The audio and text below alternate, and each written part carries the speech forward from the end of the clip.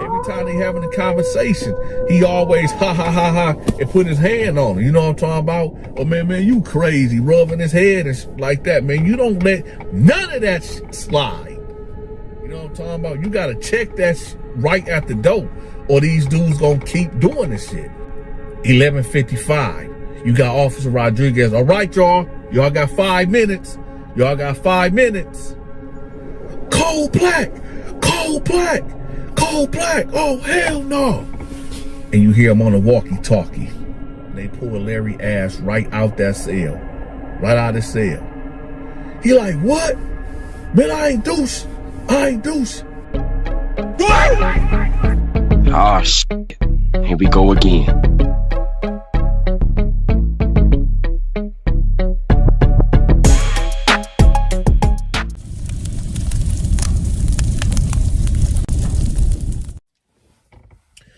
This prison story is about when I warned this white boy not to go to the prison shower by himself, but he ended up doing it anyway, and well, it didn't turn out right for him. I often wonder to myself, like, I done warned so many people, new people, especially young cats coming into prison, about the do's and don'ts of what you should do and what you shouldn't do in prison. And for the mass majority of these cats, they didn't listen, and they had to pay a crazy price, either with their life, their ass, or a piece of their flesh getting stabbed up. But it's like, why should I expect anything different when they wasn't listening to their parents or whoever that got them locked up in prison anyway? So why should they listen to me, right? Nevertheless, I got to give y'all this story. But before we get to this story, I need for y'all to do me a favor, okay? Do your big partner Donta a favor. A lot of y'all been asking about my short films and my horror films, right? I'm going to have the link to that pinned at the top of the comment section. Second, I got my gaming channel out already. A lot of y'all already subscribed to it, but I'm going to have that link pinned at the top of the comment section too. And third, but not least, I got Stacy Storytime out here, and she's telling phenomenal stories, so y'all make sure y'all check her out. Now let's get back to it. So I'm in the day room, right, and I'm drawing. I don't know if y'all knew that Donta can draw or not, but yeah, I can draw really good. So I'm drawing these Dragon Ball Z characters. And, you know, it's a Tuesday, and as y'all know, every Tuesday we get new inmates. This time we only got one guy, and it was a white dude. The white dude name was Robert.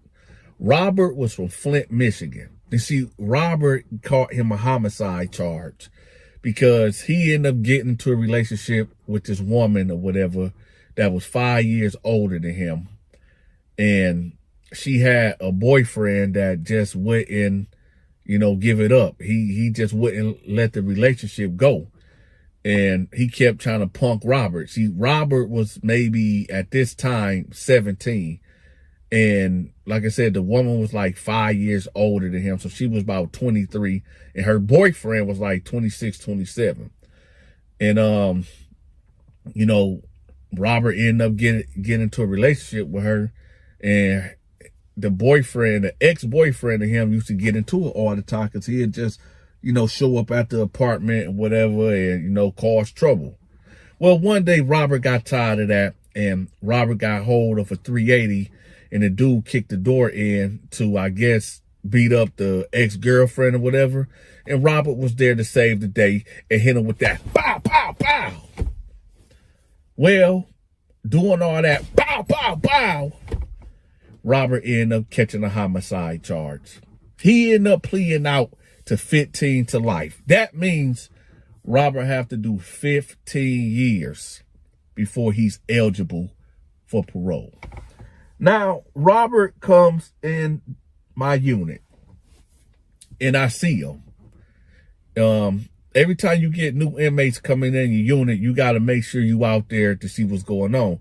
It could be your enemy. It could be a family member. It could be a friend. It could be a foe. It could be somebody that owe you money from a different prison. It could be somebody that owe you for something on another yard or whatever the case may be. You got to make sure that you present front and center to make sure you know who coming up in here, because it could be a life and death situation. Now, Robert come in and I'm looking at him, and you know, they say never judge a book by its cover in prison. That's true. But in many cases, that ain't true. You know, Robert came in there timid. Looked like a deer, a shaking deer coming there. So I can already tell off the jump that, you know, he was new or whatever. Now, before I go on with this story, this was like later on in my bid, like towards the latter end of my bid. At this time, I wasn't doing the protection scheme. I wasn't offering weaker or timid inmates protection. Okay. I was just doing my own thing. I was just kicking back and relaxing because I didn't want to mess my parole up. So nevertheless, you know, I see him and I'm like, he ain't gonna make it. I know he ain't gonna make it. So while he's standing by the control booth, you know, I push up on him. And I'm like, hey, let me holler at you. So, you know, he tried to act like he was with it, you know, kind of urban, but you could tell he was just putting on the front. He said, what's up, OG? I said, here, man, come take a seat. I said, you got your cell assignment yet? He was like, no, not yet. Now, there was 3 cells open. It was Big Larry, my cell, and this old black dude that was racist in the motherfucker, right? So I tell him, like, hey, ask the guard, can you get put in my cell? I'm at A3. And he was like, A3? I was like, yeah, go ask him, can you get put in my cell? So he get up and he go to the control booth and, you know, he like, hey, can I get put in A3 as an open cell or whatever? So the guard come over there. He like, hey, Donta, is it cool for him to go in there with you? I said, yeah, he's straight. He good. He like, all right, bet. So I'm helping him go to the, you know, I help him, you know, I grab his bags, whatever, and we go to my cell. And I'm like, you ever did time before? He was like, no, I never did time. I said, what you in here for, man? He was like, I caught a body. I said, you caught a body? He was like, yeah, I caught a body. I said, what happened? He was like, man, I was, you know, my girlfriend, ex-boyfriend kicked in the door and I dropped him. I said, damn, for real? Like, was they cheating? Was she cheating on you? Or he was like, no, dude, just wait and leave it alone, man. We've been together for like, what, 6 years or whatever, and dude just will never leave us alone. And one day he kicked in the door because he thought I wasn't there to beat her up or whatever he thought he was going to do, and I laid him down.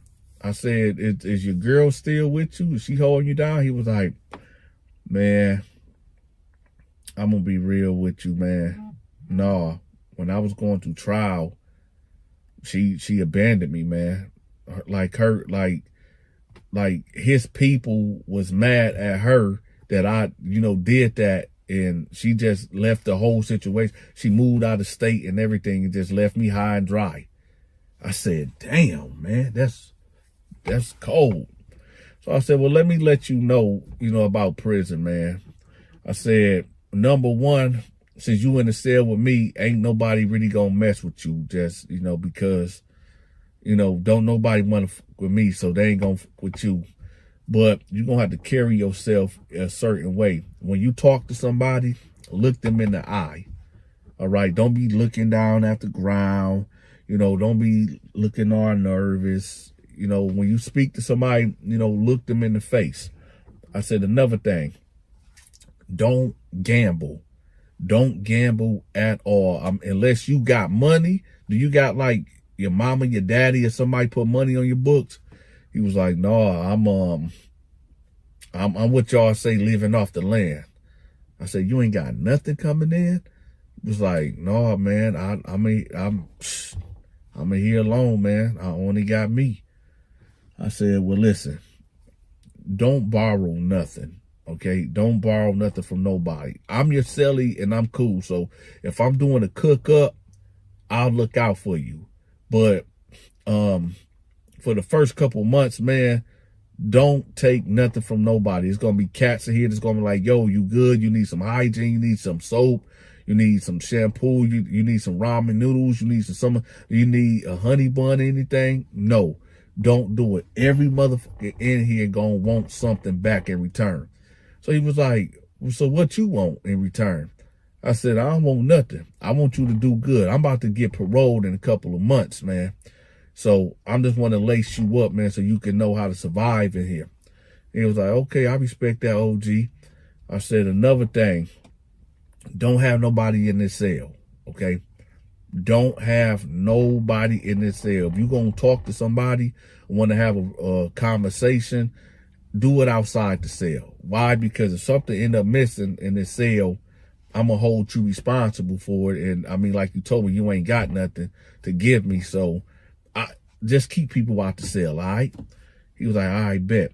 I said, another thing. Now, I'm not trying to be funny, but this is real important. When you pee, I'm going to need for you to sit down, like sit down on the toilet. He was like, huh? I said, yeah, listen, no funny business.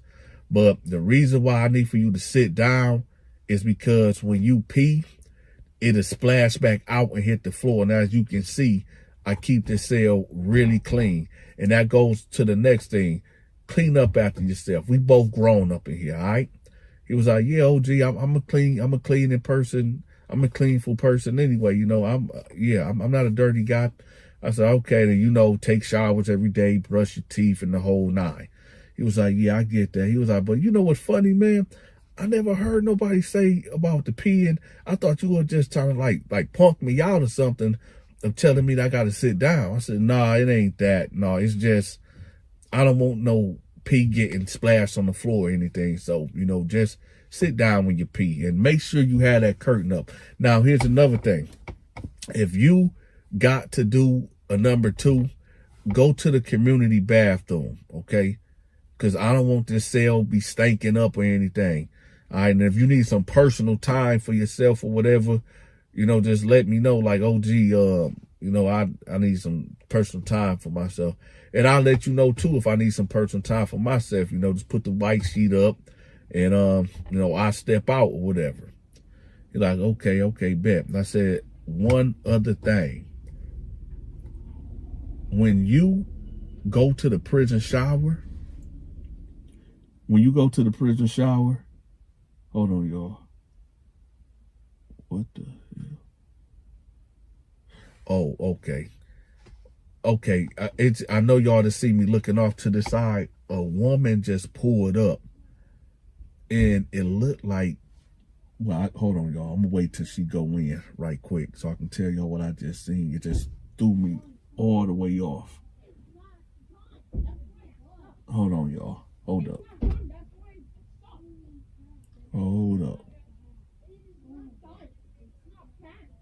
Bad little kids. Damn, I ain't gonna put her business out.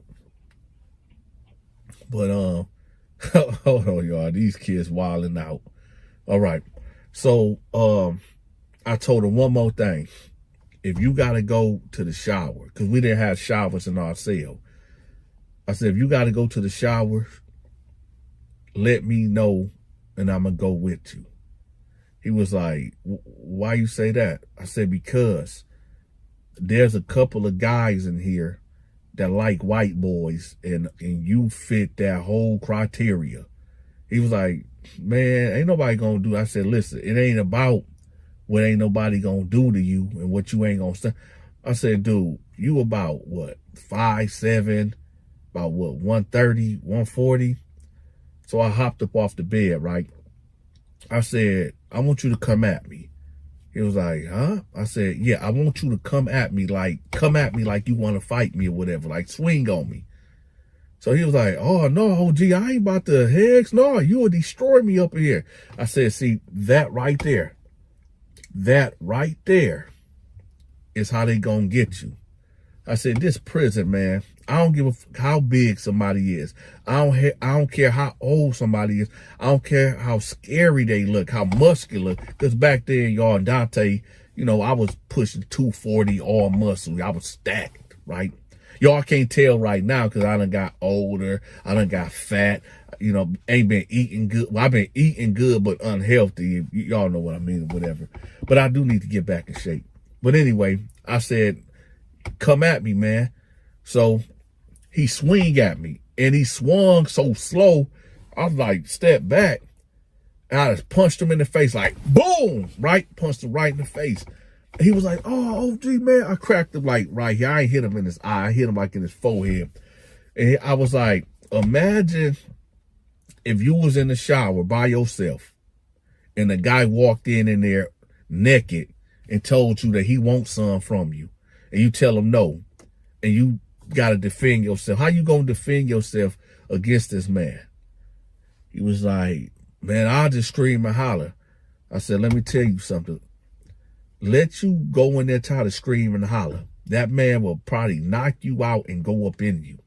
That man might put his hand over your mouth and get behind you and go up in you. I said, you need to pay attention, man. When you go to the shower, let me know so I can stand outside the door to make sure nobody run in on you or run up in you. All right. He was like, man, they be doing shit like that in here, man, OG. I said, yeah, this is why I'm telling you. Ain't none of that really going on right now. But hey, you never know. So he was like, all right, OG, all right. And I said, matter of fact, going out there in the day room, so people can see you, go out there. You ain't got to really talk to be friendly to nobody, but go out there because, some cats, they know you up in here and they might think that you scared and, that you staying in the cell. So go out there, mingle just a little bit. Don't be friendly, but go out there and let your face be known. You know what I'm talking about? He was like, all right, bet. So he leaves out. Now, I'm sitting on the bed, right? And I'm thinking to myself, like, you know what? I'm going to look out for this youngin'. I was reflecting on my whole prison bed of how I used to do dudes greasy up in there. Robbing, stealing, putting cats in predicaments what they owe me for the rest of their life. And I said, you know what? I'm going to do a good deed. I'm going to look out for the white boy. So I said, yeah, that's what I'm going to do. I'm going to look out for the white boy. So I peel out the cell, right? Now, my cell was at the top on the second tier. So when I bounce out the cell, I'm looking down. Guess who he's talking to? Of all people, guess who he's talking to? He's talking to Big Larry. I've been in my cell. He done left my cell maybe 4 minutes, 5 minutes tops. And he already conversating with Big Larry. And I'm like, of all people, so I make my presence known. I'm like, right? And everybody kind of looked that way. And Big Larry like, all right, man, I'm going to holler at you. And, put his hand on dude's shoulder and walk off. And he like, dude, like, Robert, like, what's up, OG? I said, come here, man, let me holler at you. So he come up the stairs. I said, hey, what was you and him talking about? He was like, no, he just asked me where I was from and did I need anything? I said, well, what did you say? Oh, I just told him, I'm good, I'm straight, whatever. I said, okay, all right, bet. He was like, hey, I don't mean no disrespect to you, OG, but I feel like you trying to like check me in a way, like you talk to me like you my daddy or something. So I said, oh, well, what make you feel that way? He said, because, the way that you just did that, like, I'm a man at the end of the day. I said, really? He said, yeah. I said, let me tell you something, white boy. I'm trying to look out for you. That dude that you defending right now, talking about you can handle your own, that same guy is a dude. I said, you know what? Never mind. You good. You straight. He was like, no, man, what you mean? He what? I said, no, you good, bro. You good. So he was like, hey, I'm just saying, OG, I ain't no B. I ain't no B-I-T-C-H. I said, what? He was like, yeah, I ain't no B-I-T-C-H. I said, hey, listen, I don't know what you and him was just talking about or whatever, but, or all this attitude coming from, but you need to tone that shit down before I do something to you. He was like, you know what? It ain't too late to get out the cell with you. I'm gonna go check. I'm finna go get out the cell. So I'm sitting there like, what's up with this dude? So he go down there to the control booth, and he talking to the guard like, hey, it ain't gonna work out with me and him. Could I go to a different cell? So the guard like, hey, yo, Donta, what's going on? I said, I don't know. He just want to get out the cell. Ain't no issue. And he was like, oh, all right. So he asked him, like, what cell you want to go to? He was like, I want to go there with that guy over there. And he was talking about Larry. So when he said Larry, the CEO looked at him like, you sure you want to go in there? He was like, yeah, man, I'm sure I want to go in there. He was like, nah, you gonna stay in there with Donta. You gonna stay in there with him. So he was like, okay, man, all right, whatever. So he come back upstairs. He like, listen, I tried to get moved out. The guard said, I got to stay in here. I said, let me tell you something. You already disrespected me, talking to me like you some type of tough guy or something. But I'm gonna let that slide because you new here. The next time you do that shit, I'm going to beat your ass up in this cell. He was like, oh no, OG, it's all good, man. I'll just let you know that I'm a man or whatever. I don't really need for you to look out for me like that. I said, all right, bet. We gonna fast forward to maybe 6 days later. He been out there fraternizing with Big Larry, right? And I see the play. And every time I try to tell him, like, yo, don't do this, don't do that. Big Larry is on the yard helping him work out. He on a weight bench. And I remember when I'm walking past, I look over there, dude is on his back, pushing the weights up, the bar or whatever. And Big Larry is literally, how can I put this? Big Larry basically got his nuts hanging over this white dude's head, right? It's like when you lifting weights and you got a spotter, the spotter should not be all up on you like that. Yeah, he supposed to be behind you, making sure, lifting the bar or whatever. But ain't no way this dude his junk supposed to be right there on your damn head or whatever. And I seen that, and I'm like, yeah, Larry doing what he do. See, this is what they do. They don't come at you directly at what they want. They're try to, keep trying to push the envelope. They're like for instance, he know damn well he should not be all up on this dude while he lifting weights like that. Step back. But if the white boy ain't saying nothing and he letting it go down, he gonna keep doing shit like that. When they playing basketball, one-on-one basketball, he defending him all up on him, real close up on him. Every time they having a conversation, he always ha, and put his hand on him. You know what I'm talking about? Oh, man, you crazy, rubbing his head and like that, man. You don't let none of that slide. You know what I'm talking about? You got to check that right at the door, or these dudes gonna keep doing this shit, right? So anyway, like I said, about 6-7 days to go by. And every time he about to take a shower, he like, hey, OG, can you hold me down? I'm about to go take a shower, right? For the last 2 times, he done took showers without telling me, right? So we gonna say this happened Saturday night. Now, I told y'all maybe about 2 years ago, we had this CEO named Officer Rodriguez. He was a cool Mexican CEO, and he used to work the weekend shift. And he would let us stay out longer. We on the weekend, like Friday, Saturday, we supposed to lock down at 10 at night or whatever. But if everything was going good, there wasn't no fights, no arguing, everything was cool, he'll let us lock down around 12 or 1 a.m., right? As long as we ain't acting a fool. Now, adjacent to our unit, it's like like a workout place where there's a basketball court.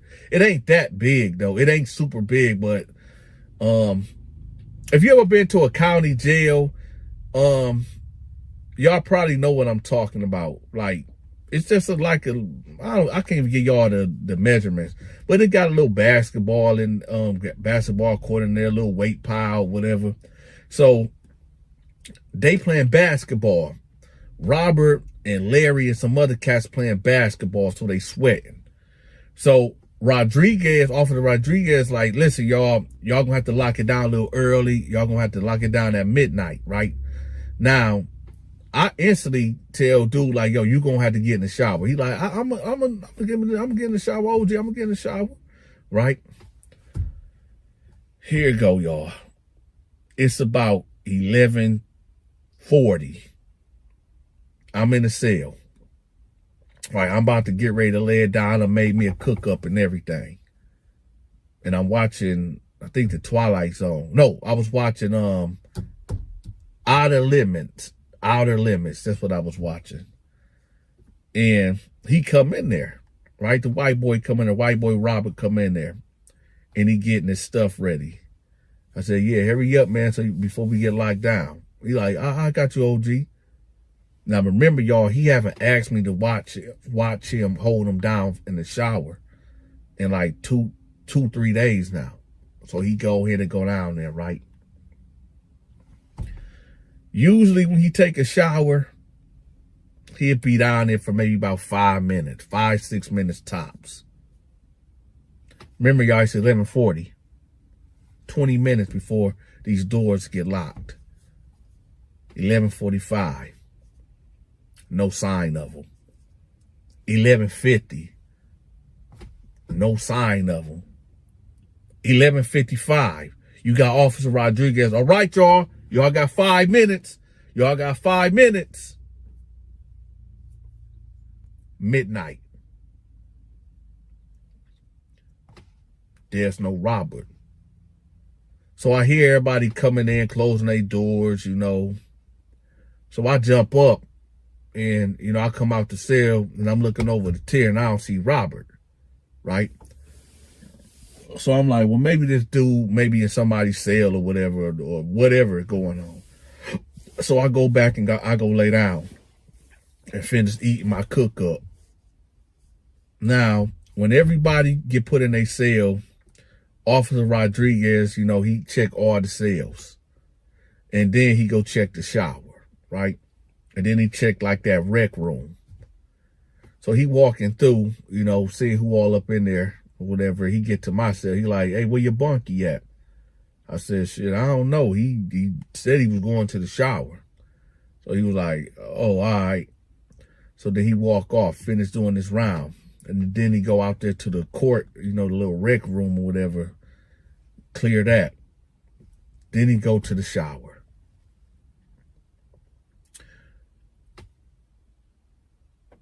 When he went to that shower, y'all, all I heard was, cold black, cold black, cold black, oh, hell no. And you hear him on the walkie-talkie, right? So when he yelling that, we all getting up, we getting on the bars trying to see what's going on. I need a medic unit. I need a medic right now. I need a medic unit. They come in, the CERT team come in, 2 nurses run in there, and they go in a prison shower. Something told me, like, it got to be Robert. It got to be Robert. They bring Robert out on the stretcher. Now, Robert is alive, y'all. He didn't pass away. But the way they brought Robert out, Robert was laying on his stomach and his ass up. And when I say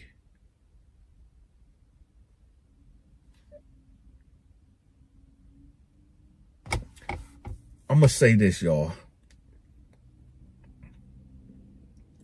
My granddad used to say, and I know y'all heard this saying before, a hard head make a soft ass. A hard head make a soft ass. Now, can I say 100% that Big Larry took white boy Robert Cheeks in the prison shower against his will? I don't know.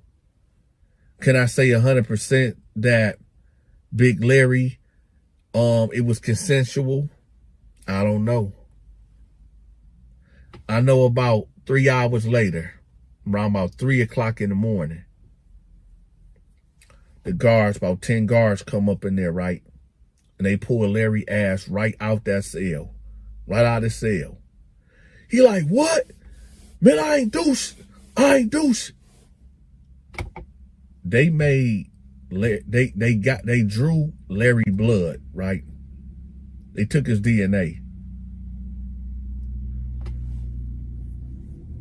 It came back that Larry's semen was inside of Robert.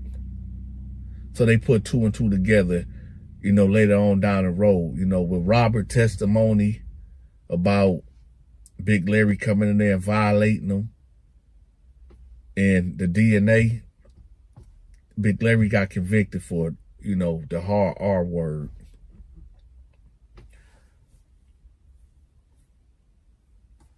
Let me tell y'all something right quick. Because I know.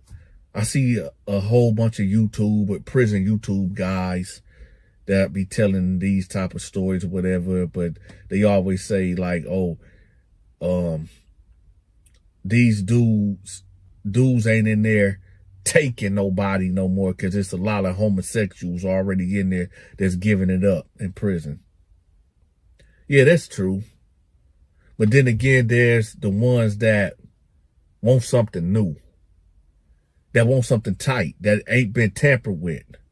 You know what I'm talking about? It's just like out here in the streets where you get a guy that, you know, it's like, you know, like women that's real loose, right? Cats don't be wanting these loose women all the time. They want something new. They want something tight. And there's no difference from these booty bandits. Y'all be safe. I'm out.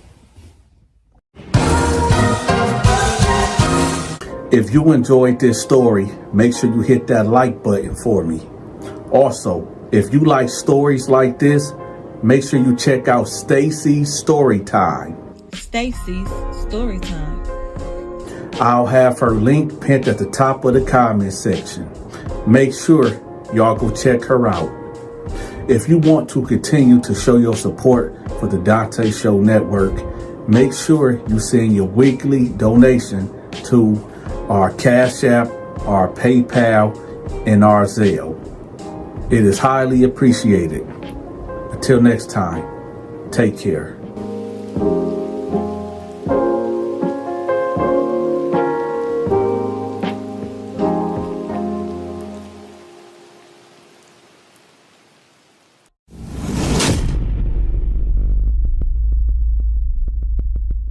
Me and T ran in his cell. He had the curtain up. Tall T snatched the curtain down. This dude had his ass hiked up in the air, cutting his ball hairs with the prison clippers. Ah, shit. Here we go again.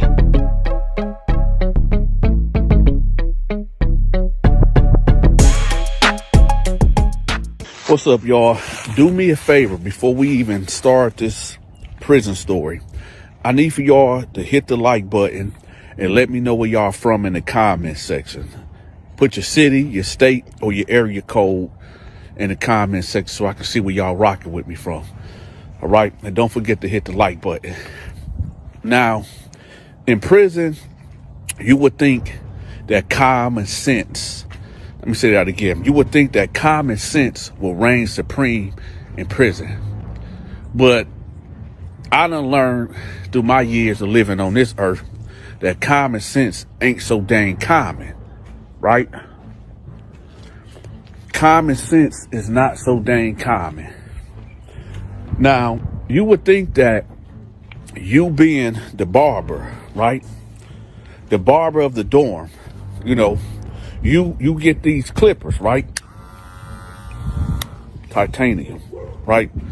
You get these clippers and you supposed to cut over 400-500 men hair, right? You know, get cats trim ups,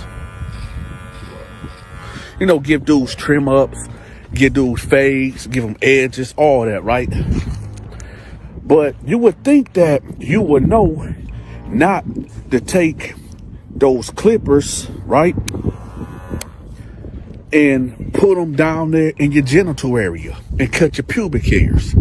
Now, this is where this story is about to take a dangerous turn, right? This story is about this barber, the prison barber that decided to do the unthinkable with the clippers. Now, today, y'all, before we get into the story, I want to update y'all on something. You know, everybody was wondering, like, yo, Dante, where the Scat Pack at? Well, I sold it yesterday.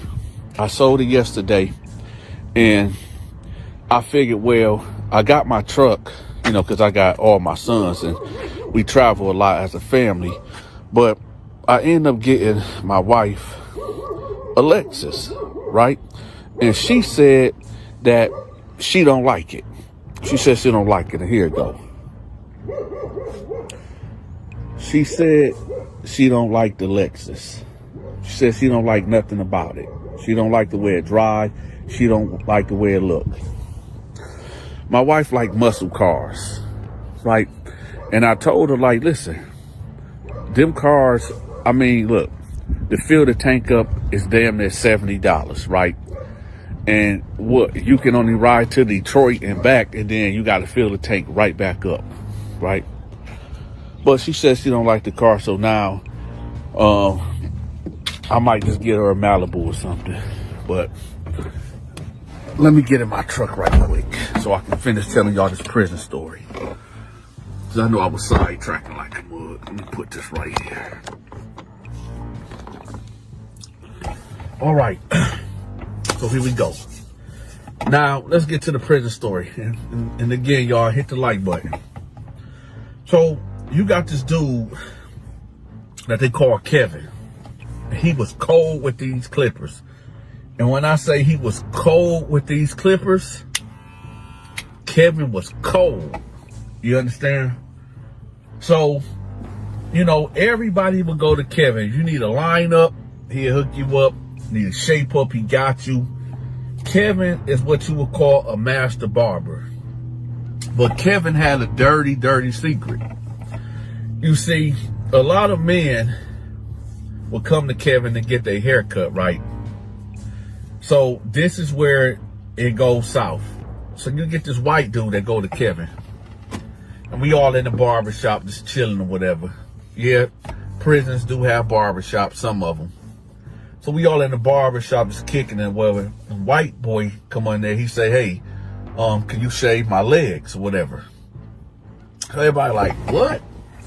So he talking, you know, some white cats, a lot of white cats don't, you know, some white dudes just be so unaware and they don't know, how can I put it? They say things that they don't think that's going to offend people or think that, I don't know, man. It's kind of weird. I'm saying the wrong words right now.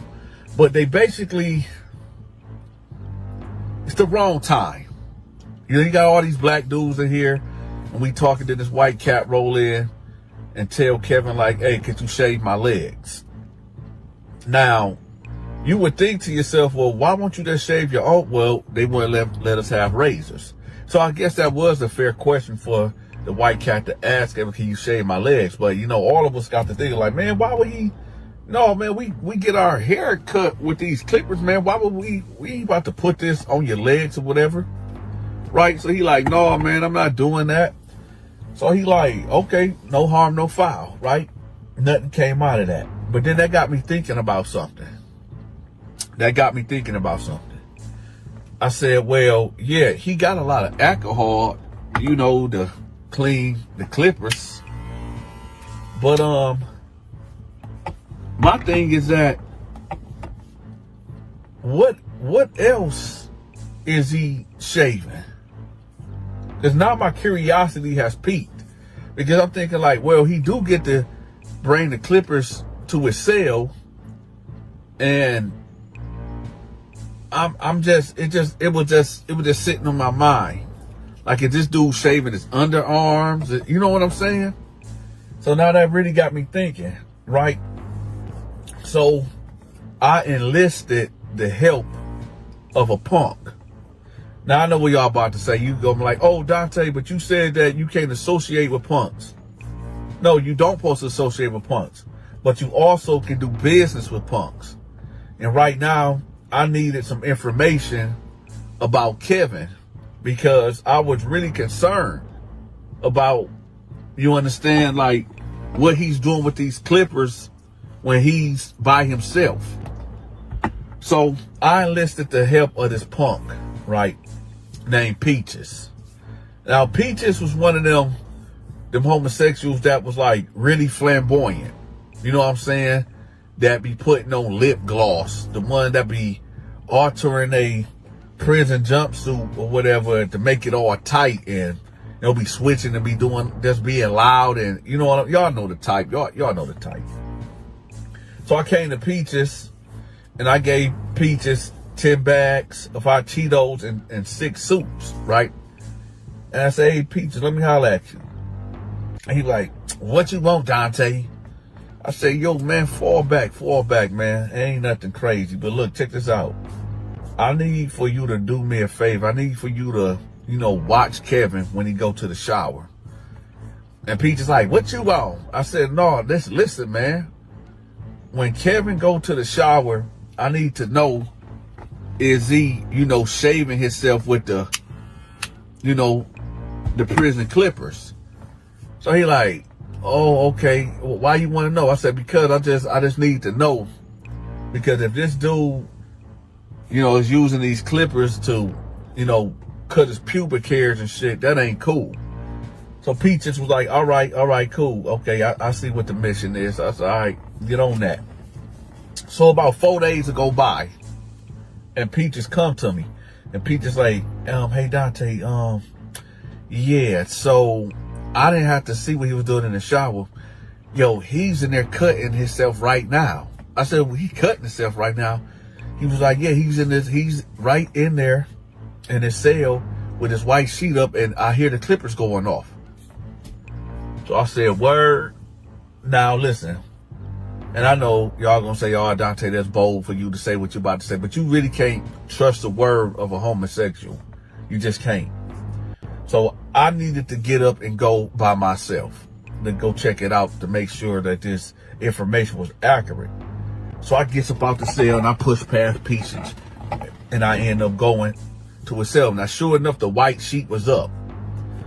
Now, we gonna put a little pause right there because a lot of people was wondering, like, why would a white sheet? So in prison, right, when you in the cell and you want privacy, you might be in there breaking down a pack.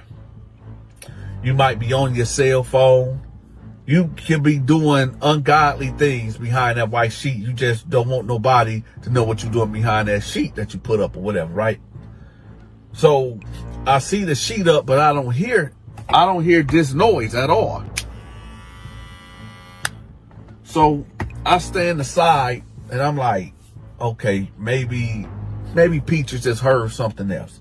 Maybe Peaches just heard maybe a cell phone vibrating, because a vibrating cell phone does give off that type of sound, right? But I don't hear nothing. So I'm still right there eavesdropping, and next thing you know, I hear it. I hear the noise. I heard the noise. So in prison, the way I operated, you always have to have a witness with you. So that way, it won't be my word versus your word, and, people trying to figure out who's telling the truth and who's telling the fib. So I instantly hit 2 cells over and grabbed my homeboy Tarty. I said, listen, Tarty, where I have Peaches out here looking to see, have Kevin been cutting people hair with the clippers or whatever? And he's doing it now. He's cutting his pubic hairs right now in his cell. So Tara's like, oh hell no, oh hell no. I was just about to get an edge up. So I said, hold on, we finna go over here and see what's going on. So I hear it. Right? So this will happen. His cell door, now all you have to do is jam somebody's door and just pop it open. And these doors that, these cell doors, you can just jam open real quick, right? Real quick and real fast, right? So I told Tar T this. I said, this what we gonna do. I'ma pop the cell. When I pop his cell, we gonna run in the cell fast and we gonna snatch the curtain down so we catch him in the act. Now, if he's doing something personal that, that's all bad, we just gonna have to deal with it. I'd rather be wrong than right. You know what I mean? I'd rather, like I said, I'd rather catch him doing something else than having these clippers caught around his ball sack, you know what I'm saying? Or even worse. So I get my thing right, and I'm jimmying the door, and I hear but pop it. Tar T snatch the cell. We run in there, snatch the curtain down, right? Nothing will prepare me for what came about that. Nothing will prepare me for what my eyes witnessed. After I seen what I seen, I felt like I wanted to gouge out my eyes. You see, Kevin was not cutting his hair. You understand? Kevin was not giving himself an edge up. Kevin was doing something way more sinister.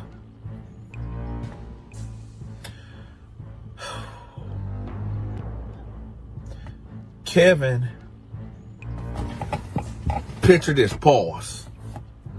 Kevin had his left leg on the ground. Kevin had his right leg hiked up on his sink, ass out.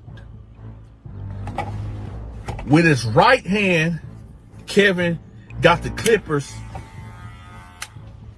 you understand, shaving his ass. In his left hand, he has a mirror.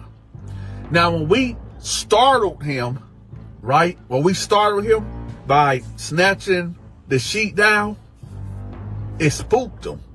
I'm pretty sure it would spook anybody. When we spooked Kevin, y'all hear that? These are mini razors, if y'all didn't know. When we spooked Kevin, Kevin cut himself on his balls. And Kevin got the bleeding profusely. Right? I had to force that word out. Profusely. Oh! Listen. Kevin cut his balls. He cut his balls. Oh! Right? And me and Tar T got up out of there. Kevin come running out of his cell butt naked. Oh! Holding his junk. And he still got the clippers in his hand. I don't know, was it through shock? I don't know that his brain, neurons, and protons wasn't, hitting off all cylinders. I don't know, was this a coping mechanism? But here he go running out of that cell butt ass naked, right? Butt naked. He's running down the tier, holding with his left hand, protecting his, his exposement, and he's bleeding all going down the tier. He get to the bubble. Help me. Right? The guard come out like, what the heck is going on? Everybody coming out there still like, man, what the heck going on with Kevin? Just imagine. I mean, just think about this, y'all. Just think about for you cats that was in prison, right? Just imagine you in a dorm, right? Or you in a pod. And next thing you know, you hear a man screaming and hollering, saying, help. Now you hear this, maybe every other day, because there's always something going on. Help. And then you peek out your cell and you see a man running, butt naked, bleeding, holding his crotch. Now your mind automatically going to go to, oh, he must have was just doing something sinister. Maybe he was caught. Maybe he was doing something devilish, and where the devil came and got his due. Who knows? But the truth is, Donta and Tall T busted the prison barber. He was shaving his butt hair and shaving his nuts hair. And I guess we startled him and he cut himself. I know that, cats want to, have their appearance looking right. You know what I'm saying? I mean, they take everything away from us. They try to dehuman us while in lockup. So, I mean, at least we can look, like ourselves or whatever. Or when you see your loved ones going on a visiting for whatever, you want to look decent to your loved ones, right?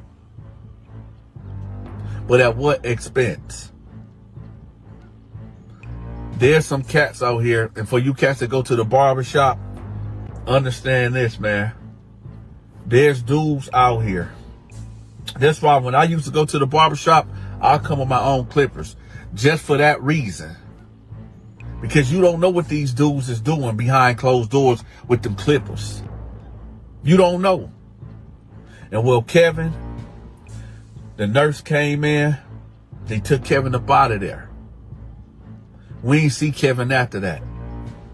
And I know one of the main questions that y'all was wondering is like, yo, so Donta, did his balls get cut off? I don't know. Me and Tall T froze. We ran. We got out of there. Because the sight that we see, it was ungodly. It scarred me to death. I wasn't able to sleep. Well, I mean, you never really get a good night's sleep in prison anyway. But I didn't really sleep for at least 4 or 5 days because of what I witnessed in that cell. It was the Terror Dome, y'all. It was the Terror Dome, for real. You catch a man with one leg on the ground, the right leg hiked up on the sink, and this dude is shaving himself with the clippers, right? With the clippers that he's cutting everybody hair with. So, if y'all don't want to deal with shit like that, don't go to prison. And you might want to look at and side eye your barber who'll be cutting your hair. Listen, y'all. I got another channel that I'm dropping my movies and my skits on. Y'all make sure y'all subscribe to that channel. It will be pinned at the top of the comment section. All right, y'all. This prison story is about when I met the prison pimp, Big Thomas. Now, this prison story is going to be a long one. This prison story is for the truck drivers. This prison story is for my warehouse workers or people that need to pass the time. I got y'all. This is going to be a really good one. But before we even get to this prison story, y'all know what time it is. I need for y'all to do your big partner Donta a favor, please. First, I need for y'all to hit that like button. That's number one. That's mandatory. As soon as y'all come in, hit the like button. Second, in the comment section. This is a real important question. Just please, just tell me. Do y'all like pineapple on your pizza? I don't care what other toppings on there, but just let me know in the comment section right now. Me and my wife is having a huge debate about this, and it's getting serious. So I need for y'all to let me know, do y'all eat pineapple on your pizza? Me, I love it. I love it. My wife, she don't like it. We getting the whole community involved, so I need to know. Again, do y'all eat pineapple on your pizza? Let me know in the comment section. And don't forget to hit that like button. Also, we finna get to it, y'all. Chill out. Also, there's a new thing on here on YouTube called the hype button. Make sure y'all hype, okay? I don't know exactly what that is, but if y'all see it in the comment section, hit the hype button for me, okay? And make sure y'all share this video. All right, we finna get to it. Now, this took place in 93, I believe. Yeah, 93 or 94. Now, we gonna start all the way from the beginning. Now, this is when I first got locked up. My very first charge that led me into the criminal underworld in prison. So, I'm going to say in 1990, I was in Ohio. Okay. I was clubbing, I was running the streets, and I met this beautiful woman. And long story short, we end up messing around, and I end up going to Georgia, and then I end up coming back to Detroit. Okay. So we're going to say 2-3 years will go by. And my wife, who I'm with now, her sister was getting married. So I supposed to be in the wedding. So I was, and this was in Flint at this time, y'all. So I'm driving, and the Michigan State Police get behind me. Now, I'm just crossing over these train tracks over there off of Western Road or whatever. And the police, they get behind me, and he flicked me. So I pull over, and he get out the car, and he like, registration, insurance, all that license. So I give it to him. So he come back, and he was like, "You ever been to Ohio?" I said, "Yeah, I've been there." He was like, "Okay, yeah, sit tight." So I'm like, why the heck did he ask me have I ever been to Ohio? Right? And I was only down there for maybe, at that time, 2 weeks? And I wasn't committing no crimes down there. So he back there for at least a good 15 minutes. Next thing you know, all type of blue trucks start swerve like this, pulling up, right? And they are jumping out with their guns like, "Put your hands out the car, put your hands out the car, put your hands back in the car," right? I'm like, what the, right? So they done pulled me out the damn car, threw me up on the hood and everything, jacking me up and everything. I'm like, man, what the heck going on? So they not telling me nothing. So they put me in the back of one of their patrol cars, and they just all out there, right? So I'm like, what the heck? They treat me like I done, burnt somebody. You know what I'm talking about? I done took somebody up out of here. So eventually they come, well, one of the guys come, and he like, you a fugitive, right? I said, what? He was like, yeah, you a fugitive from Ohio. I said, a fugitive? I said, man, y'all got the wrong person. So I gave him my name, my social, my birthday, and everything. He was like, yeah, that's you. It's you. I said, a fugitive from what? And it was like, well, we don't really know. So I'm like, oh my goodness. So I'm in the back of this patrol car like, man, I'm about to miss this wedding. Man, this is about to be crazy, right? So anyway, he comes back, and he like, well, they saying they want you for child support. I said, what? He was like, yeah, child support. They talking about you owe like 10 bands. I was like, man, I ain't on no damn child support in Ohio, man. I ain't got no kids in no Ohio, man. What? So they was like, yeah, they said they want you. So we just we're gonna take you to Genesee County, and you get extradited. So I'm like, what the man? All right. So I end up going to the county. As soon as I hit the bullpen, well, like I said, I'm gonna make this story long, so I'm gonna give y'all step by step. So I get there, and the officer, he leave me in the car, whatever. He check his gun in, then he come and get me, and I go into intake. Now, intake is the first step when you get to the county jail. Now, I don't know if all county jails do this, but this is how Genesee County do it. So as soon as you get in there, you got two officers. You got a sergeant and like a regular CO right there. First thing you got to do, you stripping.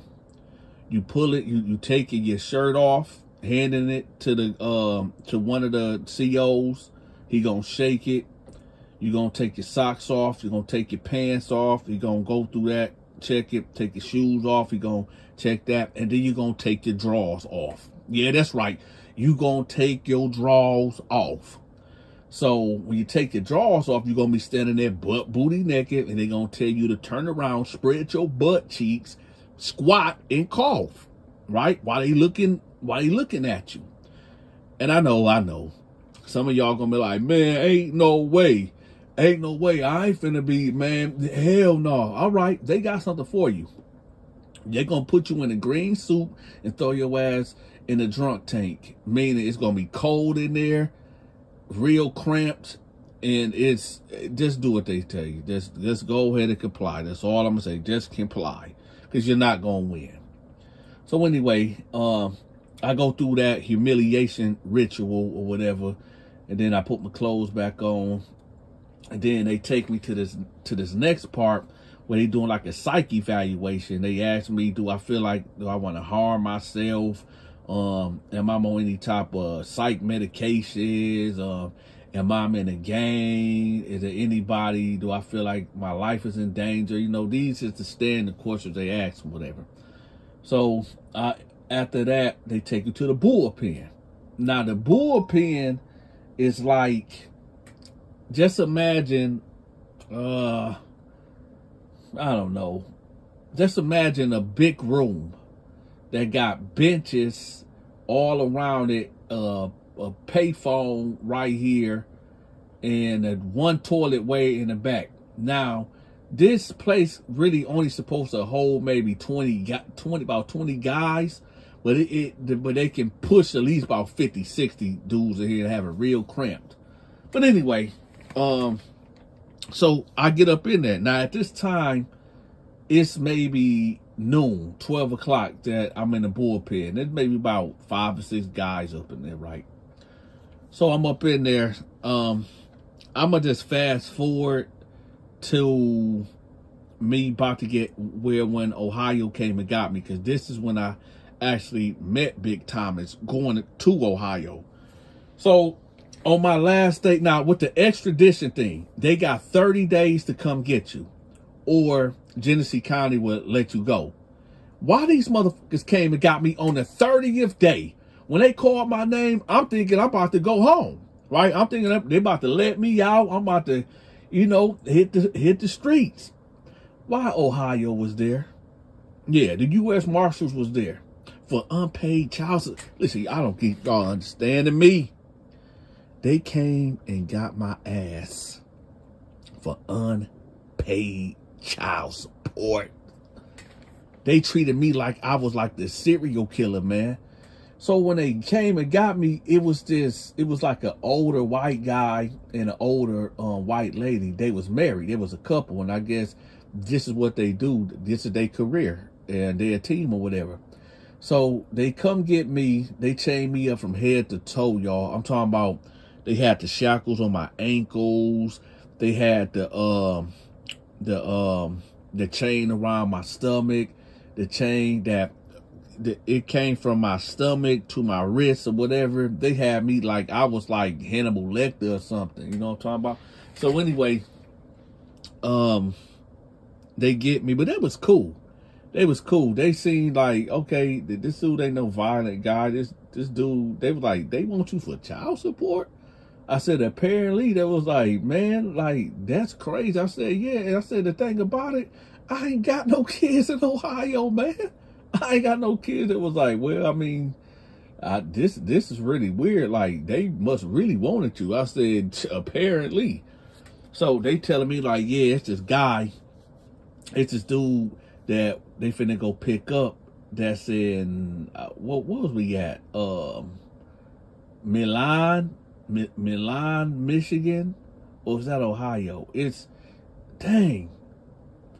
Okay, for all my people that drive from Flint or Detroit, going to Columbus, Ohio, it's that one part. It's like a real, like a U-turn, and it's like a sugar company right there, and it's an airport right there also. I think it's called Milan, Michigan, or Milan, Ohio. It's one of them or whatever. It's like the halfway point, whatever.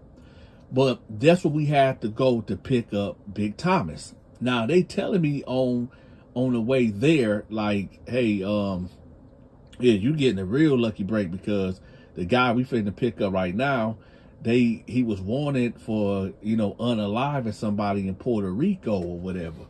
So, and we got to go pick him up from Milan. And like I said, it's in Ohio or Michigan. I forgot which one it is, but that's where we going, because it's on the way there.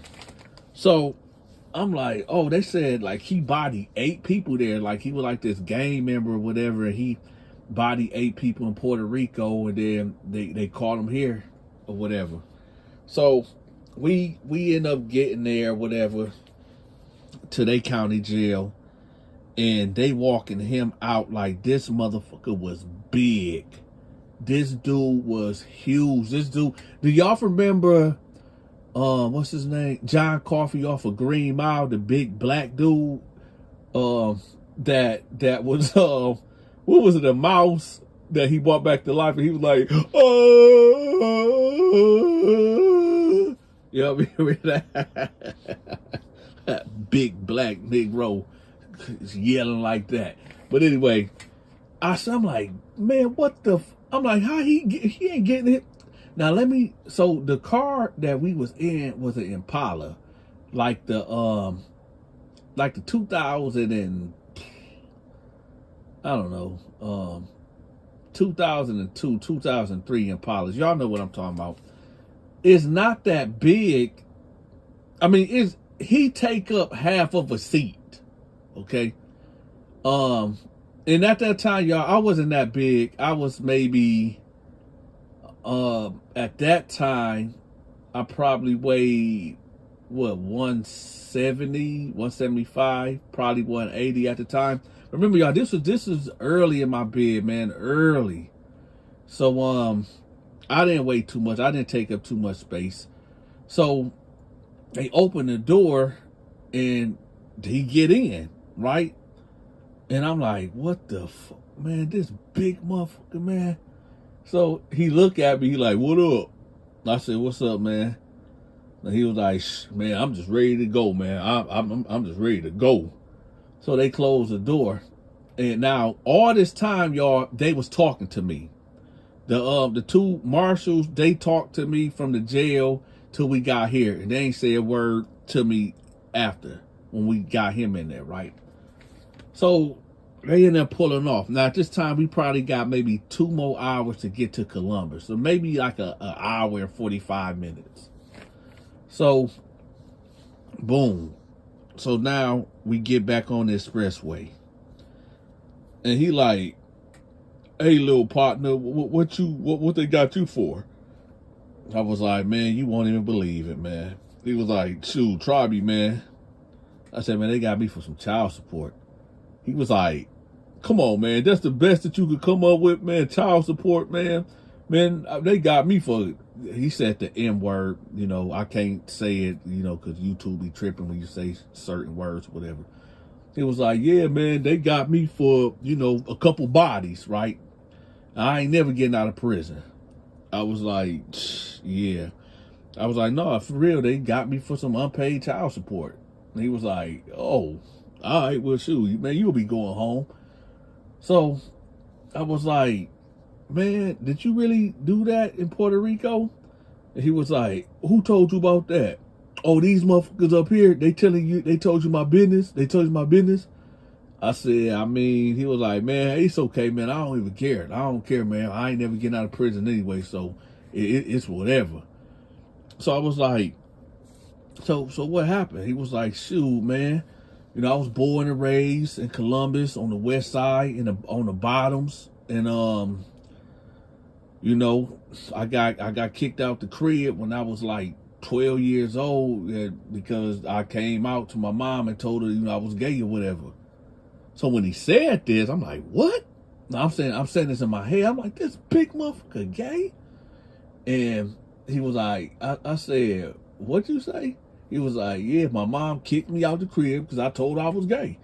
And I've been living on the street since I was 12. And you know, it was rough out there in Columbus, man. It was rough. You know, I was sleeping with men, women for, you know, just to eat, you know, just to survive or whatever.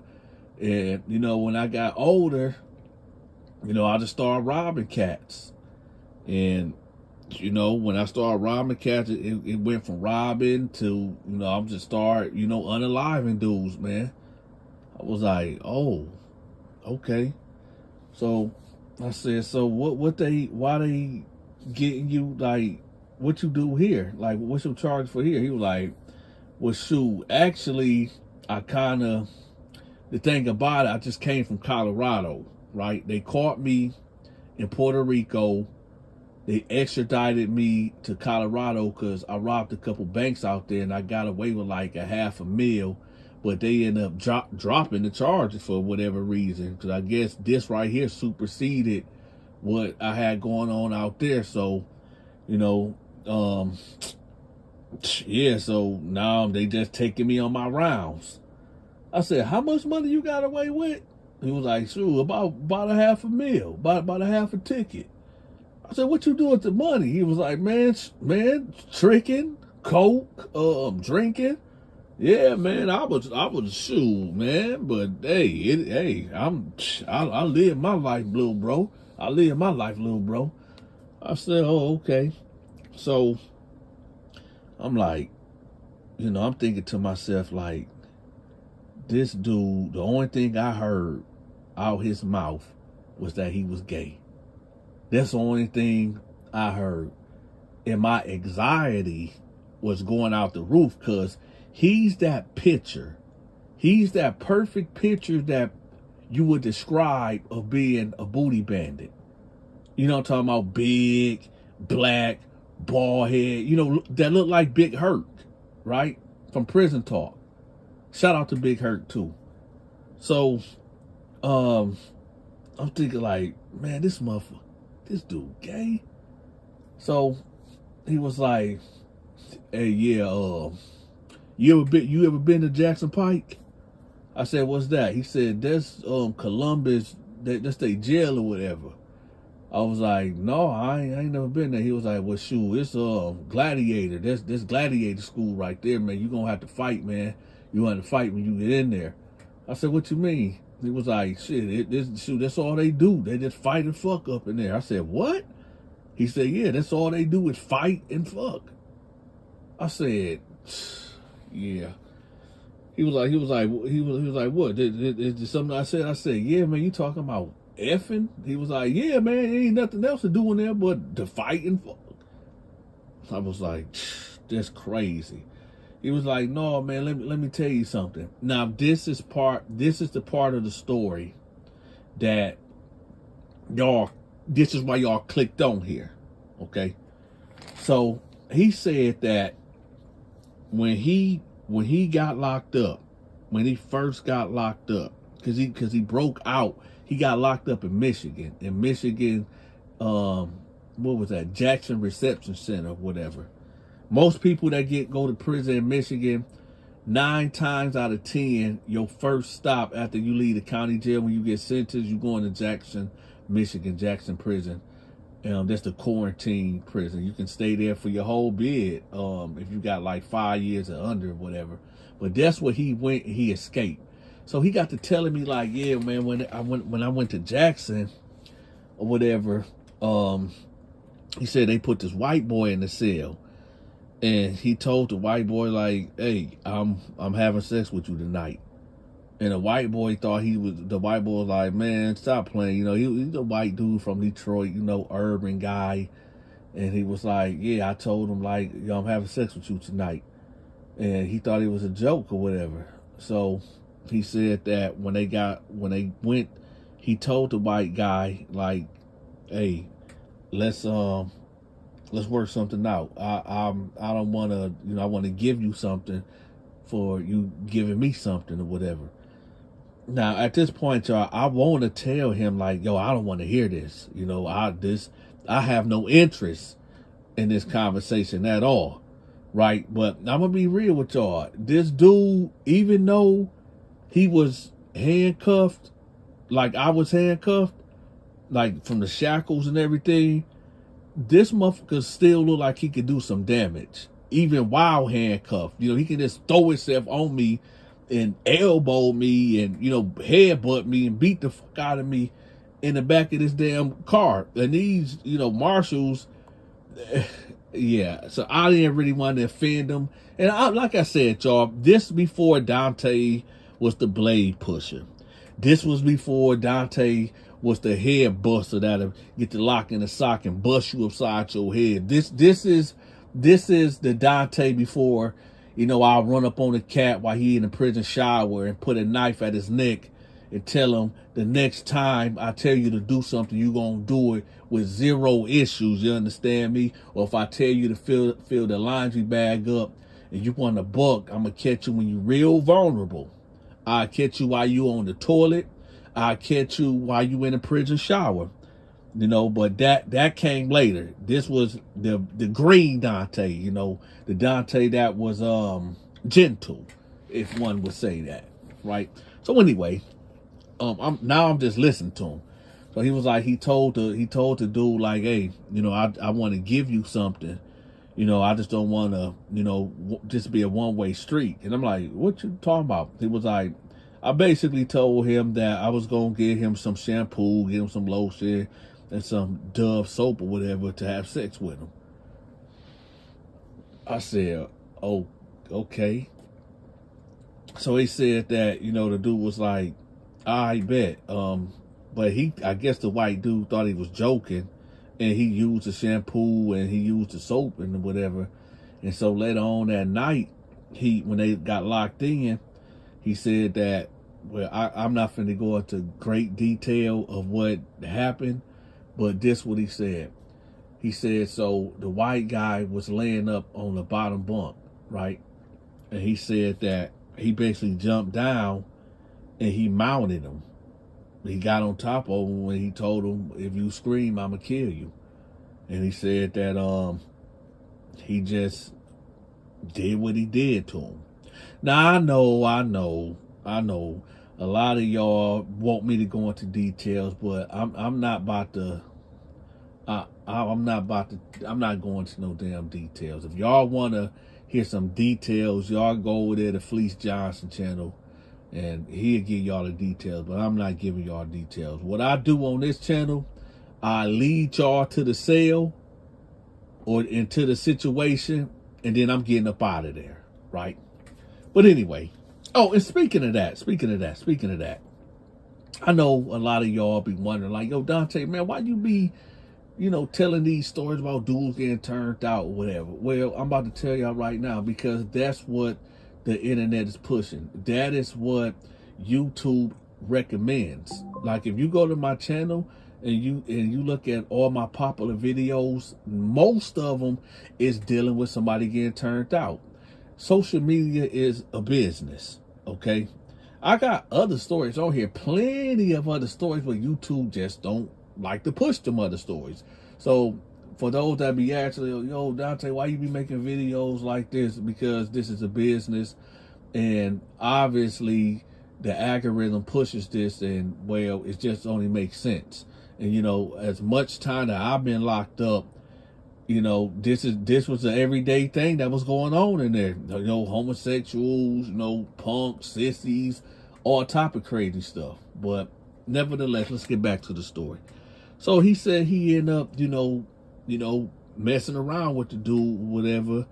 And he said that after he was done, he fell asleep. And he said he was holding the white guy. And, he said the next morning, I guess he didn't wake up in time.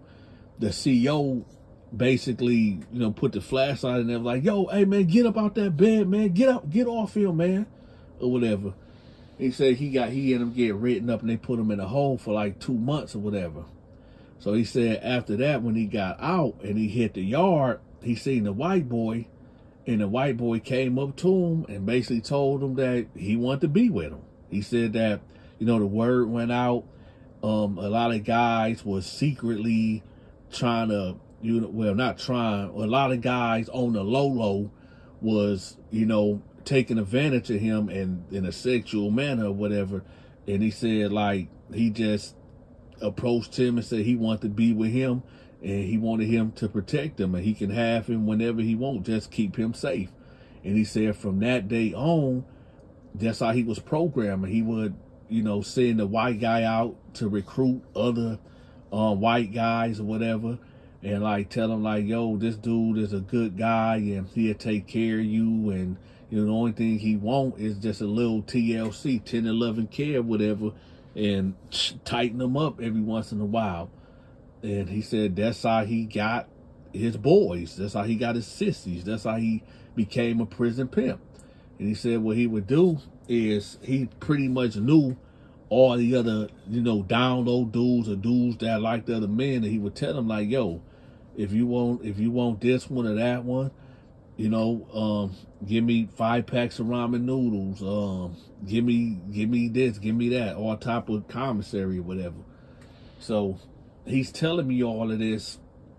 He like, I got a couple of punks up there in the Pike right now that's waiting on me.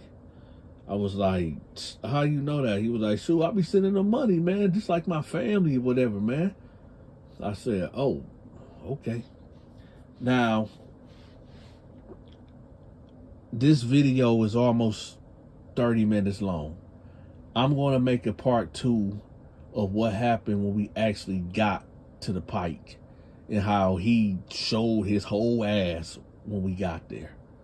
All right, y'all, this is part 2 of the prison pimp Big Thomas. Now, if you haven't seen part 1, I'm going to have the link pinned at the top of the comment section so y'all can check that out. So we end up at Jackson Pike and we got to go through classification. So I end up going to, I don't even know. Okay, so in Jackson Pike, they got 2 wings. Well, not 2 wings. They got like the classification of the misdemeanors and the felony tank, right? Now, don't get it twisted. If you end up in the misdemeanor tank, it still goes down in the misdemeanor tanks too. Anybody from Columbus, Ohio, Franklin County, y'all know exactly what I'm talking about. But nevertheless, I go into intake and they put me in the felony tanks or whatever. So I supposed to only been there maybe, okay, let's put it this way. I got there on a Thursday. Of course, you're not going to see no judge until 72 hours. So the way I look at it, and they don't count the weekend. So I looked at it as, well, okay, I got here Thursday. Friday is day 1. Skip Saturday, skip Sunday. Tuesday, day 2. And no, hold on. My math is all the way off. Sorry, y'all. Sorry. Let me do that again. I got there Thursday. Friday is the first day. Saturday, Sunday don't count. Monday will be the second day. Tuesday will be the third day. So I'm supposed to see a judge on Tuesday. So nevertheless, I get up in there and sure enough, they put me in this tank. Now, in this tank, let me give y'all a walkthrough. So in Jackson Pike, after you go into intake, whatever, they have you and about 5 or 6 guys, y'all walking. And you got dudes banging on the glass, banging on the doors. Man, bring him in here, man. Bring him in here, man. I'll beat that. It's crazy. It's a madhouse, right? I remember this light-skinned dude. This light-skinned young dude, he had to be maybe 19, 20 at the least. And, you know, he had a little six pack or whatever. He had his shirt off or whatever. He was like pointing at me like, put him in here, put him in here. I'll get his head right. I'll get his head right. And the reason why I bring that up, because I remember that so clear. And I was thinking to myself, bitch, I will take this spork and put this motherfucker right through your eye. Now, you like, yo, Donta, what you mean a spork? Okay, so a spork is like a spoon and a fork. So what they give you in intake, they give you your cot, like your little mattress or whatever, a thin like itchy cover type of thing or whatever. They give you a toothbrush, some nasty toothpaste, some roll-on stick deodorant, a spork, and this spork is like a spoon and a fork, but it's plastic, whatever, like a hard plastic. And they give you a cup, like this brown beige looking cup or whatever. So in my head, I'm thinking like, okay, so I can't get a hold of some steel or whatever to protect myself, but I will take the bottom of this spoon, this spork, and plant it in somebody's eye, because I was that serious. So I hear the dude and he pointing at me, you know, yelling like, yeah, bring him here. I'll get his head right. I'll get his head right. So I'm thinking like, yeah, you got the right one. Don't even worry about it. But they didn't put me in there. So I see other guys going to different tanks or whatever. So I'm the last one. So they open the door and I go in. When I go in there, it's like time stopped. Everybody stopped. It was just looking, right? It was dudes coming up front looking like, oh, just trying to see who I am or whatever. And they just went back to doing what they was doing. So I'm standing there and I'm looking around and I'm seeing dudes well, I'm not going to say dudes. It was a lot of white guys laying on the floor. Now, I got to describe what these tanks look like. So when you first come in one of these tanks, now I never been to a misdemeanor tank, but I'm pretty sure they all built the same. So when you first come in, you in a day room, and it's like, okay, in a day room, you maybe got two tables, like lunch tables, right there to the right. Across from that, on the opposite side of the room, you got three phones that's hung up right there. Then over there to the right-ish, you got the phone. Not the phone, but the TV that's behind like some plexiglass or whatever. And then like in the middle of that, it's a little hallway that divides the day room from the sleeping area. Now, in Jackson Pike, they only got bunk beds. I don't believe there's any single cells. So that opens up into the bunk beds.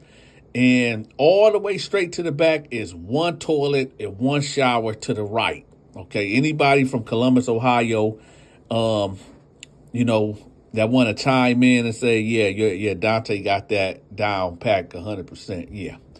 So I'm seeing a bunch of white guys, out there in the parking lot. And when I say parking lot, that's what we call it. We call it parking lot pimping. Basically, if you not sleeping on the bunk, you out there in the parking lot, in the day room or whatever. That's what we called it. So I'm looking, I'm just peeping the scene or whatever. And, you got dudes back there rapping, just hollering, screaming, yelling. It's just chaos up in here. So I end up turning my spork the other way. I'm holding like the spoon part in my palm, and I got the other part, the handle part facing outward. I'm about to go get me a bed. So, and like I said, this is my first time in Ohio jail. I don't know nobody here, man. I'm from Flint. I'm a Michigan guy, man. I don't know what's going on, man. I just know I just got me. You know what I'm saying? So I go in there. Do y'all remember that part on Life with Eddie and Martin when they first was walking through the bunks when they got locked up? It was just like that, really. People yelling, screaming, whistling at you. So as I'm walking through trying to find me a bunk, I'm like, if anybody trying to run out on me, and keep in mind, I didn't weigh nothing but maybe about 160. You know what I'm talking about? And I was kind of skinny back then. I was in shape, but I just had myself. So I'm walking through, and I'm like, I wish one of these motherfuckers would try something with me, right? So I'm looking around, and I'm noticing, like, okay, there are beds open, but it's people commissary and, papers and stuff on top of the bunks. So I'm looking around, and, I asked the guy, like, hey, somebody sleeping up there? He was like, hey, I don't know if you don't know, but you got to fight to get to a bunk, man. And I'm looking at him like, and dude was like super grown. Dude looked like he was maybe in his 40s or whatever. And I couldn't do nothing with him. So I said, you said I got to fight for a bunk. He said, yeah, that's the rules in here. You got to go sleep in the parking lot with the white boys. So I'm looking around, and I'm like, dang. So I walk back off, and I go back in the front. So you remember, y'all, I told y'all they give you this mat. They give you this little thin cover or whatever. So I'm standing there, and I'm just looking around, and I'm like, nah, I'm not about to. I ain't feel like fighting. It wasn't because I was scared or nothing, but I don't know these people. I need to get the feel. I got to get the feel in here, man, because what if I just take off on somebody and he heavily connected in here, or he a gang member or something? Now I'm fighting 5-10 people. You know what I'm talking about? So I say, you know what? Let me just watch, and so I'm sitting there against the wall, and I'm like, you know what? A bright idea came to my head. I said, I know what I'm gonna do. I'm gonna take my mat, and I'm gonna get under the table and put my cover, so it can block me in on this side, because nobody else did it. I'm an innovator or whatever. And speaking of me being an innovator, I need for y'all to do me a favor right quick. It don't cost you nothing, man. I noticed that a lot of y'all do, y'all do pay attention, and y'all do what I ask y'all to do, and I appreciate every last one of y'all. But some of y'all is just not doing right, man. Y'all not doing right by me. The only thing I ask is for y'all to just hit the like button for me. And, I pose a question for engagement with y'all, because I like to talk to the audience. But, a lot of y'all ain't talking back to me. So I need for y'all to, hit the like button, number one, and just engage in the comment section with me. Now, what I'm saying, and we about to get back to the story, but what my question of the day is this, y'all. Which drink is better? Okay? Either it's Coca-Cola or Sprite. Me, I'm going to go with Coca-Cola because I just love vanilla Coke. I love it. But there's other people that's talking about Sprite is the best. So in the comment section, let me know which one y'all rocking with. Is it Coke or is Sprite? Now, if you don't rock with neither one, you can go ahead and put whatever drink you like to put in there. No alcohol, though. Just pop. Just soda. Right? So let me know in the comment section. Sprite or Coke? But let's get back to the story. So, I go ahead and put my mat under there, and, I hang up my thing, and I'm just chilling. I'm chilling. So this white guy, he pull up on me, because keep in mind, I'm facing the brick wall. My back is the brick wall, and in front of me is the open day room right there, but I got my cover right there. So this white dude was like, man, I should have thought of that. Man, I'm finna go get the other table. Right? So I was living like that for 2 days, that Thursday and that Friday. So when it was time to eat, to get the trays or whatever, I come off from under there, and, I eat at the table. And, I let people know, I'm under here, whatever. So you could say I was like a hermit under the table or whatever, right? So Saturday rolls around. Now, in Jackson Pike, I don't know if they still do this or not. Like I said, I ain't been locked up in damn near, 12 years now? Maybe 12 going on 13 years. But I know maybe around 4 o'clock in the morning they come around with like powdered milk. Y'all, everybody that been locked up in Jackson Pike, y'all know exactly what I'm talking about. Stop fronting, and because a lot of you dudes be getting up with y'all cups and getting that powdered milk. But anyway, Saturday rolls around, and I'm up there playing Monopoly with these white dudes and this one Mexican guy, whatever. So I'm playing Monopoly. So this black dude roll up, and now how can I put this? Because I got in trouble last time when I said a certain word on here. Okay, we can say this. A sissy pulled up, right? There was a black sissy that I never seen before up in there, right? He come up out of nowhere, and he's standing to the right of me, and he like, oh man, y'all should let me play. Now, I could hear the sissy in him. I could hear the punk inside of him, right? And when I looked at him, I'm like, what? I said, it ain't no more pieces for you to play. And it wasn't. I wasn't this. I know. Y'all gonna be like, oh, Donta, that ain't right, man. Why you discriminating against the gay guy and all? No. It was legitimately, there was no pieces for him to play. He couldn't play one enough pieces, whatever. So he's standing there and he just sit down right next to me, and he just watching the game. So I noticed he kept getting just like inching close, right? And I said, hey, bro, can you bag up? And he was like, oh, my bad. I said, yeah, bag up, son. So he was like, yeah, I ain't mean nothing. He was like, what's your name? That's what he asked me. He was like, what's your name? I said, man, my name Donta. He was like, you ain't from Columbus, is you?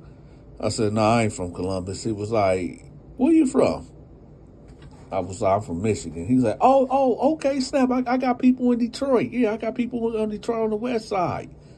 I said, oh, okay, all right, whatever. I said, all right, well, cool, whatever. So we go get the trays, right? Now, remember in Jackson Pike, well, y'all don't know. In Jackson Pike, let's say it's 30 men in there. They gonna bring 32 trays, right? Because somebody gonna steal a tray, and it's just always chaos. And I'm gonna tell y'all a story about that another day. But they send 32 trays, right? And I told y'all it always goes down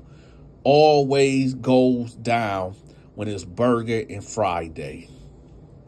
Now, when it's Burger and Friday, for those that probably new to the channel and y'all don't know what goes down on Burger and Friday, there's a high likely chance that somebody's going to get stabbed, okay?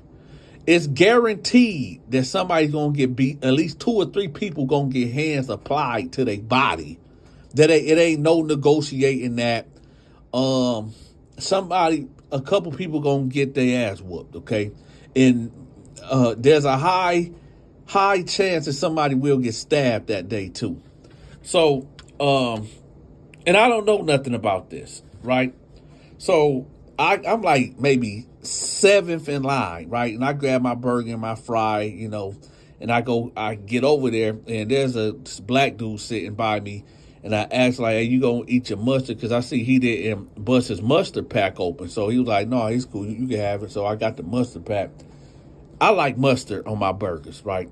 So I'm looking around. I'm like, hey, you gonna eat your mustard? You gonna eat your mustard? A couple cats gave me their mustard, whatever. So I just open it up, and I'm killing this sandwich, right? And here you go. This where the BS come at. And don't worry, y'all. We gonna get to Big Thomas. Big Thomas is on his way. I'm just setting up the characters for y'all. The first punk, the black guy, he's the first character in this story. Then there's another homosexual that I'm gonna introduce to y'all. Then Big Thomas gonna come in. But y'all just chill. Like I said, I know y'all like, man, I seen a comment. This is a side note, y'all. I seen a comment where somebody said, man, you so long-winded, man. Why you be taking so long to tell a story? Let me tell you something, okay? The stories that I tell is not for people that just want that quick fix. The stories I tell is tailored for people that go to work, that people that drive trucks, people that work in warehouses, people that work in a medical field that's doing long shifts, 8-hour shifts, 10-hour shifts, 12-hour shifts, for them truck drivers, people doing delivery for Amazon, right? This is who I do these videos for. So if you somebody out there that's impatient and want me to get to the point, this channel ain't for you. It is what it is, right? But I know this though. If you gonna drop a foul comment talking about you need to hurry up and get to the point, at least hit the like button, right? But anyway, so I get my tray and I'm over here doing what I do, and I hear the bullshit, right? Hey, motherfucker, you better have my motherfucking fries. You better have my motherfucking fries, right? And I look over there, and this black dude arguing with the gay guy, the punk. I'm gonna call him punk number one. So he's arguing with punk number one, right? Now, keep in mind, let me just set the tone for y'all. I haven't met everybody in this pod. I ain't seen everybody in this pod. I've been here for what? Thursday, Friday, Saturday. I've been here for 3 days, and I haven't seen everybody because I'm not the type that be going to go look for people and trying to see who all up in here. And like I said, this was the early start of my bid. This ain't the convict Donta. This is the green Donta, right? Because later in life, oh yeah, I need to know who all up in here. I need to know every face, every voice up in here. But anyway, this black dude is arguing with the punk. You know, the punk that sat next to me. And I guess the punk owed him fries or whatever. And he was like, I'm going to give you your fries. Just hold on. I got to wait for so-and-so to give me my right? So I'm like, okay, it's about to go down, right? So next thing you know, I see another punk, right? There's a punk in line. Now, this punk is actually the one in the thumbnail. It's the one in the thumbnail. This punk is in line, and he had like this little Jerry curl going on, and you can tell, like, you know, dude tainted. You know what I'm saying? So when he get up there, he get his food, and he like, I got you, B. I got you, B. He talking to punk number one. So you got punk number one that was sitting next to me when I was playing Monopoly, and now you got punk number two that owed punk number one his fries or whatever, and punk number one is getting pressed by a man for fries that's owed to him. So nevertheless, you know, punk number two with the Jerry curl go over there to punk number one, right? And he give him the fries or whatever. So he give him the fries, and the fries that he owed the regular guy, punk number one, put his hands on the fries and put it on his plate. And dude was like, man, why the fuck would you touching my motherfucking food, man? Why the fuck would you do that, man? Why would you put your nasty motherfucking hands on my food, man? Hell no. Give me your motherfucking burger. Give me your burger, right? Punk number one was like, I ain't giving you shit. I ain't giving you nothing. My hands is clean. All I know is the dude just popped off on him. Bop, bop, bop. He got the punching on him, right? So the punk jumped up and was like, oh, you gonna hit me? You gonna hit me? Okay, bet. Bet that up. Bet it up. You gonna hit me? You gonna put your hands on me? Okay, all right, I'm telling Thomas. Now, at this point, y'all, I done forgot all about Thomas. You know, Big Thomas, the dude that when I got extradited. Like I said, if y'all don't know who Big Thomas is, but I'm telling the origin story of Big Thomas. And if you didn't see part one, I'm gonna have that pinned at the top of the comments, so y'all know exactly who Big Thomas is, right? So I hear him saying, I'm gonna tell Thomas, right? And dude, like, I don't give a fuck about him. I don't give a fuck about nothing. You should never touch my You shouldn't have put your hands on my right? So he like, okay, say less. I'm telling Thomas, right? So everything, well, I ain't gonna say everything settled down because there was other incidents taking place. Like I said, when it's commissary day, store day, people it's guaranteed that people gonna get it's gonna be violence. It's definitely gonna be violence. When it's Burger and Friday, it's gonna be violence. When it's chicken day or hot dog day, it's gonna be some type of level of violence going on. It is what it is, right? So I'm gonna say Tuesday comes. Now I'm going to court. Now in court, they come get you around 4:00 in the morning. And y'all know they come get you at 4:00 in the morning and they put you in this holding tank and you be there till like 8 o'clock. So you in this holding tank with probably like that can only hold maybe 10 guys, but there's stuff 30 people up in there. So we up in there and then we get on a bus or whatever, and then we go to court and go to another holding cell or whatever, a holding tank behind the court, whatever.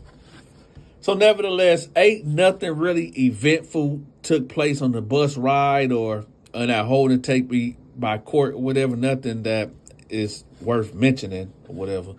But anyway, Thomas, he's there, right? Thomas in there. And he like, hey, little bro. And he was talking to me. He said, hey, man, what's up, man? Hey, man, I was thinking about you. So I get up and I go over there. I said, what's up, man? He was like, yeah, man, how everything going, man? How everything going? I said, shoot, man, it's straight, I guess. He said, you ain't been having no problems in here, have you? You good? I said, yeah, I'm straight. He said, oh, okay. Yeah, man, I finna go ahead and see this judge and see what they gonna give me or whatever. But yeah, man, yeah, it's nice to see you, bro. So I said, yeah, it's good to see you too. So I walked off and I sat back down, right? So I end up, going to court, got arraigned. The judge said, is he guilty, not guilty? The prosecutor saying what he was saying or whatever, and I pleaded guilty because they told me that and this was my first time getting locked up, y'all. I didn't know no better. I should have not pled guilty. I should have pled no contest. Or I should have just said I was innocent, but I just wanted to go home. And so the judge gave me a recondite bond, meaning I just get off. I get out for free, basically. So I get the bond or whatever, and I'm thinking like, okay, I'm about to go, leave. Nah, your ass going back to that holding cell, getting back on that bus, getting right back in that other holding cell that's overpopulated. Then you going back to your pod. And then they gonna send over the papers and release and stuff, and then they gonna call your name the next day or the next day or the next day at 3, 4, 5 o'clock in the morning and kick you out, right? Now, let's get back to Jackson Pike. So I'm in there. And, everybody asking me like, yo, so what happened? Everybody just coming in from court. Yo, what happened? They gave me a recondite bond. Oh, man, yeah, you going home, baby. You going home. Right? Here's the thing, y'all. I'm sitting on a bench. The doors pop. And guess who walk in? Big Thomas. Big Thomas walk in and he say, oh shit, oh, I'm back, y'all, I'm back, right? And I hear punk number one, the one that got punched on over the fries. Yeah, that's my boo. And he runs up to the front from the back room to the front and they hug. And the guard like, man, y'all cut that shit out, man. Cut that shit out, right? So he looked at me. He like, oh, what up, Donta? What up? What up, my dog? What up? Right? Now, at this point, like I said, y'all, this is my first time being locked up. I don't know no better, man. I don't, I don't know the convict code of birds of a feather flock together. You know what I'm saying? I just see a familiar face that we got extradited together from Michigan to Ohio. And, this is the only guy that I really know up in here, somewhat. So I say, oh, what up? Now, if I knew what I knew then, I would have just gave him a nod or whatever, because now dude's looking at me in hindsight like, is this dude a punk? Is this dude a homosexual? Do he get down like that? I mean, these two dudes know each other, so, you know what I'm saying? So, I'm like, what up? He like, oh, yeah. So he was like, yeah, you in trouble now. You in trouble now. Talk that shit now. Talk that. So Thomas like, what's going on? He was like, that's back there hit me. He hit me. So Big Tom was like, who hit you? Who hit my B? Who hit my B? He was like, him right there.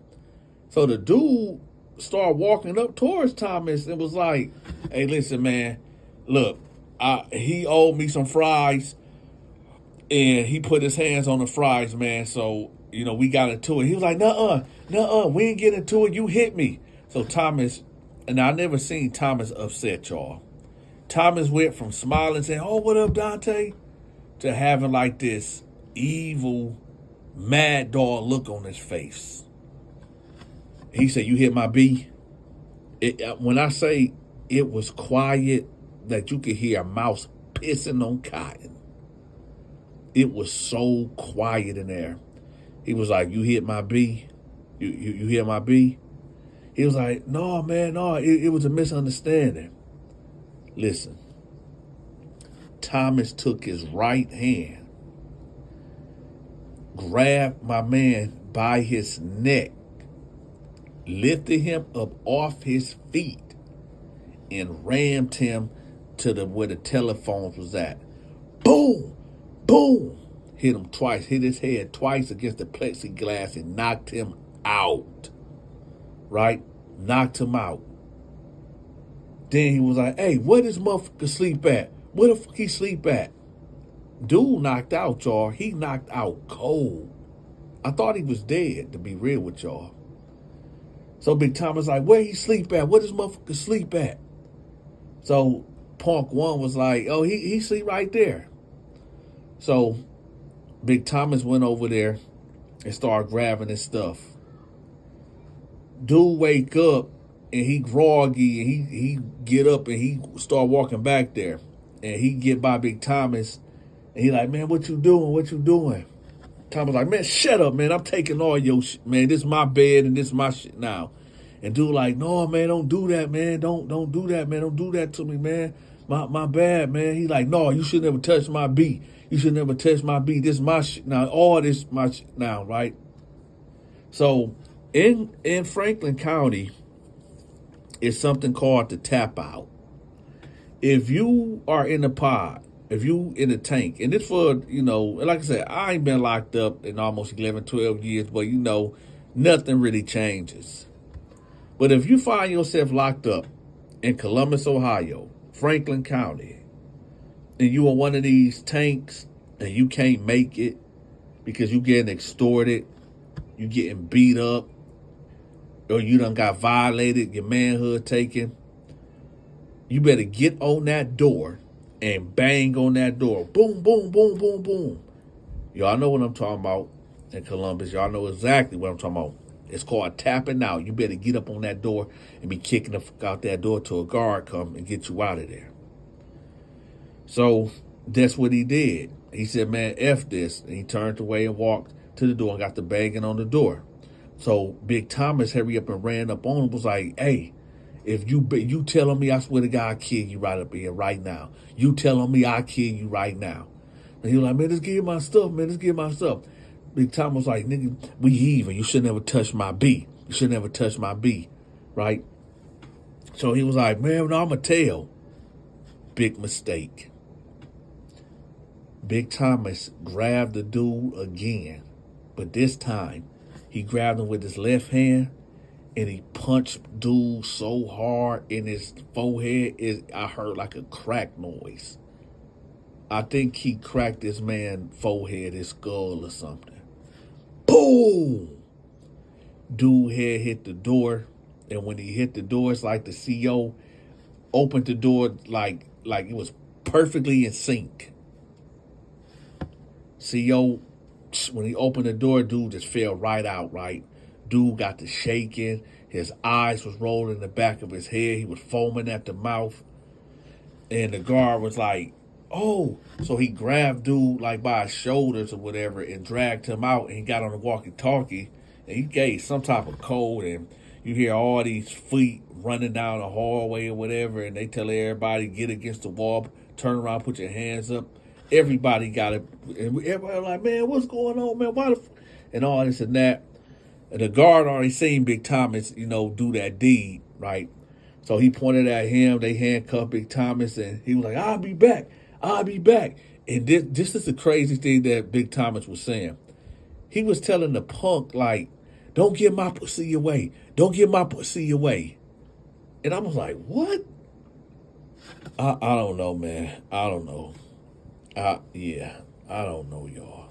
But anyway, I don't want to make this story too long because, like I said, I'm going to try to keep it 30 minutes or whatever. But y'all stay tuned for part 3. Okay, y'all. I think it's time for me to come out now. I've been holding this secret in for a very, very long time. I owe it to my audience because my audience, y'all have a lot of questions. And we're going to get to the prison story, but I just have to get this off my chest because I've been holding on to this for so long, and I just want to, tell my truth. I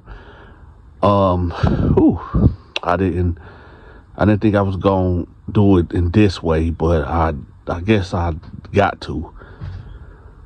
All right, y'all. So a lot of y'all been having a lot of questions about me. And I think it's only fair that I should just let y'all in on who I really am. Oh, man.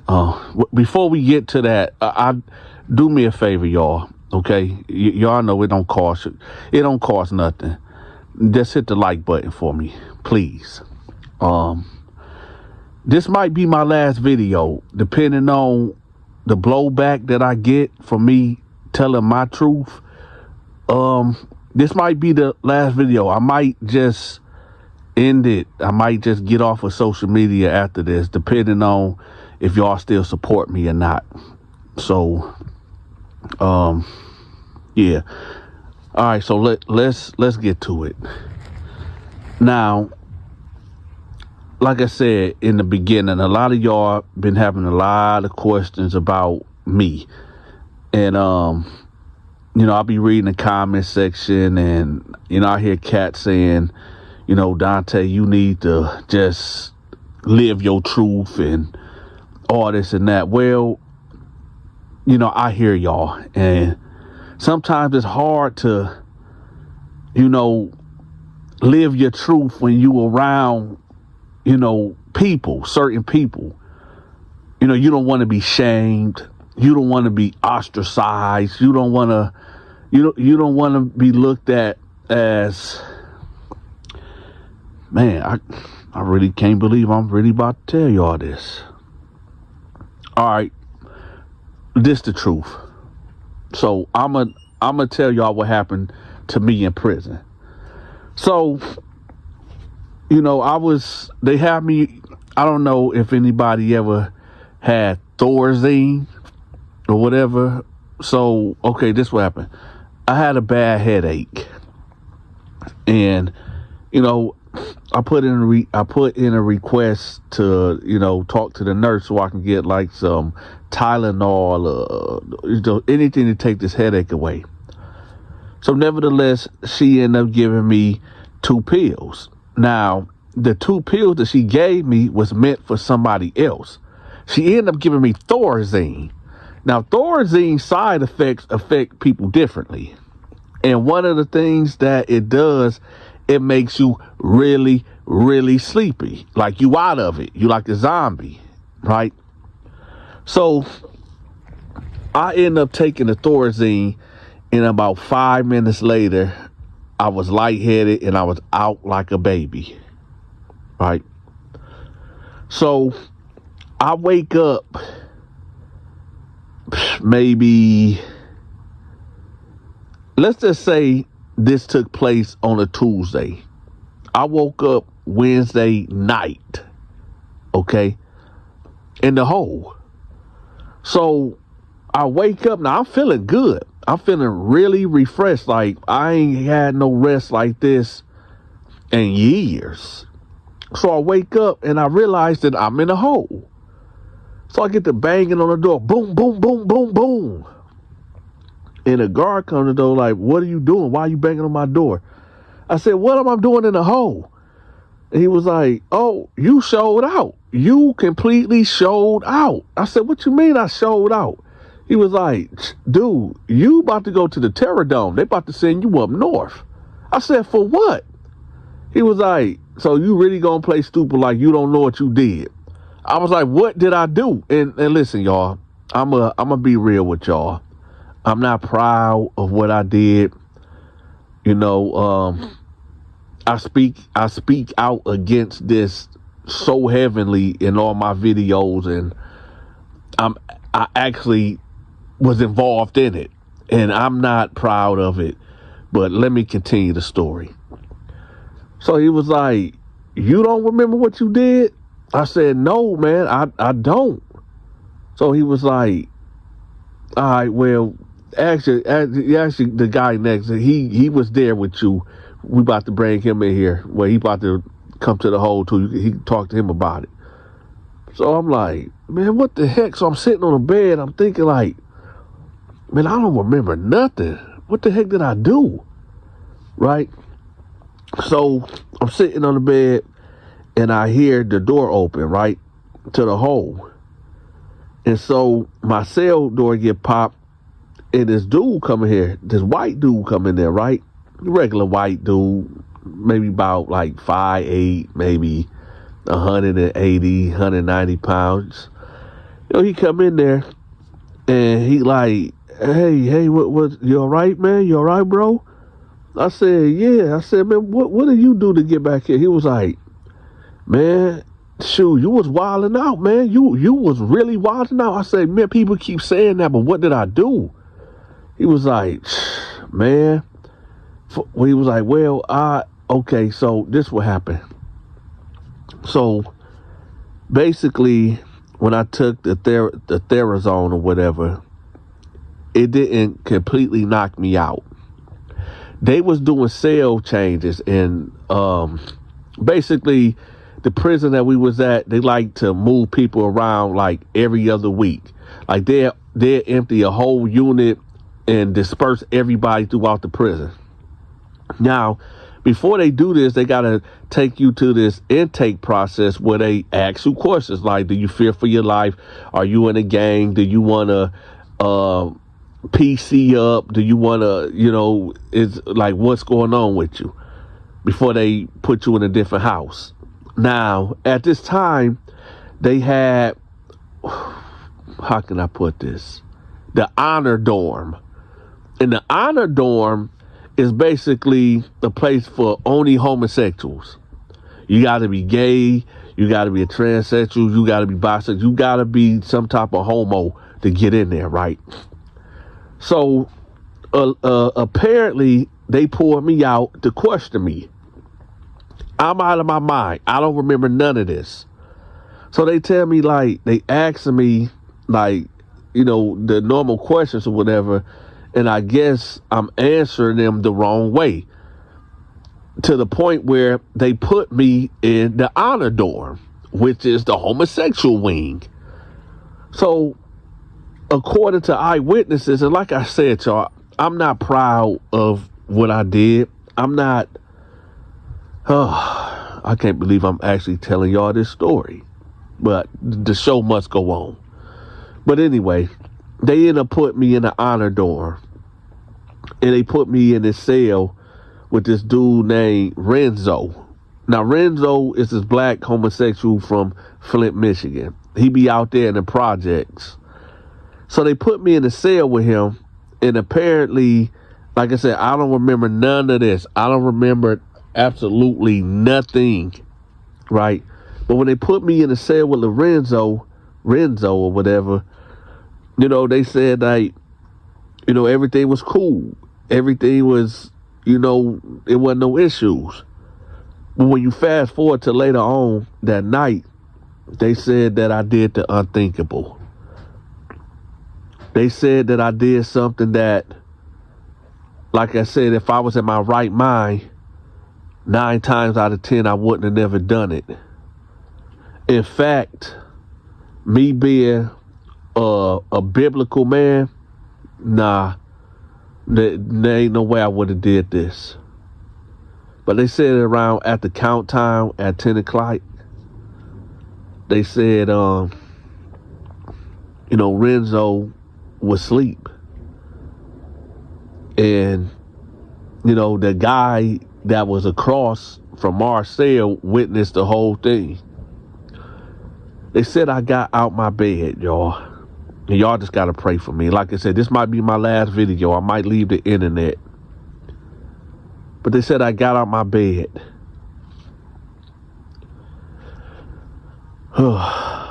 Listen, y'all. Before we go on, do me a favor. We gonna get to it. Do me a favor, y'all, because, I mean, this might be my last video depending on the backlash that I get for what I'm about to tell y'all. But nevertheless, I need for y'all to do me a favor, okay?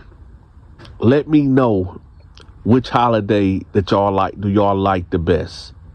Do y'all like Christmas, Thanksgiving, or Easter? Put it in the comment section for me. All right? Christmas, Thanksgiving, or Easter? Let me see. All right, y'all, let's get back to it. So now I'm sitting there. They saying that, you know, the dude said I stood up, right? And they said that, and remember, y'all, I don't remember none of this. So they said that the dude was, I got the bottom rack and he was at the top. So they said, well, the guy from across the hall said that what he witnessed, he said he seen me. Yes, me, y'all. The one that was under the influence of Thorazine. The one that was out of my mind. He said that he saw me grab the dude by his neck and by his waist and snatch him off the bed. Apparently, when I snatched this man off the bed, y'all, man, y'all be patient with me. Please be patient with me. But apparently, when I snatched this man off the bed, and keep in mind, you talking about maybe a 5-6 feet drop from the top of the bunk to the bottom of the bunk. The guy said that I grabbed this man off the bunk and dropped him 5 to 6 feet. That concrete, that floor, the prison floor is hard. It's really hard. It ain't nothing to play with. You hit your head on that, you're through. You're done. It's over. So apparently, when I dropped this man out the bed, he didn't get up. He was just there, laying on the ground. But it get worse, y'all, because this is where I'm ashamed at. This is where I could be possibly, you know, looked down and frowned upon for doing this to this man. And before I say what I'm about to say, I want to say this, y'all. I don't got nothing against gay people. I I don't hate gay people. You understand? Gay people never did anything to me directly for me to feel any type of way towards them. Yeah, I might disagree with their lifestyle, and yeah, I might disagree with, certain things that they do, but, people disagree with my lifestyle and what I do. So I just want to get that disclaimer before I go any further of what I did to this man. So apparently he's laying down there and he's knocked unconscious. And keep in mind, y'all, I'm out of my mind. I don't know what's going on. The guy from across the way said that I just stood over the guy for about 3 minutes, give or take. And at this time, they yelling for the guards. People was yelling. I don't know what's going on, y'all, because I'm out of my mind. This is why I say I apologize to my audience, because I know y'all had a lot of questions about me that y'all say, yo, something ain't adding up, D. So here go, y'all. I was told that I whipped out my beef stick. At this time, people yelling, they screaming, don't do it, don't do it. And keep in mind, y'all, again, I was under the influence of Thorazine. They said I whipped out my beef stick and I got the peeing all over the guy. Yeah, that was it, y'all. I am ashamed. I'm ashamed. I'm ashamed. I want to apologize to my audience for doing that to that man. Some people think that homosexuals are animals, but I was wrong for what I did. I was out of my mind, y'all. They said that I peed on this man. Just whipped out my beef stick and just started peeing on him. Do I feel bad for what I did? No. Why? Because I don't remember it. This is what the guy is telling me in the hole. He's telling me what I did, my new bunkie. So, yeah, I peed on Renzo. After I peed on him, maybe about 3-4 minutes would go by. The guard would come in there. And they grabbed me out of there, handcuffed me, and took me out of there. And now I'm in the hole. Listen, y'all. I'm going to be real with y'all. I'm a decent man now. I'm decent. I'm not going to say I'm good. I'm not going to say I'm perfect, because I'm not. Do I feel bad for peeing on Renzo? Yes, I do feel bad. That was wrong for me to do that to that man. That was wrong. I was wrong. And I want to apologize. Renzo, if you still alive out there in the world and you might be listening to this video, I apologize. I apologize for what I did to you. I was out of my mind. They had me on Thorazine. Anybody that ever took Thorazine, you know what that can do to you. I apologize. And I just want my audience to know, again, I was out of my mind. I didn't know what was going on. I was out of my element, out of my body. And it just happened.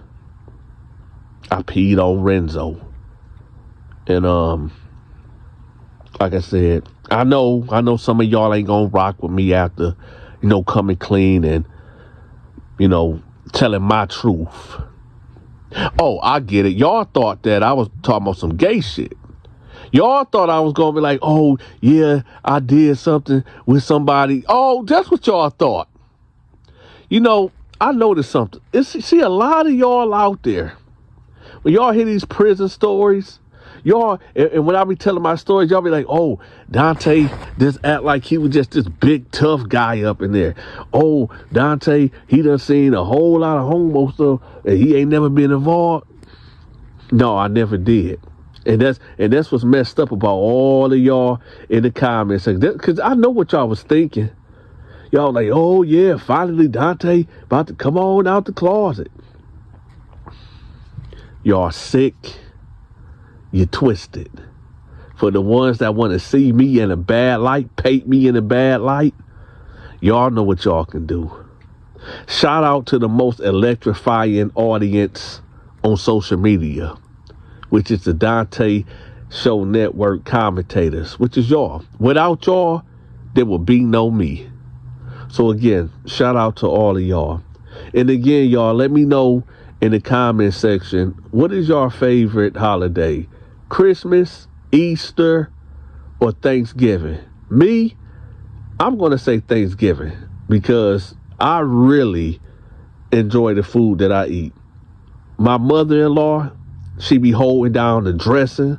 My wife be holding down the macaroni and cheese and the greens. My sister-in-law, oh, she be making them double legs good. Her candy yams be good too.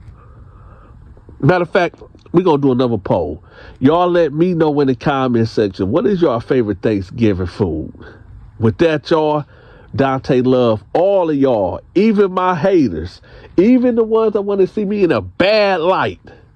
Shout out to everybody. And with that, y'all have a happy holiday. I'm out. All right, y'all. Before we start this prison story, I really need for y'all to pay attention, okay? First and foremost, y'all know what time it is. Hit the like button. Second, if you can, share this video because somebody teenager is going to need to hear this one. All right. Now, when I was locked up, I was 26 years old, right? And I was in the middle of my bed. Now, at this time, I didn't have no cellmate. I ain't have a cellmate in almost a week, and that's a blessing. So, but I knew I was going to get a cellmate anyway because there was 2-man cells and you're going to get a cellmate. It ain't no ands about it. So nevertheless, the guard tell me to stand up and I got a bunkmate. So I get up, get handcuffed, go to the back of the cell, and they let the guy in. I turn and look over my shoulder because I need to know who's coming in this cell. And it's a teenager. It ain't just a teenager coming in here. I know this kid. This kid is my ex-girlfriend's son. So I turn around and I'm like, Jay? And the look that he had on his face, it was like a look of relief. Like, thank God. So I bag up to the cell to get unhandcuffed, and the guard walks off. I said, Jay, what the fuck? What are you doing here? He was like, man, OG, I killed somebody, OG. I said, what? Wait, what happened? What? And I just grabbed him and gave him a hug. Now, for those that don't know, I was with this chick named Tina, from Flint, Michigan. And we dated for about 3 years off and on. Yeah, I was a dog. I was out in the streets and I was young. And, I was like the player type or whatever. But Tina, that was my girl. That was my chick, right? And she ended up having a son or whatever. And I knew he wasn't mine. I already knew that. I knew that because she ended up having him like a year after me and her stopped messing around or whatever. So I knew he wasn't mine. But I often thought because I knew who her baby daddy was and he wasn't about nothing and he wasn't there at all. So, I would bring diapers over here and there, I would drop food off and, I'll be around, you know what I'm talking about? And so I know this kid. So I'm like, hey, man, what is you doing here, man? It was like, OG, I killed somebody. And I was like, what happened? He was like, man, long story short, I got in this gang, and, the initiation process is that you had to kill somebody. I said, come on, man. No, you didn't. He said, yeah, I killed somebody. I said, you still gang banging? He was like, well, when I was out in the county, they was telling me, like, don't join no prison gang, man, because they gonna have you like doing crazy shit for the gang or whatever. And I said, how much time they give you? Well, I copped out to 25 to life. I said, 25, man. I said, listen, tell me exactly what happened. He was like, well, I joined the Bloods or whatever, and they basically told me that in order to like get in, we don't do no jump ins. You got to go kill somebody, and you can't kill an enemy. You got to just go kill a random stranger. And I said, what? He was like, yeah. They told me I had to kill just a regular stranger. It can be a woman, a man, a child, somebody old, somebody young. It don't matter. So he said that, two of the guys got in the car and they gave him a Glock, and they just went riding around. I said, tell me you ain't killed no kid, man. Tell me you ain't do that. He was like, no, I didn't. So we pulled up at the corner store, and I seen this crackhead.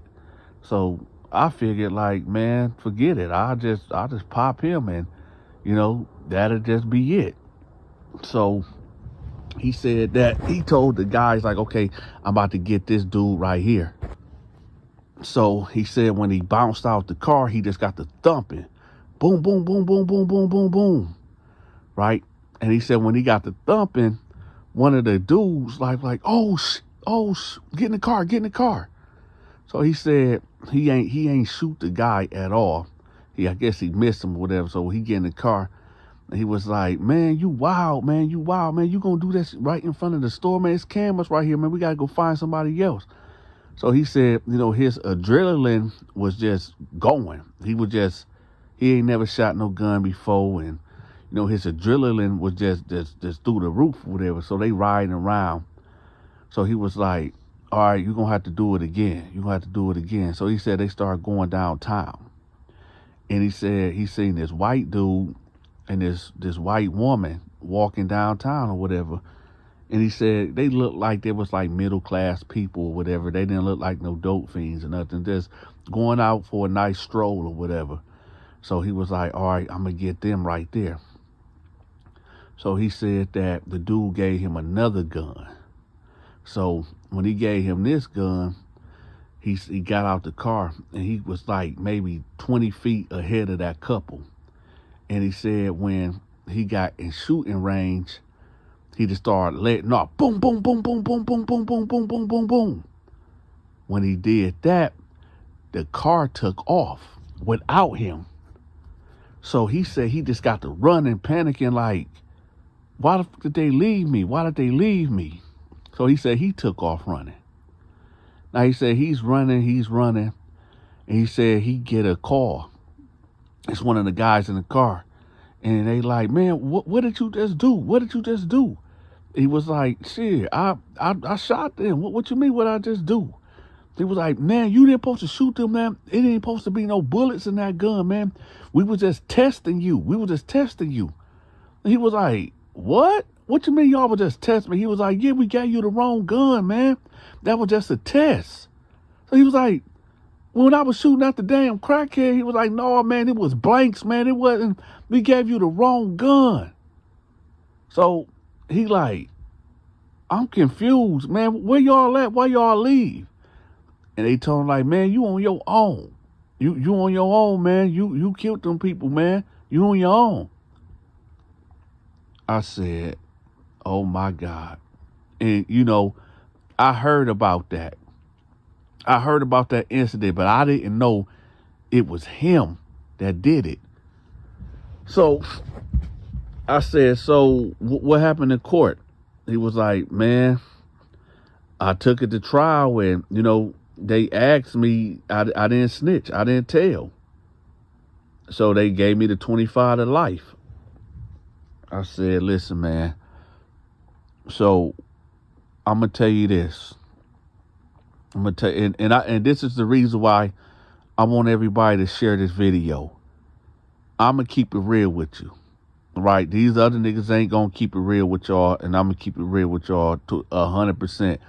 Now, what I'm about to say might rub some of you cats the wrong way.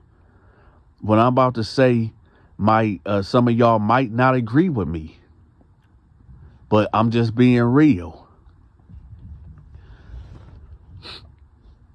If you commit a crime, okay? If you commit a crime and there's other people with you and all of y'all agreed to commit this crime and you get caught, keep your mouth closed and do your time. All right? I don't give a damn about that no snitching thing. But hold on, y'all. Wait a minute. That ain't it. This is the part that y'all going to disagree with. Now, like I said, if you go commit a crime with somebody and you get caught, keep your mouth closed, go do your time. Right? However, if you go commit a crime with other people and you get caught and they get caught, and let's say somebody die and everybody keeping their mouth closed and all of y'all gonna get charged for it, and 9 times out of 10, if nobody starts snitching or whatever, y'all all gonna probably get life without parole. Listen to me very carefully. You better tell. Tell. Y'all like, what, Dante? What you mean tell? You can't, that's breaking the street code. You going against the G code. What street code? What G code? What street code? Oh, the streets got a code? I couldn't tell. I couldn't tell. The last time I checked, every nigga that tried to kill me, violated the so-called street code, the G code. Every time somebody tried to rob me, they wasn't following G code, right? All my victims and people that tried to victimize me was all from the streets, breaking all types of codes. Let me tell y'all something, and we gonna get back to the story. Just hold on. Let me tell y'all where that no snitching stuff came from. You see, black people say that they got a culture, right?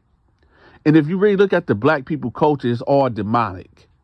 When you listen to this rap music and shit, it's all demonic. It's all evil. I mean, just picture this. Most of these cats that be doing drive-bys and of that nature, they listening to rap music, trap music, right? Demonic shit, demonic spells. You ain't going to go do no drive-by listening to Michael Jackson, Lady of My Life. You ain't going to take somebody's life or rob somebody listening to Ron Isley, For the Love of You. Come on, man. So when I'm saying this black culture shit is real fucked up, twisted, and backwards, and evil and demonic. So again, all this street code, all this G code, all this real nigga this and real nigga that. Let me tell you what happened to real niggas, right? Real niggas that go to prison after maybe 2 or 3 years or 4, 5 years, they gonna wish they told. A lot of them niggas gonna wish they told. But there's so much time gonna pass and people that they could tell on probably end up dead or in prison themselves. So they can't tell. I'm gonna be real with y'all. I'm not gonna say that I'm a snitch because I'm not, because I mind my own business and I don't commit crimes. But if I was a street dude and committing crimes out here, hell yeah, I'ma tell. Hell yeah, I'ma tell because I know you niggas gonna tell on me. I don't want to hear nothing about no honor code or none of that. Because every nigga that I know and every situation that I heard, And all across America, in every hood, everybody telling, everybody snitching. I look at the Big Meat situation. We all know about the Big Meat situation. Big Meat gave the guy that goes to the corner store, the lowest guy on the totem pole, he give the guy that goes to the corner store an iced out change and a Lamborghini, right? To look fresh. Give him a little money in his pocket.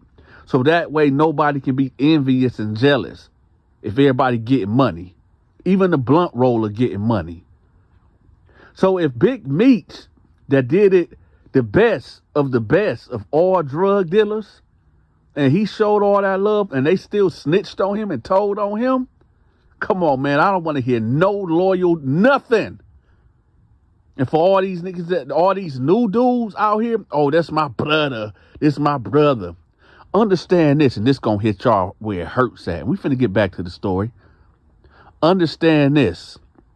For the people that don't read the Bible, the first murder that happened in human history was two brothers. Cain killed his brother Abel out of jealousy and envy. So always remember that when y'all be talking about, oh, this my brother. Right. Got you. I got you. And for them Muslims, these black Muslims that be tearing up my comment section, talking about, oh, Donta, you wrong, and Allah this and Allah that. Nigga, you was raised Christian. The only reason why you niggas turned Muslim either because y'all was scared, wanted protection, or it was just a fad. You niggas was bored and ain't have nothing to do. You niggas out here betraying y'all God. Every nigga that I know that claim that they Muslim, that killed another Muslim, didn't value another Muslim life. That's what y'all supposed to do. Value your, if you a Muslim, you supposed to value and protect their property and their life with your life.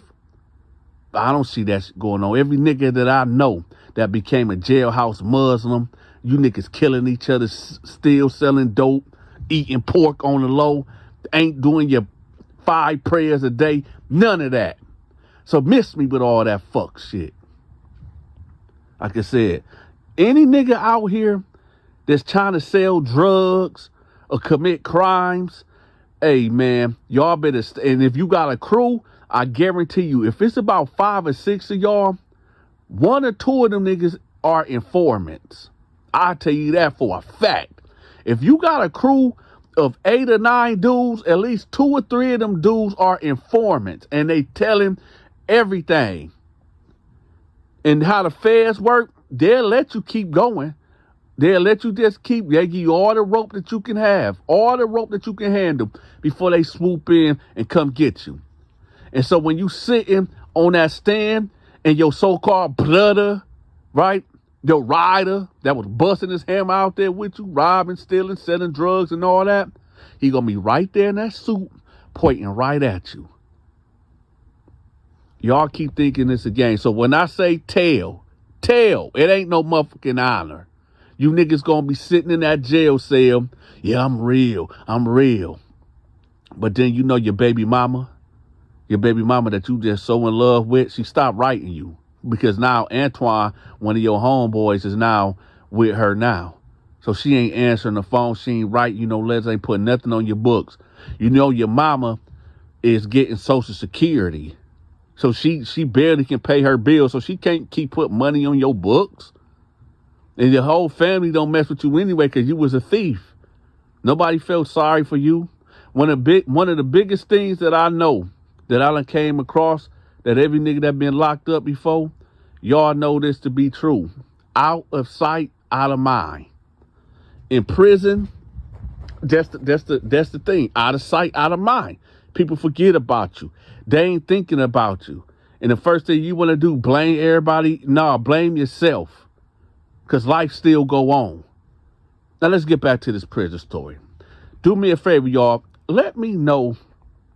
Just let me know this right quick. Just a little poll right quick. Would you rather have $1 million, or would you rather have a Bitcoin? Let me know in the comment section.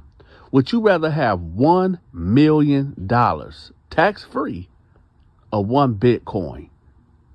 Y'all let me know how y'all feel about that in the comment section. Now let's get back to it. So I tell them, like, so wait a minute. Let me get this straight. The first gun they gave you to shoot at the bum at the store was like a cap gun that was shooting blanks. He said, yeah, apparently. And so then they give you another gun that's supposed to have blanks in it for you to pop the white people. He was like, yeah, but I guess they gave me the wrong gun that did have bullets in it. I said, so what did you tell the DA office? What did you tell your lawyer? I just told him that, you know, I was just basically grew up in a bad environment, and I got a single mother, and you know, I was raised by a single mother, and I had bad influences around me, and I just went out to rob them, and I ended up killing them, and I'm sorry. I said, listen, man. Oh, man. I said, look, well, you here now, man. You grown. You know, you got to become a man. And you got to be a man real fast, real quick. So he was like, man, OG, man, I'm sorry. And he kind of got to crying. I stopped him. I grabbed him. I said, listen, man, this is prison. This is prison. They will eat you alive. Stop crying, man. Now, I'm not saying this loud. I'm in his ear. You know, up close. I'm like, stop crying, man. You don't do that here, man. You got to become a man and be a man fast up in here, man. I said, listen, these here ain't going to have no sympathy for you. In fact, if I didn't know who you was, if I didn't know who you are, if I didn't know who, you know, who your mama was, man, I'd probably make you my bitch in here, man. I said, you listen to me, man. Ain't nobody friends in here. Ain't nobody gonna look out for you. I'm gonna look out for you because I know your mama. But all that other shit, man, you gonna have to get your shit together. I said, I'm gonna lace you up, man, because I got love for you and your mama. But let me tell you how to conduct yourself around here. Under no circumstances do you borrow anything from anybody. Because the moment you can't pay that debt back, it's going to be bad for you. It's a lot of homosexual men up in here, a lot of men in here, and then you young and you new, that they going to love to run up in you. So don't borrow nothing from nobody unless you know for 1,000,000,000% fact that you can pay it back. Now, obviously, you ain't no killer. I know that. I know that for sure. But I know you got it in you because you done did it. Now, if you one of them types or going to be one of them types like, yo, I'm just going to deal with whatever coming my way, well, you better get armed and dangerous. You better get you a piece of steel. You better tear something off of something and file it down. And if you want that static and you want that issue, then go ahead and borrow it, you know. But I'm just telling you the do's and don'ts. Don't borrow. Don't gamble at all. It's cats in here that you will gamble with, and they'll try to put pressure on you after you winning and tell you like, no, man, you can't leave. No, keep playing. And then they win all their stuff back, and you tell them like, hey, man, let's go play again. And they intimidate you, and they can pull out a knife on you. Like, you know how many games get robbed up in here, man? It's worse than the streets. I said, don't get into no gambling. Don't get into borrowing nothing from nobody. I said, don't involve yourself with these gangs. He was like, yeah, I want to talk to you about that. I said, what? He was like, well, I mean, the word went out that Now I'm a blood already, and you know, I already put the work in really, so I kind of made a name for myself. I said I'm gonna be real with you.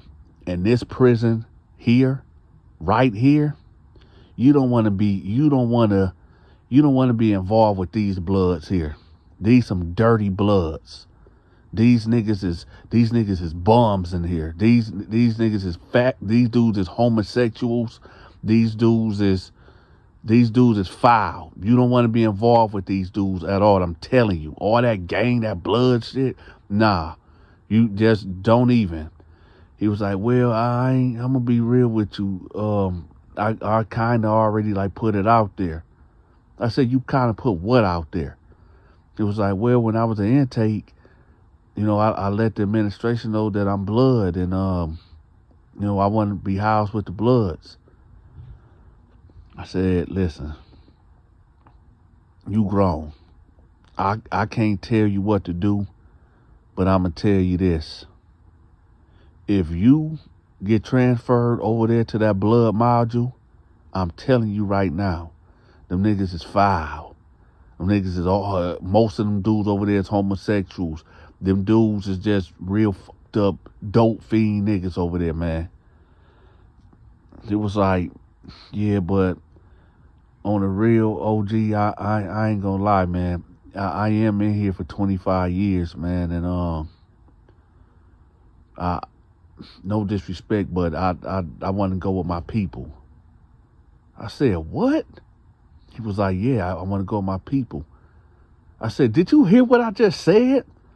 He was like, man, OG, to be real with you, this is my life. I appreciate you, you know, let me know what's what, but I need to learn this stuff on my own. I said, listen, man, I'm going to allow you to do that because you're not my son, but I got love for your mama, but you a grown man. So I tell you what, so I don't get no attachment to you or feel some type of way, I'm going to go ahead and let the sergeant know to go ahead and get you out of here and let him know that it ain't going to work. This ain't going to work. And you just go ahead and go. And he was like, yeah, but it ain't no hard feelings. I said, nah, man, nah, you good. So I hit the intercom. And I said, I need the sergeant down here. About 5 minutes to come by. The sergeant pull up. He like, what's up, Donta? I said, listen, this ain't gonna work out with me and this little homie, man. He was like, what you mean? I said, before something happened in here, you need to get him up out of here. You know, the sergeant was cool. He understood what that meant. So he was like, all right, give me about 10 minutes, I'll be back. Pack your stuff up. So about 20 minutes will go by, and me and this dude ain't say nothing else to each other. And all I'm thinking in my head is like, damn, man, I know this kid. I know what's about to happen. I know exactly what's about to happen, man. So sergeant come back with the cart. He opened the cell. Homeboy put his stuff on the cart, and he was like, all right, OG. And I sat there, and I just jumped up when the guard closed the door, and I got on the bars. I said, listen, man, just take care of yourself, man. Take care of yourself. Right? About 3 days go by,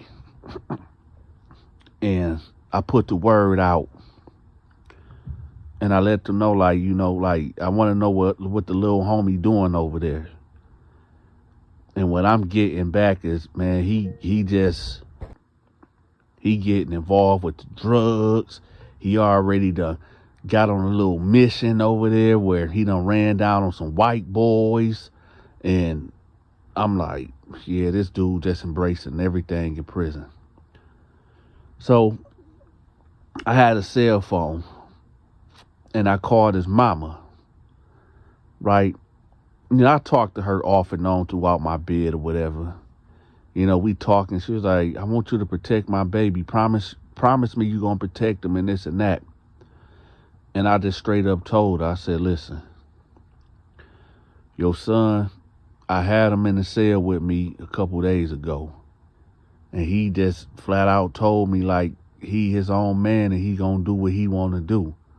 And she was like, man, I told him not to, man, please don't let nothing happen to him. I said, I'm going to tell you. He done joined the gang up in here. And the niggas that he running with in here, they foul. They fucked up. And he that's what he want to do. That's what he want. He embraced the life. She was like, please, Dante, please. Let's look. I said, let me tell you, I there's nothing else I can do. I can't do nothing else for him. He done made his bed, and then the alarm started going off. The alarm started going off. So I said, hey, hold on, I'm gonna have to call you back. So I hang up the phone. I put it in my spot. The guards is running. Now, when a certain car get cold, I said a certain car get cold. When a certain car code get called, that means all COs on deck gotta come. Everybody gotta come running. Now, I go to myself because I can see the yard. And wherever happened took place on the yard. And I'm seeing all the guards run over there, running. Right? So I'm up on the glass looking, trying to see what happened. I see dudes laying down, everybody on the ground and everything. And then I see a stretcher come out, right?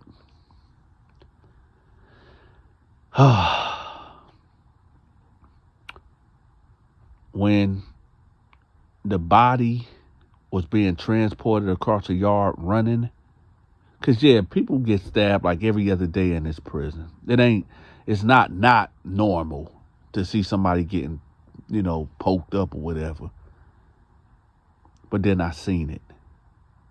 Then I seen him. Yeah, y'all, it was him. It was the little homie. Now, I'm going to tell y'all what the little homie looked like. Dude was nothing but maybe 5'11". He could have even been 6 foot. Maybe 140 pounds, give or take. Kind of light-skinned. So when I seen his flesh, the redness, the pink, his flapping skin, somebody tried to take his head off his head. They gave him a $150 underneath. Y'all know what I mean. I'm not talking about a $150 across the face. I'm talking about a $150 under the neck. They tried to decapitate him. Due to certain people being involved in this, I'm not going to go further with this story because there's still an open investigation and I don't feel like testifying. But when all was said and done and the alarms got off, I called her back. The first time I called her, she ain't answer.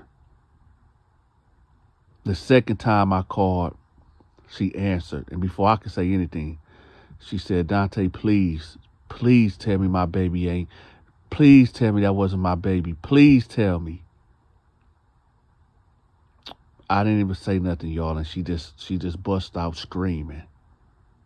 She just bust out screaming.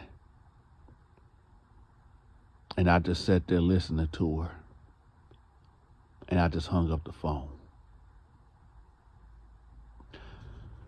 Listen, again, I need y'all to share this video because there's a lot of kids, a lot of juveniles, like for real, that's out here just doing. Listen, I created an email for people to send me stories and news clippings so I can retell certain stories or whatever. But then I had to get rid of the email because it was so much coming in. And I was like, yo, this cannot be going on. People cannot be really doing this to people. Now, I know, listen, I grew up in the 80s. Well, I was born in the 80s, raised in the 90s, made my bones in the 2000s, right? So I've been here almost 4 decades. I done seen a lot. I done been involved in a lot. So don't nothing really too much can, shock me or make me like, huh? But it's so rampant now. It's like every fucking day. It's like 20 things, 30 things is going on. And I'm like, yo, this cannot be going on. And I thought about it. It is going on. Crime is crazy. It ain't just the black folks neither. You got white folks wilding out too. Just like not too long ago in Grand Blanc, Michigan, this white dude ran his truck into a church, a big church out there in Grand Blanc. Ran his truck into the front door, went throughout the church. It's just full service, y'all. Started shooting at people, poured gasoline all over the church and set it ablaze. Like some real Grand Theft Auto type shit. I be wondering what set this dude off. What was the backstory? Because you just not waking up just running your truck into the church on Sunday morning and getting the busing at random people and then set the church on fire. What was the backstory? Did they harm you? Did the pastor do you dirty? What happened? I'm not saying violence should be the first thing, but if it could have been rectified or settled, another way. But no, he had his mind made up that he was going in there to run that truck in front of the church, shoot at people, and burn the whole church down. It was a big old church, y'all. Prison ain't no joke. This is why I tell these prison stories. This is why I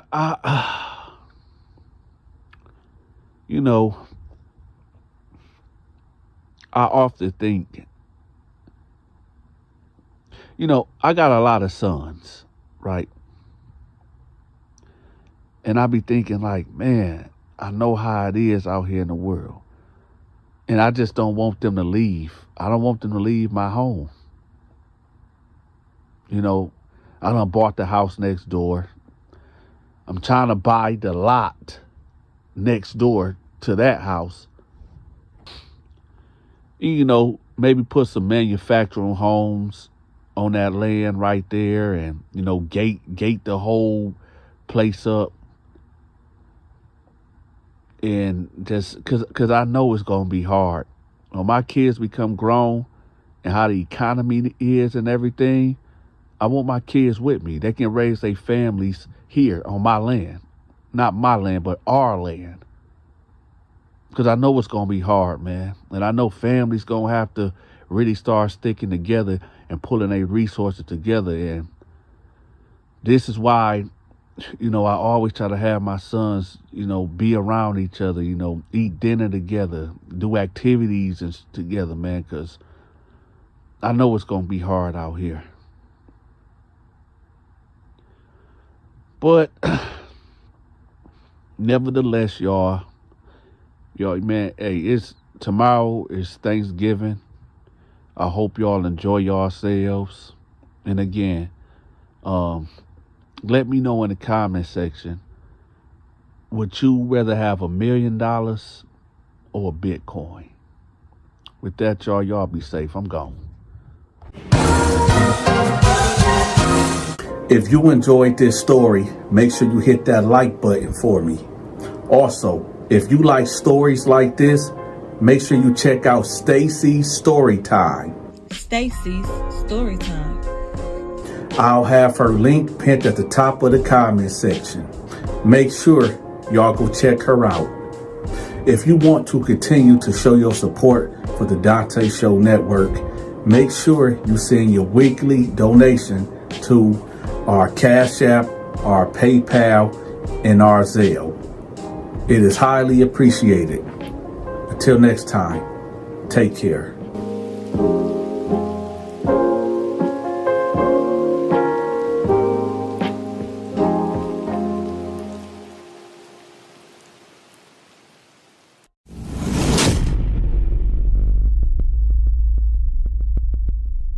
This prison story is about when I had to put that knife on a cat that didn't want to give me his Thanksgiving tray that he owed me.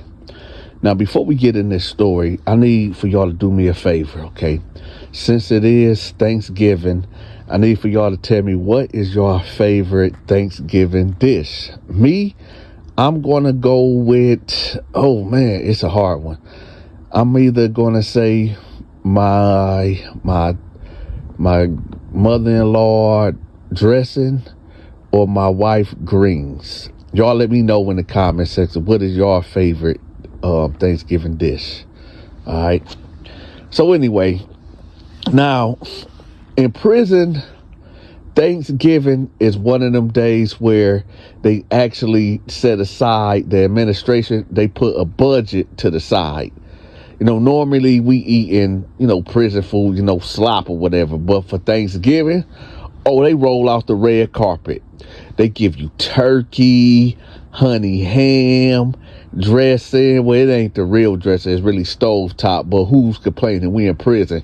Macaroni and cheese. They got the real cranberry sauce, greens, Hawaiian rolls, pumpkin pie, apple pie, cherry pie.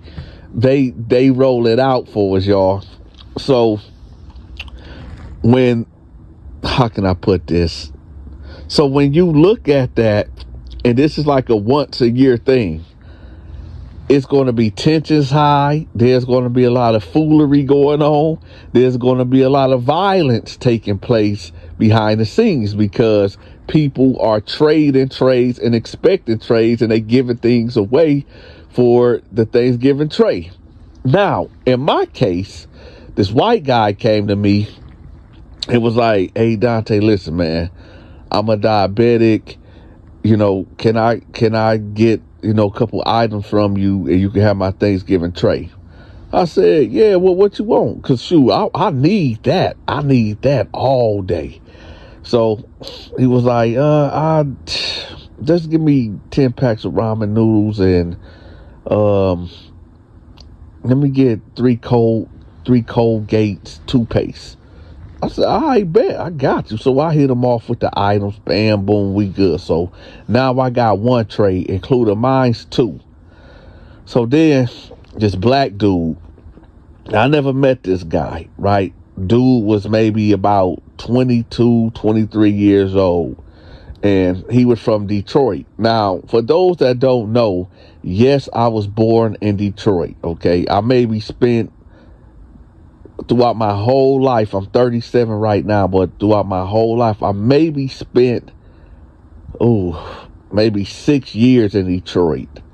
Majority of my life, I spent in Flint, Michigan, and Atlanta. So, but right now, it's kind of really Flint, Michigan. So, anyway, he's from the D. He's from Detroit. So, he come to me, he like, "Hey, man, I heard about you that you giving food away for trays or whatever."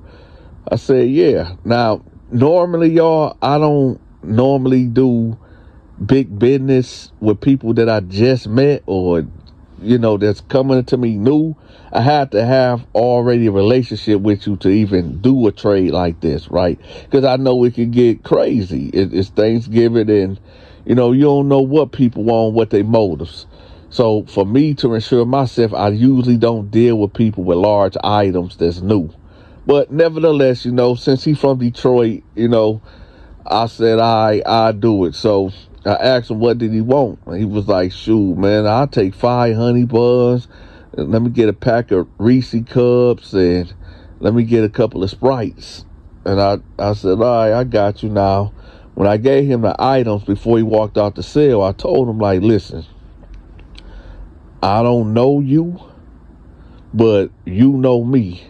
So when that tray come around 3 o'clock, I need my tray or I'm going to do something to you.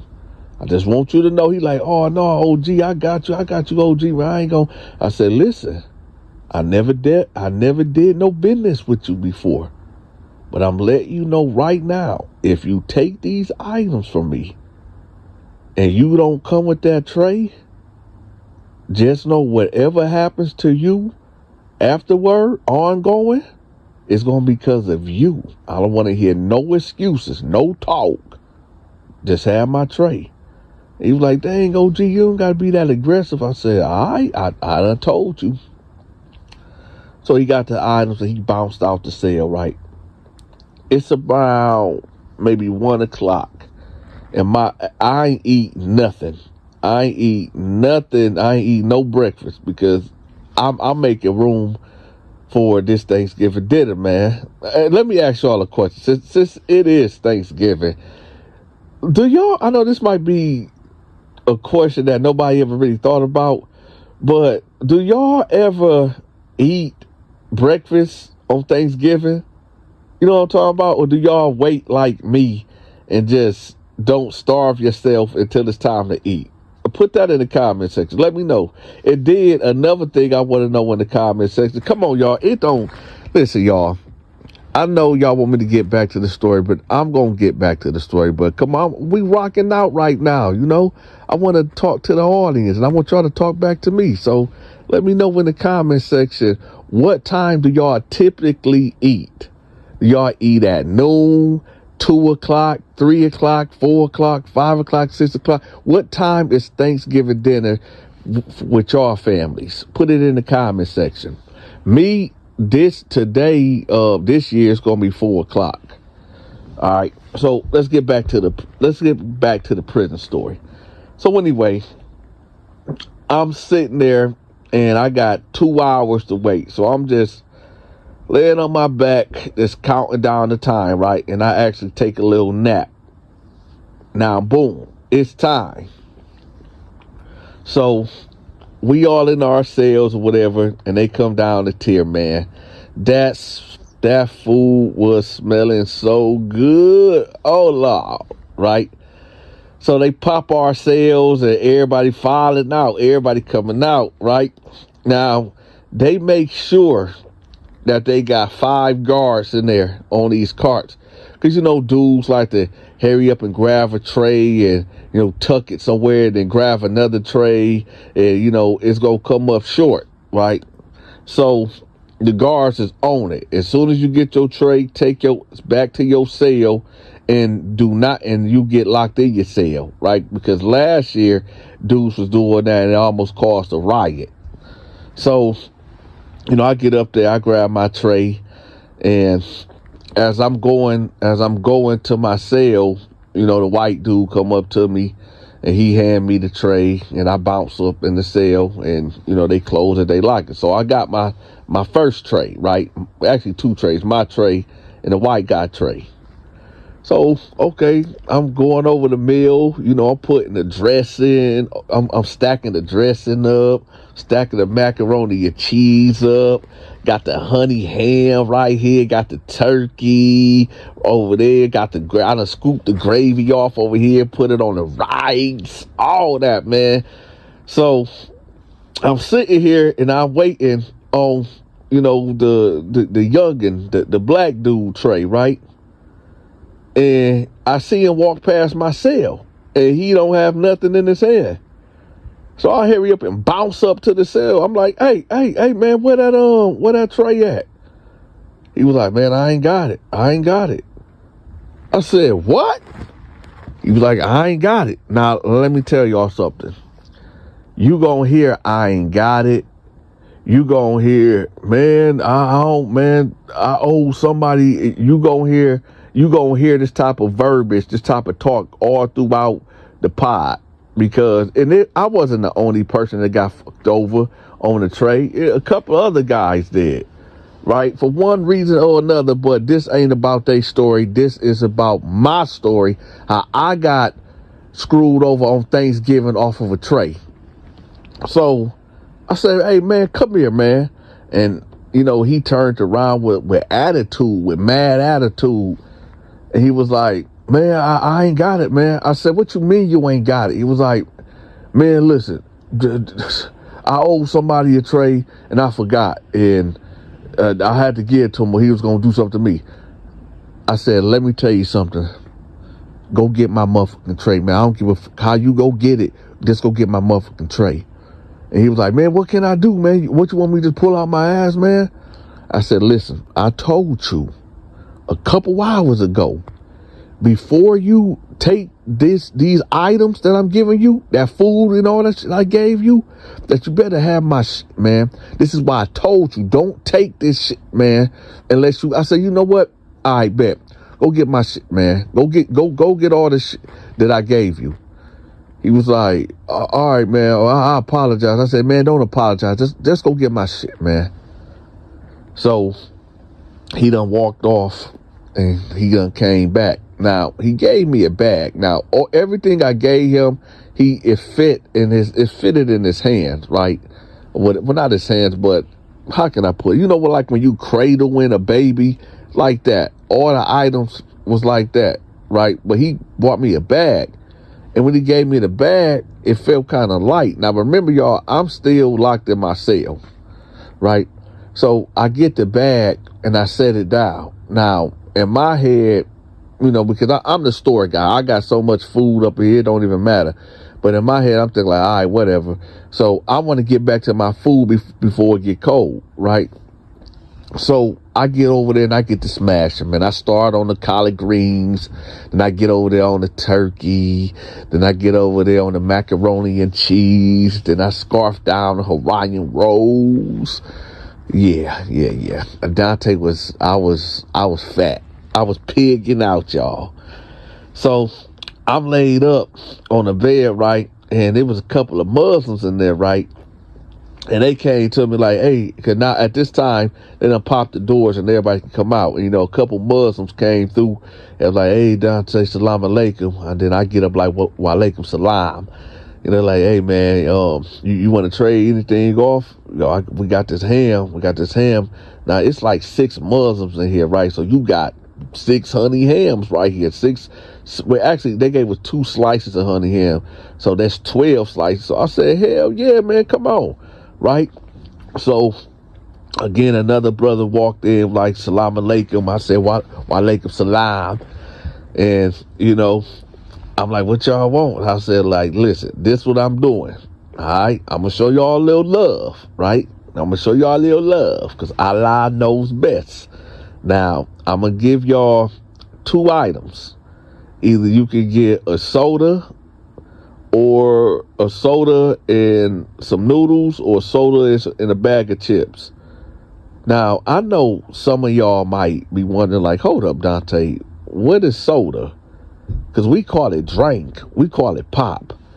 Let me tell y'all this, okay? Because I noticed when I was living in the South, everybody would say drink or soda. But up north, we call it pop, right? In Michigan, we call it pop. So I guess this is another question, y'all, for the audience. What do y'all call it where y'all at, in y'all area, in y'all region, in y'all country?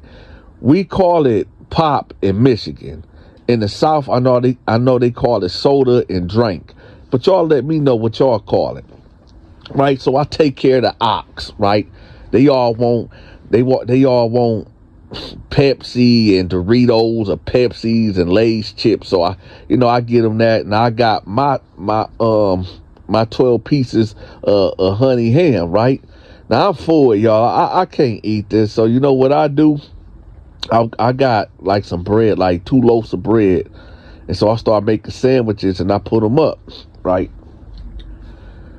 So nevertheless, I'm laying there and I take a nap because I got the itis. I'm full and I just want to lay here and just go to sleep, man. I done overate, right? I done pigged out. I was gluttonous, right? So I'm laying there and I take a nap and then I get up. So I make me a little sandwich and I go through the commissary bag that homeboy dropped off. So I empty the contents on the bed, and it's half of that I gave him.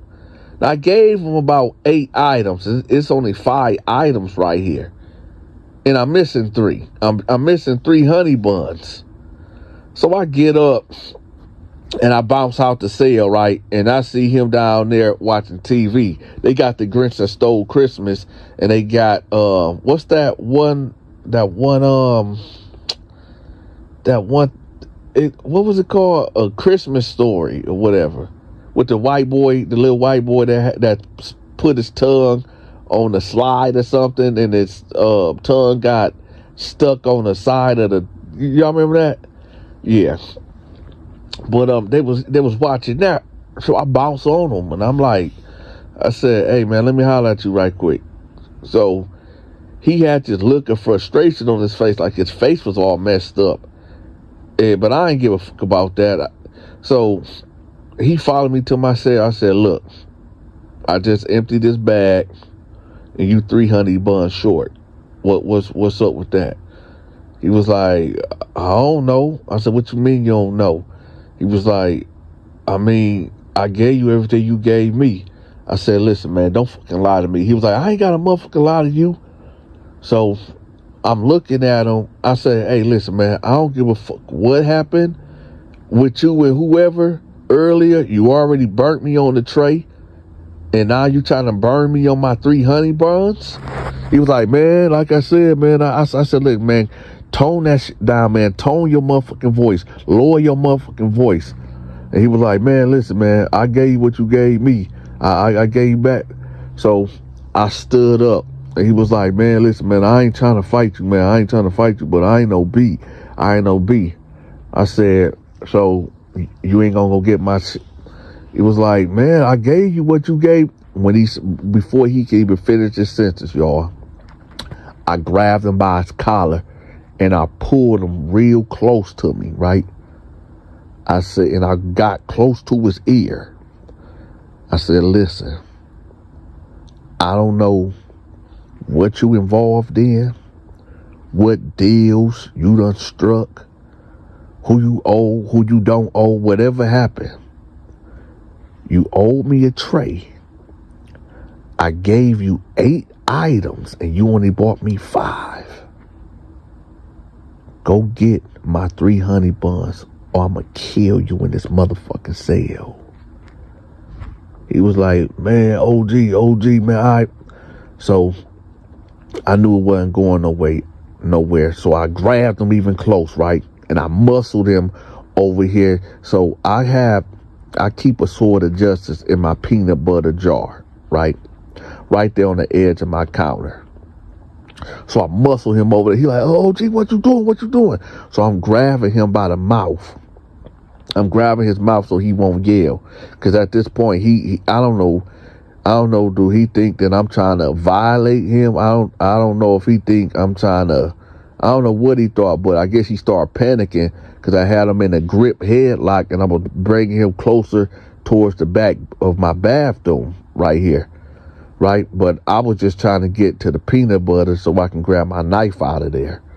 So he's at this point panicking. So I just hurry up and throw him like towards the toilet, right? And I put my left foot out and I put it like towards his neck, hold him in place while he trying to move around and get out the way. So I opened up the peanut butter jar and I pulled out the knife, right?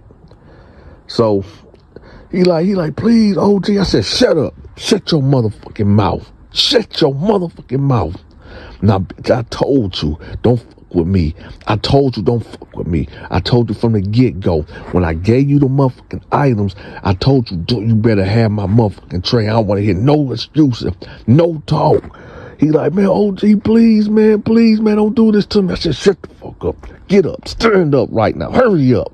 He said, "OG, please don't do this to me. OG, please don't do it." I said, "Shut up. No, I want to hear that OG shit, man." I said, "I'm going to tell you something right now. What you got in your motherfucking cell, man? What do you got in your cell?" He was like, "Man, I don't really got much. I don't got much." I said, "Where the fuck is my other 3 honey buns? I know what I gave you." He was like, "OG, man, I ain't got." I said, "Let's go." Right? So when we get to my door, I'm like, you better walk straight. You better not, you try to scream for help. I promise you I'm gonna slit your throat right now. So we finna go to your cell right now. So I'm walking him down the tier. I'm 2 paces behind him. So we walking down there, we get to his cell, and I just push him in. I said, hey, get my shit right now, right? So he's standing there. I just push him out the way. And he like, man, OG, I ain't got nothing, OG. So I'm flipping this mattress. I'm going through all this stuff. So then I see a white box over here. Normally people would have like their mail in there or whatever. So when I get to the box, he like, OG, man, come on, man, I got my pictures and stuff in there. When I pull that box out and I pop the top, it's 5 honey buns right there. I said, so you ain't got shit, right? He said, OG, come on, man. You know how the game is. So I stood up and I grabbed him again. I pushed him against the desk or whatever. I said, listen, I don't know who you think you playing with, but you got the right one. So I put the knife like by his eye. He said, please, Oli, don't do it. I said, I'm going to tell you something right now. I should take your eye. But you know what I'm going to do? I'm going to leave you with a reminder not to fuck with me. And I gave him a horizontal $150 from the bridge of his eye, like where the cheekbone at, all the way down to his bone, his chin here, basically. And I put my hand on his mouth because he was trying to scream. He like, ooh, ooh, ooh. And I said, don't fucking play with me no more. And I grabbed the 5 honey buns and I walked out. And I went back to my cell. About, I'm going to say, 10 minutes would go by. And the guard like, y'all lock it up. Yep. Y'all go ahead and lock it up. Go ahead and locked up. Until I find out who cut this motherfucker, y'all on lockdown. Happy Thanksgiving. Let me tell y'all something. I gotta ask y'all a question. Do y'all think I was wrong for cutting homeboy, for not giving me the tray and giving me back my items? I mean, I know it sounds real savagery. I get it. It is savagery. But at the same time, man, this is prison. If I let him get away with one thing, he just gonna keep doing shit, right? So I had to make an example. And I'm not trying to justify what I did. It's just I had to do what I had to do. You know what I'm saying? But anyway, y'all, happy Thanksgiving. This is the prison story of the day. And again, my question to y'all is, what time do y'all eat Thanksgiving? We eating at 4:00. And what is your favorite Thanksgiving side or meat or whatever? Let me know in the comment section. And with that, y'all have a very happy Turkey Day. I'm out. All right, y'all. This story right here is going to be a little different from the prison stories that I normally tell. Now, before we go on, I need for y'all to hit the like button for me and let me know where y'all from in the comment section. Now, again, like I said, this might be a little different from the prison stories, but trust me, this is going to be a real good one. So, back in 2003, I ended up working with this cable company. And what I was doing there is like just going to people's houses and installing a cable. You know, most of the work was done outside, running the cord from the pole, you know, connecting the wires, whatever, to the pole, and come inside the house and do a little wiring or whatever. But typically it would take me maybe an hour to do what I need to do minimum or whatever. And I became really good at that job. So I did it for maybe about 4 or 5 months. And And my supervisor came to me and said, "Hey, Dante, we gonna have to let you go." And I'm like, "For what?" He said, "Well, your background came back and you had a felony on there." So I'm like, man, all right, man, whatever. So as I'm, leaving, he stopped me. He like, "Hey, I really don't want to let you go because you a really good worker. So I'll tell you what, this is what I'm gonna do. I'm actually running a side job, and maybe you can, get on with us." I said, "Okay, what's it about?" He like, "Well, it's something called independent contractors, where you just work directly for me, and I pay you under the table, tax free." So I'm like, "And I'm still doing cable?" He said, "Yeah, you doing cable." I said, "All right, bet." So he said, "I actually got a project coming up in a couple days in Texas where we are rewiring this whole apartment complex, and you can probably make 40 to 50 grand doing this." I said, "What?" He said, "Yeah, 40, 50 grand, man. It got like 1,000 units or whatever, and you'll be working for the summer and the fall, maybe a little bit of the winter time, but yeah, you can make about 40, 50 grand." So I said, "All right, bet, man. Shoot. All right." Now at this time, y'all, I didn't have no kids. I didn't have no girlfriend or nothing like that, so I could just leave, right? So nevertheless, he paid for my ticket to get down there. Now, he's telling me the details. He's telling me, like, this is a new bill. There is people that stay out there. I will have my own apartment or whatever. And, I get a stipend for food and everything will be good. So I said, "All right, bet. I mean, shoot, this all good." So he was like, "So I basically was going to be living rent free or whatever. And, the groceries going to be delivered, to the apartment or whatever. So I really have no reason to leave. And then when the job is done, that's when I get paid." Now, some people might be like, "Nah, man, I'm not finna go down there and get paid when the job is done. No, you trying to play me."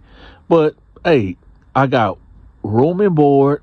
I'm getting free groceries every other day, and it's cool. I like to do this type of work. So at best, let's just say he do play me and I don't get paid. Well, I got free room and board and food. So, hey, ain't that like what we all work for anyway?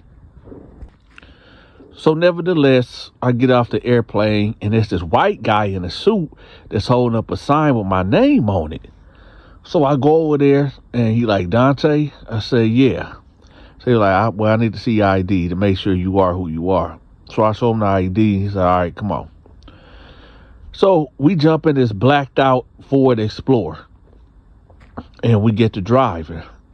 And for some reason, I just got really sleepy. Like, I don't know, was it because of the jet lag? I don't know, because the excitement, the anticipation was building up. I don't know, y'all. I don't know. But I do know that I just fell asleep. So he ended up waking me up. And we're here. So he like, "We here." So I'm waking up, I'm looking around, and yeah, it looked really good out here. It's clean. It's about 30 buildings, and it looked really nice. But I noticed I didn't see no people. I didn't see no cars. I didn't see nobody at all. It was like dead silence. So I'm getting my stuff out the car or whatever, and he handed me some keys, and he was like, "Your apartment is right there. It's on the second floor. And,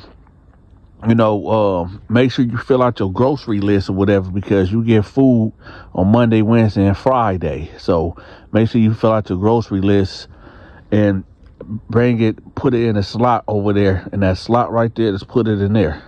I said, "Okay." And he just drove off. So I'm looking around. I said, okay, whatever. Let me go up in here. So I go in the building, whatever. I go up to the second floor. I see my door number, and I put the key in. I go in there. So I'm looking around. It's a nice 2-bedroom. I'm talking about it's nice, like really nice. So I'm walking around, check out the master bedroom. It's very nice. So I'm like, okay, well, all right, well, cool. So there's a cell phone that's on the counter, on the kitchen counter. And I opened it up. Back then, it wasn't like the new phones that we got now. It was, y'all remember them, the phones that Boost Mobile came out, the chirps. Y'all remember those? It was like, well, I can't make the sound effect noise or whatever. But anyway, it was one of them phones. So I'm looking at it, and there's a number on the back. So I call it or whatever. And it's this welcoming voice or whatever. And it's basically a woman voice telling me, like, you know, the job ain't going to start until another month or whatever. All I have to do right now is it was telling me there's a laptop in one of the bedroom closet that I got to get. And it gave me like the password and the username. So when I got on there, I'm looking at it, and it's just telling me that I have to report like my day-to-day log, like what did I eat for breakfast, what time did I wake up, what time did I go to sleep, what was the weather like that day, did I go outside. It's just a whole bunch of weird questions, and I guess these questions rotate and change every day. So what I came for the understanding is that, you know, this is what I'm going to be doing for a whole month. So I'm sitting to myself, and I know y'all kind of confused. Like, wait, Donta, I thought you came there to do, you know, a job or, you know, doing cable. I thought so too. But now I quickly realized that they want me to just answer questions about daily living or whatever. But hey, I ain't tripping. So, nevertheless, I fill out the grocery slip or whatever, and I put down 2 boxes of Cinnamon Toast Crunch, 2 gallons of 1% milk, because I'm going to tell y'all something. When I turned 19 years old, I used to drink whole milk. When I turned 19, that shit was out. I don't know what happened. I don't know where my body changed that, but I cannot drink no type of, the only thing I can drink is 1%, and we gonna leave it at that. So, you know, I ordered 2 gallons of 1% milk. I ordered like some pizza rolls. I ordered a pack of hot dogs, some bread, some mustard, some chopped onions, and I believe I ordered like 5 Faygo Ohana lemonades and 2 cases of 24-pack of Dasani water. Matter of fact, let me ask y'all a question right quick. Little quick poll. What's your favorite water? Dasani, Mountain, Ice Mountain. Ice Mountain is the worst. Dasani, Ice Mountain. Y'all, let me know in the comments section which food, Fiji. Let me know. Smart Water. Let me know what is your favorite water to drink. Mine's, I'm going with Dasani. All right, put it in the comment section. So I fill out the slip. I get my keys and I head down to the office. So when I go to the office, I try to open the door and it's locked, right? So I'm peeking in, trying to see, like, you know, like what's going on? Like, is anybody in here or whatever? Nope. So nevertheless, I just put the slip in that drop box and I walk off. Now it's hot. It's hot than the I'm talking about it's hot. It's so hot out there that I really believe if I had an egg and I cracked it, I could probably scramble some eggs out there. So I said, oh no, I need to get back under this AC right now. So I bounce up back in the apartment, right? Now it's just so quiet. Now I wasn't expecting nobody to be out there, but the guy did say there's some people that's living out there, but I didn't know where they were staying at. I kind of thought like after the past week that I was the only person out there in my apartment building, but it quickly changed after like a week, and it was kind of like clockwork. Now, true enough, I should have known something was off. How I got my groceries, okay. But in hindsight, when it first happened, I'm about to tell y'all what happened. How I got my groceries. It was weird because I didn't get no knock at the door or anything. I was sitting in the living room doing a report or whatever. I just woke up really. And I was like, I woke up at 8:15 a.m. I'm feeling good, energized or whatever. Just the normal daily reports or whatever, what they so-called paying me to do. But then I get a call on that cell phone, and it's telling me, like, your groceries have been delivered, right? And I open the door or whatever, and my groceries is right there. Everything I asked for, down to the T. So I look out, I hurry up and go to the window to see, because I haven't had no human interaction in a week. You know what I'm saying? So I look out the window to see a car or anything. I didn't hear no car pull up or nothing. The groceries was just there. And I said, okay, whatever. So it hit me. And I know y'all like, wait a minute, what hit you? It hit me that I didn't have my cell phone. I know y'all like, wait a minute, Donta. Wait, you mean? Yeah. I had a cell phone at the airport. Like my phone, my personal phone. And all this time that went past, and I just never thought to, where's my phone? Right? Now, true enough, I didn't really talk to my family like that anyway. I didn't have friends. I had a girlfriend, but she was everybody's girlfriend. So I really wasn't pressed to talk to nobody, but it just really hit me when I was just thinking like, yo, let me call my boss, the dude that gave me the job. Let me call him and see what's going on. And it just hit me. I don't got my fucking cell phone. So I'm like, okay, all right, well, I ain't gonna trip. I'm finna just go around or whatever. So I put the groceries up and I leave out the apartment, right? I go outside, it's hot. When I say it's hot, y'all, I don't even know. It had to have been about 105, 106, hot than a motherfucker, right? That make you just want to go back in the house. But nevertheless, I go across the street and I go in the building, and I get to knocking on doors. Because I'm trying to, I ain't talked to no human in a week, right? So I'm knocking on doors to see is anybody there, right? Nothing. I probably knocked on 400 doors, just listening to see is there TV on, is a radio playing, anything, any type of conversation, nothing. So I'm like, all right.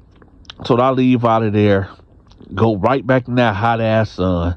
Now I'm tired at this time, y'all, because I done have to walk about, like each building had about 20 doors, 20 over here, 20 on the left side, 20 on the right side, and 5 floors. And they did not have an elevator. So I'm walking these stairs and I'm tired. So I'm like, you know what? Let me go back to my apartment. I go in there and I'm sitting there. And I'm trying to remember anybody number because I want to make a call, but shit, I don't remember nobody's number. Right? So I'm like, all right, man. So now I'm sitting here and I hear a noise like right above me. And the noise was a cat meowing. So I'm like, oh shit, there's a cat here? and I hear a woman like, get off of there. Get off of there right now. Get off of there. So now I hear a woman, an older white woman yelling at a cat. And then I hear some other cat noises. So I'm thinking to myself like, oh, shoot, I got a neighbor that's right over me. All right. So I'm hearing that. And then I'm like, oh, okay. So I'm going to go up there and introduce myself. But then, I started hearing like her like going off, snapping. And I'm thinking like, nah, man, this chick probably crazy. I'm just going, man, and she wasn't making, her or the cats wasn't making too much noise, but I could hear her, yelling at the cats through the vent or whatever. So I'm like, all right, I'm just going to leave her alone, right? So the next day, it was around noon, and I hear her up there again, yelling at the cats or whatever, and saying whatever she trying to feed the cats or whatever. And now I hear on the left side of me of my apartment an argument. So I'm like listening, and it's a husband and wife that I could gather. It's a husband and wife that's arguing. And I really couldn't make out what they were saying, but I could tell by like their tones, it was definitely a disagreement. So I'm like, okay, well, now this place is coming together. It's a little chaotic or whatever, but okay, I'm not alone, right? And then maybe around like 4:00, I hear this baby crying. And I'm pinpointing all these locations at because, I was in solitude for almost a damn week, So I'm like, okay, cool. Okay, so there's people here. Maybe it was on vacation or, I was sleeping, maybe I just didn't hear nobody till now, whatever. So now it's all good. I got my sanity. It's all good, right? I fill out my grocery slip list or whatever, and everything continues as it goes. The same basic routine. Now, this went on for about a month. Y'all. I fill out my slip for the groceries. I do my daily reports on what time I woke up, what was the weather outside, letting them know what, the neighbors was doing or whatever. And, just my daily report. But then something happened. Something strange happened, y'all. You remember when I first told y'all about the cat, the lady upstairs with the cat? Y'all remember that in the beginning? Well, I heard her say damn near verbatim of, get over here and drink this milk. You better not spill anything. Well, I know that's probably kind of typical for somebody to own a cat to say, but the way she said it sounded familiar. And so when she said that, I couldn't really hear what happened after that, but then I heard the meowing noise and stuff, but it all sounded familiar. Right, so I just, wrote on my log what happened, and then I hear an argument. Now, throughout this month of my neighbors to the left of me or whatever, they argued, the husband and wife, like I said. But then I heard something familiar again. And I said, maybe I'm just tripping. Maybe, people argue, and sometimes they could just argue about the same thing. People do that in relationships. But this sounded kind of familiar. So I'm like, hold on. So I said, wait a minute. So then I said, I know I ain't tripping. If I hear a baby cry, then I know something. And then it happened. A baby started crying. The baby that started crying, that I known that cry for the last month or whatever, but it was like clockwork. And I said, hold on, something strange. So I go back through my notes, and I'm like, why do it feel like this is on repeat. Like this already, like this deja vu. So I said, you know what? Yeah, I need to go talk to my neighbors. I really need to just, get involved, because I ain't seen nobody. I mean, I hear them, but I ain't seen nobody in like a month, right? So I bounce out and I go next door to where my supposed neighbor, the lady and the man, the husband and wife supposed to be, and I'm banging on the door. Hello, it's your neighbor Donta. No answer. I hear them in there talking, but they not coming to the door. So I knock on the door a little louder, and there's nobody. They not answer. They just steady talking. So I banged on the door like really loud, like boom, boom, boom. So they gon' hear me, but I still hear them in there talking. So my curiosity peaked. So I went around the corner, whatever, where the other neighbor with the baby would be at, and I was knocking on the door. I hear her talking, and I hear the baby crying too, or whatever. But she ain't come to the door neither. So I'm like, man, something is up. So I just go upstairs to the cat lady house, and I'm knocking on the door. Now I'm banging on the door.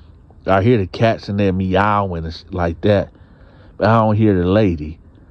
Now, I was told that if a person pass away, a cat will eat you.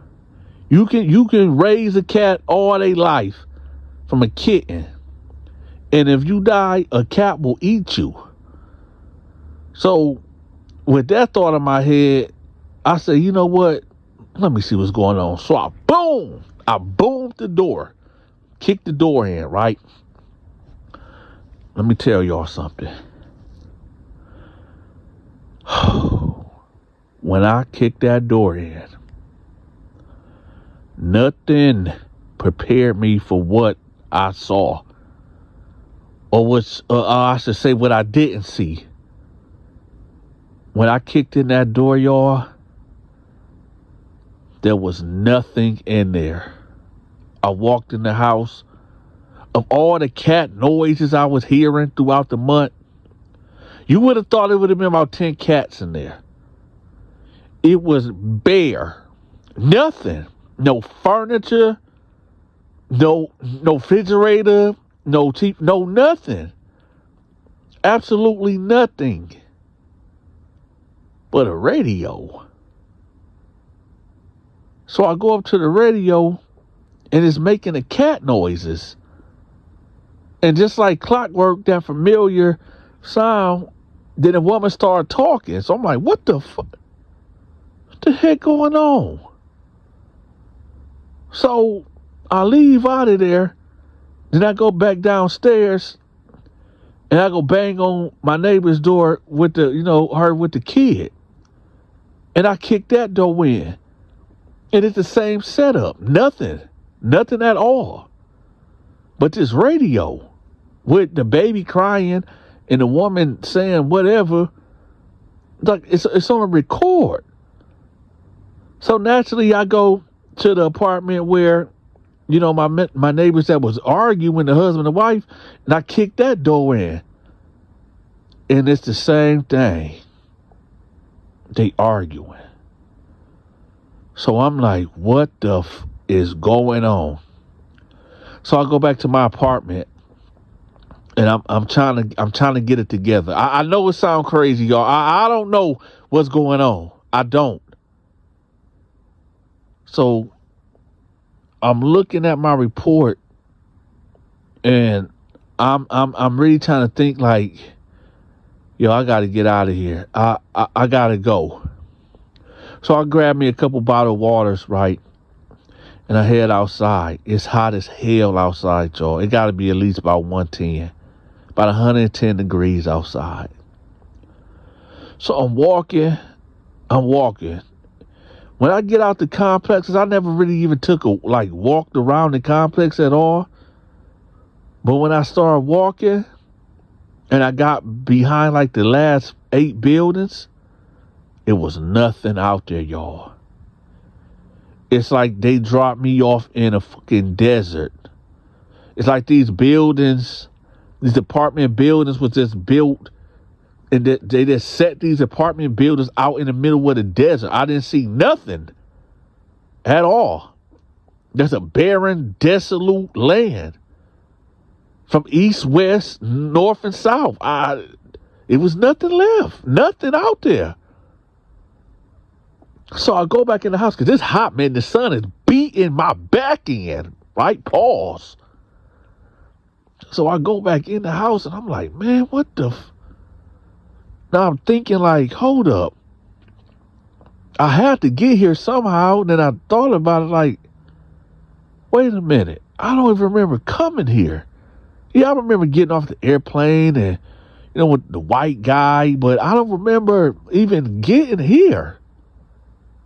I don't even remember getting here. All right, y'all. This prison story is about where a homie from Settlers Grove was prostituting himself to other inmates for commissary.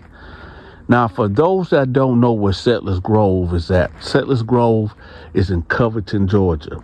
Do y'all remember when I told y'all that I stayed off and on in Atlanta? Well, I never actually stayed in the city of Atlanta except for when I was maybe 7 to 8 years old, but that was in boy home projects on the west side. But as I got older, from age 16 to 18, I did stay in, from 16 to 20, I stayed in Covington, Georgia. And there's this cul-de-sac that's called Settlers Grove, right? So that's where I stayed at. Now, I'm not going to go through the history and how I met Tarty, how I met Homicide, how I met Rob, everybody, that whole, gang and Crips and Blood thing. I'm not going to go through that all again in this story. We're going to get to where this dude named Terrence Blackwell that I met out there in Covington that I ended up getting locked up with, where he ended up prostituting himself in prison. Now, I'm just giving y'all the backstory.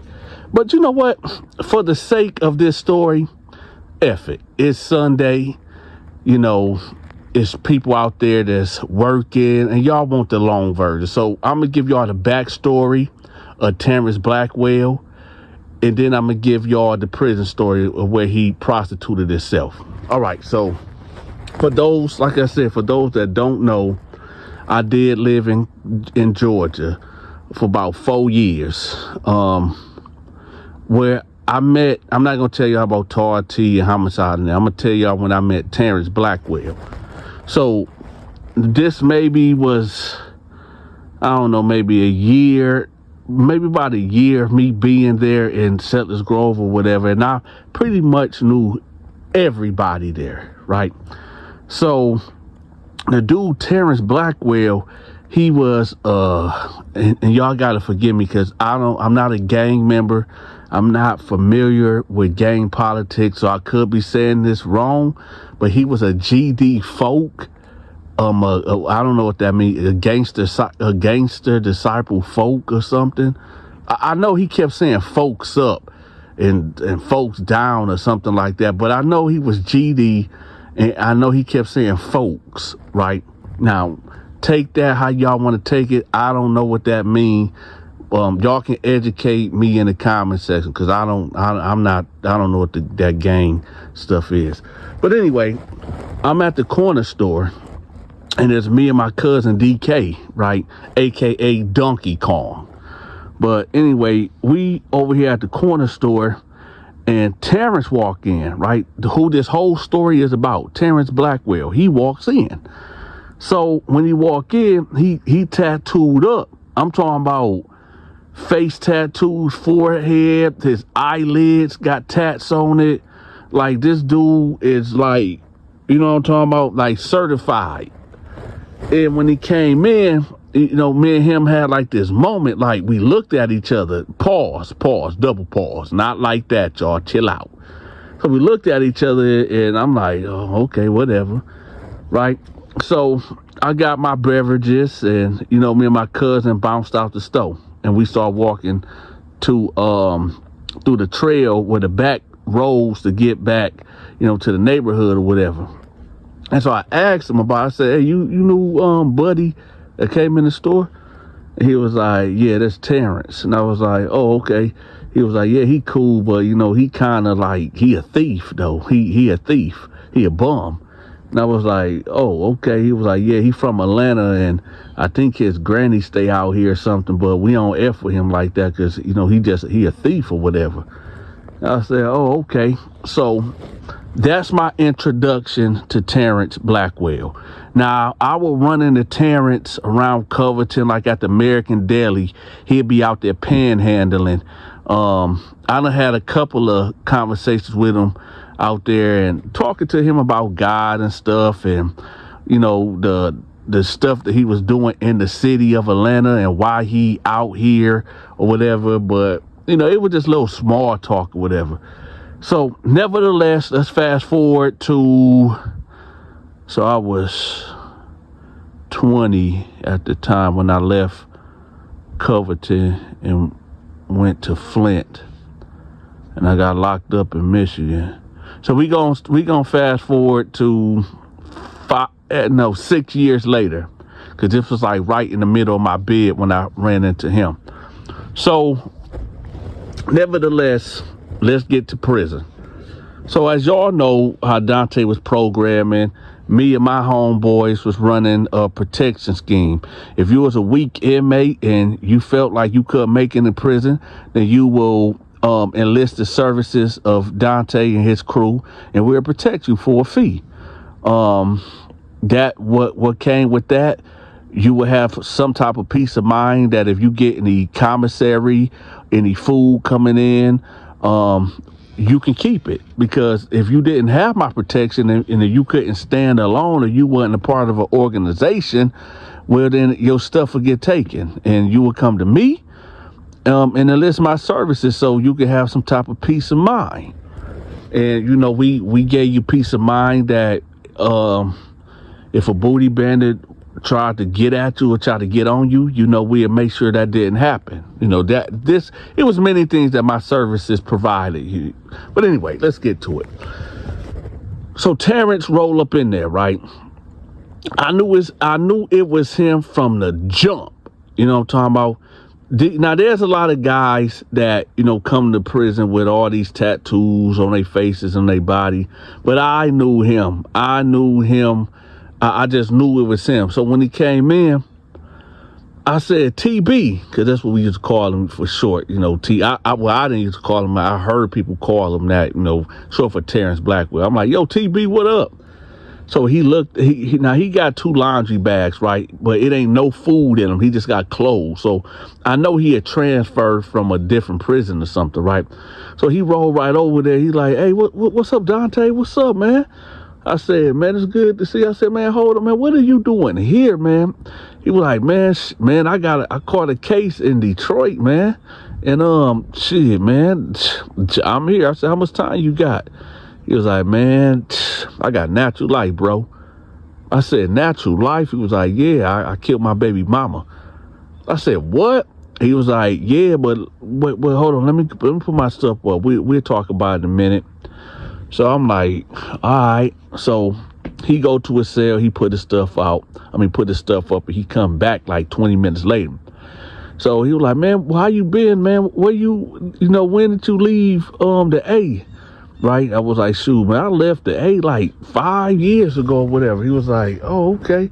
He was like, ain't you from Flint? Then you go to Flint? I was like, yeah. He was like, oh, okay. So I said, so what happened? You left off and you said you did your baby mama in. So he was like, all right, so this what happened. He said him and his baby mama broke up, because he kept cheating or whatever. And, they were still sleeping around for months, but then she got a boyfriend or whatever. And, she basically told him like, yo, I'm getting serious with this guy now. And, we need to stop, messing around. So he said, they stopped messing around or whatever for about a month or two. And one day she called him to tell him, like, come pick the kids up. I want to go out to the club or whatever. And the boyfriend is out of town or whatever because he's a truck driver. So he was like, all right, whatever. So he said he'd go over there. And he said when he came in the house to get the kids, she was looking real good because, like I said, she was about to go to the club or whatever. So he was like, he asked her, like, man, let me get a little taste, whatever. And she was like, no, man, no, I'm going out. And he was like, man, come on, man. It ain't like we ain't never done it before, man. I got these 2 kids by you, man. Come on, man. Your boyfriend ain't nothing anyway. So she was like, no, man. Plus, I don't want to be open when I go to the club, He was like, man, come on, man. So he said he had a little bit to drink. So he said he was tipsy or whatever. So he said that he got a little aggressive with her and he tried to get some. He tried to, let's just call it what it is. I'm not going to say the R word because, YouTube don't like that word. But to me, what I got, he was trying to take her cookies, right? And she fought him off. So he was like, he just left. He just left the house or whatever, left the kids there, whatever. And she was like, man, come get the kids, man. I want to go to the club or whatever. And he was like, no, man, F that. No, you trying to get some D or whatever. So he said he go home or whatever.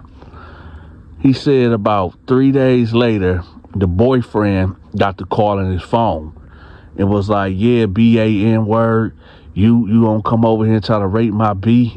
Yeah, I just said it. My fault. You came over here and tried to violate my B. When you try to violate my B, it's up. When I see you, it's up. So he was like, man, it's like whatever, man. We can do whatever, right? So he said at this time he got in his feelings because he said that he been with this girl off and on for about 5 or 6 years. And he just really couldn't deal with it. He couldn't deal with her being with somebody else, just to keep it real. And he said, dude called him checking him or whatever. And, he said, that just didn't sit right with him. So he said that he did a little investigation on the guy or whatever, which he should have been did if this dude going to be around your kids. But nevertheless, he did a little investigation on him and he heard that dude was a shooter.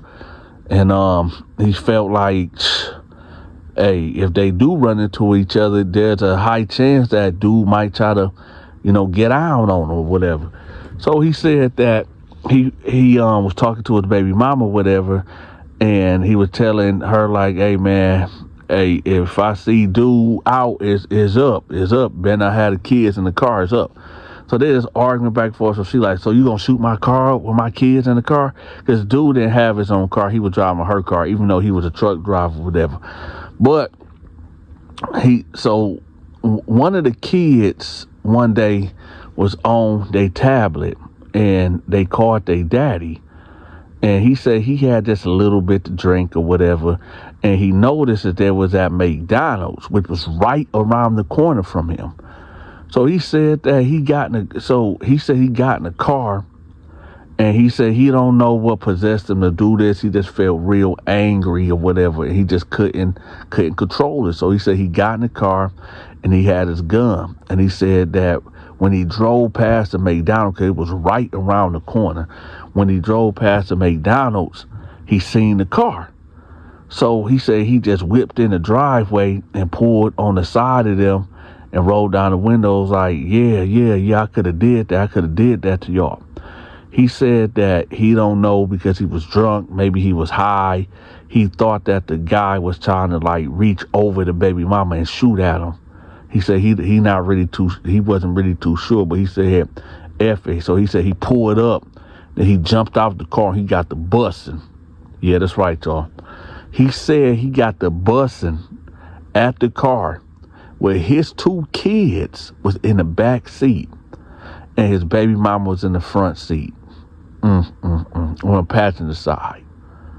So the guy, the boyfriend ended up flooring it and, almost hit him and basically ran out in the middle of the street, drove in the middle of the street and struck a car. Now, the car that he struck was an old white lady, probably about 85, 86 years old. When he hit that white lady, she lost her life on impact. Boom. So Terrence said he jumped in the car and he peel off, right? He just peel off or whatever. He don't know if his kids hit. He don't know if the baby mama got hit. He don't know nothing. So he just go forward and he go back to the house. Now, he said that he go in the house and he's just drinking heavily. He said about 40 minutes to go by and the SWAT team come over there. They ain't have to kick in the door because he was so drunk and messed up and high. He left the front door open. So they just come in there, arrest him, and when he sobered up, they let him know, like, hey, you being charged with murder. And he like, for what? He was like, did I didn't, what happened? And they basically told him, the whole situation where, you didn't hit nobody in the car when you were shooting at the car with your baby mama and your kids in. No, you didn't hit nobody, but when he peeled off due to your actions, he hit somebody and killed them. And you're being charged with that. We got it on camera of what you did, that you caused this. And this is how he got natural life, y'all. Now let's get to the prison story that y'all all been waiting on. But before we get there, I need for y'all to do your big partner Donta a favor right quick. First, I need for y'all to hit the like button. Y'all know how we do it, right? Also, hype the video. If you don't see that in the comment section thing to hype it, that's okay. But if you don't see the hype button, hit the like button. And now we're going to do the question of the day, and then we're going to get to the prison story. Okay, every time I drop a video, we always do a question of the day. So here's the question of the day. Would you rather have $1 million tax-free, right, or be able to bring back a loved one? It don't even got to be a loved one. It could be a friend, a family member, somebody that you cared about, whatever. And they don't come back as a zombie. They come back as a regular person. Let me know in the comment section. Would you rather have $1 million tax-free or bring back somebody that you care and love about? Put it in the comment section. All right, y'all. Let's get to the prison story. So, I'm like, word? He said, yeah, that's what happened. I got natural life. I said, man, that's cold. I said, so how long you been locked down, man? He said, man, shit, I'm in my third year. This my third year. How long you been locked up? I said, shoot, this going on my second year. He was like, oh, okay. So how long you been in this unit? I've been here about 6 months. He was like, so, like, what's up with the unit? Like, is there any gorillas in here? Like, what? And the gorilla is somebody like KB. I done told y'all stories about KB. Matter of fact, KB, I got some KB stories coming up real soon, so y'all stay tuned. But for those that don't know who KB is, I will have the link pinned at the top of the comment section about who is KB. KB was a prison bully, and he was not to be played with. But anyway, so I'm like, nah, ain't really nobody in here like that, man. This pod is kind of chill. You got me and, my crew. We do what we do. You got some bloods up in here. I said, you still bang? He was like, man, I'm folk all day. GD folk all day. I said, okay. I said, he was like, is some G's up here? I said, no, it's just a couple bloods in here, but I mean, they don't really be on nothing. They I don't know. They don't really be on it like that. He was like, oh, okay, bet. I said, now there is a guy in here, named Freaky Freddy. He was like, Freaky Freddy? I said, yeah. I said, he run a store. I'm just letting you know, there's off jump, that if you get anything from him, make sure you pay that man, because he gonna want something back, and what he want back is gonna be something physical. And he was like, oh man, I ain't worried about that, man. If anything, man, I'll take whatever he got and beat his ass. I said, oh, okay. I mean, hey, to each their own, right? Nevertheless, y'all, we dap up and, he walk off. Now, like I said, y'all, I wasn't real mad tight with this guy back in Georgia. I mean, I seen him off and on. We had a little conversation. So I ain't gonna sit up there and say like we was friends, we was homies, and you know what I'm talking about. I just seen him and knew him in passing. So, yeah. So let's just leave it at that. So anyway, a couple days will go by, and just regular prison stuff. Hitting the yard, hitting the weight pile, going to the law library. On the real, I don't even really remember seeing him in the next 4-5 days for whatever reason. Because I had my own operation going, and I had my business that I needed to tend to or whatever. I was a really busy person. So within this time, I didn't know that he was getting commissary from Freaky Freddy. I had no idea. And one day I ended up going to his cell or whatever. And what was it about? Oh yeah. Well, I ain't gonna tell y'all one part of this story because I'm married now. So long story short, he ended up asking me, did I remember this girl I used to talk to back there in Covington or whatever? And he said that he found out that they was cousins and she's in the Navy or whatever. And he was trying to see, can I get like a word out there to, let her know that he's in here when in this unit, in this prison, so she can give him some money, whatever. Because I guess they lost contact a year or two back at his other prison, whatever. So I said, all right, so that's why I went to his cell. And I noticed that he had like his locker was loaded. I'm talking about stacks of ramen noodles. I'm talking about honey buns, Faygo Cola, Faygo Sprite. I'm talking about orange slice. I mean, he had like a little mini store in there. And I was like, dang, you getting it like that? You getting it like that? He was like, man, yeah, I'm getting it, man. I'm a hustler. So I'm like, all right, bet. I said, shoot, man, you need to let me get some of this. And he was like, nah, man, I know you running the store. You got yours. I said, yeah. I said, but shoot, you out here balling, right? Now, remember, y'all, like I said, I didn't talk to this guy every day. I wasn't, me and him wasn't tight. He was just somebody that I knew in passing. So, my curiosity did spike. It did kind of spike because I was wondering, like, he came in here with nothing but his clothes. And then he got all this commissary. And I know even and all the stuff that he got, Freaky Freddy wouldn't even allow for all that to go out like that. So now I'm thinking like, Stowe Day ain't two enough a week. So I know he ain't went to the store. So I'm like, I'm curious now. I'm like, man, why? How did he get all that? Okay, whatever. All right, y'all, here we go. So another week will go by. Commissary day. And y'all know we had to, fill out these slips or whatever. You remember, I don't know, the age group that be watching me or whatever. Matter of fact, we'll do another poll right quick. Put your age in the comment section or put the year you was born, right? I was born in 88, so I guess I started.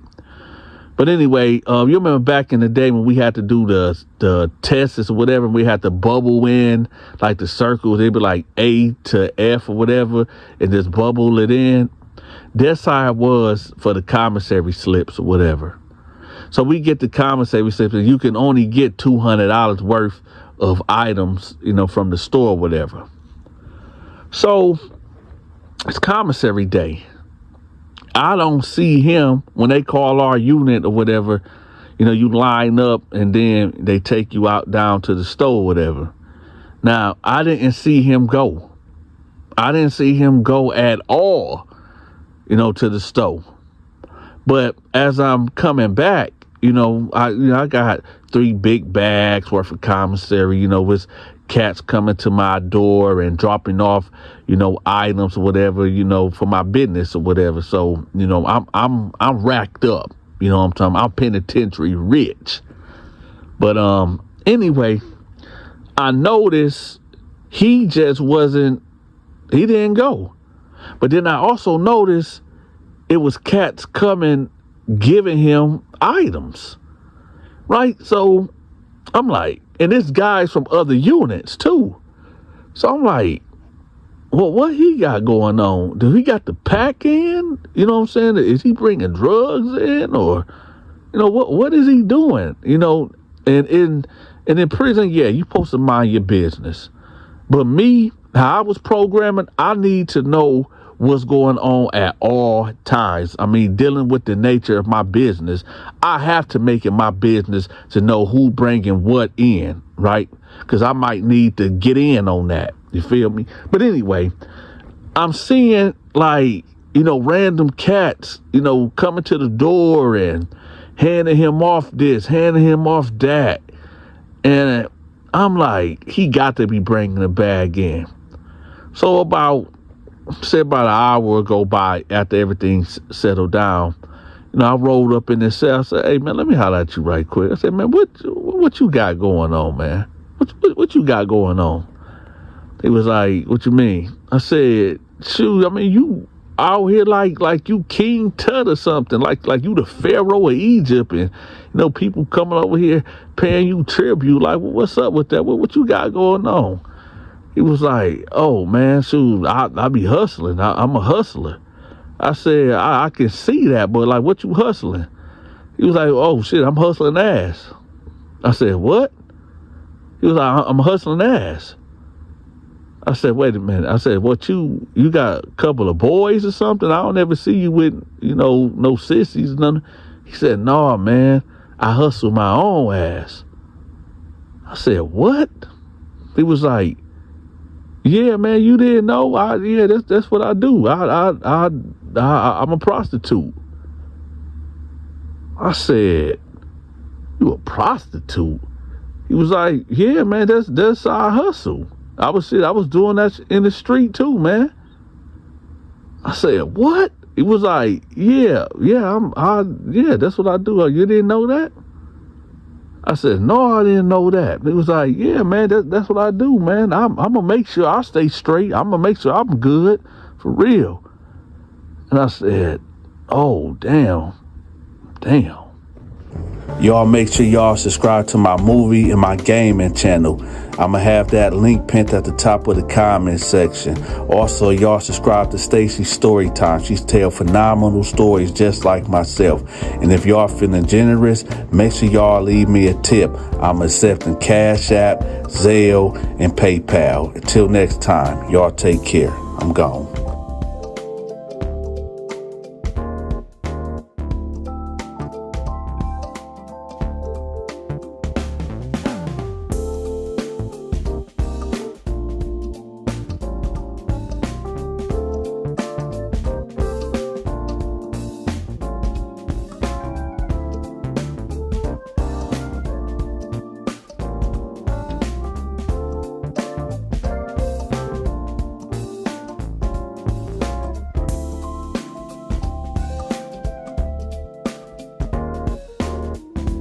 All right, y'all. This prison story is about when the big GD tried to make the white boy his prison wife, and the whole prison dang near went to war because of this.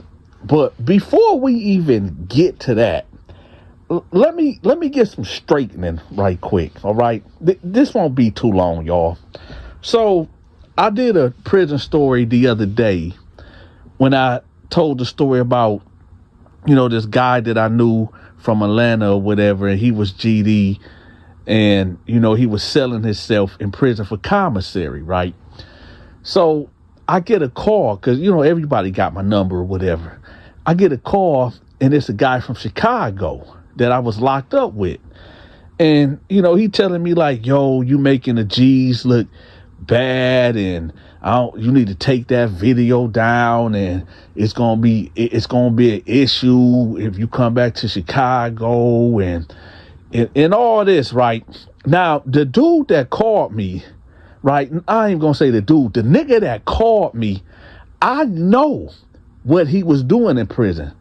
I know exactly what he was doing, and he was messing with punks. So I tell him, like, hold up, don't call my phone telling me what I can and what I cannot tell on my channel. Nigga, I know you. I know what you were doing. Don't make me tell a story about you and put your mug shot in your face and put you on blast, right? So, nevertheless, he just get to talking all this gangster whatever. So I hang up on him, right? So I call one of my contacts that's down there, whatever, that's a real GD, right? An older cat. And I'm letting them know, like, the situation. And he tell me, like, man, don't worry about that, man. He said, man, all that is watered down. He said, all these new dudes, man, they ain't about nothing, right? So he was like, it ain't no unity with the gangster disciples. There's so many subsets and different sets now. It's so watered down, and you know, we don't respect it. The older G's don't respect it at all. So, man, do you, man. So, nevertheless, dude called me back, right? The first guy that I was locked up with. And he like, yeah, bro, listen, I know we had words or whatever, but I'm just saying, you making the gang look bad, man, when you know, putting GD in your titles and stuff like that. I said, listen, I know what you did in prison. You know what other cats was doing. Now, according to some other cats that I talked to that's in the folk nation, they told me that whenever somebody indulge in homosexuality in prison or out of prison, your card get revoked. You no longer a gangster disciple, right? So it'll be best for you to keep your mouth shut and don't call me again, or you will be getting put on blast. And whatever comes from it, comes from it. Now, I say all that to say this.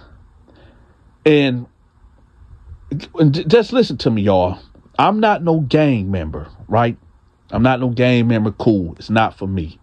But in prison, the business that I was running, which we about to get to the prison story, the business that I was running was protection. Some of y'all will say extortion, but no, it was no extortion. My whole philosophy was this: if you couldn't protect yourself, or you needed somebody to hold you down in prison, you would come to me, and I had a crew that will offer you protection from other inmates. And that's what it was. And sometimes, just like in this story I'm about to tell y'all, sometimes the way I ran my business, we would have issue with other gangs. And unfortunately, it was with the gangster disciples this time, right? Now, again, if you are a Crip, which I don't have no issues with Crips. Most of my friends are Crips. But if you a Crip, if you a Blood, if you a gangster disciple, if you were any other type of gang or prison organization out there that feels some type of way, if you wasn't involved in it, if you directly wasn't doing the things that I'm saying in this story, mind your business. Mind your business, or I'm going to automatically think that you was involved in it, right? Now, I'm sorry, y'all, for that little rant, but I just have to get some things clear, okay? So, this white guy come in there, and at the time, when he get in the unit, I'm not in there. I'm on a visit, right? So, I don't know what's going on. So apparently this white guy, he ran a daycare center with him and his wife or whatever. And he went to prison. Well, he got caught up on some bad charges. So apparently this dude, this white creep, was put in cameras in the bathrooms and stuff and watching kids. And, you know, the FBI raided their house, took hard drives, computers, all electronic devices, and found so much, how can I put it? KP on all the phones and all the electronics, right? And they gave this dude damn near 70 years. However, now a lot of people I'm about to answer some questions where people say, well, what happened to somebody that got bad charges but they got money? Well, here we go. Now, this is how this went. Keep in mind, y'all, I'm not in here. I'm not in the pod at this time. So they already heard about him, you know, in the county jail and everything. And now he's here with us, right? So it's like a war that's going to pop off because this dude got a lot of money. Like, this dude probably got $500,000, right? About $500,000 or whatever. And all the wolves is out, right? You got my crew that's out, but I'm unaware of this, right? Because I'm on a visitation. I knew he was coming, but I didn't know when he was coming. So you got my crew, you got the Bloods, you got the Crips, you got the Gangster Disciples, you got it was a white gang, dang, what was their name? They wasn't the Nazi lowriders, they was it was a white supremacy group, I forgot their name, but they felt like, yo, he one of ours, right? Dang, what was they called? The Spooks, yeah, the Spooks, right? So they felt like, yo, he one of ours, right? And he ours basically, but ain't nobody really wasn't trying to hear that from the white boys because, hey, man, y'all white dudes and y'all is the minority up in here and they get smashed out. So that's what it was. So it basically came down to the Crips and the Gangster Disciples that wanted him bad, right? So nevertheless, I come from my visit, right? And when I come in, the unit is quiet. I barely see anybody. And I know ain't nobody out there on the yard because it's snowing and it's like a blizzard out there. So I'm like, man, what if where everybody at? So I'm like, okay, something that must have happened. You know, but ain't nobody on lockdown. So what's going on? So I don't know if y'all know how the Terror Dome is, the Terror Dome units is structured, whatever. But you got the unit where everybody sleep at, where the cells at, the control booth. Adjacent to that, it's like a rec yard. It's not the yard, but it's like an indoor rec yard or whatever, where it got like 2 basketball rims, a weight pile, a place where you can play pickleball at, and it's like a little mini track or whatever. So everybody is there, right? All the Bloods is over there, all the Crips in there. You got, now when I know y'all thinking like, oh, this is like thousands of people. No, it's probably about 20 Gangster Disciples, maybe about 17, 18 Crips. My crew, about 12, 13 of us, right? Including me, 14, right? Now, I know some of y'all gonna be like, well, Donta, y'all was severely outnumbered. No, not really, because just because you got low numbers, but if everybody in your group is a hitter and will push that blade and will spill blood for real at a drop of a dime, and you got half of these Crips and half of these Bloods that's gonna run and pump fake and go check in if it's time for war, I'd rather have my little 12, 13 people, the 20, 30 Bloods and Crips that's gonna fold and run. Now, you prison dudes, y'all know what I mean. But anyway, so I pop up out there and I see exactly what's going on. You got the leaders of the Gangster Disciples over here. You got the Crips over here. And you got my crew, like, you know, they against the back wall just watching, whatever, because my crew really couldn't make no moves without me. So I popped my head up in there and they just arguing back and forth and they trying to, you know, negotiate who gonna get them, right? So I step up and I know, despite what y'all may think, some of you cats may think, because I be reading the comment section, some of y'all cats be talking about, oh, I don't think Donta was moving like that. I don't think Donta was really built like that. Man, let me tell you something. Let me tell you something right quick. Like, and I said this in the prior video. I got a big mouth. I've been doing this social media thing for about 3 years now. We got about 57,000 subscribers on this channel, 58,000 subscribers on the other channel, and on Facebook and TikTok and Instagram and Twitter, all combined, I probably got about a 500,000 followers, right? If I was pump faking, if I was telling falsehoods and not keeping it real in these stories, don't y'all think, and I'm talking to these weirdos in the comment sections that be trying to, Donta capping, he bluffing. You don't think not one person would have came out and said, Donta really wasn't moving like that?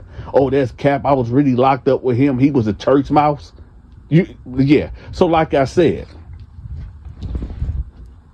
I rest my case. So anyway, now I step up, and the leader of the Gangster Disciples at that time in my unit, actually he was probably the number 3 in the whole state. Number 3 in the whole state at this time. And his name was Rob, right? Now, I knew Rob from the streets, right? But that's a whole different story. We'll get into that later. I met Rob when him and Tar T was about to get into it, because y'all know Tar T a Crip. But that's a whole nother story. But I'll do that story on another day. But anyway, so I stepped to Rob. I'm like, what's up, man? He was like, hey, man, look, Donta, man, you out. You out. He just said it straight like that. You out. This ain't none of your concern, man. This between us. Now, I could have been like bucked on him, man, because I knew some of the guys that was in his crew was soft, but they had the numbers. But, I just said, all right, man, it ain't really none of my business anyway, because like I said, the Bloods and the Crips and the GDs, they really had, that was their thing. I was just there if the white boy wanted some protection or whatever, and I can skim off the top, right? Plus, I didn't really want to mess with it because of his charges. It just didn't sit right with me. Him putting cameras in the bathroom and him having them evil charges. Nah, I would take the money for sure. This prison, this the Terror Dome. But as far as us protecting him for people wanting to get at him, nah. So that wasn't my thing. But I was interested of who was going to be controlling them, right? So nevertheless, I get over there with my crew, and we got our backs against the wall, and I'm just hearing it go down. So you got Calvin, which was the leader of the Crips at the time. Him and Rob just going back and forth. And, at some times it looked like it was about to get heated, and they was about to come to blows. But cooler heads prevailed. So this was the thing. The Crips said, okay, we gonna do this we gonna rotate them. We gonna get money from him one week, y'all get money from him the next week, and we'll just do it like that, right? And I haven't seen the guy yet. I haven't even seen him. So I'm looking around like, man, where's this dude at? The homeboy is sitting over here in the corner, right?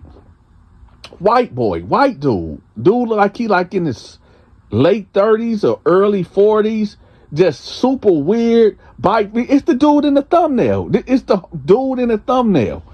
So I'm looking at him. I'm like, he got the face that you just want to punch on. You know what I'm talking about? So I'm looking at him. I'm like, he did that, man. So I tell my crew, let's go. Now, this is where this story is about to take a weird turn. Now, this is not normal, what I'm about to say. But what came out of it, well, hence the title. So,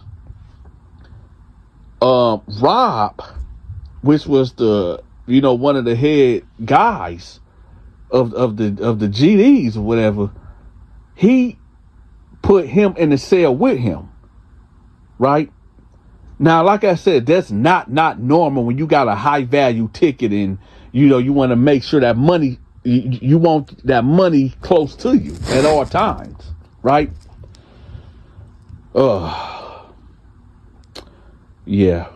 I know I'm going to get some calls after this, but hey, it is what it is. Like I said, If you are a gangster disciple, a blood, a crip, or a gang member that's in an organization, and if you wasn't involved in this or participated or condone what I'm about to say, then don't call my phone. I don't want to hear it. Check your homeboys, and you know who they are, and you might be one of them. So let's get back to it. All right, y'all. I gotta get this off my mind, man. I just got to, man. No disrespect to anybody in the Gangster Disciple organization. No disrespect to anybody that's in the Crip organization, the Blood organization, or any other black prison organization. But I got to say this, man. I got to. And matter of fact, I'm not even going to apologize and say no offense, because this is what I mean. Now, if you a real one and you really about growth and development, like growing as a man and developing skills to be a better human being and contributing to your society in a positive way, then this ain't for you, what I'm about to say. Let me say that again. This go for Bloods. This go for Crips. This go for GDs, Vice Lords. What if you are a black man or a Latino man in an organization, a prison organization, this is for you, right? If you are not developing as a man in a positive way and changing your community and changing your thoughts and your spirit to do positive things, man, I don't want to hear nothing. Do not call my phone telling me, oh, Donta, you took it too far. Why you discussing blood business? Why you discussing Crip business? Why you discussing gangster society? Let me tell you, cat, something. None of you niggas, and again, when I say this, I'm talking to all you dirt, filthy motherfuckers that's in these organizations. All you cutthroat niggas. All you ones that's only joined these organizations to further yourself. Right? I'm talking about the ones that's poisoning the community. The ones that got animalistic minds. You know, the type that'll shoot up a house. Right? They'll shoot up a house while its wife, kids in there, grandma in there, and the kid that's laying in their bed get struck with one of these stray bullets.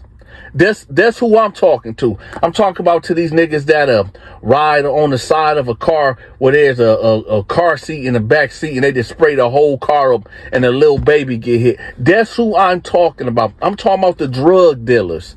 You know, I'm talking about the drug dealing gang members, the ones that's out here that just posted in front of the store, ain't got nothing going on, no motion at all, right? They the biggest, toughest guys, the biggest, toughest Blood, Crip, Gangster Disciple, the toughest guys, right?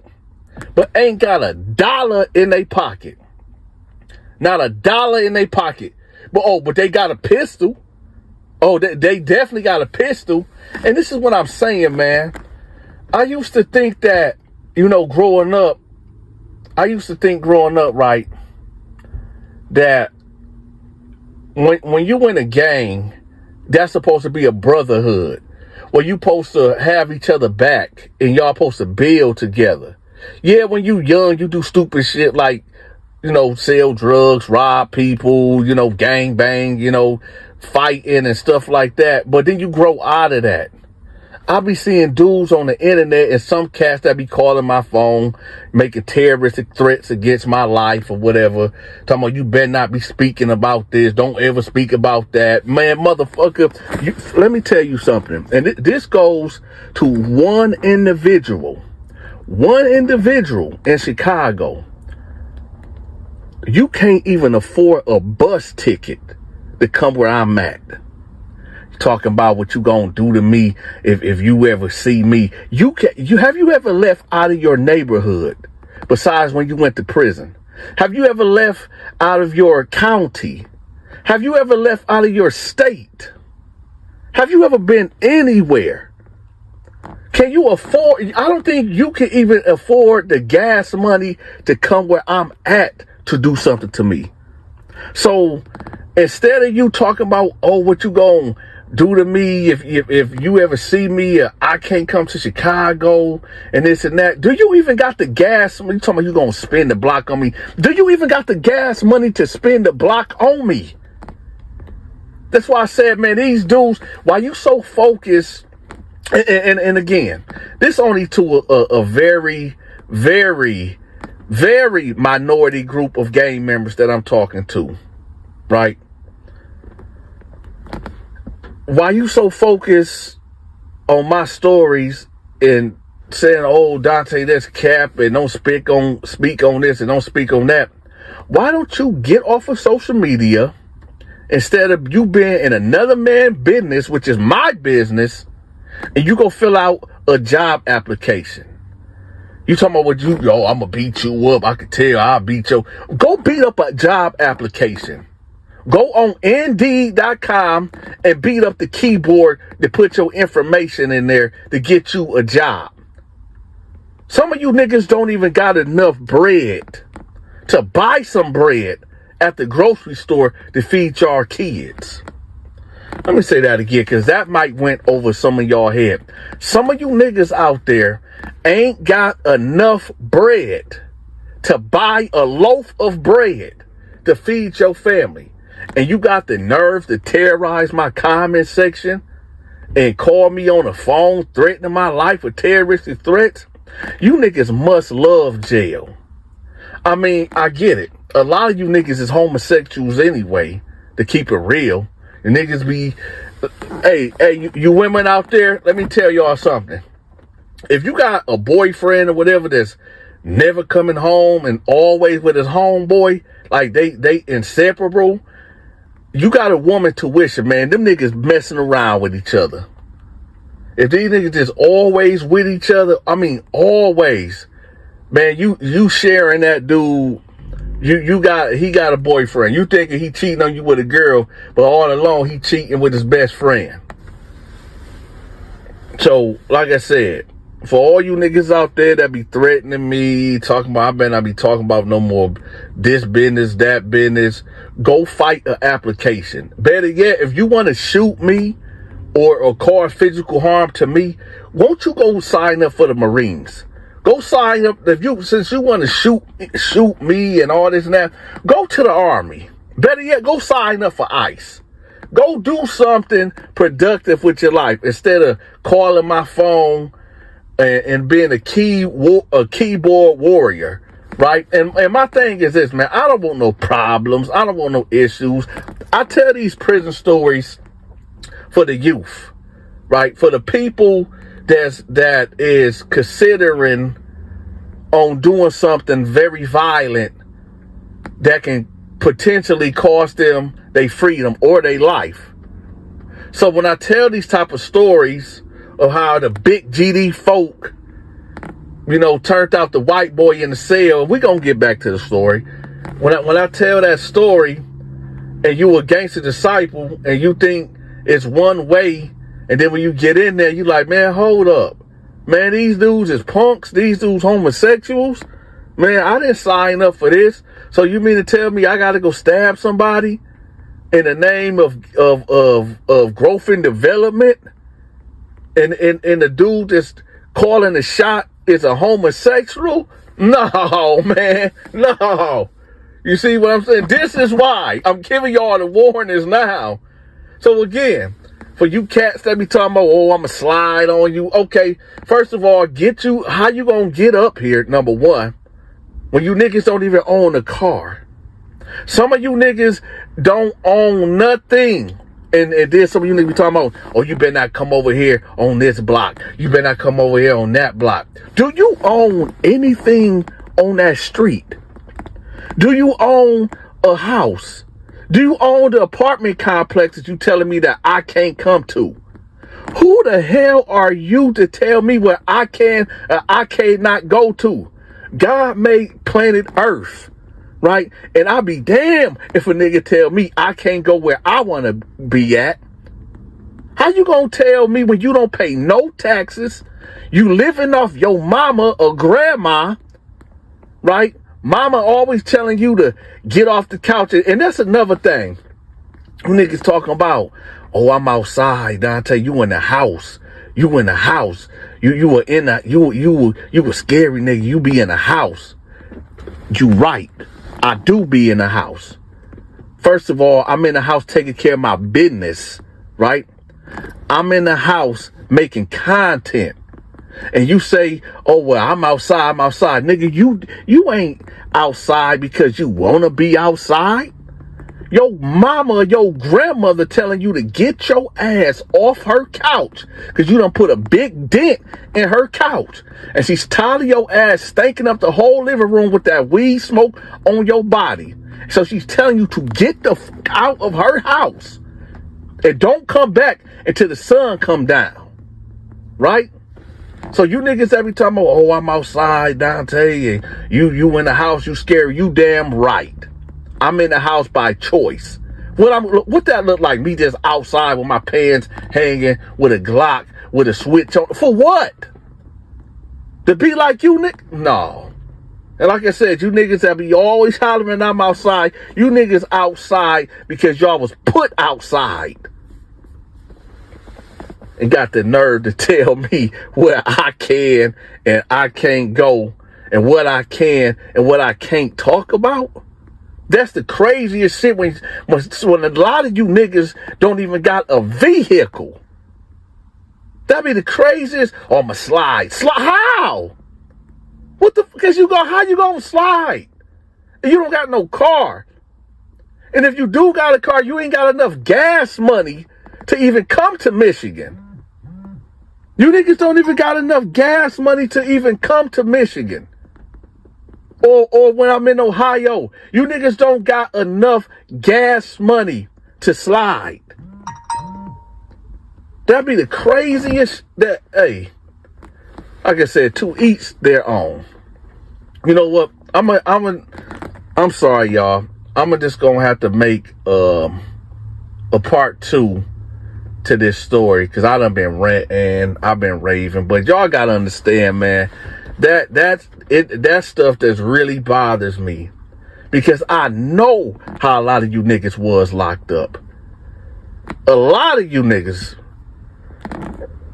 And then you got the nerve, the balls to get up on here and tell me what I can't talk about, where I can't go. Now that's wild. That's wild. When you don't pay no bills, where you at? You ain't got no motion. You don't even got a vehicle. And you telling me what I can and I can't do? And the sad part about the sad part about this whole situation, a lot of you niggas got kids. Multiple kids. And you niggas can't even provide, but you worried about what I'm doing? Let me tell y'all something. If you don't like the way that I tell my stories, if you feel like every video that I drop always got to deal with homosexuality or whatever the case is, you don't have to watch. The crazy thing is, when I see you so-called gangsters, right? You so-called gang members that be running your mouth in my comment section. My thing is this. Oh, here go Dante dropping another gay video about some gay shit, right? Oh, Dante must be gay because he keep dropping videos like this. So if I'm gay for making a video that you keep complaining about, then why are you clicking on it? What sick fantasy am I fulfilling for you? For you to sit up there and you niggas watching the video all the way through. But when I don't give y'all the details of the situation when somebody getting violated, then you get mad and say, oh, it's clickbait. So you niggas want me to go into detail. Y'all want me to lead y'all up to the cell and tell you that, oh, he pulled his pants down and, you know, he inserted himself into homeboy. That's what you niggas want. But you know what? Nah, because this ain't what that's about. So when they say, oh, Donta, this clickbait, it's not clickbait. I'm telling y'all the situation, what happened. Just because you niggas is real freaked out and y'all want me to go into detail, nah, that's out. I don't got to go into detail for you to get the point. So again, for you cats out there that got an issue with how I tell my stories, if you got an issue about me speaking on Crips, Bloods, Gangster Disciples, whatever prison, and here's the thing. If you ain't never been to prison before, I don't want to, you notice ain't nobody from prison get in my comment section that's in these organizations because they know what be going on up in there. So, like I said, this ain't to the Crips, Bloods, Gangster Disciples, Vice Lords, whatever gangsters out here in the free world. But if y'all keep doing what y'all doing, y'all will be in there. Y'all will be in there, and y'all gonna see what homie love is really about. Y'all gonna know what homie love is really about. And I got the next video that I drop, we're gonna be talking about the Hoovers. Because for some reason, first of all, I don't even name the sets when I be talking about these prison organizations. But Michael Meck said that a hit dog will holler. A hit dog will holler. So for them Hoovers on the West Coast that keep making videos about me, talking about you need to stay out of Hoover business. First of all, I never even said Hoovers till now. But now, since you cats want to get in your feelings and insert yourself in my business, in my prison story,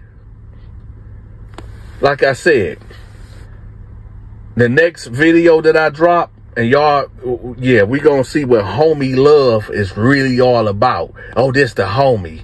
This the homie. Yeah, I bet this the homie. Hey, y'all, for my main audience, I apologize for ranting.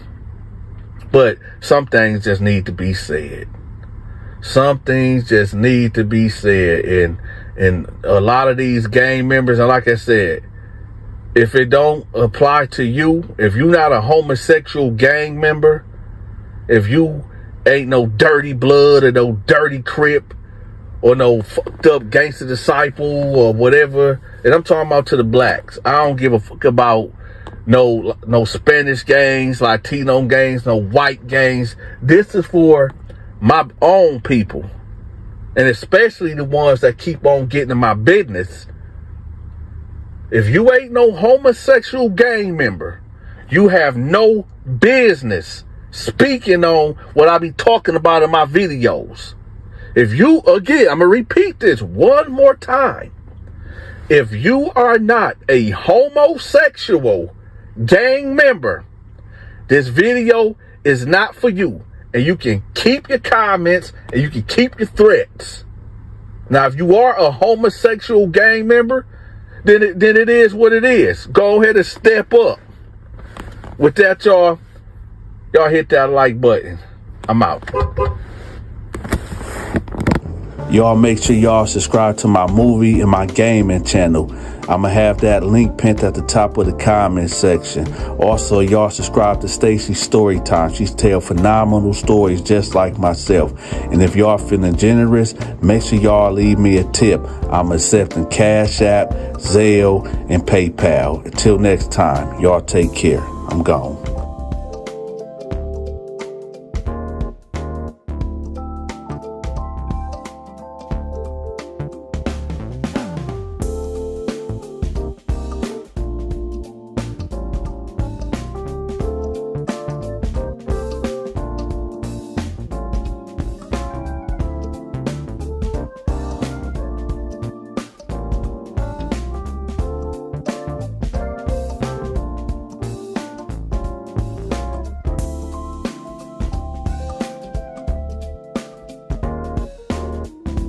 hold up. So you telling me the reason why you like to turn out white boys because you was a pimp out there in the free world and they remind you of the white women you used to pimp out? You was a nasty, filthy motherfucker. Wow. Ah, shit. Here we go again.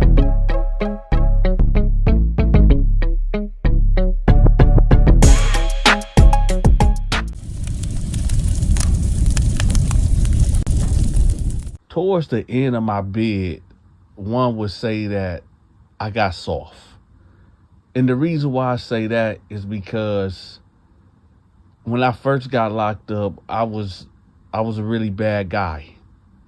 And I'm ashamed of who I was when I first got locked up, because in my mind, I just felt like I was never getting out. And I didn't have no help on the streets, and I didn't have no family, no friends, nobody to hold me down. And, you know, in prior videos, I told y'all that, you know, I was living off the land. So would I say I was proud of the person that I was in prison? No. Do I regret all the harm that I caused on inmates? Man, 50-50. Do I apologize? Yes, I do. You know, I was just sitting here thinking about this dude named Bobcat that I was locked up with, this older black convict. And this is who this story is all about. But before I get to that, you know, to that prison story, I was just over here reflecting about all the stuff that I've been through in prison and how it made me a worse and a better man at the same time. But let's get to Bobcat. So anyway, this was like, I maybe had 3 months left on my sentence, right? And I ended up checking in to go to the hole. Now I know some of you guys gonna be like, yo, Donta, wait a minute. You checked in? You went to the hole? Not big old bad Donta, not Mr. Push That Blade. Donta, you checked in? Let me explain, okay? The reason why I checked in, because like I said, I had 3 months to go. And normally, you know, the things that I was involved in, if I got caught with a knife, let's say if I got caught with a knife, right? They would probably give me 6 more months to a year, okay? If I got into a fight with somebody, depending on how severe the fight was, because I go all out for mine. I go all the way. I bangs out for mine. Meaning I'm going to cause great bodily injury, harm to your body if we get into it. Because with me, it's never just a head up, straight up fight. I got to do the most to you. I got to dance on you. I got to put my body on your body, pause, and do you bad, right? Because my philosophy in prison was to make a example every time, right? To deter the next man from trying to do something or try to get away with something. But nevertheless, I checked in the hole because I didn't want to mess up my time. I wanted to go home. I was tired of being in prison. So I ended up getting put in the hole, right? Now, in the hole where I was at, it's a 2-man cell, right? 2-man cell. And it's only 20 cells in the hole, all right? There was this dude named Bobcat. I never met him. I never heard of him or anything. So I ended up getting put in there or whatever. And, Bobcat was on the top rack or whatever. So I'm thinking automatically like, okay, cool, bet. I ain't got to argue with this guy to get the bottom rack or anything. I don't got to really establish dominance in here because he already got the top rack. So, okay, I got the bottom. Cool, right? So I get in there, right? And he's reading the Bible. And I'm like, what's up, man? He was like, oh, what's good? I said, not much. He was like, what you do to get back here? I said, what you do to get back here. Now, the reason why I just didn't straight out tell him why I'm back here in the hole, because that would have been real foolish of me. If, let's just say, if this man got 10 to 20 or a life sentence, and I tell him, yo, I just checked in the hole because I'm about to go home in a couple of months and I don't want to mess up my parole or my out date, he's 9 times out of 10, if he a psycho, he might try to mess that up for me and cause an issue in here where I'm going to have to do something to him or he going to have to do something to me, and it's going to mess up my time, right? Because a lot of dudes do that. That's why I tell y'all, if you ain't never been to prison before, don't tell people how long you got, and especially when you about to get out, because people will mess that up for you. Even who you think that's your friends or your homeboys, they'll mess that up for you. But anyway, let's get back to the story. So anyway, so he tell me like, man, I like boys. Now, when he said I like boys, at this time, I did not know boys meant homosexuals, right? I always called them sissies or punks. Now, this dude Bobcat was from the South. I think he was from Alabama or Mississippi. So I guess they call they sissies boys or whatever. So when he said boys, my mind instantly went to this dude is a chomo. This dude like kids. So I said, excuse me? He was like, I like, I like the boys or whatever. I said, now he's looking at my face. I can't hide my feelings, right? I leave my feelings right on my sleeves, right? You can see it all over my face. So I guess he realized like, oh shoot, he must be interpreting what I'm saying wrong. So he was like, no, man, I like white guys. I like white guys, and I can't get enough of them. So I'm like, oh, okay. So I start unpacking my stuff, right? Now I know. A lot of y'all are gonna be like, yo, Donta, wait a minute. I thought you said you can't, sell up with no punk or no sissy. Yeah, that's true. You can't sell up with a gay guy. But in prison, it's like so weird, man. It's like, yeah, you can't sell up with no sissy or no punk, but you can sell up with the dominant man in that relationship, if that make any sense to y'all. But nevertheless, I really didn't have no say in the matter anyway, because I'm back in the hole. You don't get no choice of where you going. So I had no choice, but this ain't what the story about. So I asked him, I'm like, so what happened? What you doing back here? So he was like, well, there was this white guy named Strawberry that just came from Leavenworth, and I told him that I wanted to be with him or whatever, and he already had a man or whatever, and I did what I supposed to do. I wined and dined him. I was giving him food, giving him shampoo, giving him soap, giving him toothbrushes, white teas, black teas, whatever he wanted, I had for him, right? But, I knew he had a man or whatever, but at the same time, I just put my best foot forward. End of the day, he chose to be with the other guy, and I ended up putting that knife in his neck. I said, what?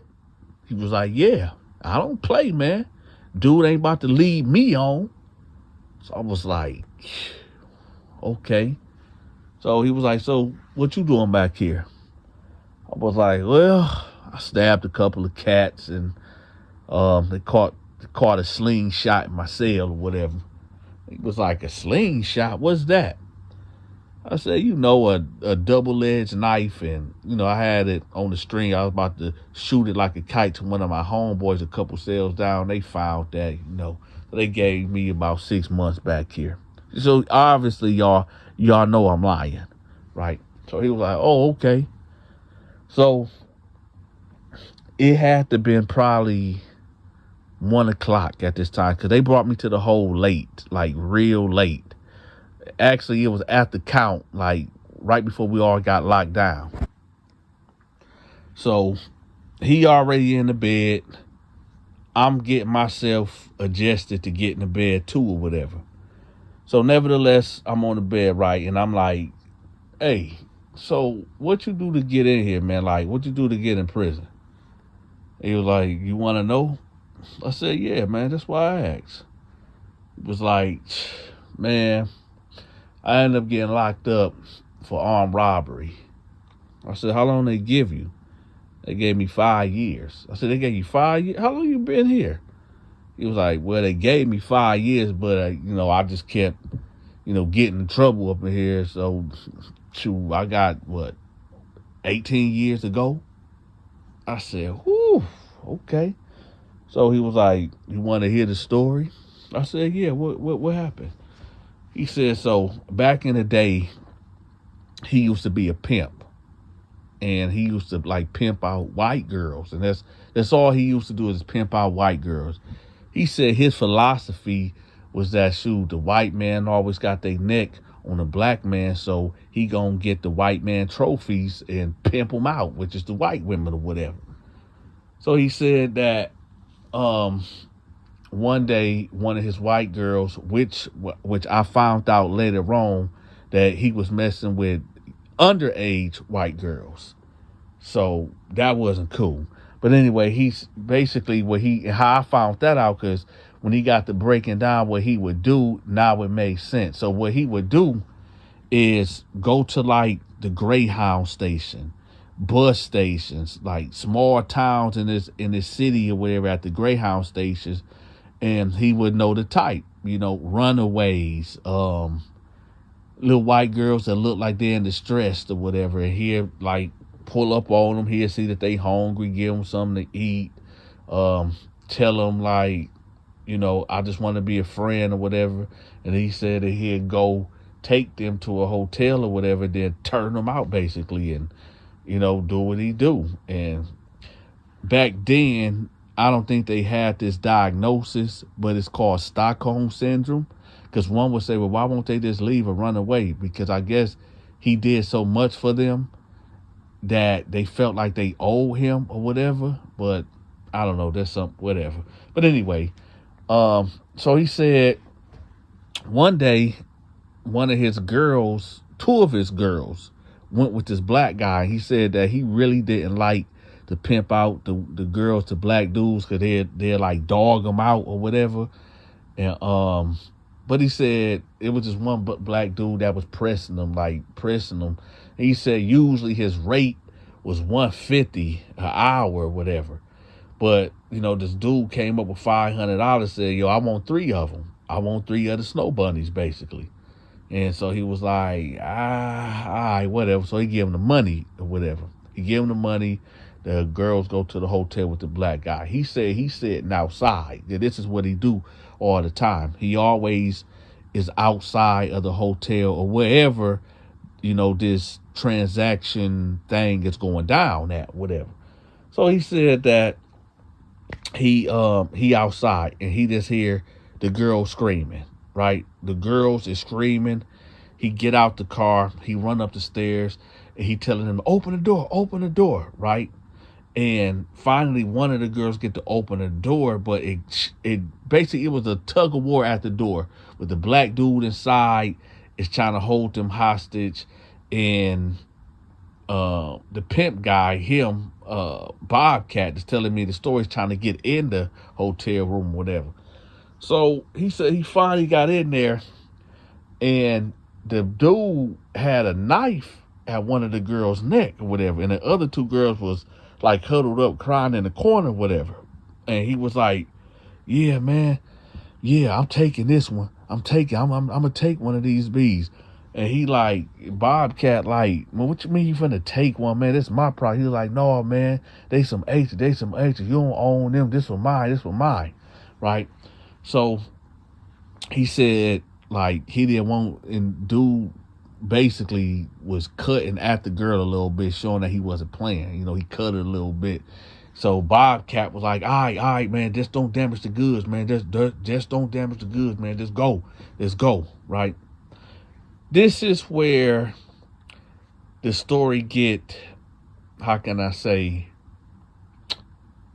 the story goes left for Bobcat. So, as Bobcat is standing on the side, right? He's standing on the side of the hotel room, right? With a hotel door. The black dude holding a knife at the girl. He's in the doorway about to come out. The police is coming up the street. I guess somebody done called next door, whatever, to heard the commotion. So the police is coming up the street. Dude pushes the white girl to the floor and run past Bobcat, right? And he jump off the balcony or whatever and take off running. The police jump out because they see the white girls coming out the room and they see Bobcat. Now, keep in mind, y'all, this is a small town, okay? Y'all know the towns where it's majority white, and yeah, there is a couple of interracial relationships here and there, but y'all know how them cops really be feeling like, oh, so this black dude is with this white girl, right? And especially when they found out how old they was, because the girls wasn't telling the age. So this is how he got charged with armed robbery. So when the cops pull up, they got the 3 girls over here sitting right here, and they got Bobcat in the patrol car. And the police asking the girls, and more cops done pulled up and everything. So the police asking the girls, like, what are y'all doing here? Who is he to y'all? And, you know, they refusing. They are refusing to tell on, you know, like, yo, he our pimp, basically, whatever. But they not telling them nothing. So they go down to the office, right? And they ask, you know, it's an Indian guy that run the little hotel or whatever. They ask him, like, have you seen him around here? And do you know what was going on, right? They play the tape back, right? They play the tape back, and they see the black dude run out the hotel, right, and jump over things. So what they do, since the white girls ain't telling what's the real deal is, they charge Bobcat with aggravated robbery, basically saying he robbed these white girls. He's kicking. You see him pushing in on the camera on the door and kicking the door, whatever, trying to get in, right? But the white girls ain't telling what really took place or whatever. So they end up charging him with aggravated robbery, and, well, here we go. So I said, damn. So I said, hey, let me ask you a question, man. Like, what made you, you know, turn that way? He was like, what you mean? I said, that way, like, you know, liking dudes.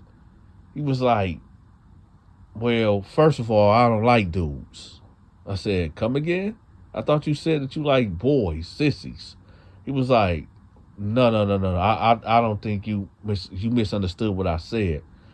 I like white boys, and that don't make me gay. I said, how you figure?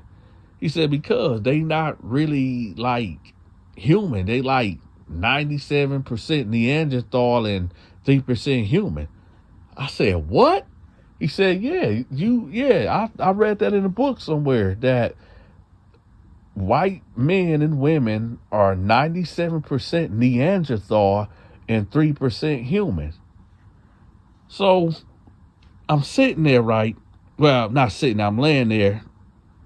And I said, in my thoughts, I'm like, yo, this dude is bugged out. What do he mean 97% Neanderthal and 3% human? So I said, hold on, let me get this right. Let me get this right, y'all.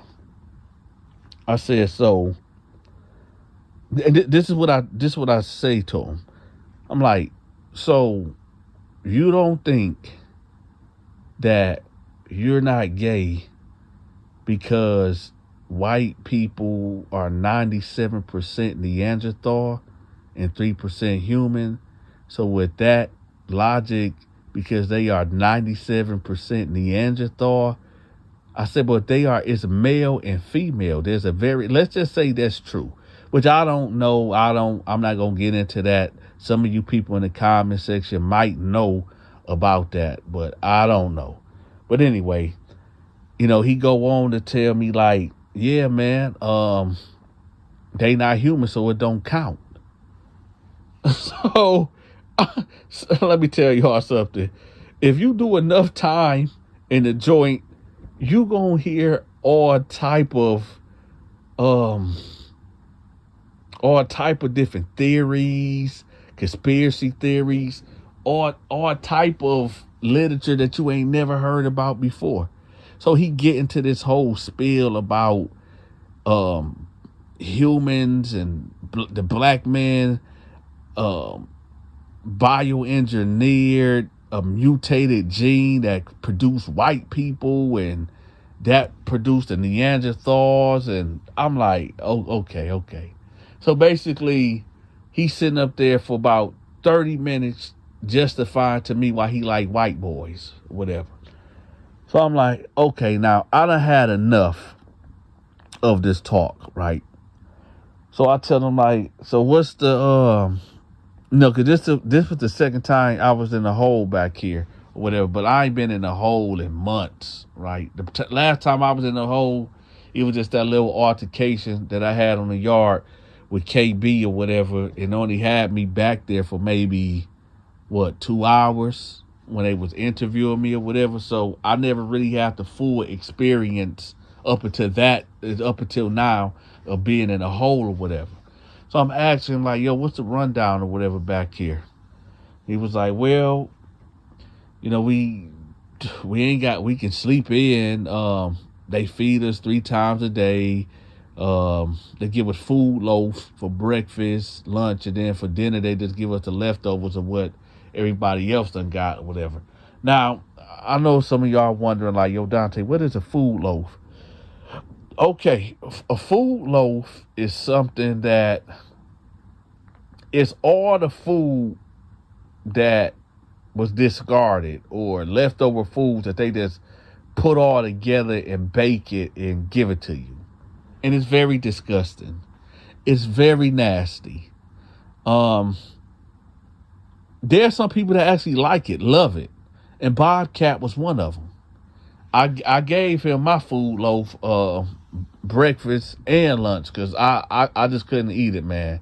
I couldn't eat it, but he was loving it. He was tearing it up. But anyway, so I asked him. I said, Bobcat, let me ask you this. Like, when you get out, are you going to, be with women or you going to be with white guys? And he was like, you know what? I didn't even really think about that. But I do know this, though. Since I've been putting down on the white guys up in here, I'm pretty sure if I get out, this is what he said, verbatim. He said, if I get out, I'm going to be pimping out white boys. Because if it's easy to do it here, it's easy pickings out there. And I can have as many as I want out there in the free world. And he said, that's my goal of when I get out. That's what I want to achieve, to pimp out as many white boys that I can in the free world. I will let y'all know right now, I wasn't in that cell with Bobcat more than a week. Well, we had an altercation because Bobcat decided that he wanted to walk around the cell naked. Now, let me explain something to you about prison cell etiquette. Yeah, sure, we in this cell 23-1, right? Sometimes we in here, we don't never get out. And for those that don't know what 23-1 is when you are stuck in your cell for 23 hours and you get out for 1 hour. Either you go to the rec yard or to the shower, get on the phone or whatever. But sometimes they don't even give you that 1 hour. So sometimes you just locked down and never getting out the cell. They say you don't post that's the policies that they have to let you out. But nah, you in a hole. They don't got to do nothing but stay black and die, or white and die, or Mexican and die, right? So yeah, the reason why I'm telling y'all this prison story right here is because there are some people that is locked up like Bobcat that should never get out, because the intentions of what they're going to do when they get out is pure malice, pure evil. Now listen, I don't really buy into that, the white man this, the white man that. I am a living testimony that if you make the right moves, and if Yeshua, aka Jesus, watching over you and guiding your ways, your ways in life, that you can make it. I'm not saying I'm rich. I'm not saying I'm wealthy, because I'm not rich and I'm not wealthy, but I'm doing okay.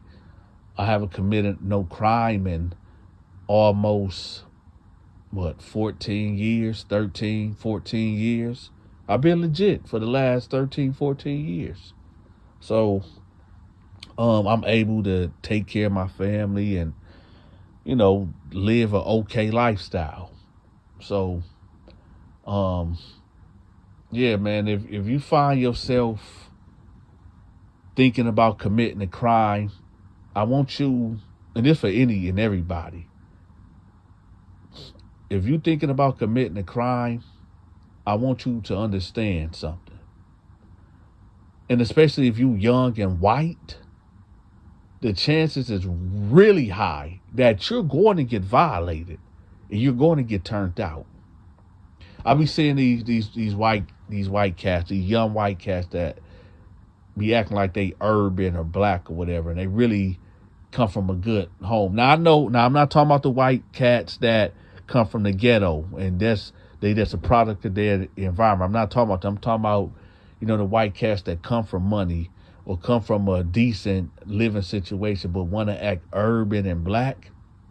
Well, them are the ones that like Bobcat like to get. So just always remember, when you try to be down and be a part of the wrong crowd, and I'm talking about all races at this point, just understand there's a Bobcat that's in there that might want to get up in you. So always think about that before you try to commit a crime. With that, y'all, I'm gone. Y'all make sure y'all subscribe to my movie and my gaming channel. I'ma have that link pinned at the top of the comment section. Also, y'all subscribe to Stacy's Storytime. She's tell phenomenal stories just like myself. And if y'all feeling generous, make sure y'all leave me a tip. I'm accepting Cash App, Zelle, and PayPal. Until next time, y'all take care. I'm gone.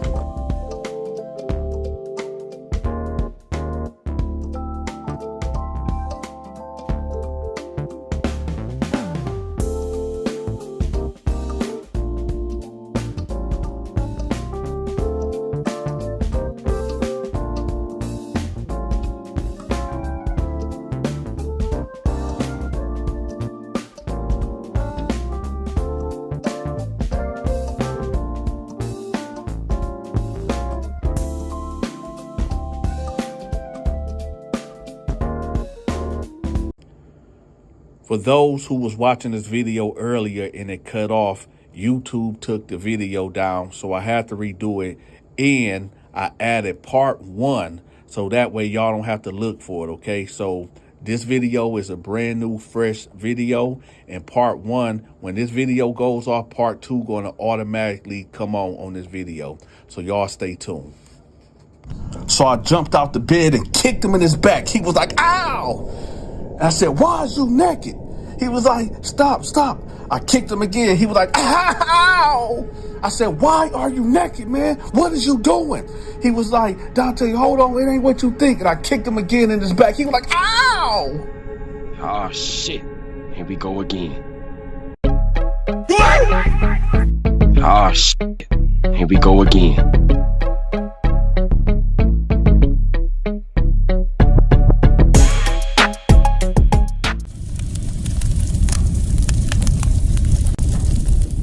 This prison story is about when Big Red took his own biological son butt in prison. Now, I told this story 2 years ago. I believe it got over 780,000 views.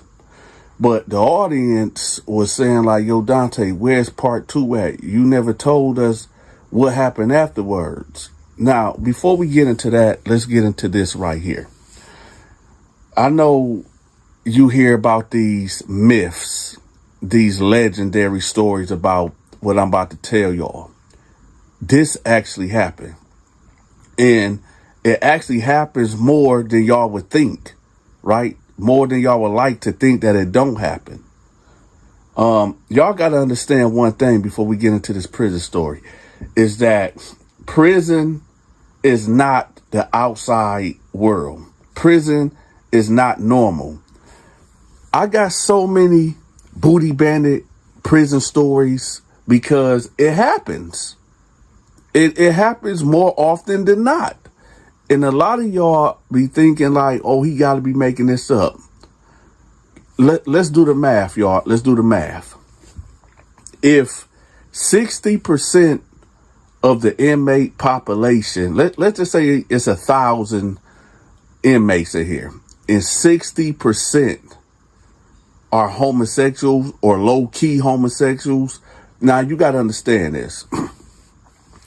A lot of these guys that are homosexuals in prison, most of them don't want to be known. Most of them ain't walking around like a sissy or a punk. A lot of these dudes, you can walk right past and think they are, you know, the super tough man in the world. But low key, they like other men for one reason or another, whether they was locked up for a long time. Maybe they was like that before they got locked up.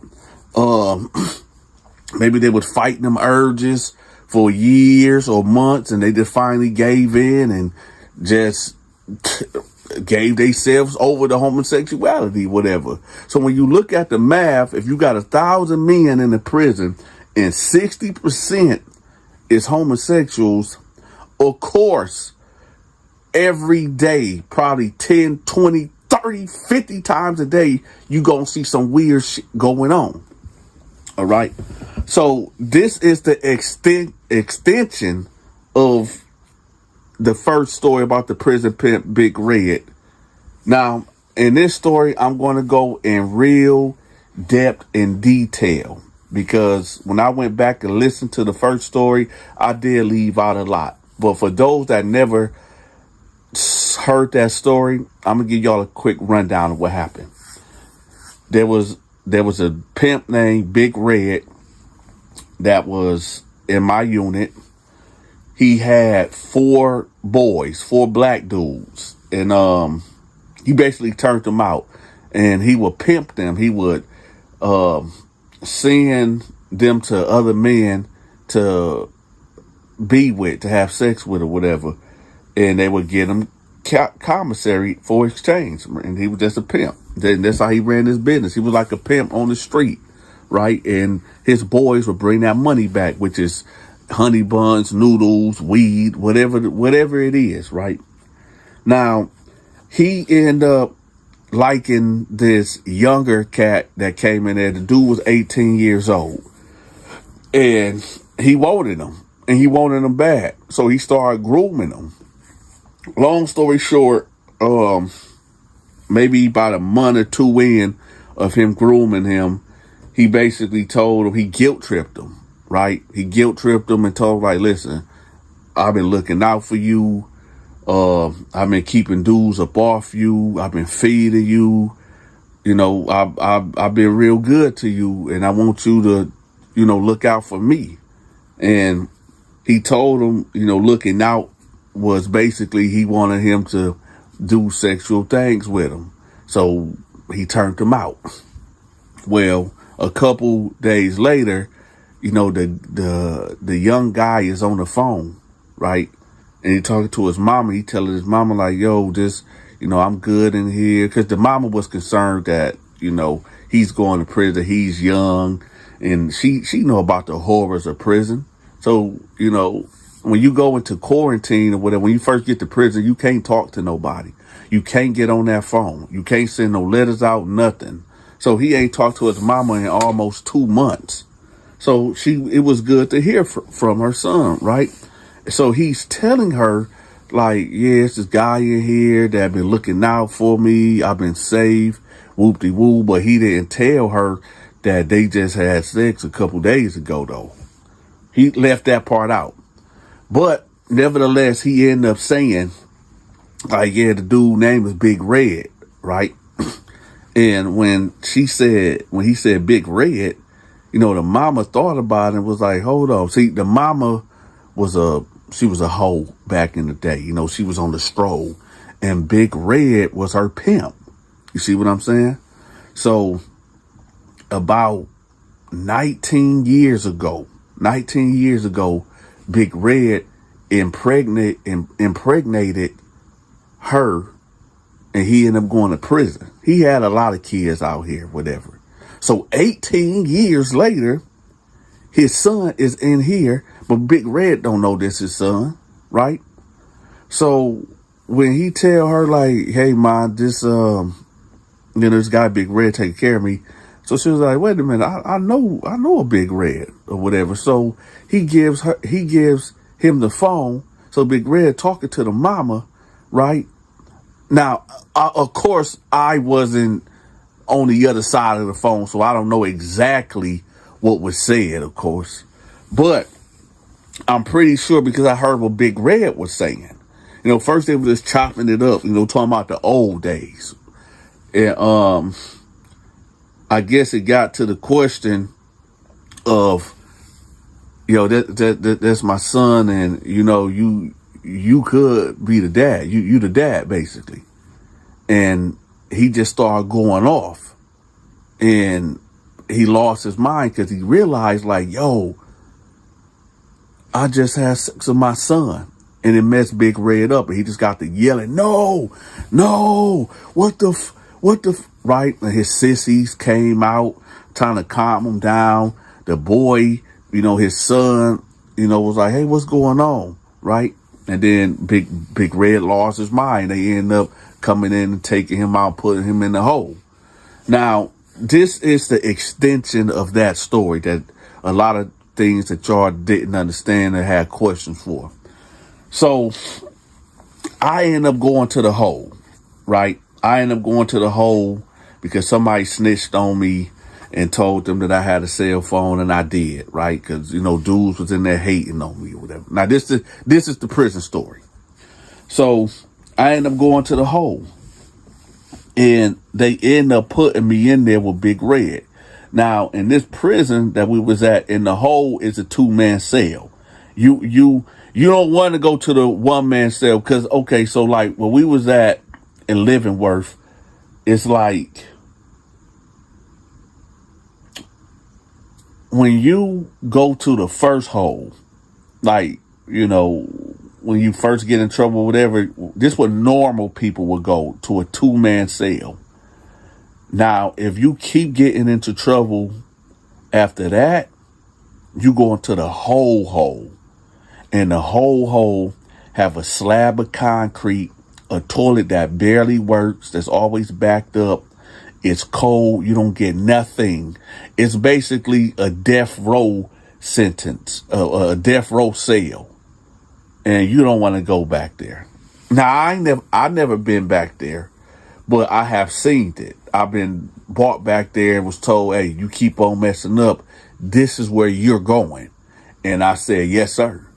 But let's get back to the story. So, I'm in there with him, and I ain't seen Big Red in almost maybe 3 months. I done forgot about the incident, to be real with y'all. But anyway, so I get in there with him, and he was like, hey, what's up, Donta? Now, at this time, y'all, Big Red, now I told y'all Big Red used to keep his hair done or whatever.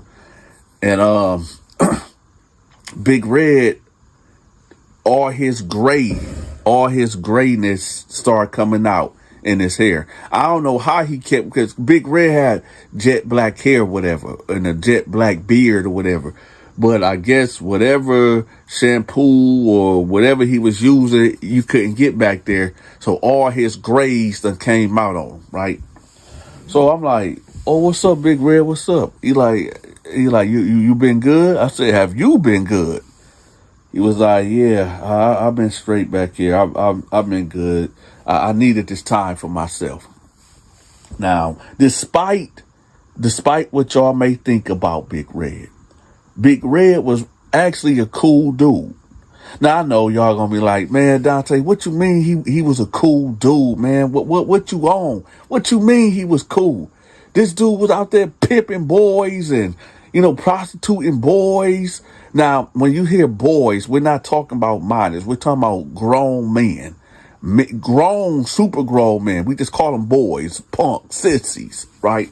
But I know y'all like, Donta, so you mean to tell me y'all was cool? Y'all was buddies? No, we wasn't cool. No, we was cool. We wasn't on bad terms. But no, we wasn't buddies, right? No, we wasn't friends walking the yard talking about boys and all that. No. But as a human being, Big Red was cool. There's other people that like KB, for instance. He a bully, aggressive, mad aggressive, take your food, will give you a knife and tell you to stab him if you want your shit back. And if you don't stab him, he gonna take the knife back from you and beat you for not handling your business. That's KB. Big Larry, if you wasn't a part of his program or not going along with what he wanted to put down, no harm, no foul. He never forced none of these guys to be prostitutes in prison. He never forced them. These cats always had a choice. Now I can understand if he was like Big George or Big Larry, where these the type of guys that'll go in your cell, throw a knife on your bed and tell you to kill him, or you belong to him. And a lot of these guys be so scared. And this is why I make these videos. You weirdos be in my comment section say, oh, there go Donta go again, dropping another homosexual video. Let me tell you something. And I apologize, y'all, but y'all know I always got to go on my little rant. Let me tell you cats something that be terrorizing my comment section. First of all, this is a business, okay? This is a business. I don't tell you how to flip them fries at McDonald's, do I? Putting extra salt on them fries. Do I tell you how to run your business when you at work? Okay, this is my job. Number two, this is what the algorithm is pushing. And the only reason why you see in this video, because YouTube only, for some reason, like to push these type of videos. I got another channel that got 50,000 subscribers, right? 50,000 subscribers telling stories.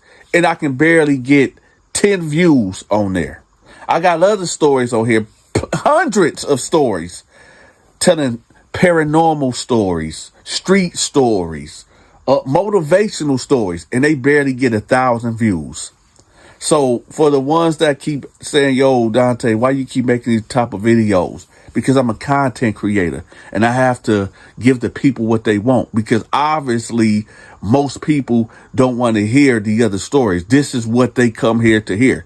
So if you, again, and whoever I'm talking to, if you are a person that have a problem, an issue with the way how I tell my stories, there is hundreds of thousands, possibly millions of other YouTubers out there. You can always go over there, right?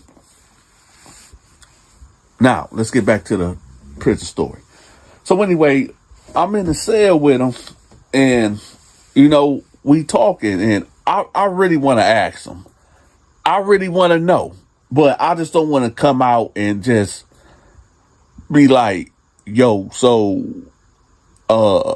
whatever happened with you having sex with your son? I wanted to ask him, but you just don't come out and just ask a man that, you know what I'm saying? In my mind, I felt like him being back here in a hole was therapy for him to get his mind right. But it wasn't. Later on in this story, I'm going to tell y'all why. So, ain't nothing really eventful happened that day. Big Red ended up going to sleep, and I was asleep. Now, how these cells was set up back here in the hole, they was a little bit bigger than the main cells that was on the main line or whatever. Now, in these cells is beds, right? You don't got bunk beds. You actually got beds, 2-man beds. You got a bed over here to the left, and you got a bed over here to the right, right? It ain't no top rack. It's just bam, boom, 2 flat beds, right? I'm not 100% good with feet, but when I say feet, I'm talking about measurements. But I want to say the 2 beds were side by side, but it was maybe 3 to 4 feet in between the beds. I guess, or whatever. So he's in his bed and I'm in my bed. So I'm sitting on the bed reading a book, right? I think I was reading. Y'all remember back in the day, Animorphs, the Animorph book, where it was like these teenagers could turn into animals and I guess solve crime or something. Y'all remember that? Well, that's what I was reading. So we're gonna do a quick poll because you know I always gotta talk to the audience right quick. Let's do a real quick poll, y'all. In the comment section, what was your favorite book to read? Your favorite book series to read? Was it Goosebumps? Was it Animorphs? Was it I don't really remember too many other series, but y'all know what I'm talking about. So y'all just put it in the comments section. What was your favorite book series to read? Mine was Animorphs. No. I'm gonna be real. It was Goosebumps. Mine was Goosebumps. But just put it in the comments section. What was your favorite book series to read? And don't forget to hit the like button. All right, let's get back to it. So I'm asleep, right? And you know when you sleep, but you can still hear things that's going on around you. I heard like this chanting noise, like this talking. So I peek out my right eyeball. I peek out and I see Big Red on his knees and he's praying. So in my head, I'm thinking like, man, Big Red is he really changed, man. This dude. I mean, I didn't know if he was a godly man. You know, when we was upstairs in the unit, he didn't take me as a godly man for what he was doing. But I'm thinking like, yo, Big Red he really repentive. You know, this man is really praying. And okay, cool, all right. But I don't hear what he's saying. Now I'm gonna tell y'all this. I don't want to give y'all minute by minute of what was going on, because most of what was going on back there in the 2 months that me and him was in the cell together, nothing really eventful stood out, right? Until the last day, until the last night that me and Big Red was in the cell together. So me and Big Red just had a cook up. Remember, y'all, this is around Christmas time. When the story actually took place where Big Red did what he did to his son. So now it's around April, Easter. Now, in prison, when we was at a Leavenworth, what would happen is on the holidays, they would give you a holiday meal. And Easter had no exception. And even in the hole, they would give you the Easter meal. You talking about cranberry sauce, right? dressing. Well, it wasn't real dressing, it was stovetop. But white people say that dressing is what stovetop is dressing. Me, I guess you can say that, but I guess that's another question. Yo, is stovetop dressing? Let me know in the comment section. But anyway, they give you the stove top, they give you the cranberry sauce, they give you the mashed potatoes with the beef gravy, they give you white rice, they give you turkey, honey sliced ham, yams, collard greens, right? And then they bought a truckload of Sprite and Pepsis, the cans, right? Oh, that's another story too. That I'm gonna tell y'all about that. Why they stopped giving us Sprite in cans and they took the cans out because dudes was cutting them up and cutting up the cans and making crazy weapons with them. But that's a whole nother story. So anyway, me and they show love to the guards, show love to me and Big Red on that dinner or whatever. They gave us 2 trays, right? So we eating good, right? Now back here in the hole also, they had this portal, this TV. Y'all remember back in the day at school when they have the TV on this cart or whatever?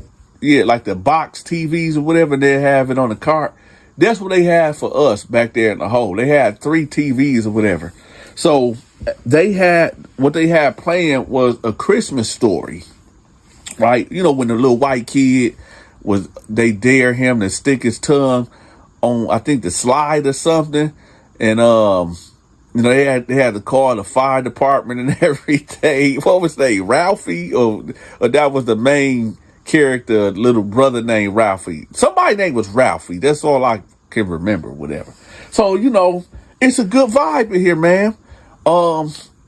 Me and Big Red just in here kicking it, watching The Christmas Story, eating our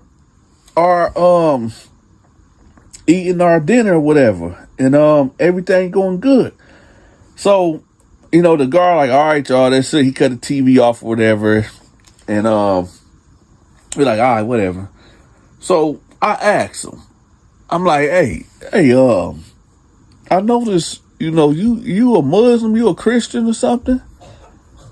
And he was like, why would you think that? Why you say that? I said, you be praying or whatever. I be, hear you pray or whatever.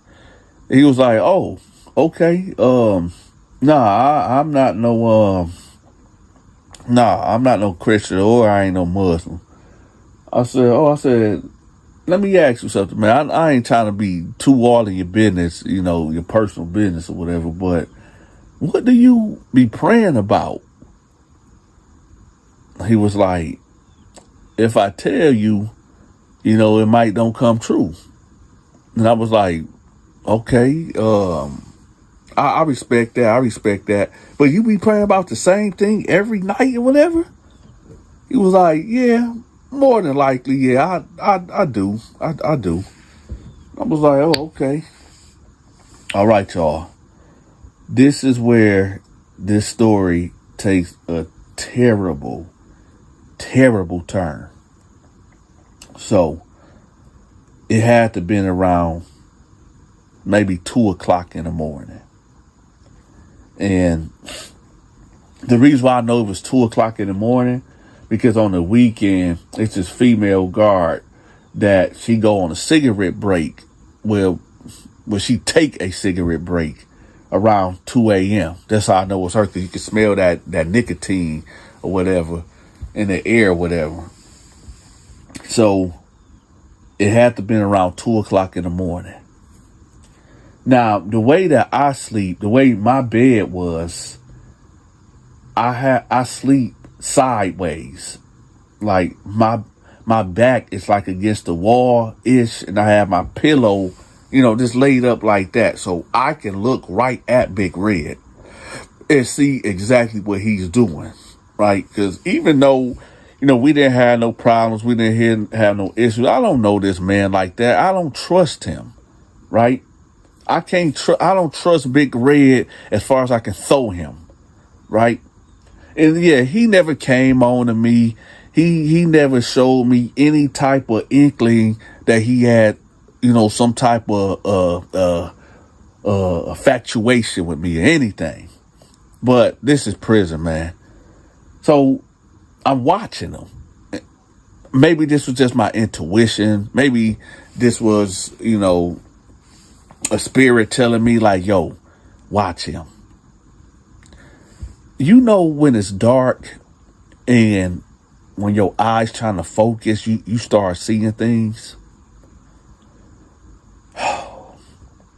So Big Red take his shirt off, right? Because we had the two-piece jumpsuits, the shirt and then the pants, whatever. So Big Red take his shirt off, right? Now it's not normal for a man to take his shirt off, because it could be hot, maybe he's trying to get comfortable or whatever, right? So that didn't too much bother me. So I'm like, all right, whatever. You remember when I said, like, when your eyes trying to adjust, you try to make sure that, what you seeing is what you not seeing. Now, keep in mind, he has a blanket on, also a blanket. Y'all know I can't talk. He has a blanket on. So I see him shifting. I'm not sure what he's doing. I don't know what he's doing. But he's shifting and he's moving a lot. So I'm like, man, what is this dude doing? And then I see he dropped his pants off from under the cover on the ground. And so now my heart started racing. It ain't because I think this man finna come over here and try to do something to me. It's because I know for a fact, if this man get up and try to come over here and try to assert himself on me, I'm about to catch a murder charge back here in the hole. I'm about to take his life. And, self-preservation is number one. I ain't about to be, I didn't know what to do, Your Honor, because I didn't want to get nah. I'm going to handle my business and then I'll just let the court sort it out. That's all I'm thinking now. Now I'm pissed off. Now I'm mad. In hindsight, I should have said something. I should have checked him like, hey, dog, what you doing? But I didn't. So he get out the bed. Big Red is in full nude, y'all. And it happened so fast. Like, when have y'all ever been in the bed, right? And you had to pee, but you don't want to get up, and then you just have to go now. You just hear him jump out the bed. That's what he did. But when he did it like in a sliding circular motion where he hit his knees and he got to praying. But I couldn't react. Like, my mind was saying, attack him, beat him, do something, yell at him, scream at him. Like, what the fuck you doing? My mind was saying that, but my body wouldn't react. But he hit the floor and now he's praying. So I'm confused here. I'm like, what the fuck is going on? Like, why is this dude naked praying when he know I'm in here? So now, this is why I hear him saying, he's not praying, y'all. He ain't praying at all. Y'all want to know what he's doing? So I'm listening. Now I can hear fully what he's saying. He's saying, please let him be like that. Please let him be like that. Please, I like him. I want him. I want him. Please. Please, I hope he can hear me. I hope he can hear me. When I realized what he was saying, y'all, maybe he was praying to the devil. Maybe he was praying to a dick. I don't know what he was doing. But I heard enough. I said, when I finally could speak, I was like, I hear you. when I said that, that kind of startled him. It startled him. I guess he thought I was asleep. So he up and turned. And when he turned, my body finally could react to what my mind was telling it to do. I kicked Big Red so hard in his face. Well, I didn't have my shoes on. I just had my socks and my foot. I kicked him hard in his face. Boom! Right? Now, when I kicked him, he kind of like slumped. He fell like towards the side of the bed, right? And he was like, man, why you hit me? Why you hit me? So I get over there, I jump up and I cut the light on, right? And now I'm yelling at this time. I'm like, man, why the fuck is you naked? Why the fuck is you naked? He like, man, wait a minute, what you doing? I said, why the fuck is you naked? And I stood up over him, right? And I said, you was trying to fuck me? You was trying to rape me or something, huh? Huh? And I got to kick him. Boom! Kicked him in his back. He like, ah! I said, what the fuck is you on? What is you on? He like, man, what are you talking about, man? This is how I sleep, man. I said, man, you don't sleep like that. Boom! Kicked him in the stomach. He was like, ow!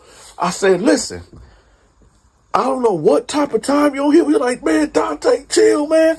This is how I sleep, man. I sleep like this every night, man. I said, man, what is all this that you talking about? Talking about, I hope he like that and all this and that. He was like, man, listen, man, I'm sorry, man, but I was just doing my prayers, man. I said, man, that ain't no prayers. I kicked him again in his back. Boom. He was like, ow. I said, shut up. I said, why the fuck is you naked? He was like, look, man, I get hot. I get hot in my sleep, man. And, man, that's Dante. I'll never come at you like that, right?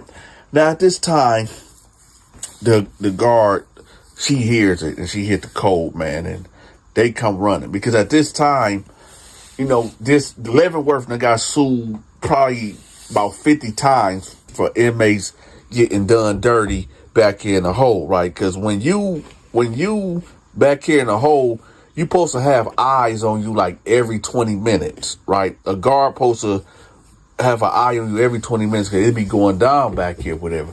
Just like it's going down right now, right? So she like, hey, what are y'all doing? Because she see Big Red on the ground, naked, talking about, ow, every time I hit him. And she see me right here standing up, kicking him. So she like, hey, y'all stop, right? Now, Big Red is in the fetal position, right? He's laying in the fetal position. And, he's curled up. And I'm like, yo, get me out this motherfucking cell, man. Get me out this motherfucking cell. About 2 minutes will go by, and about 4 COs pull up, and they're like, come on. They snatch me out the cell or whatever, put me in handcuffs. And they're like, man, what the fuck is going on? What's going on? So, they put me in this room or whatever, and they telling me like, yo, well, we know who he is, and, what happened? I said, look, I was asleep. I woke up. Dude was on his knees praying, and I just freaked out. So they was like, did he try to come on to you? Did he try to, do something to you? I said, no, but I wasn't finna let it happen. He was chanting. He was saying something like praying, like, I don't know what he was saying, man. He was just talking like he was praying to something that I like him or some shit like that. Or I don't know what it was, but I freaked out. You want to know what they did to me, y'all? They labeled me as the aggressor. Because they like, well, listen, they sided with him because they like, well, technically he didn't do anything or say nothing to you. You attacked him. So they end up giving me 3 more months in the hole for attacking Big Red or whatever, right? Ironically, they put me in the cell right next to him, right? Now, he ended up going to medical or whatever, because I guess when I kicked him in his back the first time, one of his, I think it's called C18 vertebrae, got moved or whatever, because I kicked the fuck out of him in his back, right? And he went to medical or whatever. and they had him bandaged up, whatever. So when they brought him back, I seen him, and he was like, "Yo, Donta, I forgive you," right? So when he get in the cell, I'm like, "Hey, man, what was you doing, man? Why was you? What was you saying?" He was like, "Man, I ain't gonna lie, man. I probably did kind of deserve that, but I'm gonna tell you what I was doing." I was like, "What was you doing?" He was like, "That was one of my tactics of what I do. Now I ain't seen nobody in months, man. And, like one of my tactics, now I want y'all to pay close attention, y'all. Close attention. Because some people actually do this in real life. It's like hypnotization. I don't know, it's like a mental thing. I'm going to tell y'all. So what he does is he's speaking into your psyche. I know it's weird, y'all. That's stay with me. But people will keep repeating things over and over for weeks, for months, maybe even years. And then to put it in your head for you to like something. If somebody keeps saying, "I like oranges, I like oranges, I like oranges, I like oranges, I like oranges," and they keep repeating that over time, eventually you're going to want to eat an orange.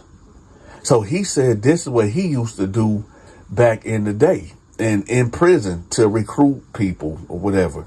And he'd just keep repeating the same thing, like chanting or whatever.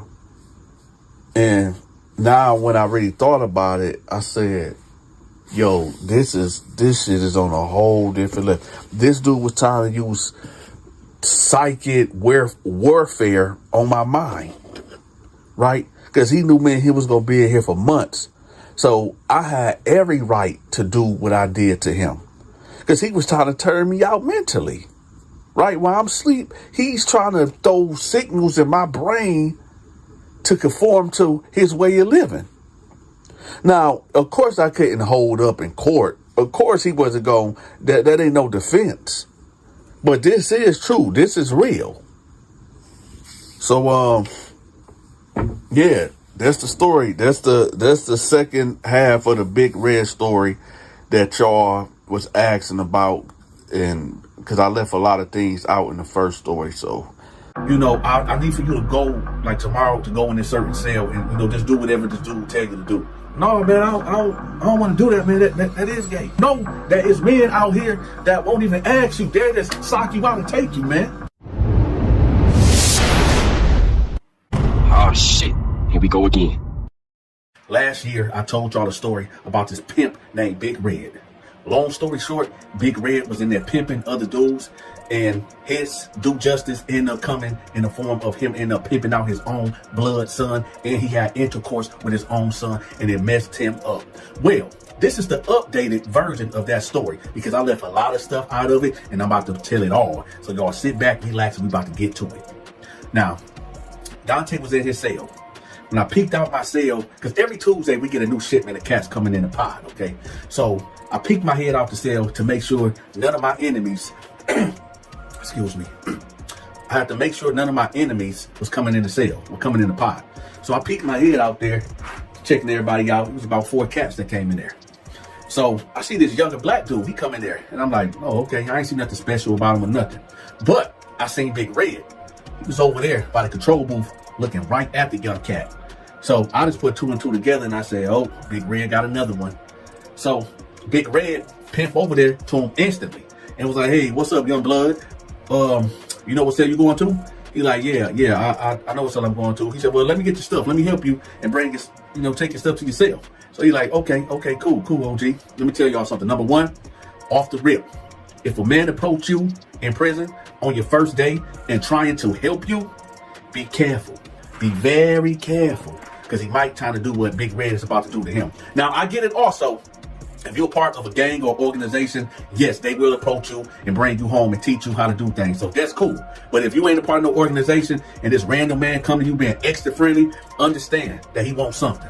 And well, let's get back to the story. So he like, okay, so this your cell right here. And this and that. He like, yeah, okay. So he telling him like, listen, I'm going to protect you up here. because you look like you're young.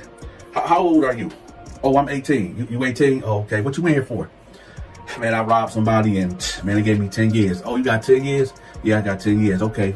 Well, do you got any family that's gonna be helping you out on your books, the commissary or whatever?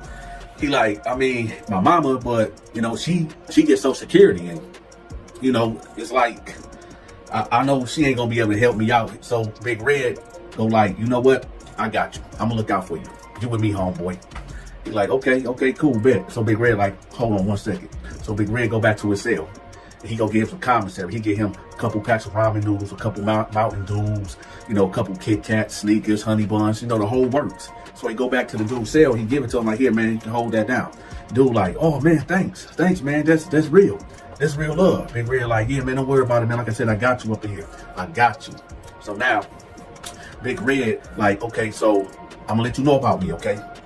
I'm not no cat that live an alternative lifestyle. Due to YouTube laws and regulations, Donta gotta choose his words carefully, because y'all know that community be coming for my head all the time. So I have to say alternative living lifestyle. So Big Red says, I'm not living no alternative lifestyle, but I do manage other cats in here that is living that way. So if anybody trying to step to you and try to tell you like, oh, stay away from Big Red because he ain't no good, he gonna try to turn you out and pimp you out, listen, I'm not. Them dudes that run with me, they want to be pimped out. Them dudes that run with me, I protect them. And it ain't like what me and you got going on. It's basically, I see you a young cat, you new to the system. It's cats in here that's gonna try to take advantage of you, but Big Red ain't gonna let that happen. Yeah, I bet you Big Red ain't gonna let that happen, because Big Red is doing exactly what he trying to tell him not to do or prevent him from dealing with. But Big Red is a predator. So he like, okay, OG, okay, cool. So Big Red is telling him like, yo, so we get up at this time. We go, if you go to programs, you can get your time knocked down. Do you got your high school diploma? No, I ain't got my high school diploma. Okay, well, check this out. You need to sign up for your GED classes. Get some anger management classes, get into all these programs so that way they can start knocking down your time. So even if like what you got 10 years, okay, so you'll be eligible for parole at 3 years, okay, because he showed him his paperwork. So his minimum that he had to must do, period, is 3 years, but he got 10 over his head. So he said, okay, it'll look good in front of the parole board if you got your GED and all these programs and classes. So, just when you talk to your counselor, everything will be good. So dude like, all right, bet, cool, man. Now, over the next 2 or 3 weeks, Big Red ain't really pressing him for, let's say, acts. Y'all know what I mean. He's not about to play no military mind games. He's not pressing him on that tip because he already got 4 boys already. And if you don't know what a boy is, it is a man that has turned to the alternative lifestyle of living in prison. So he already got 4 of them. Now, Big Red program was cold. How he used to program with these 4 boys, when they go to the lunch hall, right? When they go to the chow hall, all 4 of the boys must walk in front of him. Okay, they can't look to their left, they can't look to their right. It was like he ran a tight ship, like he was an army commando or whatever. His philosophy was like, if any other man try to look at y'all or talk to y'all, you do not talk to them and look. Matter of fact, when we are in the presence of a man, y'all look down to the ground. He was really pimping these cats. He's like, y'all look down to the ground. Okay, y'all, if anybody, and everybody know how Big Red was in their programming, if anybody had an issue with one of his boys, we can't argue with them. Okay, we had to come to Big Red and settle our grievances, right? Because that's how Big Red was running this ship. So he noticed that, well, all of us noticed that, okay, so Big Red will have him like on his side. And keep in mind, before everybody get away, this is Big Red's son, but he don't know it. Big Red don't know it, okay? Because when Big Red got sent to prison, his son, okay, so Big Red was a pimp also outside in the real world, okay? And one of his girls that, that was working for him ended up getting pregnant by him when he got locked up. So he don't know that he have any kids out here, okay? So let's keep that all in mind. Now, remember, y'all told y'all this is an update story. So now we notice that the young fella that's with him now, which is his son, is walking side by side with Big Red while the 4 boys is in front, right? So I'm looking, I'm like, yeah, he grooming them. That's all that is. Now, we're going to say like maybe a month go by and Big Red is hitting them off. Big Red is breaking dude off. I'm talking about he giving him annihilators. He giving him all types of big bag of commissary. He making sure that his hygiene right, giving him deodorants, toothpaste, toothbrushes, all that. He dude living good. So Big Red now this is where the military mind game start. Big Red like, hey, used to move in my cell. And the little fella like, yeah, I should. You know, we gelling together good. You know, you like a father figure to me. Yeah, like a father figure to me. So yeah, I should move into your cell, right? So Big Red tell him, okay, here's a slip. Go fill it out and ask that you want a cell change. And he like, okay, cool. And you know and say you want to move in here with me, and I'm gonna sign off on it. So he do that. They change the cell in 3 days. Now this is where the story is about to turn crazy, wicked, right? So now, dude in the cell. He in the cell with Big Red, right? Big Red on the first night, when lights come off, Big Red like, hey, listen. Now, dude at the top, Big Red at the bottom. He like, hey, young blood, I need to talk to you about something. He like, what's up? What's up, Red? He like, hey, haven't I been taking care of you, like making sure you eat good in here and, you know, making sure nobody cause you no type of harm? He like, yeah, OG, what's up? What's going on?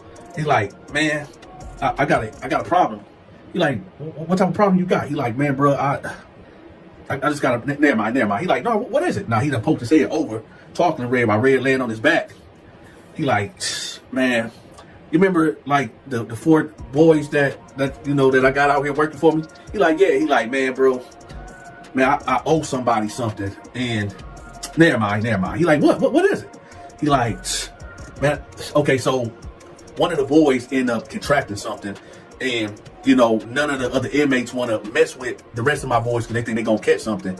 And I got like this crazy massive debt that I gotta pay. And the person that I owe this debt to, you know, he like a real heavy hitter up in here. And I really don't feel like, I mean, I can go to war with this dude, but it's just gonna mess up a lot. And I can't put none of my boys, you know, to go satisfy that debt. So I was wondering, like, man, could you go handle that for me?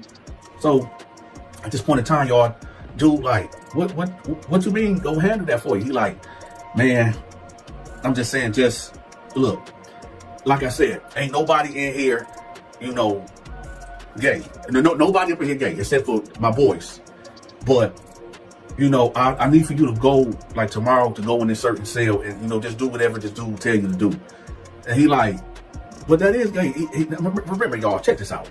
Dude is 18 years old. This is what I tell y'all about the military mind games. You know what he asking you to do. You know it ain't right. But because he was feeding you, well, let me not jump ahead. So he like, no, man, I don't want to do that, man. That is gay. He like, Red, sit up. He like, man, jump down here, man. Let me talk to you, man. Come on, I ain't even mad. Just jump down here. Let me talk to you. So dude get off the bunker. He sit right there on the desk. He like, listen, man, haven't I been taking care of you? Haven't I protect you up in here? Haven't I showed you the ropes in here? Why you think nobody ever stepped to you? Because of me.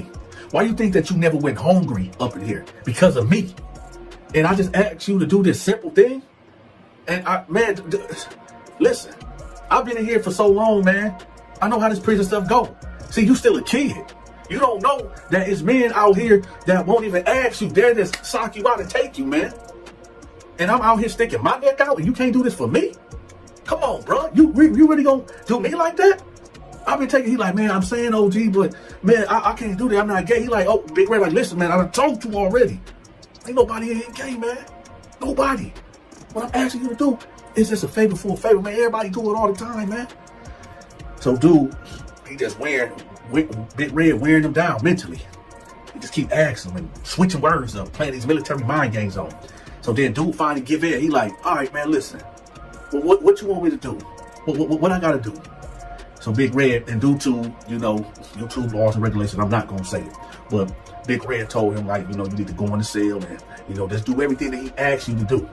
And he like, man, but I'm not gay. He said, man, stop saying that. It's not about that. He said, matter of fact, let's practice on each other. Now listen, y'all. I'm not gonna describe what happened, but what I'm gonna tell y'all is this.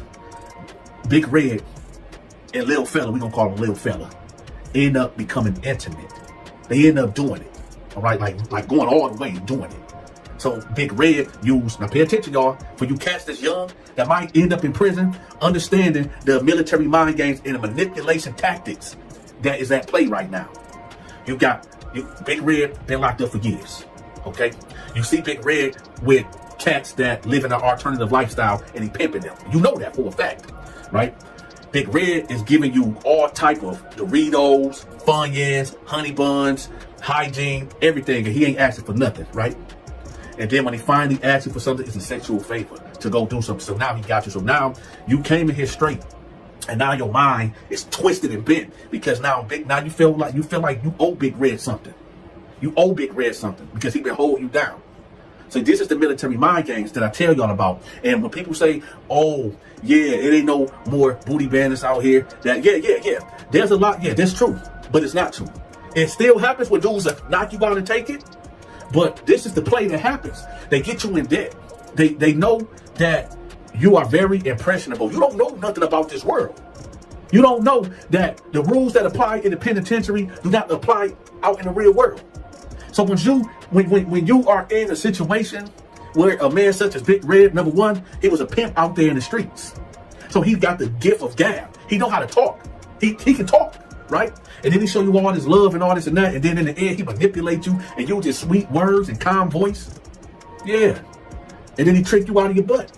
And now you doing it now that happened and you felt like, oh, I just gave up my manhood now. So now you gonna just what are you not gonna do now? You already did the ultimate sacrifice to yourself.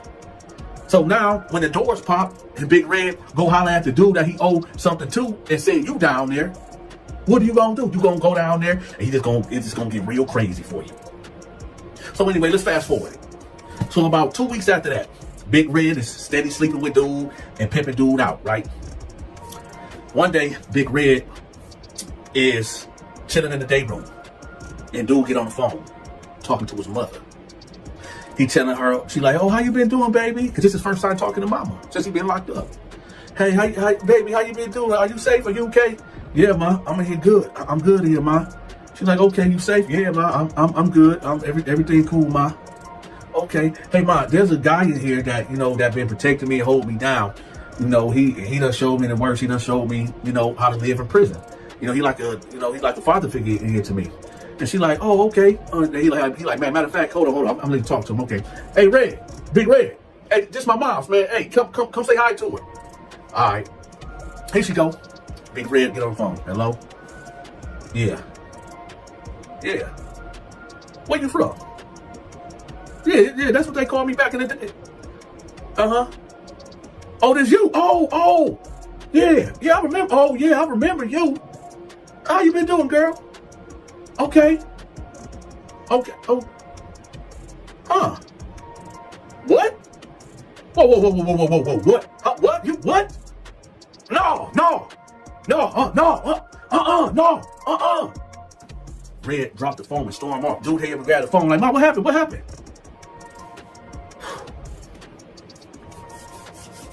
Let me tell y'all something. When Red got locked up, he got this woman pregnant. She was carrying his baby. He never met his son. Son, 18 years old.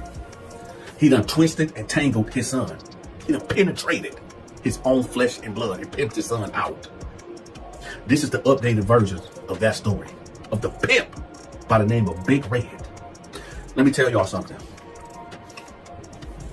The Holy Scriptures teaches us this. It says that if a man get caught laying with a man like he lay with a woman, both of them are to be put to, let's just say, everlasting eternity. This is what the Holy Scriptures teach us. Donta is a man of the Bible, a man of the Scriptures. I may not agree with the alternative living lifestyle that men that like men do. Donta, yeah, I'm a man of the Bible, so I rock and roll the other way. But I really want to say this.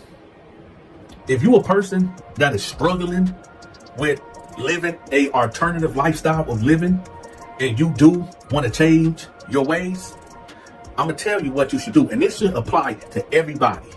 If you're dealing with any type of sin that you're living with, and you want to get, whether it's alcohol, whether it's drugs, whether it's pornography, whether it's lying, stealing, cheating, whatever it is, apply these rules.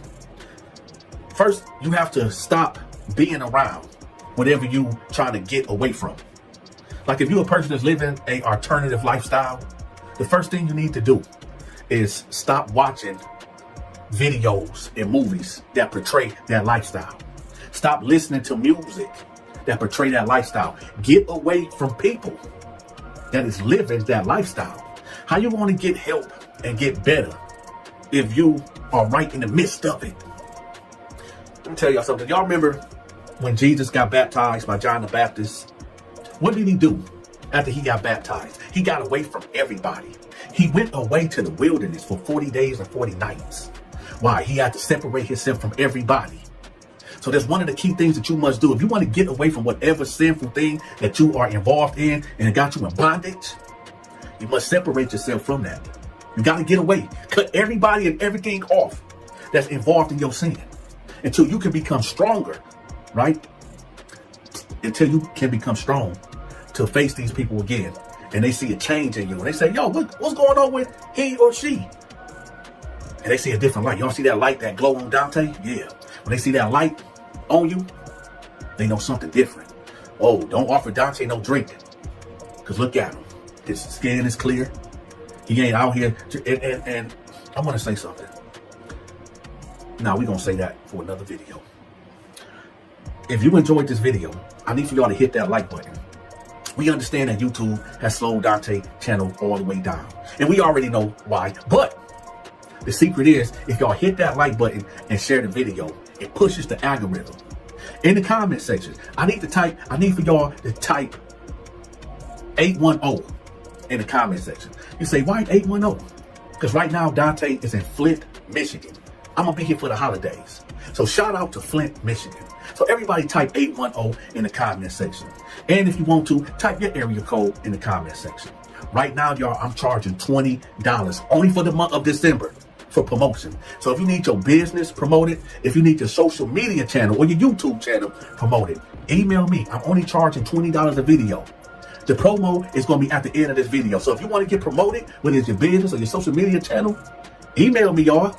My email is in the description. The Donta Show 88 at yahoo.com. All right. And if you feeling this channel and you want to, lean on the Cash App or lean on the PayPal, y'all know where's it at. And with that, y'all, Donta love y'all. Stay out of prison and stay out of trouble. I'm out. Y'all make sure y'all subscribe to my movie and my gaming channel. I'm going to have that link pinned at the top of the comment section. Also, y'all subscribe to Stacy's Storytime. She's tell phenomenal stories just like myself. And if y'all feeling generous, make sure y'all leave me a tip. I'm accepting Cash App, Zelle, and PayPal. Until next time, y'all take care. I'm gone.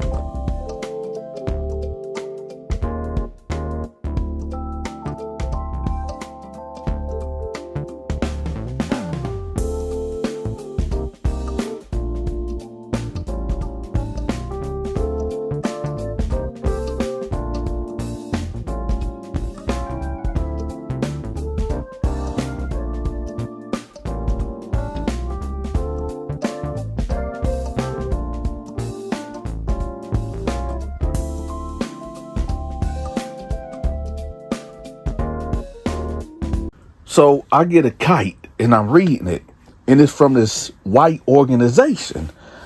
And I'm looking, and it's basically telling me we need to see you on the yard at 12:30 p.m. sharp. Now, when I'm looking at this, I'm like, why do they want to talk to me? Right? I don't do business with white people up here. Now, before we go on, let me get some understanding, some straightening with y'all. It wasn't that I was racist or anything, but in this prison, it was heavily segregated. You have to be with your people. Okay, so it was really odd that this white organization wanted to talk to me. Now, the first thing I'm thinking is they must trying to get me out the way. They must think I'm boo-boo the fool. They trying to get me on the yard, get me poked up, either get me sent to Jesus or get me sent to the outside hospital or whatever. So I'm just keep looking at it, right? So I tell my homeboy Al, like, hey, man, look at this. So he looking at it. He was like, man, what they want? I was like, I don't know. I don't know at all. So I said, go get the homies, man, and let them know that we probably about to go to war. So he was like, all right. So then he come back. He was like, hey, do you want me to let the Crips know or whatever? I was like, nah. Let me just see what this all about first. We good, right? So he was like, all right.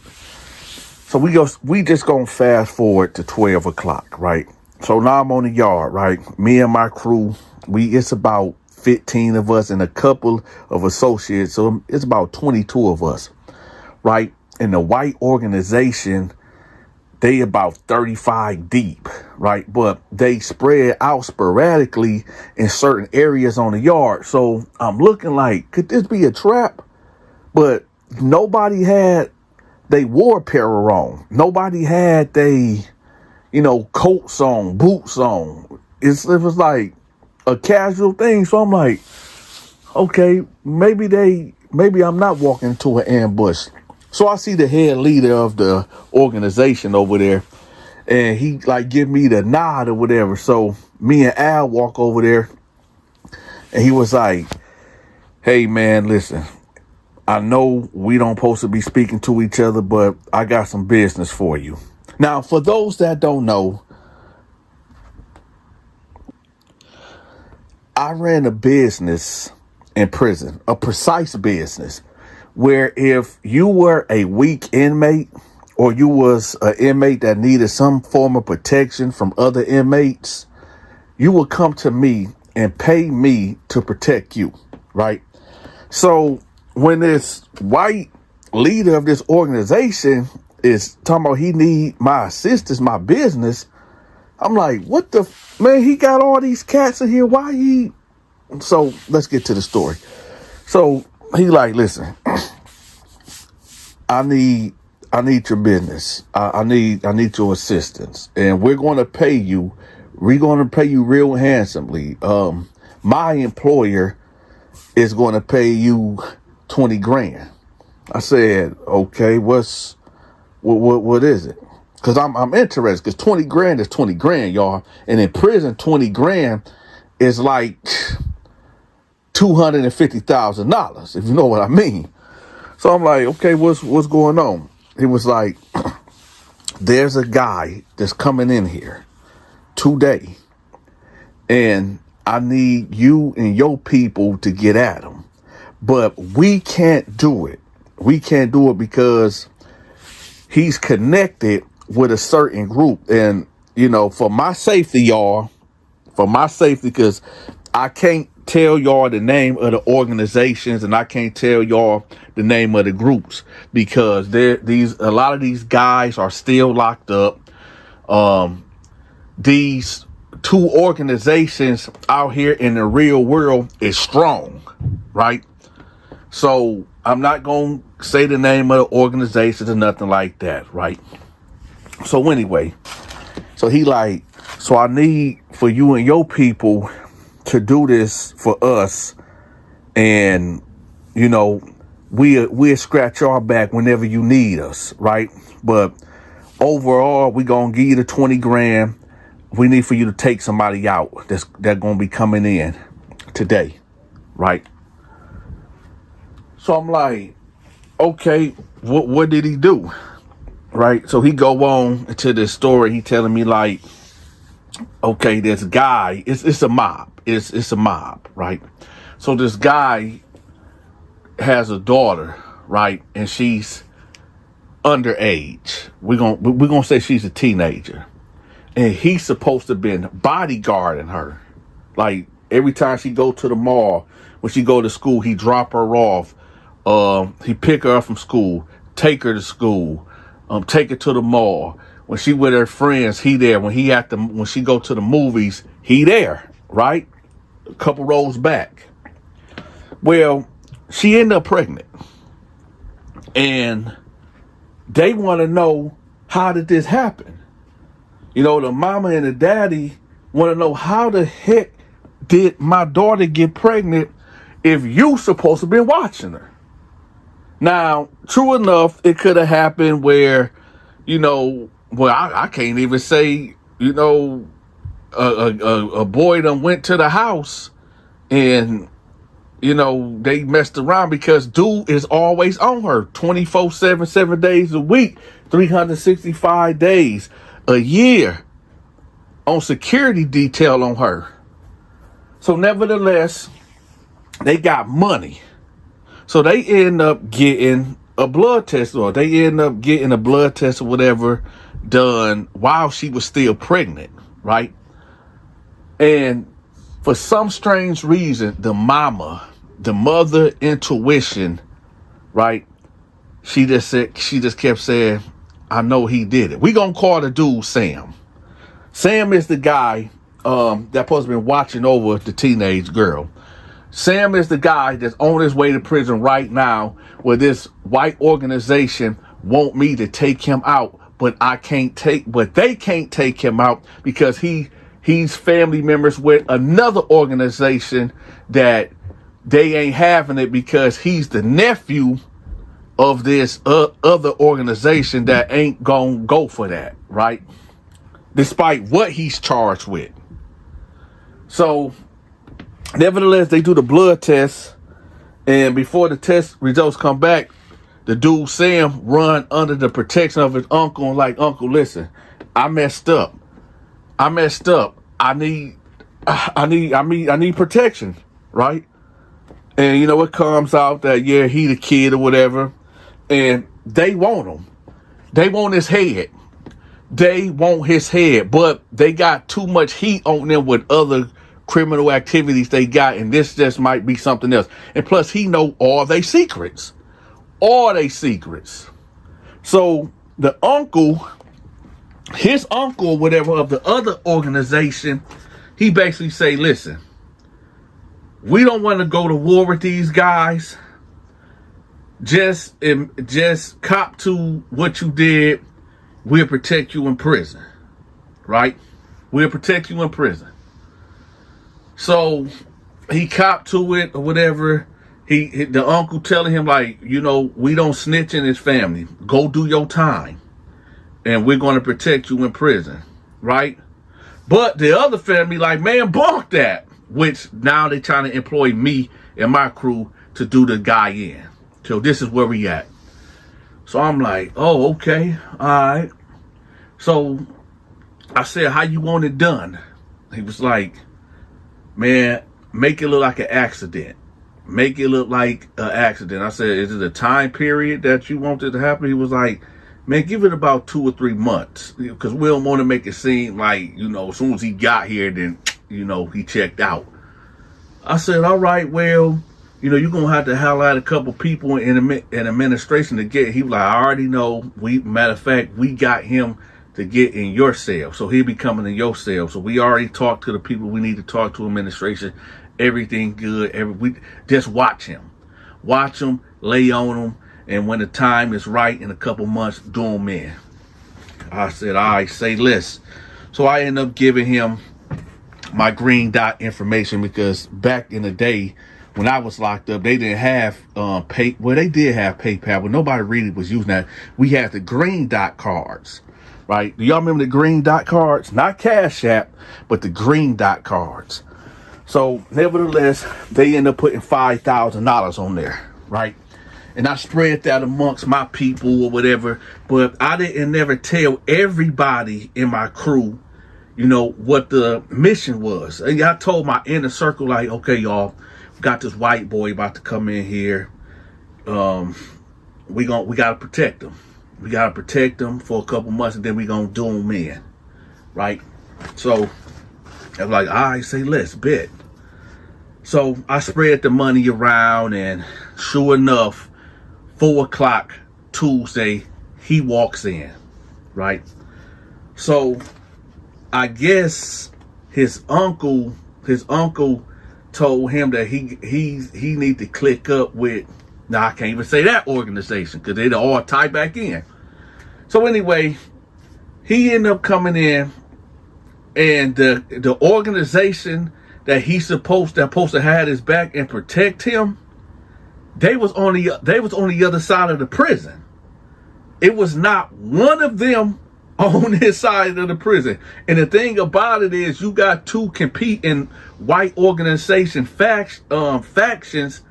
The ones that's supposed to be protecting him is on the other side of the prison, and the ones that want to get at him, that employed me, got more pull in the prison. So that's how he got. So they won the administration war, right, of where he's going to be placed at.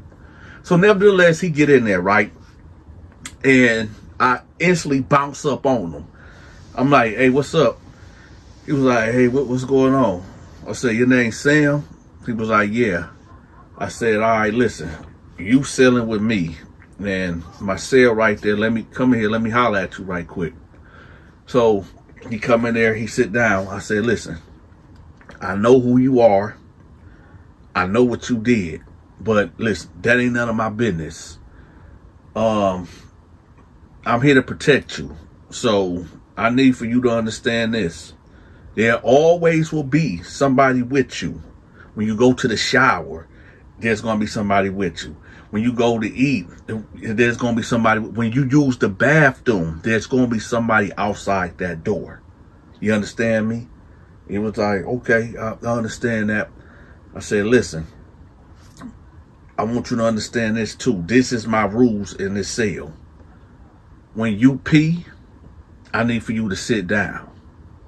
He was like, what are you talking about? I said, listen, white boy. I don't give a who you is and who you run with and who supposed to be protecting you. But in this cell, I'm God. You hear me? When you pee, I need for you to sit down. When you want to eat something in this cell, like eggs or tuna fish or something strong, you ask me first for permission, because I don't want the cell to be stinking or anything. Right? If you got to do a number 2, like take a dump or whatever, you don't take a dump in this cell. You go to the community bathroom. You understand me? I'm the only one that can do that up in here. So he was like, "Okay, I respect that. I respect that." I said, "Hold on, I'm not done." I said, "If you want some personal time or whatnot," and what I mean by that, if you kind of bang one off, you don't do that in this cell. You understand? This my home. This my cell. I'm the only one that can do that up in this cell. You understand? I said, if you need to relieve yourself sexually or whatever, go to the prison shower and do that then. But outside of that, you can't do that in this cell, because it's my home. I do that in here. He was like, "Okay, I get that." I said, "Another thing. I know that you getting money. You're going to be getting money in here. Your people going to be putting money on your books or whatever. I'm saying, the max we can keep on our books is $500. I'm going to need $200 every other week, because, we go to the store every other week or whatever. I need $200 worth of items to keep you protected," right? Because he don't know about this other organization. I got this hit out on him or whatever. He don't know that he's in here with his executioner, his future executioner, right? So he like, "All right, bet." Now, I know it sounds like Donta is a terrible human. It sounds like Donta is the worst of the worst, a piece of crap. And you might be right. I was a piece of crap back then. But if I would have known what the future held, dealing with this guy, the drama, which I'm about to tell y'all right now, and the issues that got me and my crew put up, this is why I say, never mind, I ain't gonna say that. But anyway, everything was going good for about a week. The guy was even cool. I did put down on him a little too hard, a little bit too tough the first couple nights, because I had to let him know, like, well, I didn't tell him I got $20,000 on the line, watching over you or whatever. But I had to establish dominance on this white boy to let him know, like, yo, I know that you belong to a powerful family, but in here, you the nigga. You understand? You ain't that. You the nigga in here. and I had to establish that dominance over him, but I just had to let it be known, like, dude, your life in my hands now. So, but as time went on in that week, you know, he was actually a cool dude. He really was. Until. Now, y'all know I always try to educate y'all about prison. The do's and the don'ts. One thing that you do not do, and I'm going to say this again, for the people that might end up going to prison, because some of y'all going to go to prison. Do not do drugs in prison. Do not involve yourself into homosexuality. I should make 10 commandments of what not to do in prison.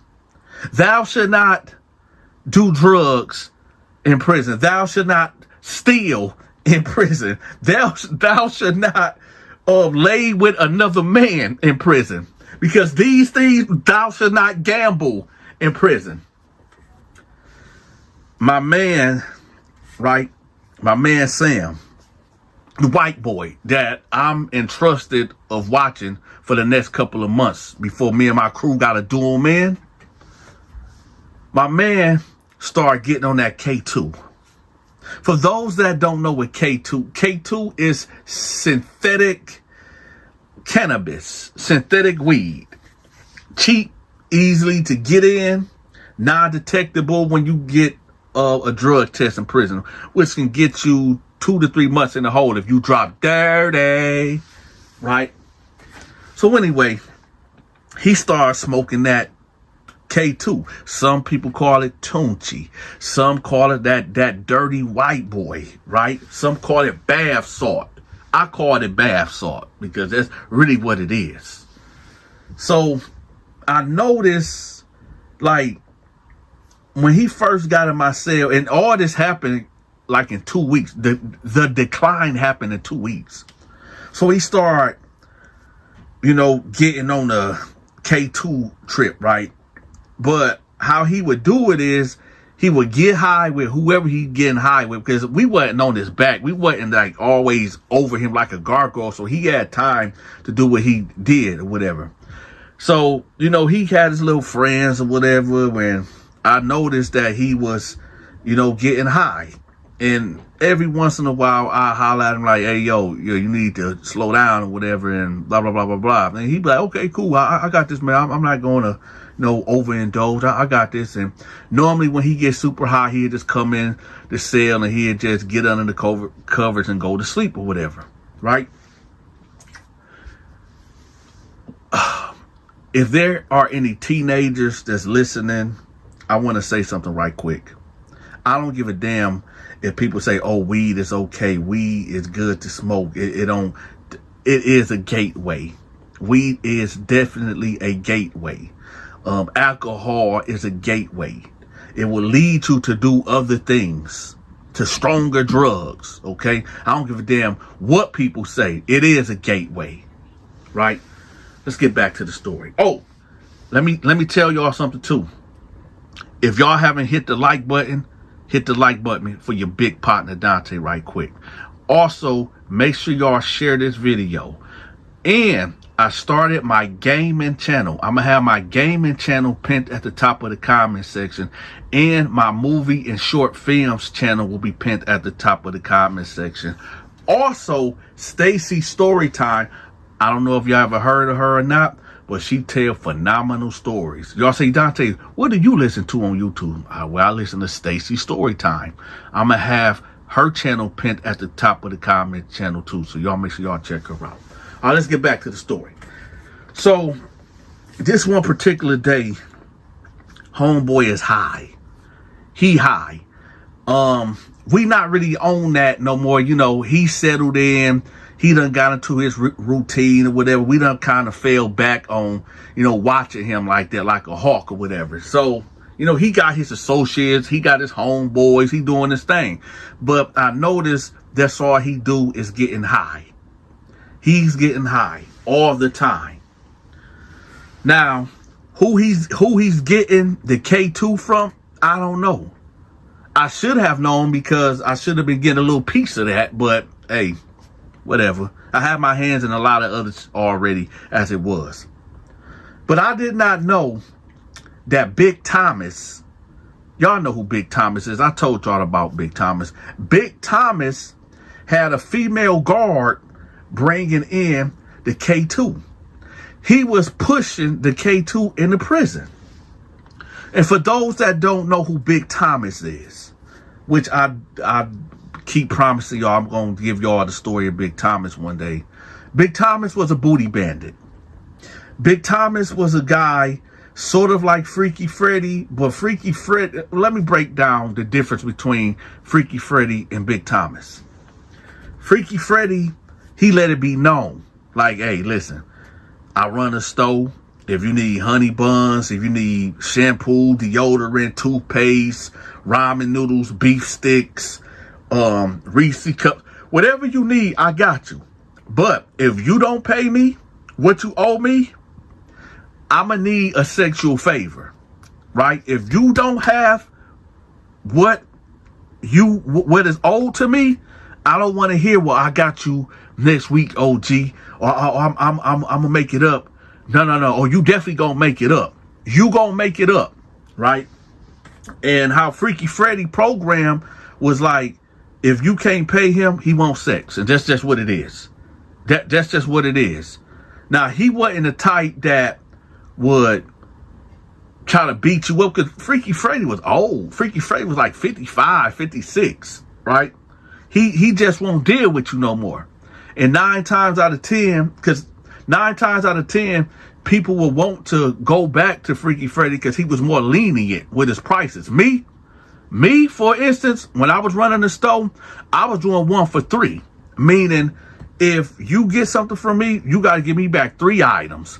So if you get 1 pack of ramen noodles from me, you got to give me back 3 packs of ramen noodles, and so on and so forth. You know, I ran a strict, tight program. You understand? So anyway, Freaky Freddy, that's how he was. Normally, everybody paid him back. There was some cats that was getting down like that, was getting items from him and, you know, giving him sex for in exchange for commissary or whatever. Now, Big Thomas, on the other end, he was what you would call one of them down low dudes that everybody know that you messing with them punks, you messing with them sissies, but y'all don't really want to say it. You know, how can I put it? I'll put it this way. If a man sleep with another man, you're gay. It ain't, I don't want to hear no pansexual, bisexual, or no, you're just gay. And that's just what it is. Big Thomas feel like, well, shoot, I ain't the one that's getting boofed in my butt, so I ain't gay. I'm the one doing it. And that's how his philosophy was. And you really couldn't joke with him and try to clown on him, because Big Thomas was a big dude. Hence Big Thomas. Big Thomas was about 6'8", maybe 310, 315. He was a really big guy. He ended up losing his eye in an incident where it was, I don't know if this happened. It had to happen, but it was said that he tried to, you know, take advantage of his cellmate, this young Mexican guy, whatever, and dude wasn't going for it. Big Thomas used to beat him up all the time and, you know, just basically trying to wear down his spirit, you know, punk him out and then try to grape him. And one day, when Big Thomas tried to really get him, dude stabbed him in the eye with a pencil. And, well, now he looking like Debo. Rest Debo soul, right? Now, anyway, so Big Thomas is bringing in the K2. And White Boy Sam, the one I'm supposed to be protecting and guarding and watching him, he's copping from him. Now, K2 is expensive. Oh, yeah. You can run up a crazy debt in prison off them drugs, right? And y'all see where this going. So now, hold on. So now he runs up a crazy debt. I don't know about this, right? I don't know that he ran up a crazy debt with Big Thomas. But now he's asking me, because he never asked me for nothing. He asking me like, hey, Donta, could you spot me, you know, a couple of dollars or whatever, and, you know, till it's payday or whatever. I'm like, yeah, I guess. But I knew he was getting for the drugs or whatever. So this would go on for about 2 weeks where I'm spotting him like every 2 to 3 days. Now, when he got his money, yeah, he broke me off. He broke me off properly, so I wasn't tripping. And then one day, he came to me. And he was like, hey, Donta, listen, I know what we talked about and what we worked out or whatever, but I need to move out the cell. I said, what's going on? He was like, I messed up. I messed up, bruh. And I need to pay my debt. I said, what you need? Because, this is my investment who I'm talking to. This dude is my investment. So he was like, man, I need about $3,000. I said, $3,000 for what? He was like, man, I messed up with Big Thomas, man. I owe him. I owe him $3,000, man. I messed up the bag. I messed the bag up. I said, what do you mean you messed the bag up? He was like, man, I just been smoking and giving it out, and I've been doing my thing in here hustling, and it's guys that owe me money. I said, who owe you money? Cause we can go collect that. He was like, nah, I don't really want to go through that. Big Thomas basically gave me a proposition, and I'd rather go this route. I said, what proposition? He was like, man, listen, I'm just going to leave out. I'm just going to move out the cell because I know how you are. And I know you're not going to stand for this. I said, what? What are you talking about? He was like, man, I want to be with Big Thomas. I said, what? Come again? He was like, yeah, I decided that I want to be with Big Thomas, and I want to be his guy. I said, listen, I jumped up, y'all, and I grabbed him by his collar. Like when the bullies, grab somebody by their collar, I jumped up and I grabbed him by his collar and I pushed him against the cell. I said, let me tell you something, white boy. You fucking with my money now. You fucking with my money. And he was like, no, listen, man, I understand that, man. If I owe you anything, I said, no, you ain't understanding, white boy. You mess with my money. I said, you know what? Get the fuck out of here. So I push him, right, and he walk off. So I called Al, Tall T, Homicide. We had an emergency meeting. So they're like, what's up, Donta? I said, listen, y'all, we got a dilemma here. The white boy owed, Big Thomas about 3 G's. Dude basically want to be with Big Thomas like, it's his sissy, his punk. I can't have that in my cell, and I don't want to have to, kill this guy or whatever. So I said, listen, this is what we gonna do. I want you to send word to such and such, the organization that I posted, whatever, and let them know that a part of our strategy is we just gonna let him be with Big Thomas, right? So, we sent word to the organization like, yeah, we still gonna take him out with whatever, but we got him hooked on drugs, right? So we gonna get him a slow death or whatever. And he with this booty banding, so y'all can let y'all people know out on the streets that dude basically got turned out up in here, and that was basically the mission for us to let them know, like, don't worry about it, we still got it. Nevertheless, I see the white boy Sam, and I tell him like, hey, listen, we good, man. We straight. You go ahead and pack out and go ahead and ride out. And he did. 3 days to go by. I didn't see white boy Sam at all. I damn near almost forgot about him. Till one day, we all on the yard, right? And me and my crew playing dominoes, right? I see Big Thomas walking. First I see Big Thomas, and then I see him. I see Sam, white boy Sam. Big Thomas is sitting right here on the right by the weight pile, right, waiting to hit the weights, and the white boy is standing right there. He got the front of his shirt all turned up. You know how them sissies be with their shirt all tied up in the front, showing their navel or whatever. And I guess some other punks or whatever altered his clothing to make his pants real tight like capris or whatever. And he had his hair in a ponytail. And I'm looking, I'm like, man, this prison shit crazy. One of the white guys from the organization that was paying me to do this hit or whatever, he came over there, he said, the boss want to talk to you. So I go over there, I'm like, yo, what's going on?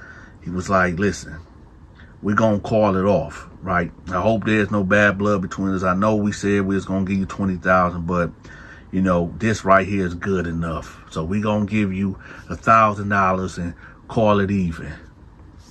I said, all right, bet. Now, I'm going to be real with y'all. I'm glad that they did that because I didn't want to go to war with this white organization. I didn't want to go to war with them. And I'm glad it worked out the way it worked out. You know, no bloodshed had to happen. I didn't have to take somebody out, or nobody in my crew had to take somebody out, take this dude out. And it just happened the way it happened. Let me tell y'all something. Stay out of prison. Stop committing crimes. It's not worth it, man. It's not. And I know a lot of y'all be wondering, like, yo, Donta, why do you drop videos like this? Because there's somebody out there that's committing crimes or going to commit a crime and do not realize what's ahead of them. Your life can be in danger before you even get in there. You know, it's cats is plotting on you before you hit the joint. If you like girls, I'm talking to you straight dudes. If you like girls, don't commit a crime, man. Because if you go to prison 9 times out of 10, you're going to get turned out. Or you're going to be getting extorted or beat up by somebody like me. I might wake up and just have a bad day and might just want to put my hands on somebody. And it might be you. But anyway, yeah, y'all, make sure y'all share this video. Hit the like button. And it's Christmas time, y'all. I need for y'all to I need everybody to send me $10. If you can't send 10, send me 15. No. We're gonna start it like this. I need everybody that can to send me $1,000. And if you can't send 1,000, send 100. If you can't send 100, send 50. If you can't send 50, send 20. If you can't send 20, send 10, $5 or $1. I'm gonna have my Cash App, I'm gonna have my PayPal, and I'm gonna have my Zelle number at the end of this video. Y'all make sure y'all put something in there for y'all big partner, all right? I need to get my commissary up. With that, y'all, this is your big partner, Donta. Every day I drop a new prison story at 1:30 p.m. Eastern Standard Time. Y'all make sure y'all stay tuned, tap in, right? And check out my other channels that I got pinned at the top of the comment section. And especially if you want to game with me, you want to do some gaming with me, make sure you subscribe to that channel and put your gamer tag in the comment section, whatever, on my gaming channel. And I got a PS5 though. I play on the PS5, so I'm just letting y'all know that. So I'm gonna put my gamer tag in the top of the comment section, also on that gaming channel, so y'all can just add me as a friend and we can run it. I'm only playing right now Call of Duty Warzone, Rebirth Island, and that's it. So I'm just letting y'all know that's the only game I'm playing right now. Also, I got another channel for those that don't care about the prison stories and want to hear my paranormal stories, my supernatural stories, my hood stories, or whatever. I'm gonna have that channel pinned at the top of the comment section too. Okay, so y'all make sure y'all check that channel out too. All the links will be pinned in the description and in the comment section at the top. With that, y'all, stay tuned.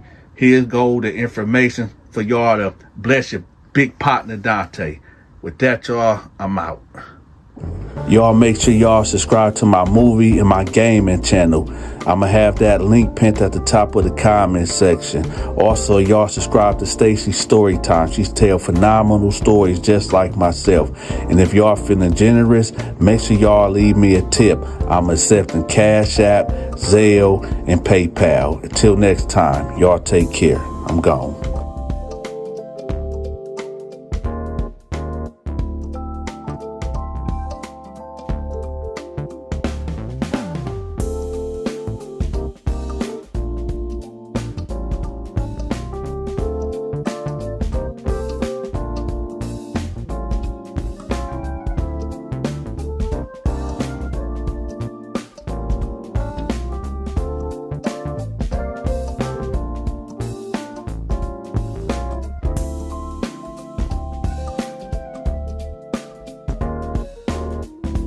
So this Mexican dude come up to me and he hand me a note, and I'm reading the note, and the note went like this: I really need your protection. Could you meet me in the law library at 3 p.m.? So when the Mexican dude give it to me, I'm thinking to myself, like, normally Mexicans don't come to black organizations for help. So I'm like, okay, well, my name is already out there, so it's not normal for people that want to come under my protection or whatever to reach out. But it was just strange, 'cause I never had no Mexican ever ask for protection. So I'm like, all right, whatever. So nevertheless, about 2:55 p.m. rolls around, and I told one of my homeboys to roll with me, because I don't know if somebody trying to do a sneak attack on me or try to take me up out of here, whatever, and the trap will be in the law library. So I said, I had one of my homeboys come with me, and he had that sword of justice, whatever. So we bounce up inside the library, and there's nobody in there. So I got this real bad feeling. Have you ever been somewhere where, let's say you go into a church, right? And ain't nobody there at all, and you like going to sanctuary and you get that uneasy feeling or whatever. It was just like that, man. So I was like, nah, something ain't right. And then I see this dude roll up, right? He roll up from the back, pause. And he's in a wheelchair, this black dude. And he was like, Donta? I said, yeah, what's up? He was like, I was the guy that need to talk to you. Okay, so now y'all, when I think about it, it makes sense now. In the letter, the Mexican guy was given that note to give to me from the dude in the wheelchair, whatever. So I'm like, okay, now everything makes sense. So I'm like, what's up, man? He was like, man, I'm in trouble, man. I'm in trouble. I was like, wait, what unit you from? I never seen you here before. He was like, I'm an L unit. I was like, oh, that's the disability unit, right? He was like, yeah. I said, so what's the issue? He was like, man, there's a guy that's trying to get me, like really trying to get at me. And I was like, well, what's the situation? He was like, all right, I'm gonna be honest with you. I got some K2 from this guy, and when he said K2, y'all, I already knew who he was talking about. Now, I done told y'all about the guy who was controlling the K2 up in there, which was Big Thomas. And for those that don't know who Big Thomas is a man lover. And the way he programmed is like, hey, if you can't pay him back of the drugs he done gave you or whatever, if you can't pay that debt, well, y'all can settle that debt a whole nother way. And he preferred that way. So when he said Big Thomas, I said, oh, shoot. So I'm like, all right, so what happened? He was like, well, I've been copping from him, and I've been selling it in my unit or whatever. And no, I don't smoke it at all. I don't smoke at all, but, I was selling for him. And, somebody told that, well, I believe somebody told on me, whatever, that I had the K2 in there. Probably somebody that tried to cop some from me, and I didn't give it to them for one reason or another, but they must have snitched on me. And I see when the guard was coming, so I hurried up and flushed it all. And, you know, I just ain't got the money to cover that. And, you know, I tried to talk to him, and he wasn't trying to hear it. And he told me I basically got 2 weeks or I'm getting effed. Now, when he said that he basically got 2 weeks or he getting effed, Big Thomas meant that literally. That wasn't no metaphor. That wasn't no miscommunication. That wasn't no veiled threat. That was a strict warning. Like, yo, if you don't give me my money in 2 weeks, he gonna run up in them. So I said, how much did you owe? He was like, man, I owe him $4,000. I said, you owe him $4,000? He was like, yeah, I owe him $4,000. I said, how much money you got? How much money you working with? And he like, well, that's the thing I wanted to work out with you. I said, I'm gonna let you know right now, man, with a $4,000 debt that you owe him, man, you gon' with putting me and my crew in danger. And because that's one thing I really didn't like to involve myself in. And with dudes having these drug debts and like that and such a high number, we could possibly have to go to war with this guy. Man, I ain't really care about going to war with nobody, but, you know, who likes going to the hole, man? Who likes getting their privileges taken away from them? You know, I like to be on the phone. I like to, you know, be out on the yard, man. I like to do what I do, but, you know, when you go to war, is nasty business. You know, war messes up a lot of things. So I'm like, all right, listen, how much can you pay a week? He was like, what, pay him or you? I said, pay me. He was like, I probably can get my girl to put, because she got a job, so she could probably put $200 to $250 a week on your books or whatever. I said, 250, just 1,000, 2, 3. I said, I'll tell you what, see, can your girl put 350? Because we gonna have to work this out some way. Because dude ain't just gonna let this go. And I don't feel like going to war with this dude, but he ain't gonna do nothing to you. Because I'm gonna let him know that you with me and my crew or whatever. And, you know, we gonna have to set something up where if your girl can put 350 on my account a week, I'm gonna take 250 and I'm gonna get him 100 out of it, so that way he'll have something. You know what I mean? He was like, well, shoot, in that case, I could just get him, you know, the whole 350 to the debt paid off. I said, let me tell you something. And if you know anything about Big Thomas, you know he don't want no partial payments. He want what he want, or he gonna get what he want.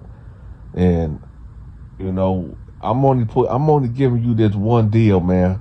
Once this deal, if you don't do this deal, it's off the table, and it's just gonna get worse for you.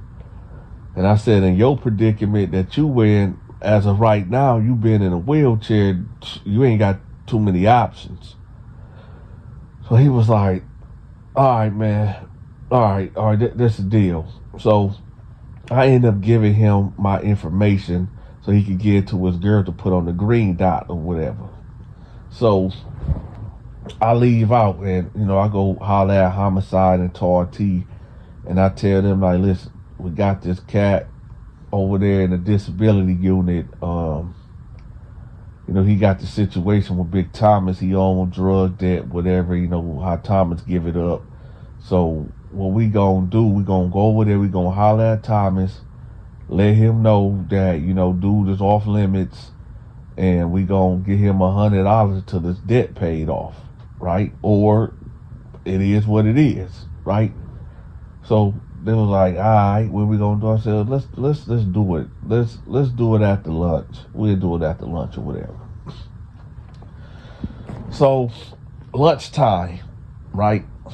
we already in the lunchroom eating, talking and, just chilling or whatever. So now we done eating, so we about to get up to walk out. And I see Big Thomas come in. So I'm like, you know what? Yeah, let me just holler at him right now. Right? So me and my boys go over there. He's like, man, what's up, y'all? Now, Big Thomas wasn't no pushover. He wasn't no punk or none of that, right? So when he seen us coming, he like, what's happening? What's up? Right? I said, look, I need to holler at you about some business. He was like, what's up, man? I said, look, the dude in the wheelchair, right? He was like, oh yeah, what about him? I was like, yo, he with me and my crew now. So he was like, what you mean he with you and your crew? I thought you wasn't in the drug business. I said, nah, I ain't talking about that. I'm talking about he with us now. He under my protection. He was like, protection? I said, yeah. He was like, well, why you telling me that for? What do that mean to me? I said, I'm just letting you know. He told me about, what he owe you and what you said you gonna do to him. Now he under my protection.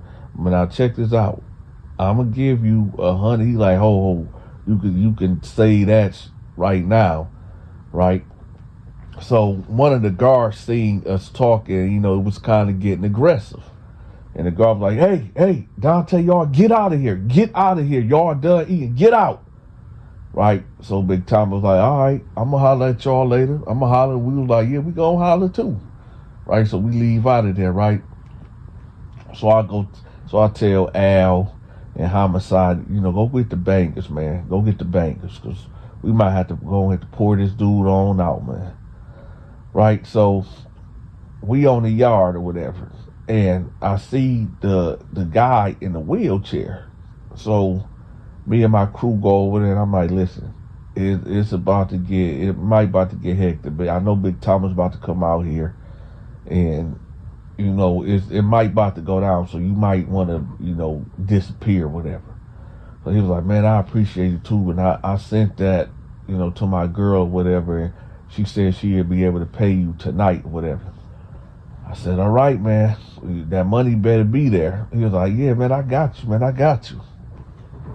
So I said, all right. About 5 minutes to go by, here go Big Thomas. Now, Big Thomas, he had a couple of homeboys in there. He had maybe about 8 guys that he talked to or whatever. But he had like 3 guys that will ride with him. You know what I'm saying? That'll get down with him.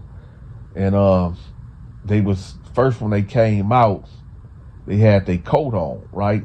And I already knew now it's 80 degrees outside and you got your coat on. Everybody know. And that's why I say, like, the administration, they wanted stuff to go down like this, like the guards, and they like that type of shit, because come on, man, it's 80 degrees outside and you got 3 dudes out here with coats on, man, come on, looking crazy, out of place. All right. So they come out, so I'm already knowing what time it is, so I see them, and they just standing there, like, right by the entrance. So I guess they looking to see where me and my crew at, right? So they zero in on us, and they start walking towards us, right? So I did a little whistle, and my crew, they assembled, and they came over there. So he was like, so what is gonna be, Donta? I said, what you mean, what is gonna be? He was like, so what's happening? I said, this is what's happening. He under my protection. I'm gonna give you $100 a week until the debt paid off, and we'll just go about it like that. So his homeboys was looking at him like, yo, like what's up? What we gonna do or whatever? He was like, listen, I tell you what.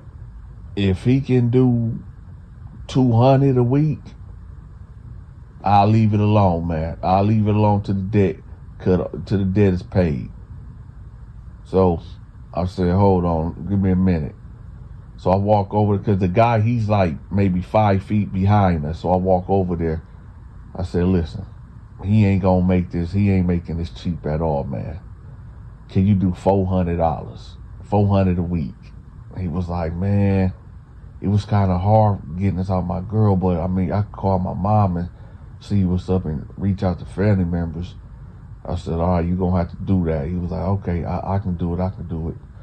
I said, all right. I said, listen, I went back over there to Big Thomas. I said, listen, we can do the 200. 200 a week, no problem. Just let them be, let them live. He was like, all right, Dante, this on you. I said, yeah, I got it. And I spit on the ground, right? So he turned away and he walked off, you know, him and his two guys, whatever. So I walked up to, you know, the guy in the wheelchair and told him, like, hey, you good, man. You good. You just make sure you have that bread. He was like, I got you, man. I got you, bro. Now, I'm going to just fast forward to later on that night. So at this time, I didn't have no celly or anything. And I'm just in the bed and I have a dream. Now, you know when you, how can I put this? I don't even know if I was dreaming. I had to be dreaming. But you know when you like halfway sleep and halfway woke, like that lucid state, the in-between or whatever, I felt myself, I was laying on the bed and I could see myself, right? And I just could see like down the tier or whatever. I could like literally see through the walls to see down the tier. And I seen Big Thomas grab, you know, homeboy wheelchair or whatever. And, you know, he like picked him up out of his chair, threw him to the ground and started kicking him. And then I just woke up out of it and I was like, man, what the heck was that? So I didn't really pay it too much mind. So the next day at the count, right? We usually at the count, we go to breakfast. So I go to breakfast or whatever, and my crew like, hey, you know what happened last night, right? I said, what? It was like, hey man, Big Thomas, you know, ran up an old boy. I said, what? He was like, yeah, he ran up an old boy. I said, you lying, man. What you mean he ran up an old boy? He not even in his unit. Like, what? It was like, man, listen. So after we got off the yard or whatever, Big Thomas somehow, some way ended up in dude unit in his cell, and he hid under the bed. I said, whoa, hold up. What you mean? He said, apparently Big Thomas somehow, some way got to dude unit, ended up getting in his cell and hiding under the bed. And when dude came in or whatever, you know, Big Thomas was just under dude's bed for a long time. And I guess after they count or whatever, dude got out of his wheelchair and got in his bed. And Big Thomas came from under the bed and assaulted him. I said, hold up.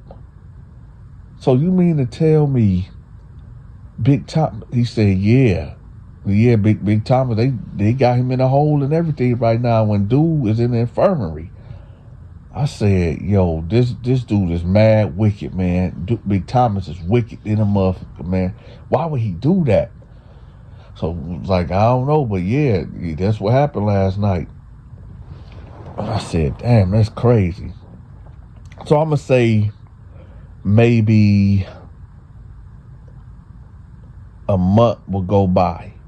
They done shipped Big Thomas. I don't know where they shipped him to, but yeah, they got him up out of there. I mean, just imagine you a guard, right? And you at the count, you maybe an hour or two later, there's supposed to be one guy in the cell, but when you walk past, there's two guys in the cell.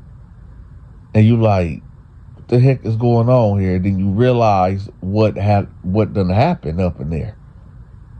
I mean, prison is crazy. So anyway, about a month go by, and I'm on the yard playing basketball, right?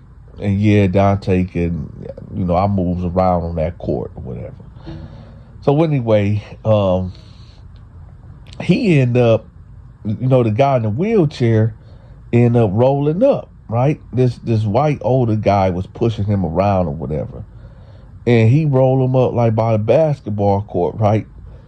And I'm playing basketball. I'm like in the game playing, and he's like signaling for me to like come talk to him, whatever. So, after the game, I walk over there, and this dude had the nerve. He had the nerve to tell me like, "Hey, man, that money that got sent, I need that back." So I'm like, "What?" He like, "Yeah, y'all didn't protect me, man. My girl sent that money. I feel like you need to give me some of that money back." I said, "Let me tell you something. I couldn't predict what was going to happen, man. I didn't know that dude was going to do that. No, man, you ain't getting nothing." And he was like, "Well, man, hey, that ain't right, man. That ain't right. Y'all didn't protect me." I said, "How can I protect you when I didn't even know what was going on, man? Get the fuck out of my face before I do something wrong to you." And he was like, "Man, listen, man, can you give me some money back?" I said, "Dog, you better be lucky that I'm gonna let you keep your life. Don't say nothing else to me before I do something to you out here." So he was like, all right, say less. So when he said that, I don't know if that's a trigger word for me, but when somebody say less, that make me think like you gonna plot on me, that you gonna do something to me when I'm unaware, with my guard down or something. So I turn around and I'm like, "What you say?" And he tried to wheel off, right? So I hurried up and grabbed his wheelchair and I said, "Hey, you mean say less? What you mean say less?" He was like, "No, man, just forget about it." I said, "No, what you mean? What, you gonna try to hurt me or something? You gonna try to do something to me or something?" Now, at this time, there's people looking, right? And the guards, they see it, but they ain't saying nothing. So I guess they let me rock out. Now, I know. Some of y'all gonna be like, "Oh, Dante, that was wrong for you. That was bold for you to push up on a guy on a wheelchair." Let me tell you something. This is prison, okay? Don't underestimate nobody. I don't care if Big Thomas, took this guy manhood or whatever. This dude could be still a dangerous threat to my life. I could be anywhere in this prison and he could just roll up on me without me even hearing him or seeing him and stab me on the side of my stomach, or stab me in the leg or in the neck or something. You never know. You don't underestimate nobody, even if they're in a wheelchair, right? So I grab him. I'm like, you what? You say less what? Say less what? He was like, "No, man, I was just saying, man. I just wanted, some of the money back." I was like, "Hey, listen, man, don't say a motherfucking word. Don't say nothing else to me or nobody in my crew. We said we was going to protect you. Ain't no way we can predict what was going to happen that night. So, like I said, that money is burnt. It is what it is." He was like, "All right, man, all right." So he just rolled on off. So my homeboy Al was like, "Man, what was that all about?" I said, "Man, this punk sitting up there talking about, can he get some of the money back because we didn't protect him from Big Thomas or whatever." He was like, "Yeah, that fool tripping, right?" So we gonna end the story right there, because there was some more stuff that happened where I did have to put my hands on the guy in a wheelchair, because he kept going around telling any and everybody that it was my fault. Well, me and my crew fault why, Big Thomas did what he did. And the reason why I had to do something about that, because if you got this dude running around telling people like, "Yo, Dante can't protect nobody," and this and that, that's going to mess up my business, right?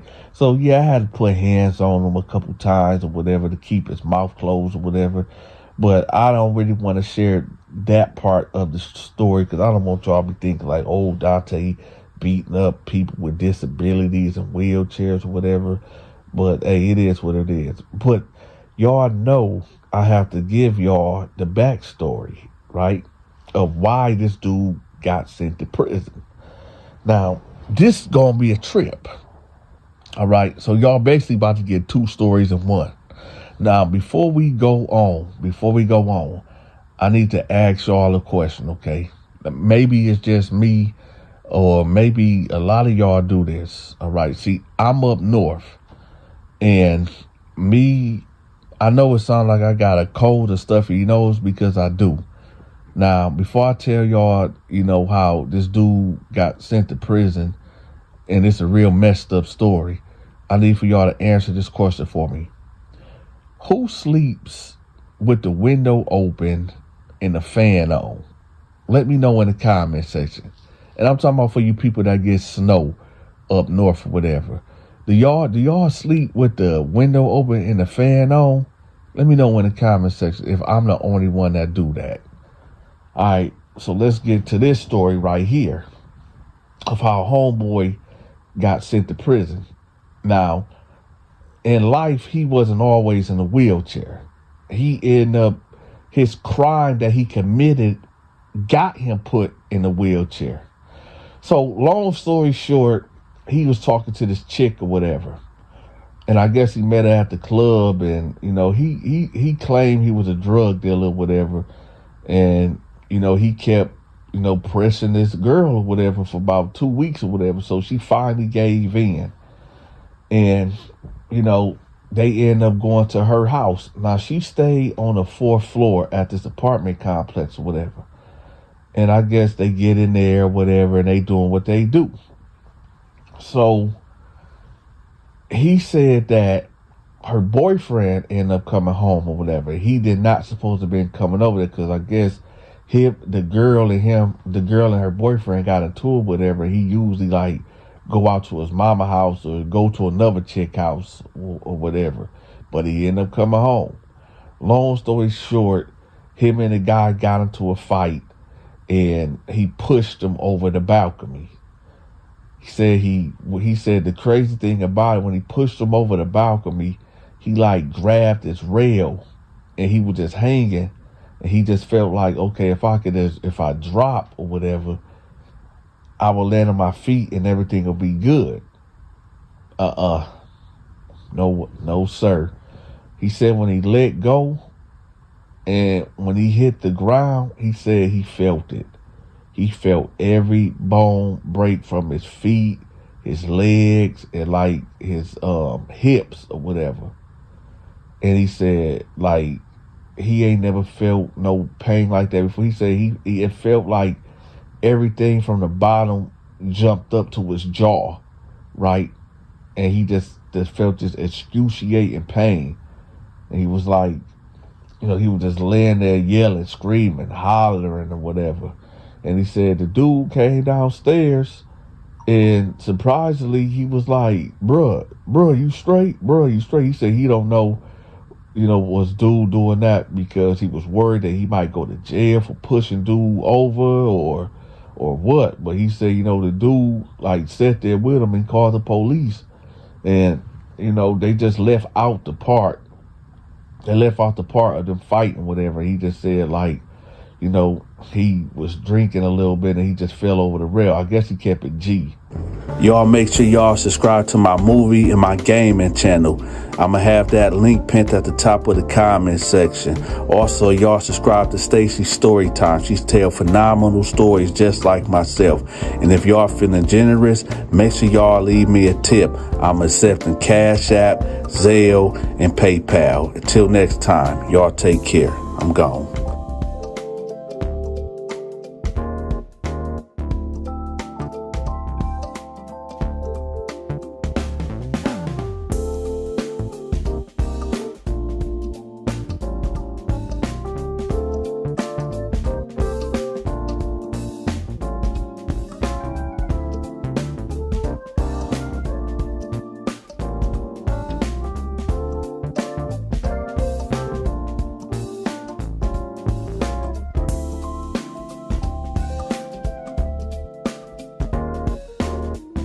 So in prison, you get pork chops once a month.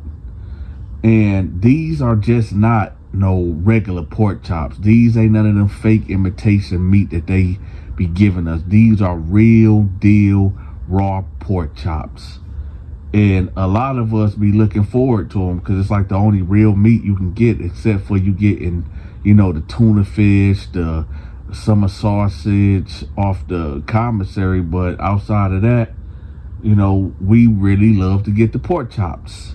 Now, there was this guy in my unit named Mustafa, a Muslim. And he was one of them type of dudes that was always trying to push this Islam stuff on people, man. Just every day he walking around with his Quran. He got his kufi on. He got these beads on.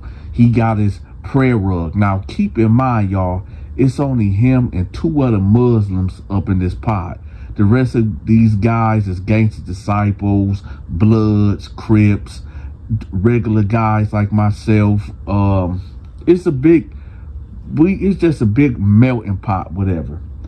So, what his whole thing was, he was just pushing this Nation of Islam stuff, right? So, one day he came to me and he was like, "Hey, Donta, man, you ready to take your Shahada, man? You ready to take your Shahada?" I said, "Listen, man, I'm a Christian. I believe in Jesus. You can keep that. I'm good." He like, "No, but listen, man, we believe in Jesus too. We believe in Jesus too, man. So, man, and you should get down with Islam." I said, "Listen, man, I'm gonna tell you this right now. I don't feel like debating you or whatever, but we don't worship the same Jesus." So he said, "How you figure that?" I said, come to my cell right quick. Let's talk right quick." So he was like, "Okay, what's going on?" I said, "Look, this is the thing. In the Quran, yeah, they believe in Jesus or whatever, but the issue is this: they don't believe that Jesus is the Son of God. They believe that he's a great prophet and he's going to come and do away with the shaitan at the end of the world and this and that, but they don't believe that he's the Son of God. And that's what my problem is. I believe that Jesus is the Son of God, and that's basically it." So he was like, "Okay, respect, you believe what you believe, I'm gonna believe what I believe, but if you ever got any questions about Islam, just holler at me," right? Now, I would see him going around pressing this issue for about 2 weeks to other inmates, but they ain't trying to hear. You got dudes, he trying to talk to. I mean, he was an okay, positive guy for what it's worth, or whatever. But ain't nobody trying to hear that. He over here talking to the Crips. Yo, y'all need to get with this Islam, and the Crips over here, they controlling the drugs, so they ain't about to stop that. You got the Bloods over here. They controlling the cell phones and other contraband. It's just a whole, ain't nobody trying to hear this Islam stuff or whatever. Okay, now here's where this story finna take a dangerous turn. So, it's the day before pork chop day, right? The day before pork chop day. Now, the day before pork chop day is when a lot of transactions about to happen. Now, in the prison, we gonna say it's 4,000 men in this prison. It's maybe 500 Muslims up in here. And according to what they believe, they can't eat pork. It ain't no excuse about it. They can't eat pork. Now, you got like a division inside of the Muslims in this prison, because some of these Muslims, it's like, but it's the rare. I'm talking about maybe 20 out of 500 Muslims in here ain't eating no Skittles. They not eating no gummy bears, no gummy worms. They not eating anything that have a byproduct of pork in it at all, right? And for those that might not know, yeah, Skittles and a lot of other type of products, you got to read the back, the ingredients. They do have some type of byproduct of pork in there, right? And these guys, these 20 guys out of the 500 Muslims, they strict on it. Like, they really be on it. They only eat certain things, right? So they naturally giving up their pork chops. So, you got cats running around making deals, because we all get 2 pork chops each, right? So you got cats running around making deals. You got the Muslims making deals and trade-offs and everything, right? So at this time, my cellmate ended up going home, right? Let's say this happened on a Wednesday. So my cellmate ended up going home or whatever. And when he left out, if you wanted to, how can I put this? If you wanted to have absolutely zero problems in prison, you would want to be in the cell with me. Why? Because I was one of the most highly respected, honorable guys that was in there. And nobody messed with me because I was a cool guy. I ran a strict program. And I just had a lot of respect in there. And if you was my cellie 9 times out of 10, nobody was going to mess with you because they didn't want to have to deal with me. So anyway, you know, Mustafa pull up on me. And he like, hey, Donta, I noticed your cellmate leave, and yo, you think I can cell up with you? I said, I really kind of want my privacy right now because, you know, it's rare that you be in the cell by yourself. But yeah, I guess you know, just ask the lieutenant, can you come through tomorrow, whatever. He was like, all right, bet. So nevertheless, you know, I had a little headache or whatever. So I just called it a day, and I just went in my cell and I took a couple of ibuprofens and I went to sleep, right? Slept the whole day away.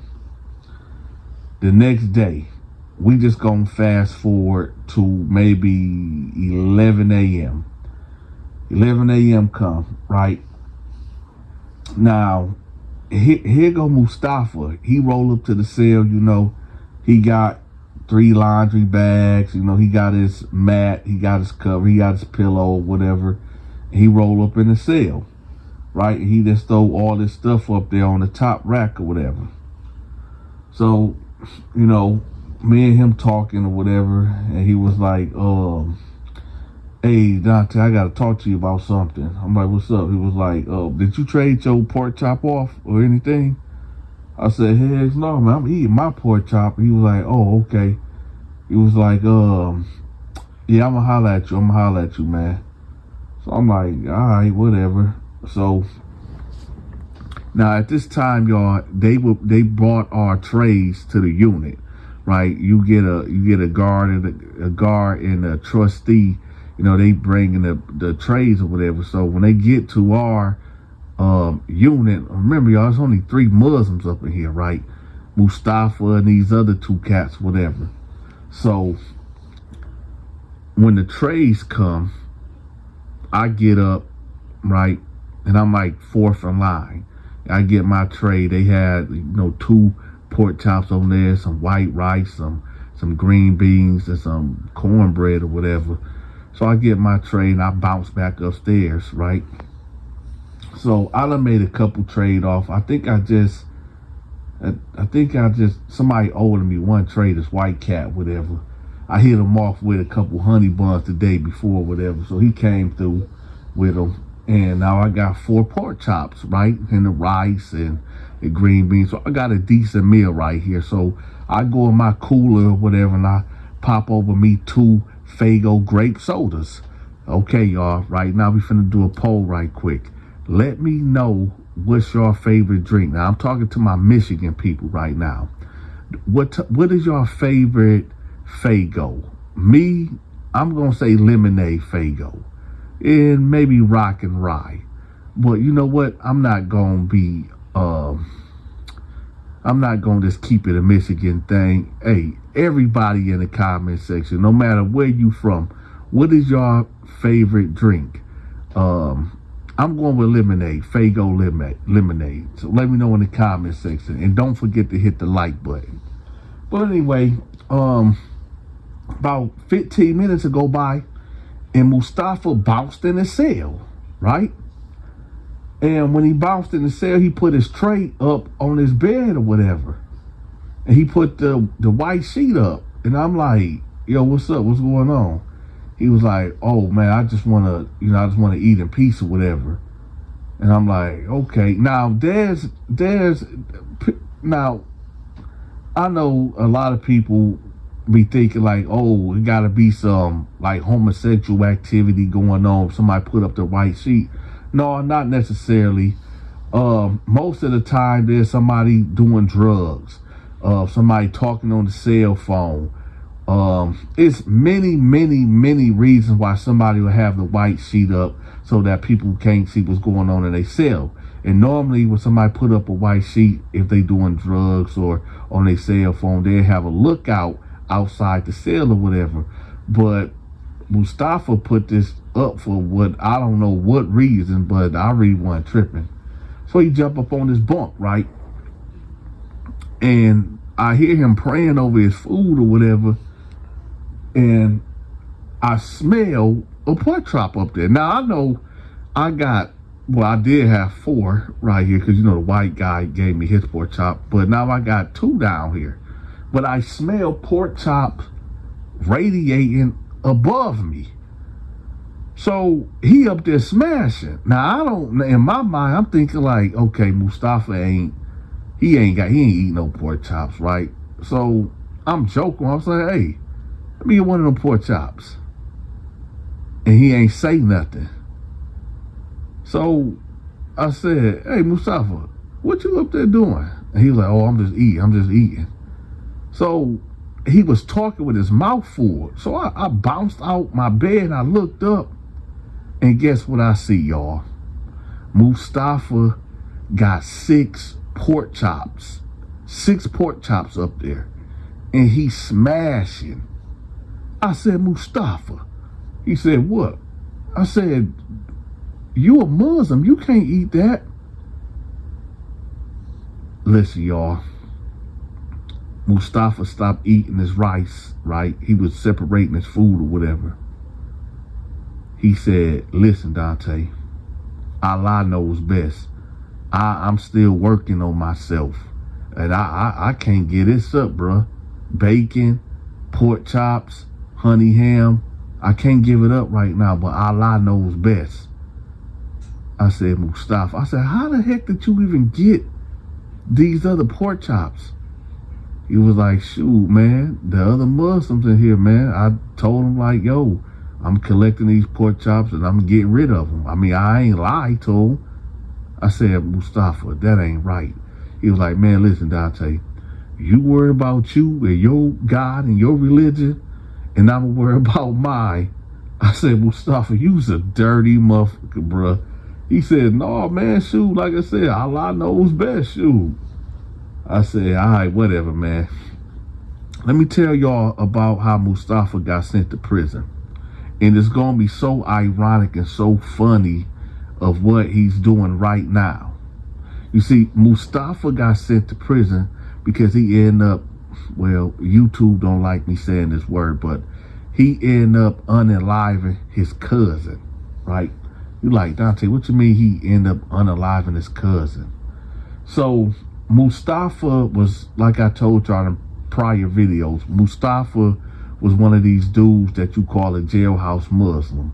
One of these street dudes that he went to prison on his first go around or whatever, and he became a Sunni Muslim or whatever. You know these guys that go to prison now, they join the Muslims for whatever reason. Most time for protection.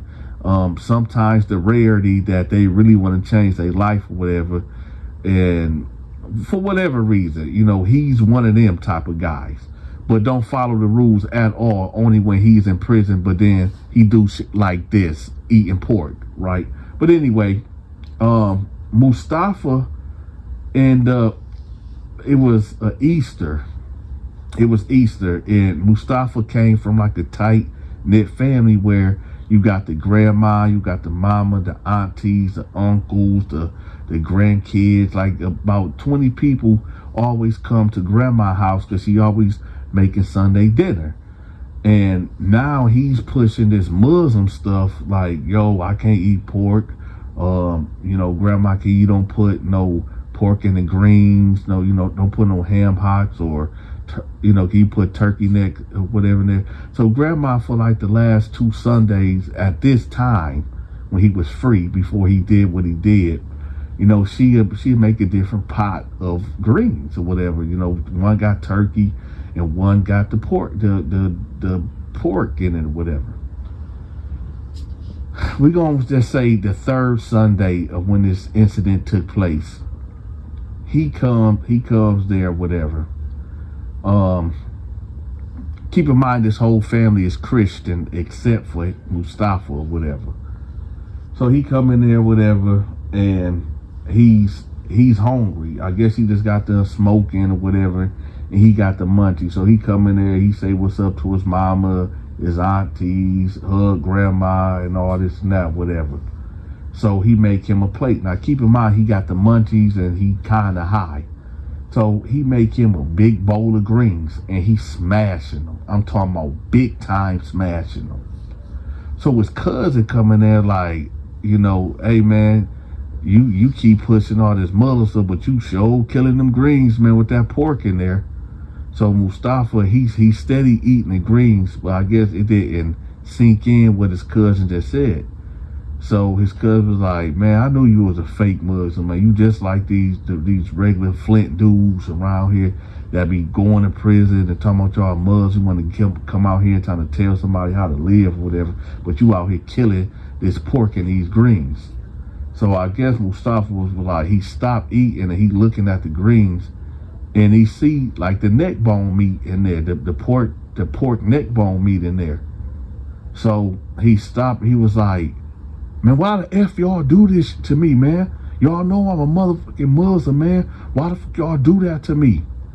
And so grandma is like, what's going on? He was like, man, this some bullshit, man, this some bullshit, right? So his mama like, hey, you need to calm down, man. It was, you know, grandma didn't have enough money to make you your own personal pot, whatever. So he like, man, whatever. So now he's cussing at this point. And now the cousin that, you know, he was talking to, the cousin that was telling Mustafa like, yeah, you're a fake Muslim or whatever, he kept pressing the line. And he like, yo, you really need to chill out, man, because you was born a Christian and you the only one that's trying to push this Muslim stuff. You ain't even no real Muslim. You be beating on women and you be drinking and selling drugs. Man, you the same person, dude. Cut it out and all this and that. So Mustafa was like, man, I'll beat your way or whatever. So then the cousin was like, man, F Allah, right? So Mustafa was like, what? He was like, I said F Allah. So he was like, hey, don't disrespect my God, man. Don't do that, man. On some real man, don't do that. So his cousin was like I said, man, F your God, man, F Allah. They got to fighting. Mustafa just took off on him, right? Got to punching on him. But the cousin had hands too, and they got to throwing. Keep in mind, y'all, these guys, Mustafa maybe about 26, and his cousin maybe like 25 or 26 or 27. They around the same age. So they bumping. They bumping in the kitchen. You know, the uncle's getting up, the other cousin getting up, trying to break them up from fighting. And eventually the fight goes from the kitchen to the dining room, to the living room, to them getting pushed outside. Now, as they outside bumping, I'm talking about they bumping. So they on the stairs, and Mustafa like Goldberg him, like rushed him into like this brick wall. And when he hit him, like when he rushed him, his cousin hit his head like really hard against the brick wall, and boom, and knocked him cold out. Knocked him unconscious, right? And then Mustafa just got on top of him to start hitting him in the face. Boom, boom, boom, right? And so the cousins and the other uncles grabbed Mustafa off of him, right? And Mustafa like, man, I'm gone, man. F y'all, man, I'm gone. So he leave. You know, they trying to wake the cousin up. Listen, y'all, the cousin ended up getting into a coma. You know, the ambulance came and picked him up. They took him to Hurley Hospital or whatever, and he was in a coma for 2 months. So at this time, Mustafa Ben done got arrested for assault, whatever. And then his cousin ended up passing away. He ended up flatlining like 3 months later, and they charged it. First they hit him with involuntary manslaughter, then they just hit him with murder. And well, now Mustafa is in here with me, right? So he ended up copping out, and they ended up giving him 15 to life. So the reason why I bring up Mustafa backstory, because this is the same guy that took his blood cousin life for confronting him about this religion that he's betraying his own God on by eating his pork. I mean, he's sitting up there. I mean, this whole argument started of him eating the collard greens with the pork in it, right? That led to his cousin losing his life over a fight over collard greens with pork in it. And here go Mustafa up here on the top rack, scarfing down the fucking pork chops. Hey y'all, do me a favor. If it ain't gonna bother y'all so much, can y'all hit the like button for me and make sure y'all share this video. And shout out to everybody that be commenting in the comment section. Donta really appreciate y'all participation. I do appreciate when y'all hit the like button too, man. If y'all haven't subscribed to my other channel where I tell other stories besides prison stories, make sure y'all subscribe to my other channel. I'm gonna have that pinned at the top of the comment section. And what I talk about over there, I talk about paranormal stories, horror stories, scary stories, supernatural stories, hood stories, and weird, strange stories too. Y'all make sure y'all check out that channel and subscribe to. I got a couple videos on there, but I'm gonna start uploading more on that other channel, so y'all make sure y'all tune in to that. Also, y'all make sure y'all check out Stacy's story time. I'm gonna have her link pinned at the top of the comment section too. And I got my short films, my short film movie channel pinned at the top of the comment section too. So y'all check that out. And with that, y'all, this is the Donta. Oh, I forgot too, y'all. And if y'all feeling generous, make sure y'all hit up my Cash App, my PayPal, or the Zelle. I'm going to have that pinned, where I'm going to have that video that's about to play right now. So with that, y'all, your big partner Donta got love for y'all. I'm out. Y'all make sure y'all subscribe to my movie and my gaming channel. I'm gonna have that link pinned at the top of the comment section. Also, y'all subscribe to Stacy's story time. She's tell phenomenal stories just like myself. And if y'all feeling generous, make sure y'all leave me a tip. I'm accepting Cash App, Zelle, and PayPal. Until next time, y'all take care. I'm gone.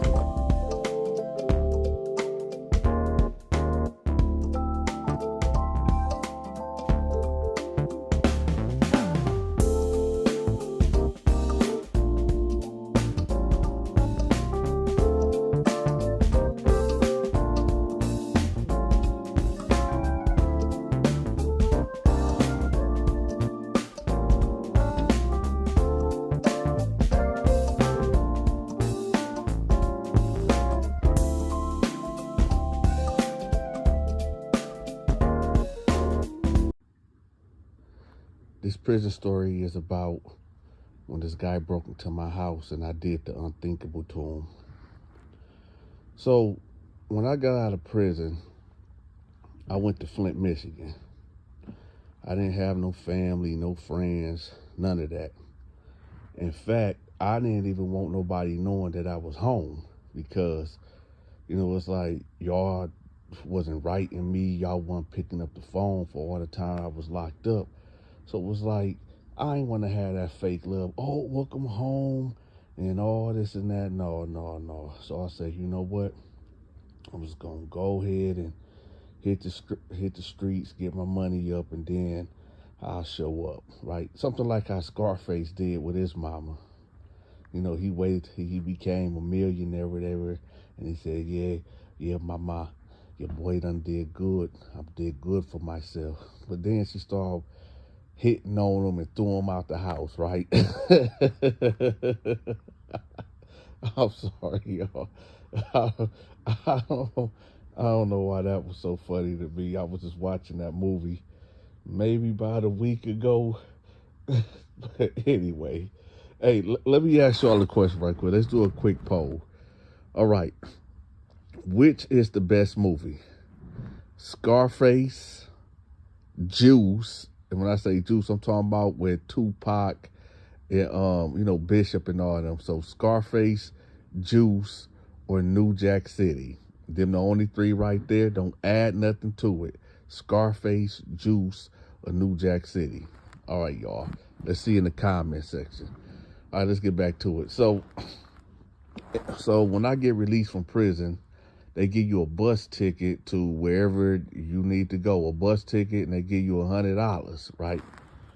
So I'm at the bus station, at the Greyhound bus station.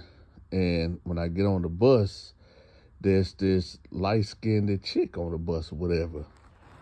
And she's sitting like, I'm not going to say not, well, she's sitting across from me, or horizontally, like not in front of me, but on the side of me, basically.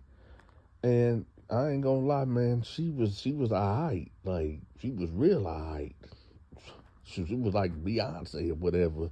And I'm just getting out, whatever. So I ain't trying to be awkward, because when you first get out of prison, man, you kinda awkward. You know what I'm talking about? You're nervous, you're jumping at everything.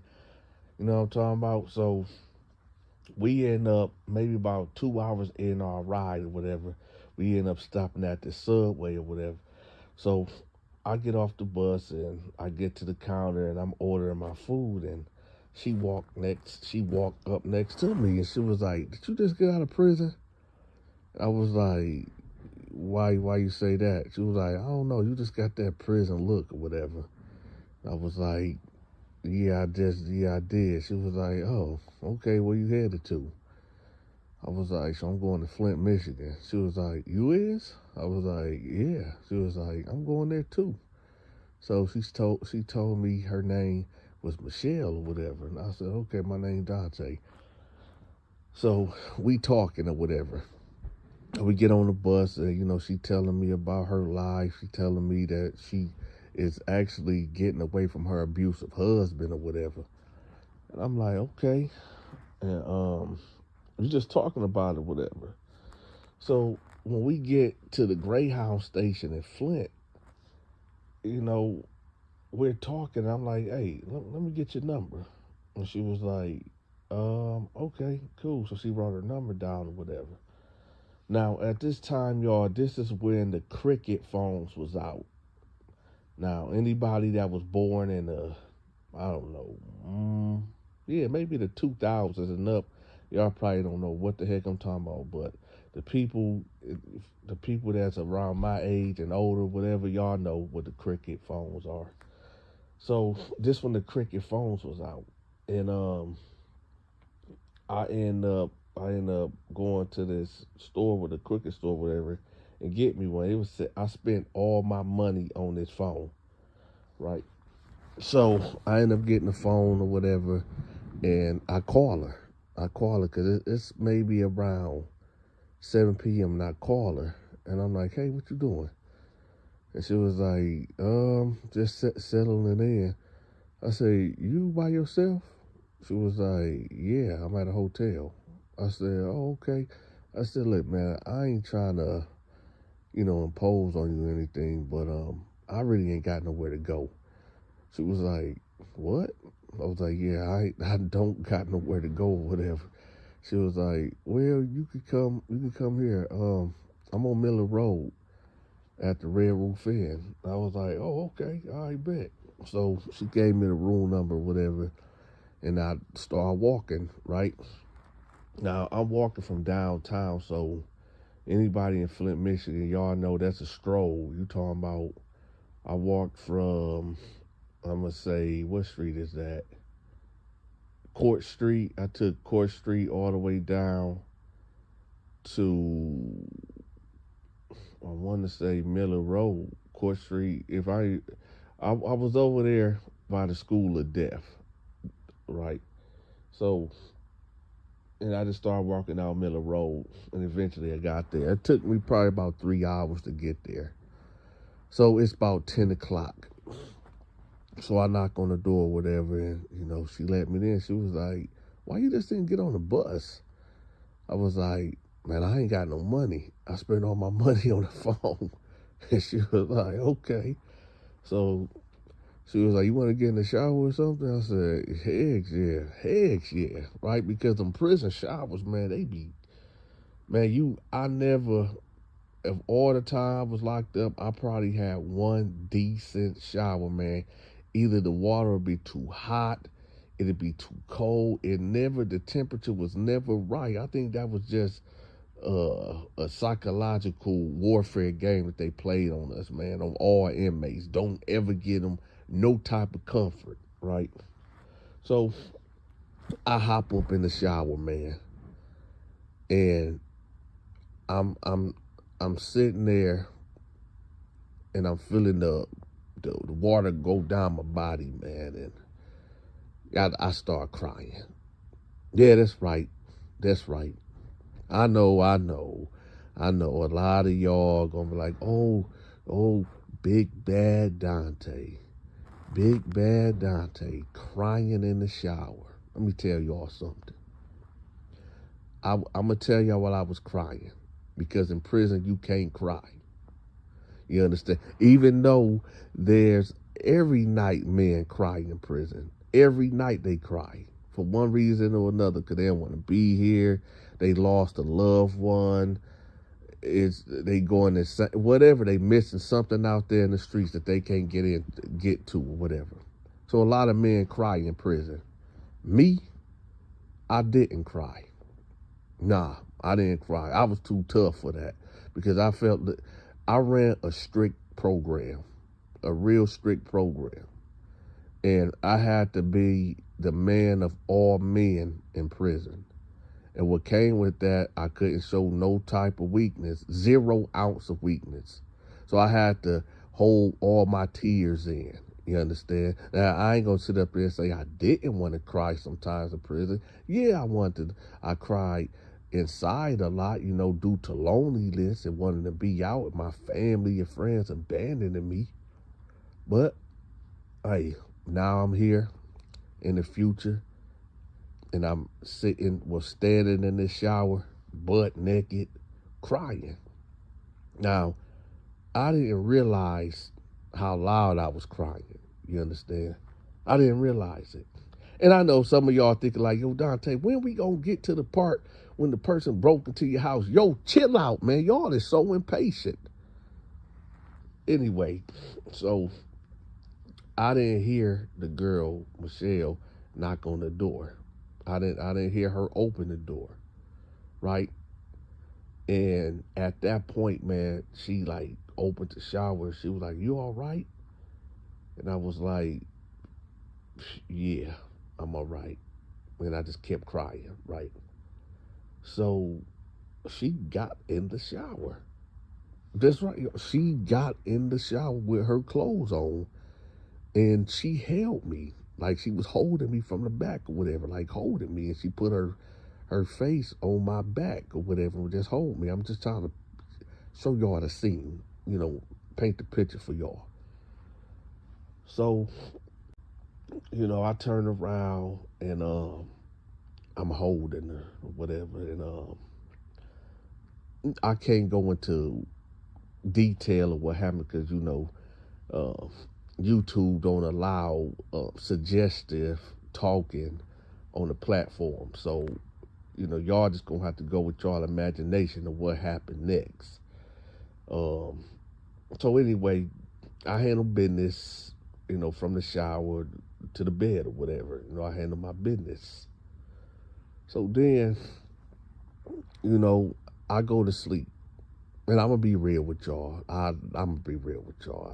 I probably handle business for a maximum of maybe 5 or 6 minutes. Listen, man, I just got out of prison, man. What do you expect? Right? But I guarantee you that was the best 5, 6 minutes of her life. But anyway, y'all hit that like button if y'all haven't hit the like button yet. So you know, I'm passed out sleep. You know, I just bust a hemo shemo nut, right? And I'm knocked out. I'm knocked out cold. I'm talking about cold, cold. So I'm laying there and I'm like, man, hold up. Now, as I'm laying in the bed, now this is the real important part, y'all, that y'all gotta understand. I'm laying in the bed and I feel this, like, because I'm touching my face at this point. You know when when a girl laying next to you or whatever, and you laying on your back and she laying on her side or whatever, and you like holding her or whatever. Well, it was like that, but then I felt something wet or whatever, and I'm touching my face, but it's kind of sticky. I'm like, what the? So when I open my eyes, she's laying there, bloodied up, like like blood all over her. So I jump up, right? And I'm like, what the? And then obviously, y'all, I was dreaming because I just woke up and she was like, hey, what's going on? I was like, I'm sorry, man. I just had a nightmare or something. She was like, what is it? I said, man, you was laying there all bloodied up or whatever. And she was like, okay, well, go back to sleep. Now, y'all, I'm on prison time. And prison time is basically when you get up every day at a certain time. That's just how your body is trained. So it's around that time. It's 6 o'clock, right? So Dante's up. I'm up and about. I get on the floor, start hitting my sit-ups, start hitting my push-ups. You know, this is how I was programming every morning, which I need to get back to doing, man, because right now, y'all, I'm a slouch. So after I do my regimen or whatever, now it's about 7:30. Now I'm outside, you know, on my prison routine. I'm outside and I'm jogging around the hotel complex or whatever. So when I come back in, the girl ain't there. So I'm like, okay, maybe she stepped out or whatever. So y'all know checkout is 11 o'clock, so it's about 9:50. So I go down there and I, you know, eat the continental breakfast. Hey, side story. Back when I was 19, when I was living in Covington, Georgia, right? This what I used to do. There was this hotel, this big hotel, like right outside my neighborhood or whatever. And what I would do, like every other morning or every 2 mornings or whatever, I would get up early around about 7:30, 7:45, and I would go there and be eating the continental breakfast like I got a room there. Yeah, Dante was on some bum ass shit.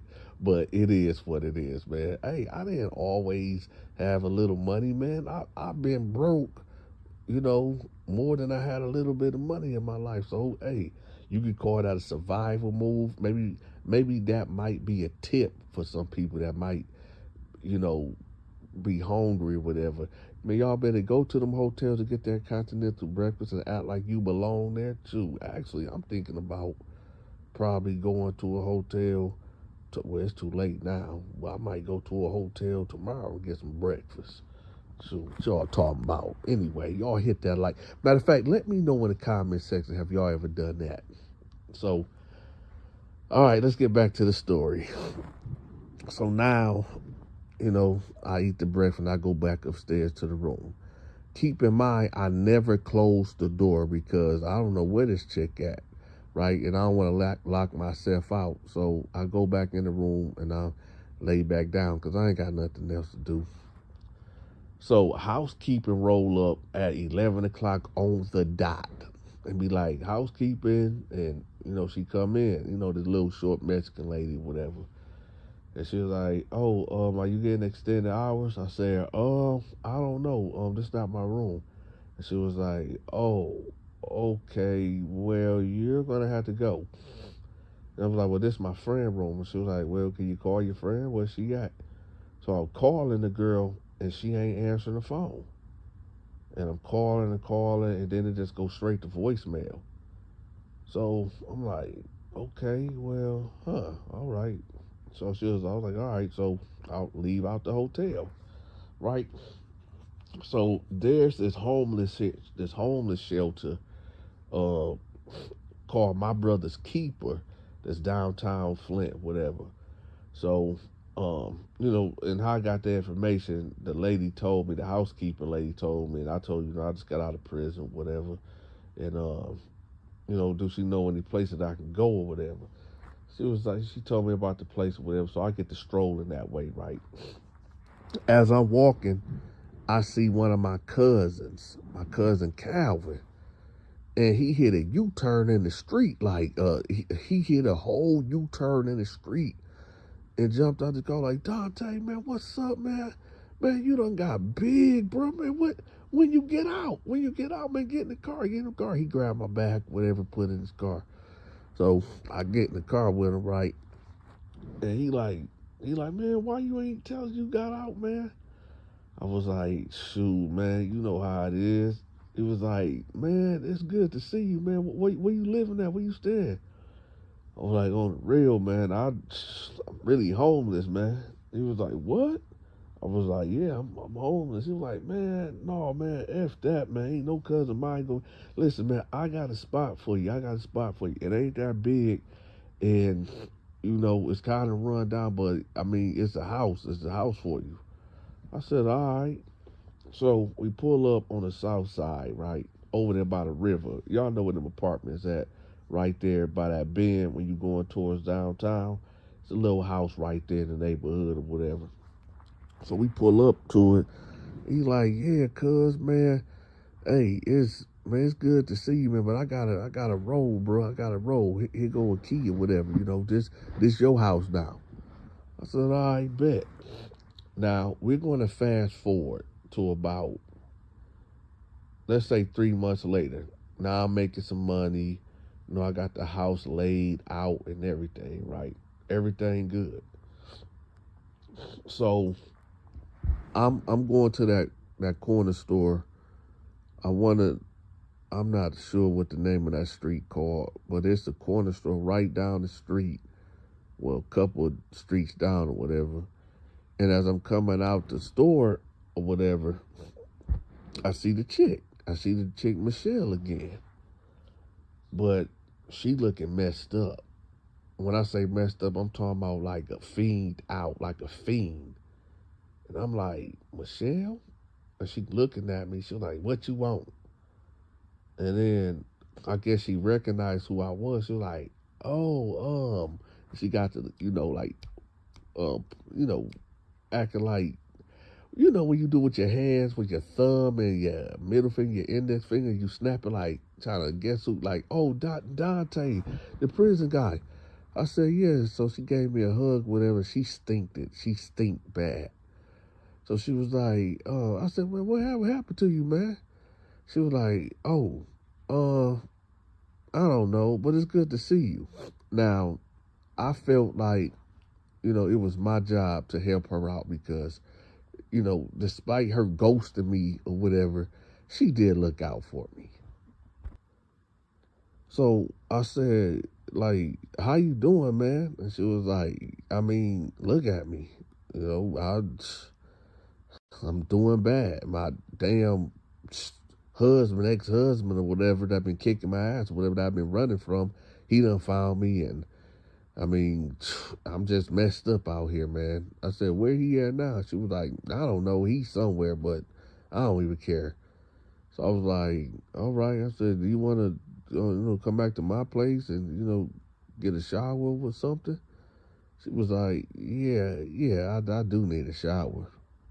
So we walking. I'm like, man, what you, like, you do drugs or whatever? She was like, yeah, I do. I mean, shoot, it ain't nothing else to do around here. And I'm like, oh, man. So when we pull up to the house, she was like, okay, this your place? I was like, yeah, this my spot. Yeah, this my spot. My cousin let me stay here, whatever.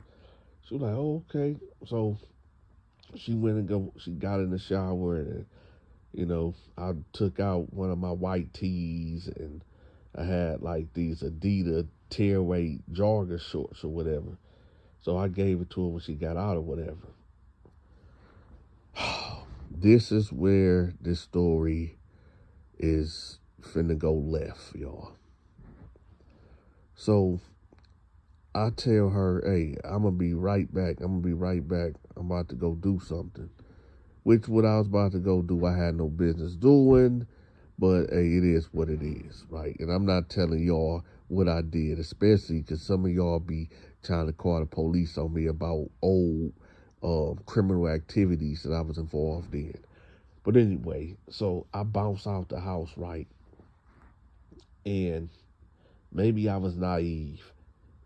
Maybe I don't know why I did this, but I left her there, right? I come back to the house, y'all. I come back to the house. My TV gone.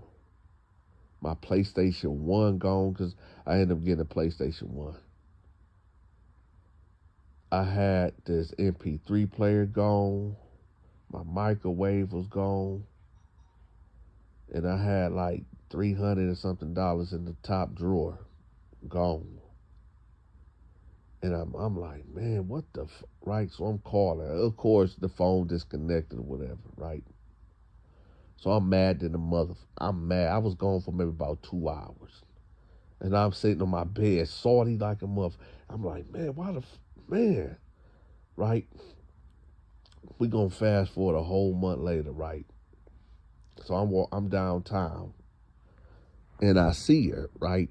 She arguing with some dude or whatever, and she looking crazy. So I approached her. I said, hey, Michelle. When she looked and she tried to run, I just grabbed her. I said, man, why did you steal my shit, man? Why did you steal my shit, man? She was like, I don't know. I needed some drug money or whatever. I don't know. I said, Michelle, that was wrong, man. That was real fucked up, right? And she was like, well, I'm sorry. I messed up out here too, right? Y'all make sure y'all subscribe to my movie and my gaming channel. I'm going to have that link pinned at the top of the comment section. Also, y'all subscribe to Stacy's Storytime. She's tell phenomenal stories just like myself. And if y'all feeling generous, make sure y'all leave me a tip. I'm accepting Cash App, Zelle, and PayPal. Until next time, y'all take care. I'm gone.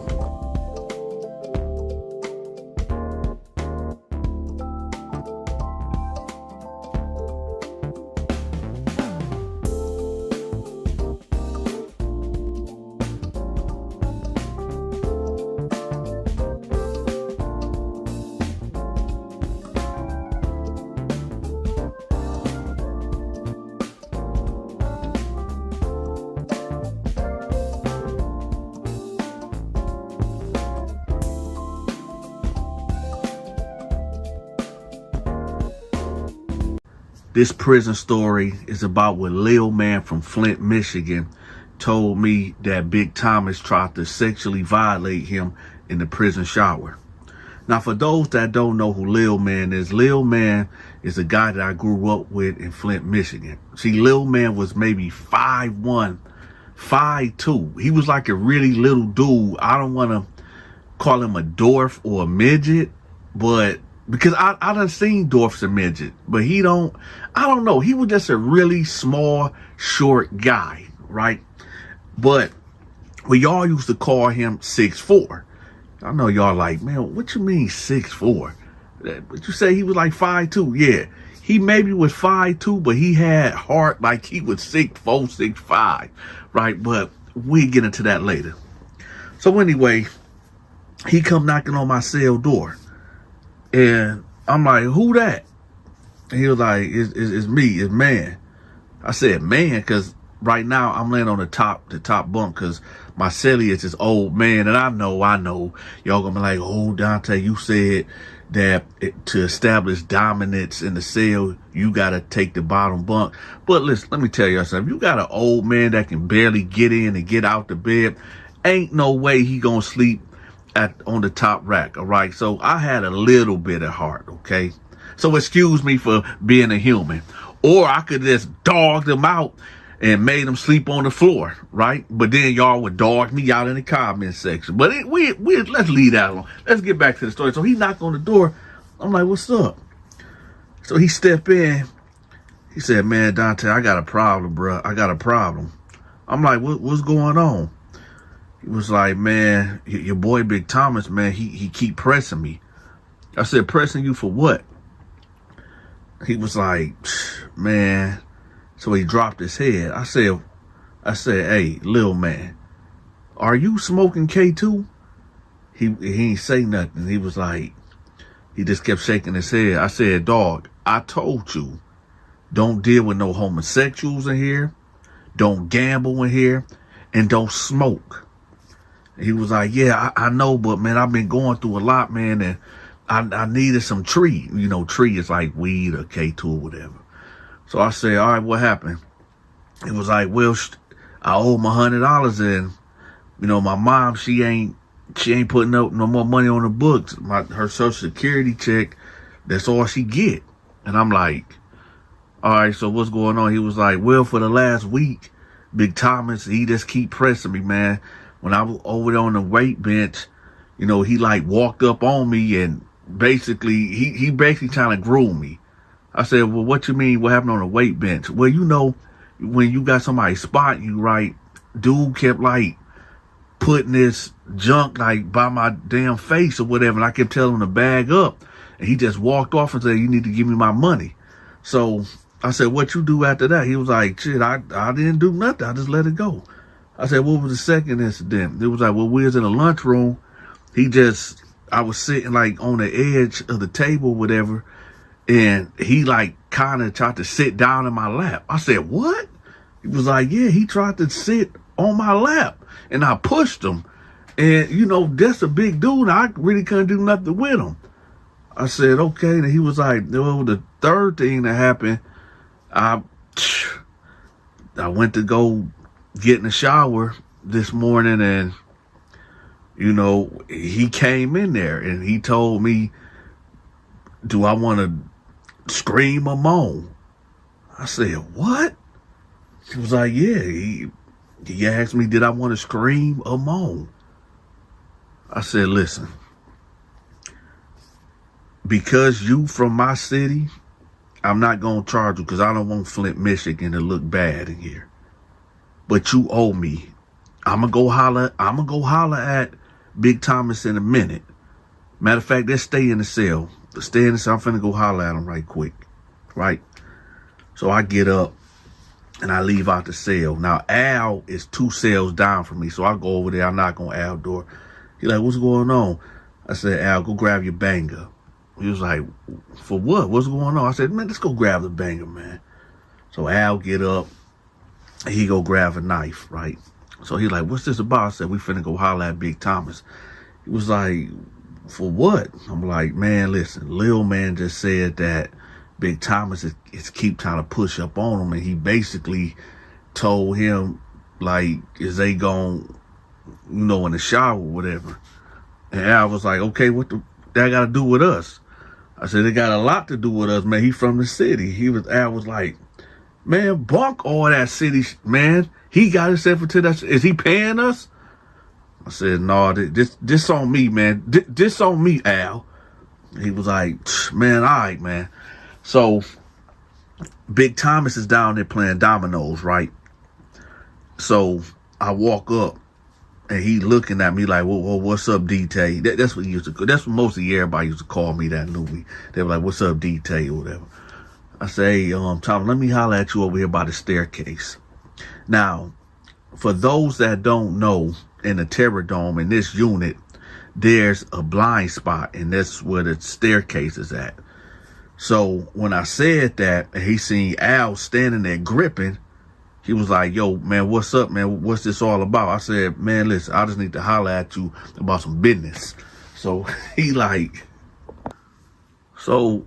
what business? I said, listen, man, me and you just need to talk, and I just got Al right here just for the sake. And he was like, all right, man, what's up? So we go over there. He like, what's up, man? I said, listen, you know Lil Man? He was like, yeah, my little B. I said, man, what's up with that, man? Why you pressing him like that? He was like, well, the nigga owe me. He owe me big time. He owe me $300. I said, what you mean he owe you $300? He told me he owed you $100 for some K2. He said, is that what he said? Is that? What else did he tell you? I said, shit, he said that you pressed him on the weight bench. You tried to sit on his lap in the lunchroom, and he just bust out and started laughing, like a hearty laugh. And I'm confused. I'm like, why is he laughing? He was like, man, Donta, man, that was just a tactic, man. I was just fucking with him, man. So he really told you that he only owed me $100 for some K2? I said, yeah, that's what he said. He was like, dog, man, your homeboy Lil Man is a punk, man. He a sissy. I said, what? He was like, yeah, your homeboy is a punk. He is sissy, and he messed with one of my boys, and I caught him. That's why he owed me. I said, oh, whoa. Now, this took me by surprise. I'm like, what you mean? I'm thinking this in my head, like, what you mean Lil Man is a punk? Lil Man is a sissy. He messing with one of Big Thomas' boys. So, if you new to the channel and you haven't heard any of my stories about Big Thomas is a prison pimp. He got about 5 or 6 homosexual guys up under him, and they like his prostitutes. They go out and basically sell their bodies to other men in prison, and they bring him back to commissary or whatever. And apparently, he's telling me that my homeboy Lil Man from Flint, Michigan, Northside, Edmond, and South Saginaw Street, right? That Lil Man, he was messing with one of his boys, and he done ran up a debt, and Big Thomas trying to collect on it, and he see, let me tell y'all something, and I know. A lot of y'all be saying, oh, Donta, oh, you was just an evil man in prison. You had no heart. You had no feelings for no human being. Having feelings and caring about the next man will get you killed in prison. Just like this. Lil Man knew off the bat, that because he was from Flint, Michigan, you know where I'm from, that I was going to hold him down regardless. So when he came to me talking about, oh, Big Thomas trying to push up on me and push up in me, can you protect me? He knew that I didn't want our city to look bad, so he knew that just off that, I was going to have his back. But he lied. You see, I done stuck my big ass nose into some business that I had no business butting my nose into, right? And I'm going to tell you, if you go out and you decide that you want to have relationships, a relation with another man in prison, that's not my business. So when you run up a debt and that pimp that own that punk that you messing with want that bread and you ain't got it, and you come to me talking about, oh, this guy trying to get at me over a K2 debt, but in real life, over a prostitution debt, now I'm upset. Now I want to do something to you, right? So, and sorry about that rant, y'all. I just need to fill in some gaps for y'all, for people that didn't know who Big Thomas was. So I'm like, what? So he said, so you telling me that Lil Man that I got up in the cell right now ran up a prostitution debt with you, and he trying to come to me for help? He was like, that's what he told you, K2? I said, yeah, that's what he told me. So Al done stepped up at this point, because he done got wind of what we was talking about. And Al was like, wait a minute. So we about to go to war with Big Thomas over a punk, a homosexual? I said, Al, go get that motherfucker out my cell and bring that nigga down here right now. So Al pull out the knife and he run up the stairs, right? So maybe about 20 seconds to go by, you see Al grabbing him by his collar. Now, Al is like 5'11", maybe 6 foot. And like I said, Lil Man ain't nothing but maybe 5'1", 5'2". So Al look like a giant holding a little boy by his collar, you know, manhandling him down the stairs. So we get over here. He get him downstairs, right? So it's me, Big Thomas, Lil Man, and Al right here, right under the stairs. So Big Thomas like, so you telling them that I'm trying to have sex with you or something? He was like, yeah, man, yeah, you are. He said, tell him why. Because I already told Dante what happened. You tell him why. Because I was smoking the K2 and what else? It ain't nothing else. So Big Thomas was like, you know what? I got you. Hold on. So he whistled. You know, I can't really whistle. You know, when dudes put like, what is it? The thumb and the index finger in their mouth and then they pause and then they blow like, whoo, whoo. So he do that. And 4 of his punks emerge from their cell. I guess that's like they call or whatever. So they come out their cell and he motioned to one of the punks. And, you know, the other punks go back to their cell and the guy come over there. And he like, what's up, Thomas? What's up, Dante? And I'm like, when he said, what's up, Dante, I instantly got upset because it's like, do you know me? Have we talked before? I don't got no business dealings with you at all. So why you gonna say, what's up, Dante? Maybe he just acknowledged me, you know, of me being, you know, that guy in the pod or whatever. So I don't know. But anyway, so he like, Big Thomas like, hey, I'm about to walk off. So Dante know I ain't on no bullshit. I'm gonna walk off and I'm gonna let you tell Dante what's been going on with this dude. And he walked off. So he was like, the gay guy was like, oh, hey, Dante. I said, man, what's up, man? What happened? He was like, well, Lil Man. And I said, whoa, hold on. We need to go somewhere a little bit more private, right? So I said, we finna go to your cell. Now, I know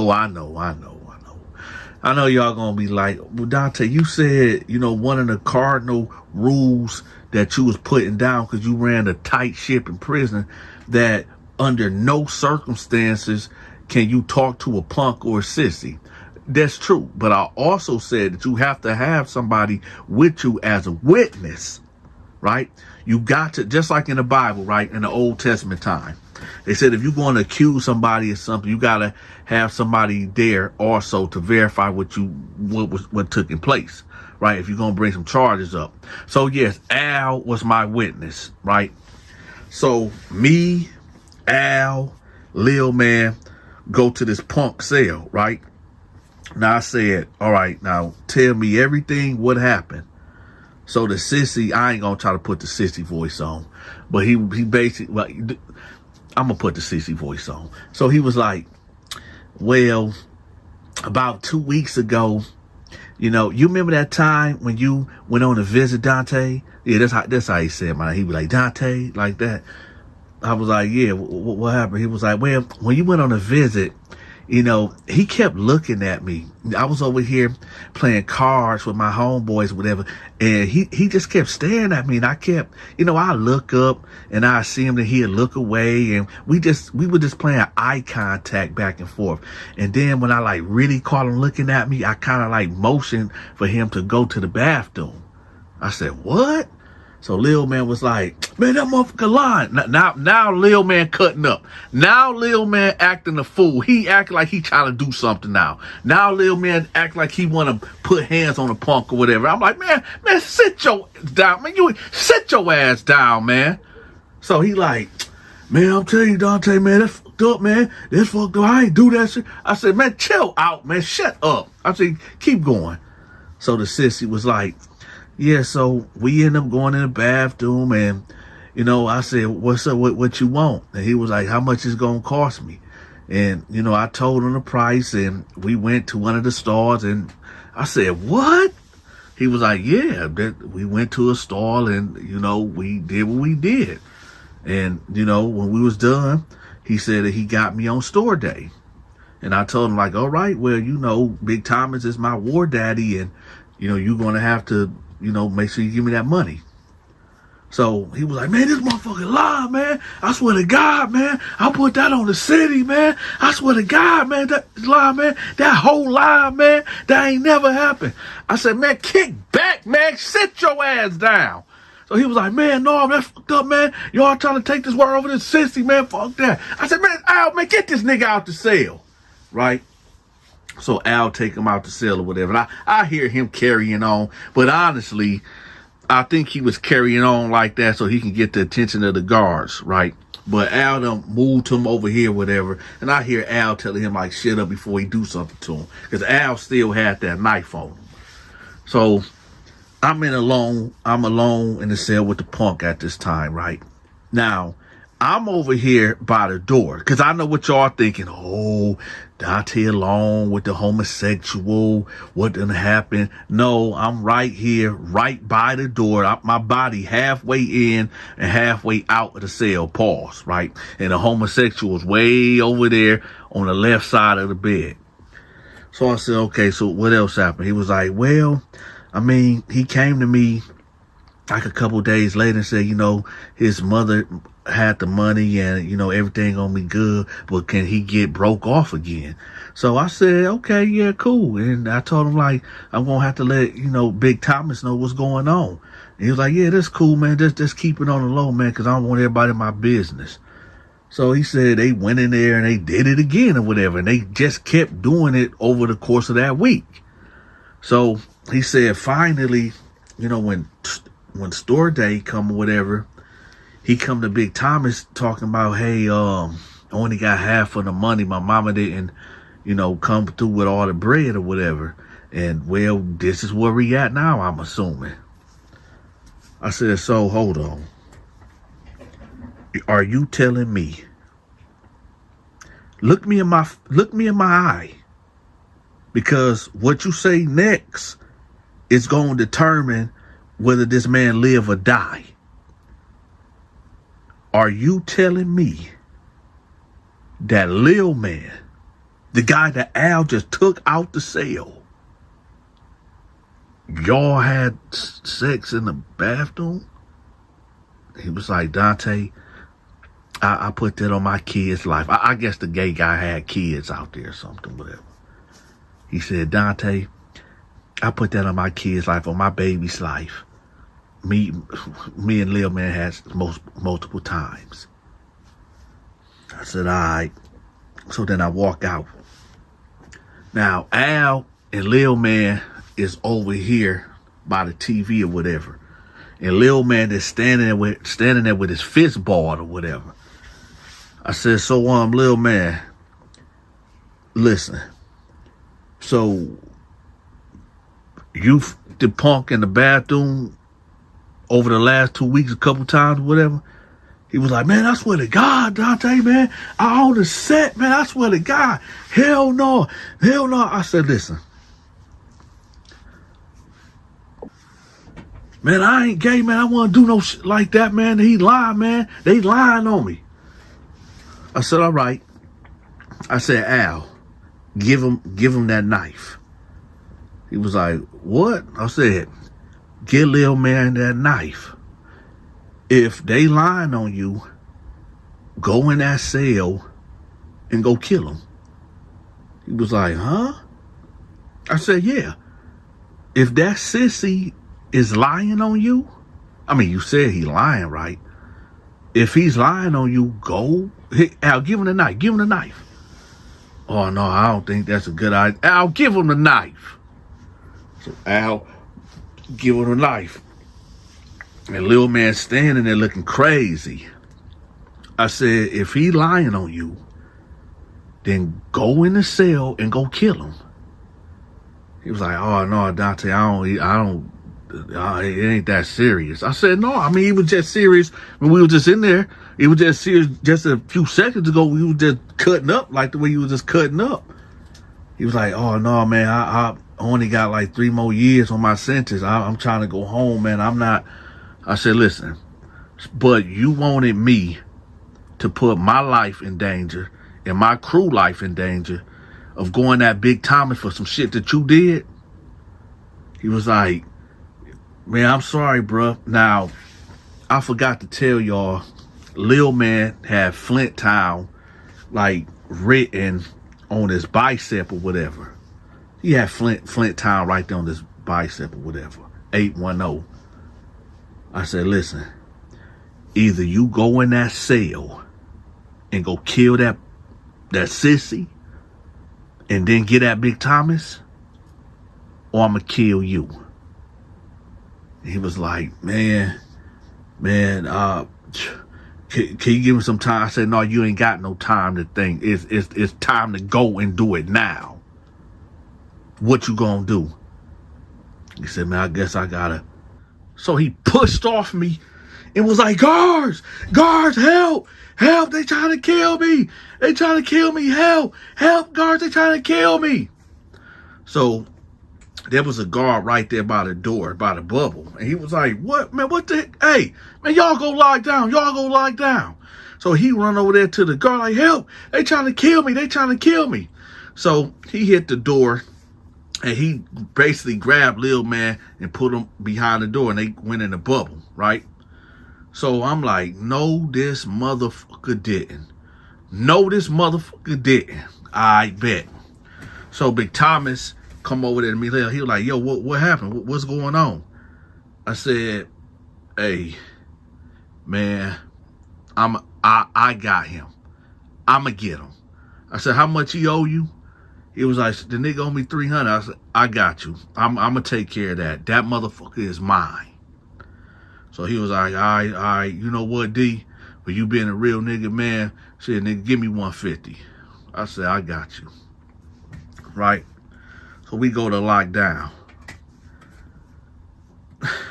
I send a kite out, right, to my homeboy Homicide. Homicide is back there in the hole, which I know that's what Lil Man is gonna end up going.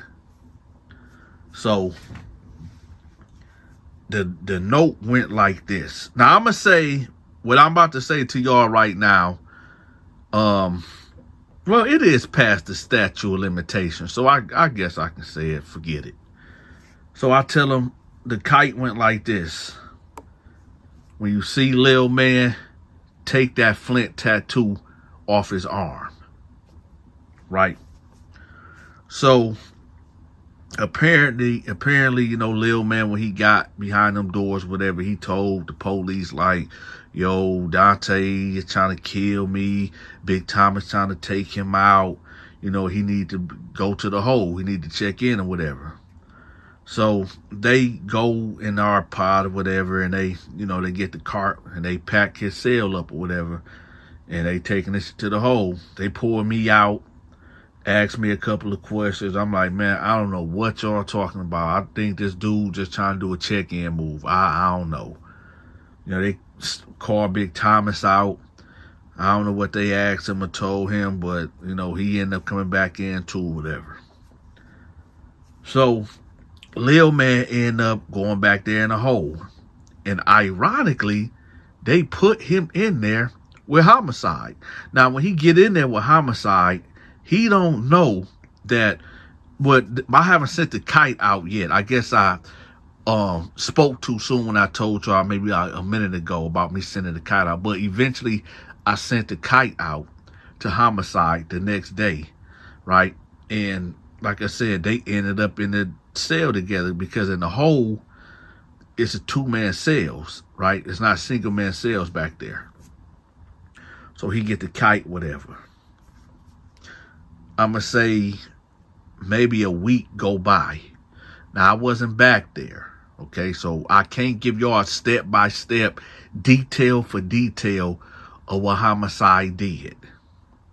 But we going to end it like this. Lil Man didn't have Flint, Michigan 810 on his bicep anymore. Y'all make sure y'all subscribe to my movie and my gaming channel. I'ma have that link pinned at the top of the comment section. Also, y'all subscribe to Stacy's Storytime. She's tell phenomenal stories just like myself. And if y'all feeling generous, make sure y'all leave me a tip. I'm accepting Cash App, Zelle, and PayPal. Until next time, y'all take care. I'm gone.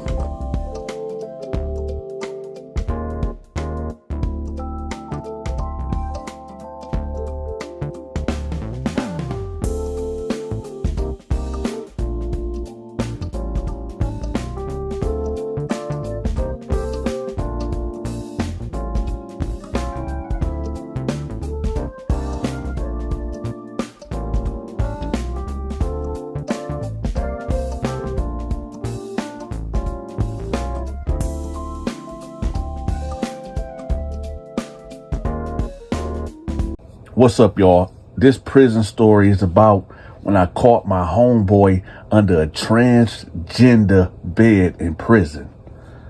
Now, before we get to this story, I'm going to let y'all know something about me when I was locked up. I ran a tight, strict program. And when I say a tight, strict program, anybody that wanted to be a part of my crew, of my organization, I have rules. And you have to follow these rules to a T, because what I offered in prison was prison protection. Basically, if you was an inmate, again, for those that never heard this story before or ever heard me tell a story before, this is going to be new to your ears. So everybody else that know how I program this, sit back, relax, and it's for the new people. So how I got out was that if you was an inmate, whether you was white, black, Mexican, Asian, don't matter. If you was an inmate and you felt like you was in danger, you couldn't survive, you couldn't hold your own, or you done got into a situation that might end up taking your life in prison, you would come to me or somebody in my crew and be like, yo, I need your help. And I would give you a price, normally, depending on what it is, minimum, it might be $100 every week. The max that I ever charged somebody for was about 20 grand a month. So when you running something like that, the people that's with you got to be thorough. They got to be stumped down. They got to be ready to go at any moment notice. Meaning they got to be willing to take somebody's life. If I command it, if I will that. If I tell somebody like, yo, go in that cell and handle your business. Go in that cell and send that cat to the upper room. Well, that's what they got to do. And I hate to say it like that, but hey, it's prison. It is what it is. But more likely than none, we never really had to take somebody's life. Now, we was close to it many times. But for the most part, my aggressiveness kind of quelled certain situations. But anyway, let's get to Donta's strict program before we get into the story. Now, one of my first rules of all rules, you under no circumstance are you to be involved in homosexuality. Let me say that again. In my program, the number one rule is that you are under no circumstances to be in a homosexual relationship or doing homosexual acts while in prison in my crew. Okay. Another rule is that when you go to speak to a homosexual, you better make sure that there's somebody that's with you. Okay. Let me say that again. If you are speaking to a homosexual or doing any type of business, I don't care if you trading something off the tray or whatever, somebody better be there to verify what was said. Okay. Because in prison, like I said in prior videos, dudes gossip like women. Okay, and shout out to all the women out there. But you would think in prison that dudes, be men, but they don't. Most, man, it's just a drama. It's like high school, middle school. Dudes just always running their mouth, always in somebody's business, right? And one thing that, people would say out here in the world, these so-called real prison dudes, they say, oh, you just need to mind your business in prison. That shit sound good. You might even look good saying that. But we all know dudes is always in other men's business. And this is why dudes get their head busted to the white meat. Because one person to say something in confidence to somebody thinking they ain't going to say nothing. And now the whole prison know. And now you about to get confronted. You know what, y'all? Bunk that. I'm going to make a separate video about how Donta ran his strict program and the rules and regulations. So we'll just get straight to the story. Now, before we get to the story, I need for y'all to do me a favor right quick. It don't cost you nothing. I just need for y'all to hit that like button. And if you can, hype the video. It's very appreciated. And also, we'll just hurry up and get the poll of the day out the way real fast, okay? Who do y'all think will win this fight? Okay, I done had this on my mind for a long time. Who do y'all think will win this fight? Do y'all think Michael Myers will win this fight or Jason? If Michael and Jason had a bang out, I'm talking about they was in the room, no weapons involved, just hand to hand, fist to fist, feet to feet. Who do y'all think will win? Michael Myers or Jason Voorhees? Let me see what y'all got on y'all mind in the comment section. Now let's get to the story. So I had this homeboy named Dion Smith from Flint, Michigan, North Side, North Saginaw Street, right off of Edmond, third house off the corner, right? I met Dion back in 2000, I'm going to say 08. 08. Yeah, this was in 08 that I met Dion. And Dion was this tall, lanky dude. Dion was about 6'1", maybe 160, maybe even 150 pounds. Dion was a lightweight. He was just tall and lanky, right? And he was like a silly dude. So when Dion come in our unit, I'm surprised, like, this the last person that I would think that would come to prison. But when you come from Flint, Michigan, you might, I say it take one mistake, just one simple mistake, and you will go to prison. One mess up, right? So I'm looking, and I'm like, oh, there's Dion. Now, I'm playing checkers with this white boy named Cal, right? Cal from Detroit. And, he's the only one that in there that liked to play chess and checkers with me. So I'm over here playing with the white boy, and I'm looking, and I'm like, that's Dion. But I don't want to get up from the game. So I, motioned to my homeboy Al, like, hey. So Al come over there. He like, I said, hey, go see, is that dude named Dion? When he go in his cell, go ask him, is he from Flint? And ask him, is his name Dion? And so he's like, I got you. So Dion end up getting his cell or whatever, and he go to his cell or whatever. So Al bail up the stairs, and he go to his cell, and he up there talking to him, whatever. So Al come downstairs. He like, yeah, he said his name Dion. I said, oh, okay. So I'm like, all right, bet. So I get up from the table. I'm like, I'm finna go holler at him right quick. So I get up there and I go up there. I'm like, hey, Dion, what's up, bruh?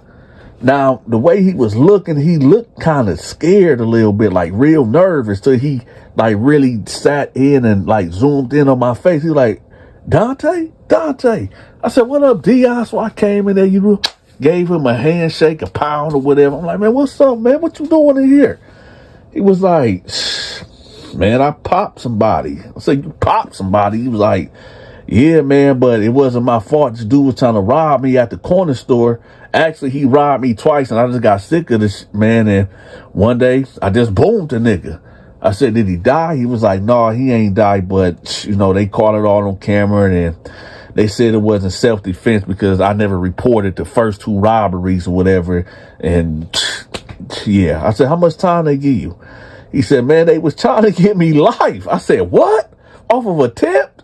He was like, yeah, because, well, it was some others that happened too. I said, what? What happened? He said, well, when I was shooting at him, I just started shooting and it struck a couple cars and some others, man. But yeah, they tried to give me life, but I copped out to 15 in life. I said, ooh. I said, all right, man. So I'm like, all right, well, what's good? What's good? So he was like, shoot, man, I'm hurting in here, man. I'm hurting. I'm like, well, shoot, I mean, I can get you down with the team or whatever. He was like, well, what you mean? I said, well, shoot, I run a business up in here. He was like, well, what type of business? I said, well, nah, it ain't gonna work for you. And to be real, y'all, I did have a little soft spot for Dion because I used to date his sister back in the day or whatever. And, you know, Dion was just one of them dudes that he wasn't no troublemaker. He never really got into no mess. And I can see, like, you know, him busting at the guy, whatever else happened in this case, it's probably wasn't his fault, whatever. But hey, it is what it is. So, and then another thing, I don't like to see none of my people from Flint, Michigan go without. So I'm thinking like, well, I can't really put him like officially on the team, like, because I know he ain't no hitter. I know he ain't going to pick up no knife and, you know, put that work in if need be. And if I sent him on a mission to go collect some money or whatever, I'm like, well, I might can use him as something. Maybe I could just have him to collect from, you know, the weak white boys or whatever. Maybe I can have him and, you know, hit him off with a little something here and there, whatever. So I said, look, this is what I'm going to do for you. So what I do here, I offer protection. Like me and my homeboys are here. We like security for other inmates. When I said that, his whole face dropped like, man, I ain't trying to get involved with that. And I said, but you know what I'm going to have you doing if you want to, I'll just have you go around collecting the money. So he was like, the money? I was like, yeah, the commissary, you know, noodles, beef sausages, Faygo pops, you know, the whole nine, cigarettes, whatever. He was like, okay, cool. I can do that. I can do that. I said, but listen, you ain't no homosexual now, are you? He said, man, come on, Donta. Man, come on, man. It's me, man. You know I ain't gay. I said, I'm only saying that for a reason because in my crew, you know, you can't deal with no punks, no homosexuals. And you gotta be a rider. But in your case, you know, we got you. But just, yeah. And he was like, okay, all right, bet. So I leave out the cell. Now, nothing really, how can I put it? Nothing eventful took place for like the next 2 weeks. If I go through that whole 2 weeks, the story gonna be boring as hell. So let's fast forward to 2 weeks later. Now, there was this homosexual named Reva, right, from Detroit, Michigan, East Side, right? Reva come in the unit.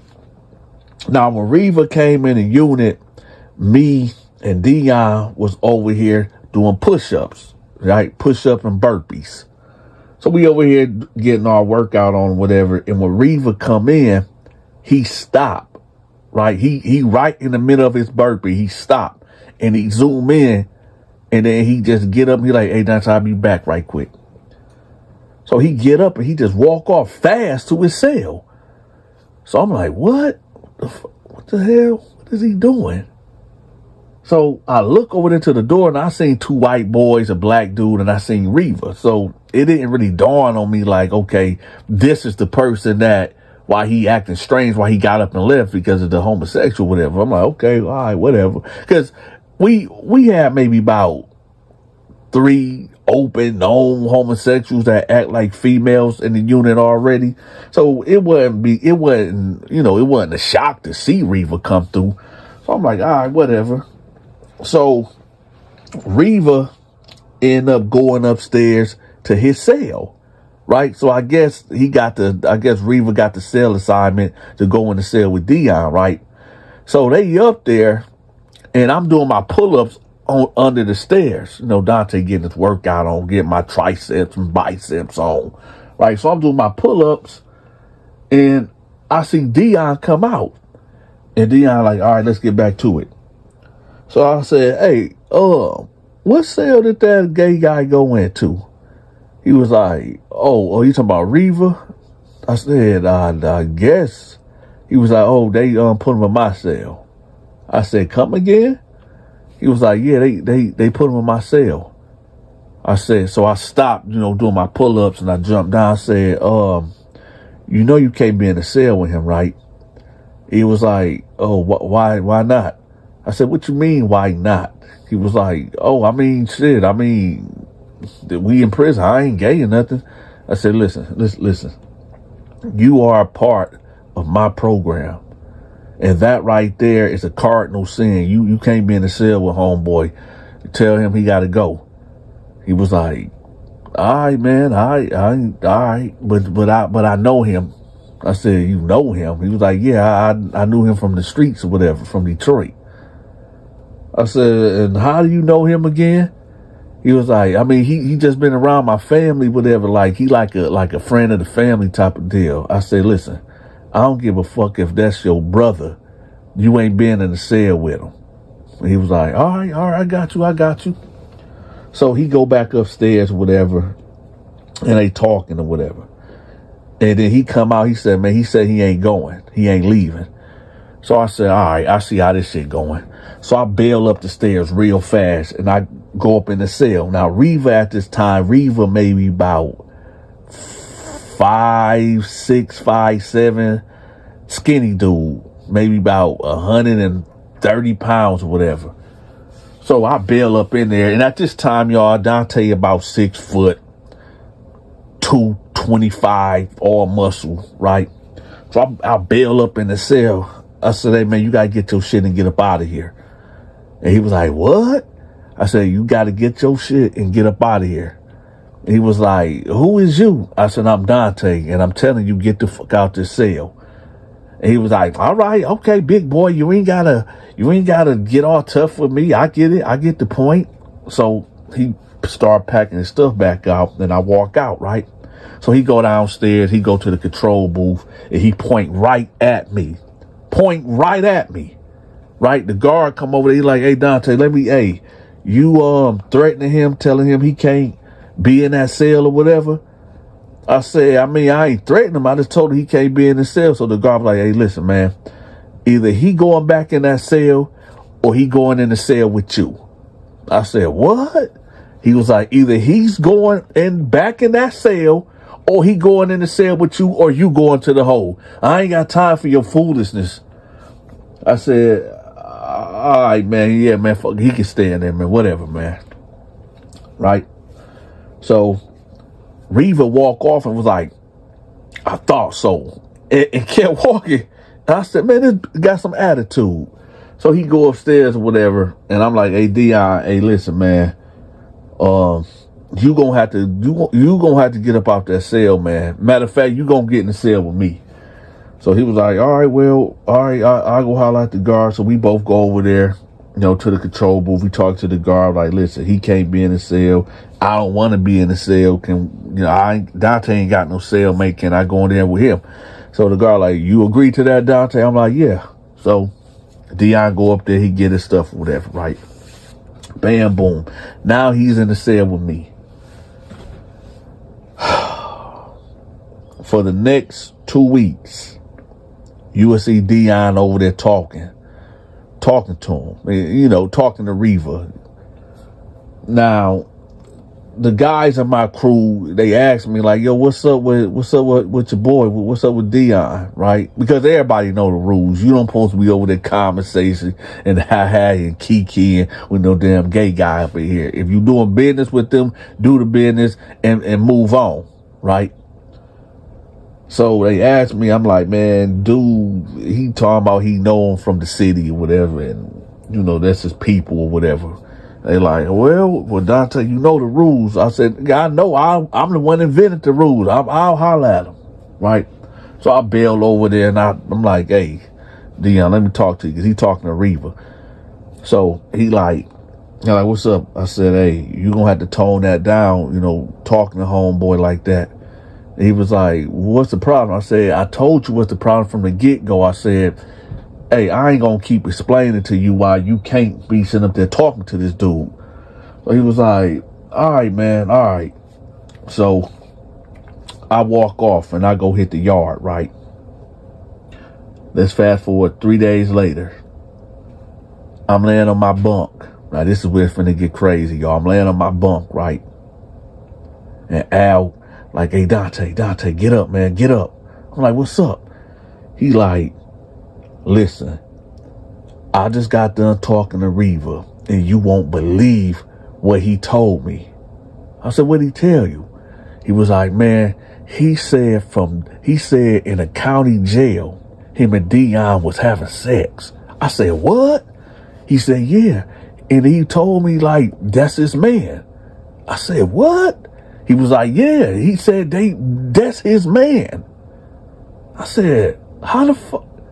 So I get up, because I was kind of in a daze, right? I get up. I'm like, hold on. Where did you hear that from? He said, Reva told me out his own mouth that's his man, whatever.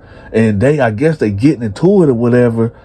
And he telling him like, yo, why you letting Donta punk you like that? And, you act like he your daddy, and I'm going to come clean and tell everybody who we really are to each other and all this and that. I said, man, get the out of here. He was like, yeah. So I'm like, oh, no, we can't handle that. He was like, yeah. And it's wild, man. He threatened to put him on blast. So I said, you know what? Go get Reva. Go get Reva and have him come to my cell. So at this time, y'all, Dion is on a visit or whatever. So he go get Reva. And Reva was like, man, Donta, I ain't got nothing to say to you. I said, hey, listen, man, I need to know verbatim of what you said to my homeboy about Dion. And don't leave nothing out. He was like, what you talking about? I said, come on, man, stop playing. I said, listen, I don't know if you know what I do around here, and listen, whatever you got going on with your lifestyle, that's you. And whatever Dion got going on, it affects me directly, because he in my cell and he a part of my crew. And no disrespect to you and how your lifestyle is, but I can't have no homosexuals running around in my crew. So I need for you to keep it real with me and tell me what's happening. So he was like, all right, look, yeah, I knew Dion in the streets. I knew him off this gay hookup website, whatever. That's how we met. I said, what? He said, yeah, me and him knew, we got history. We've been knowing each other for about 10 years. I said, okay. And he said, so it's only natural that, when I got locked up, it's basically the guy beat me up. It was a guy that beat me up. I ended up killing him or whatever. But his brother used to beat me up too. And that's the guy that Dion shot. I said, wait, hold up. So this was like some revenge type why Dion got locked up to wait, what?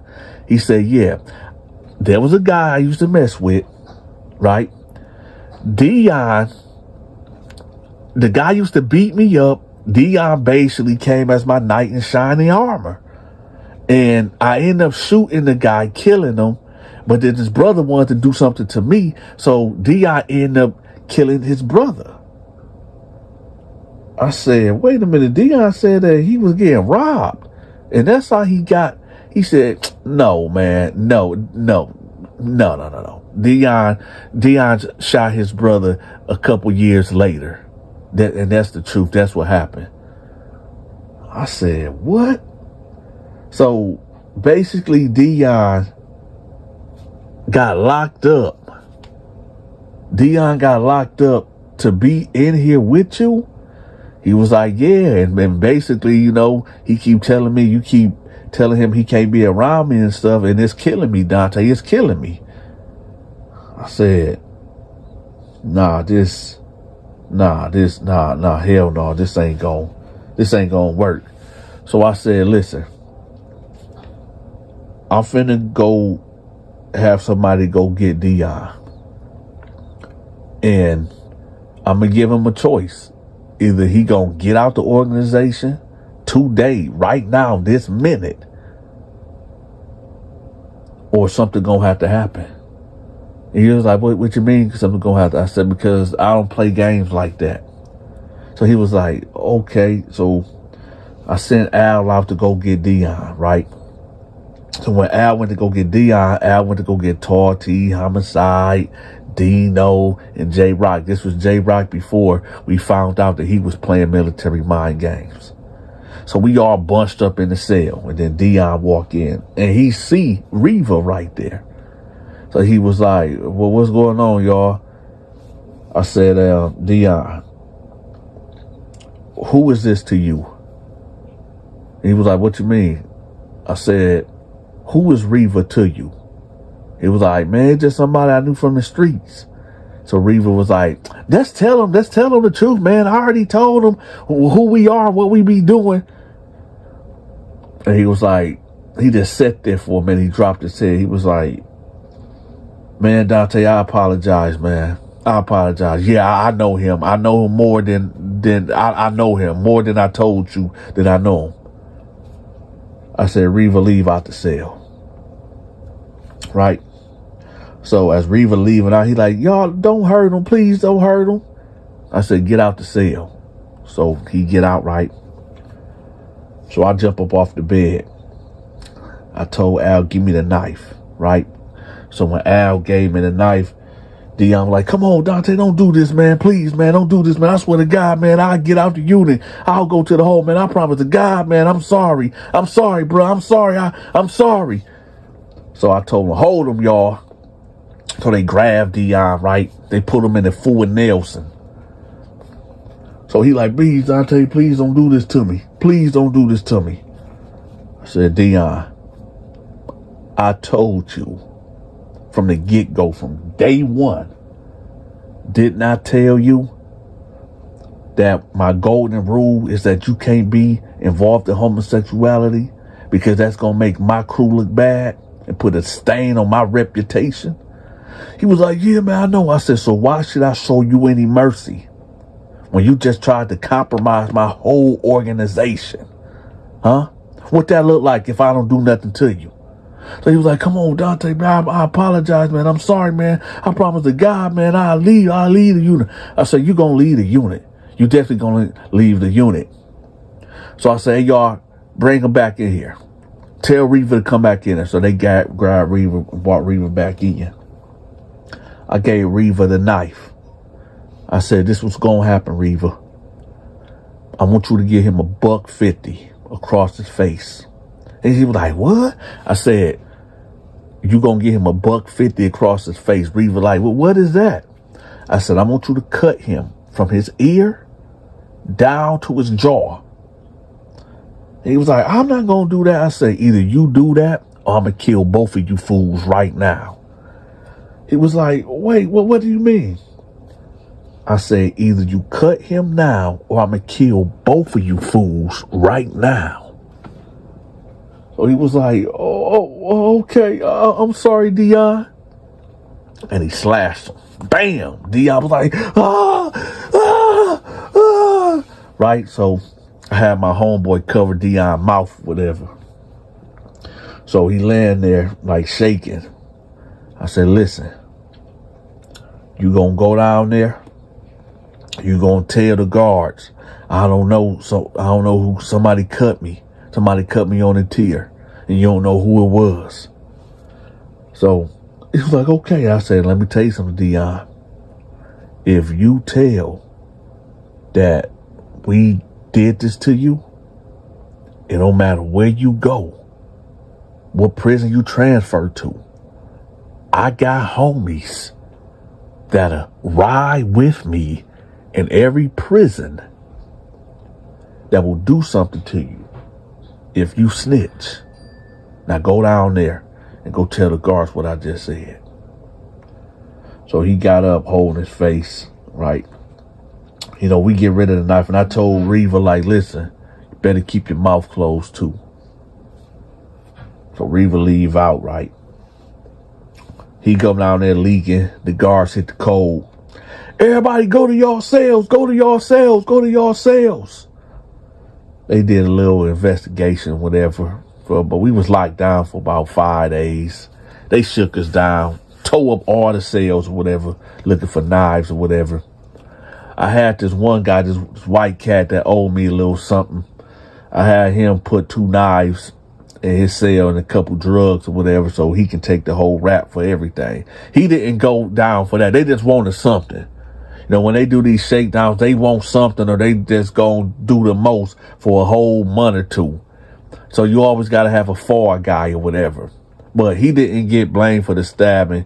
They just wanted something. So we gave him a couple of dog food and a couple knives or whatever. And when they turned the cell up, they found it, and that's all they needed, right?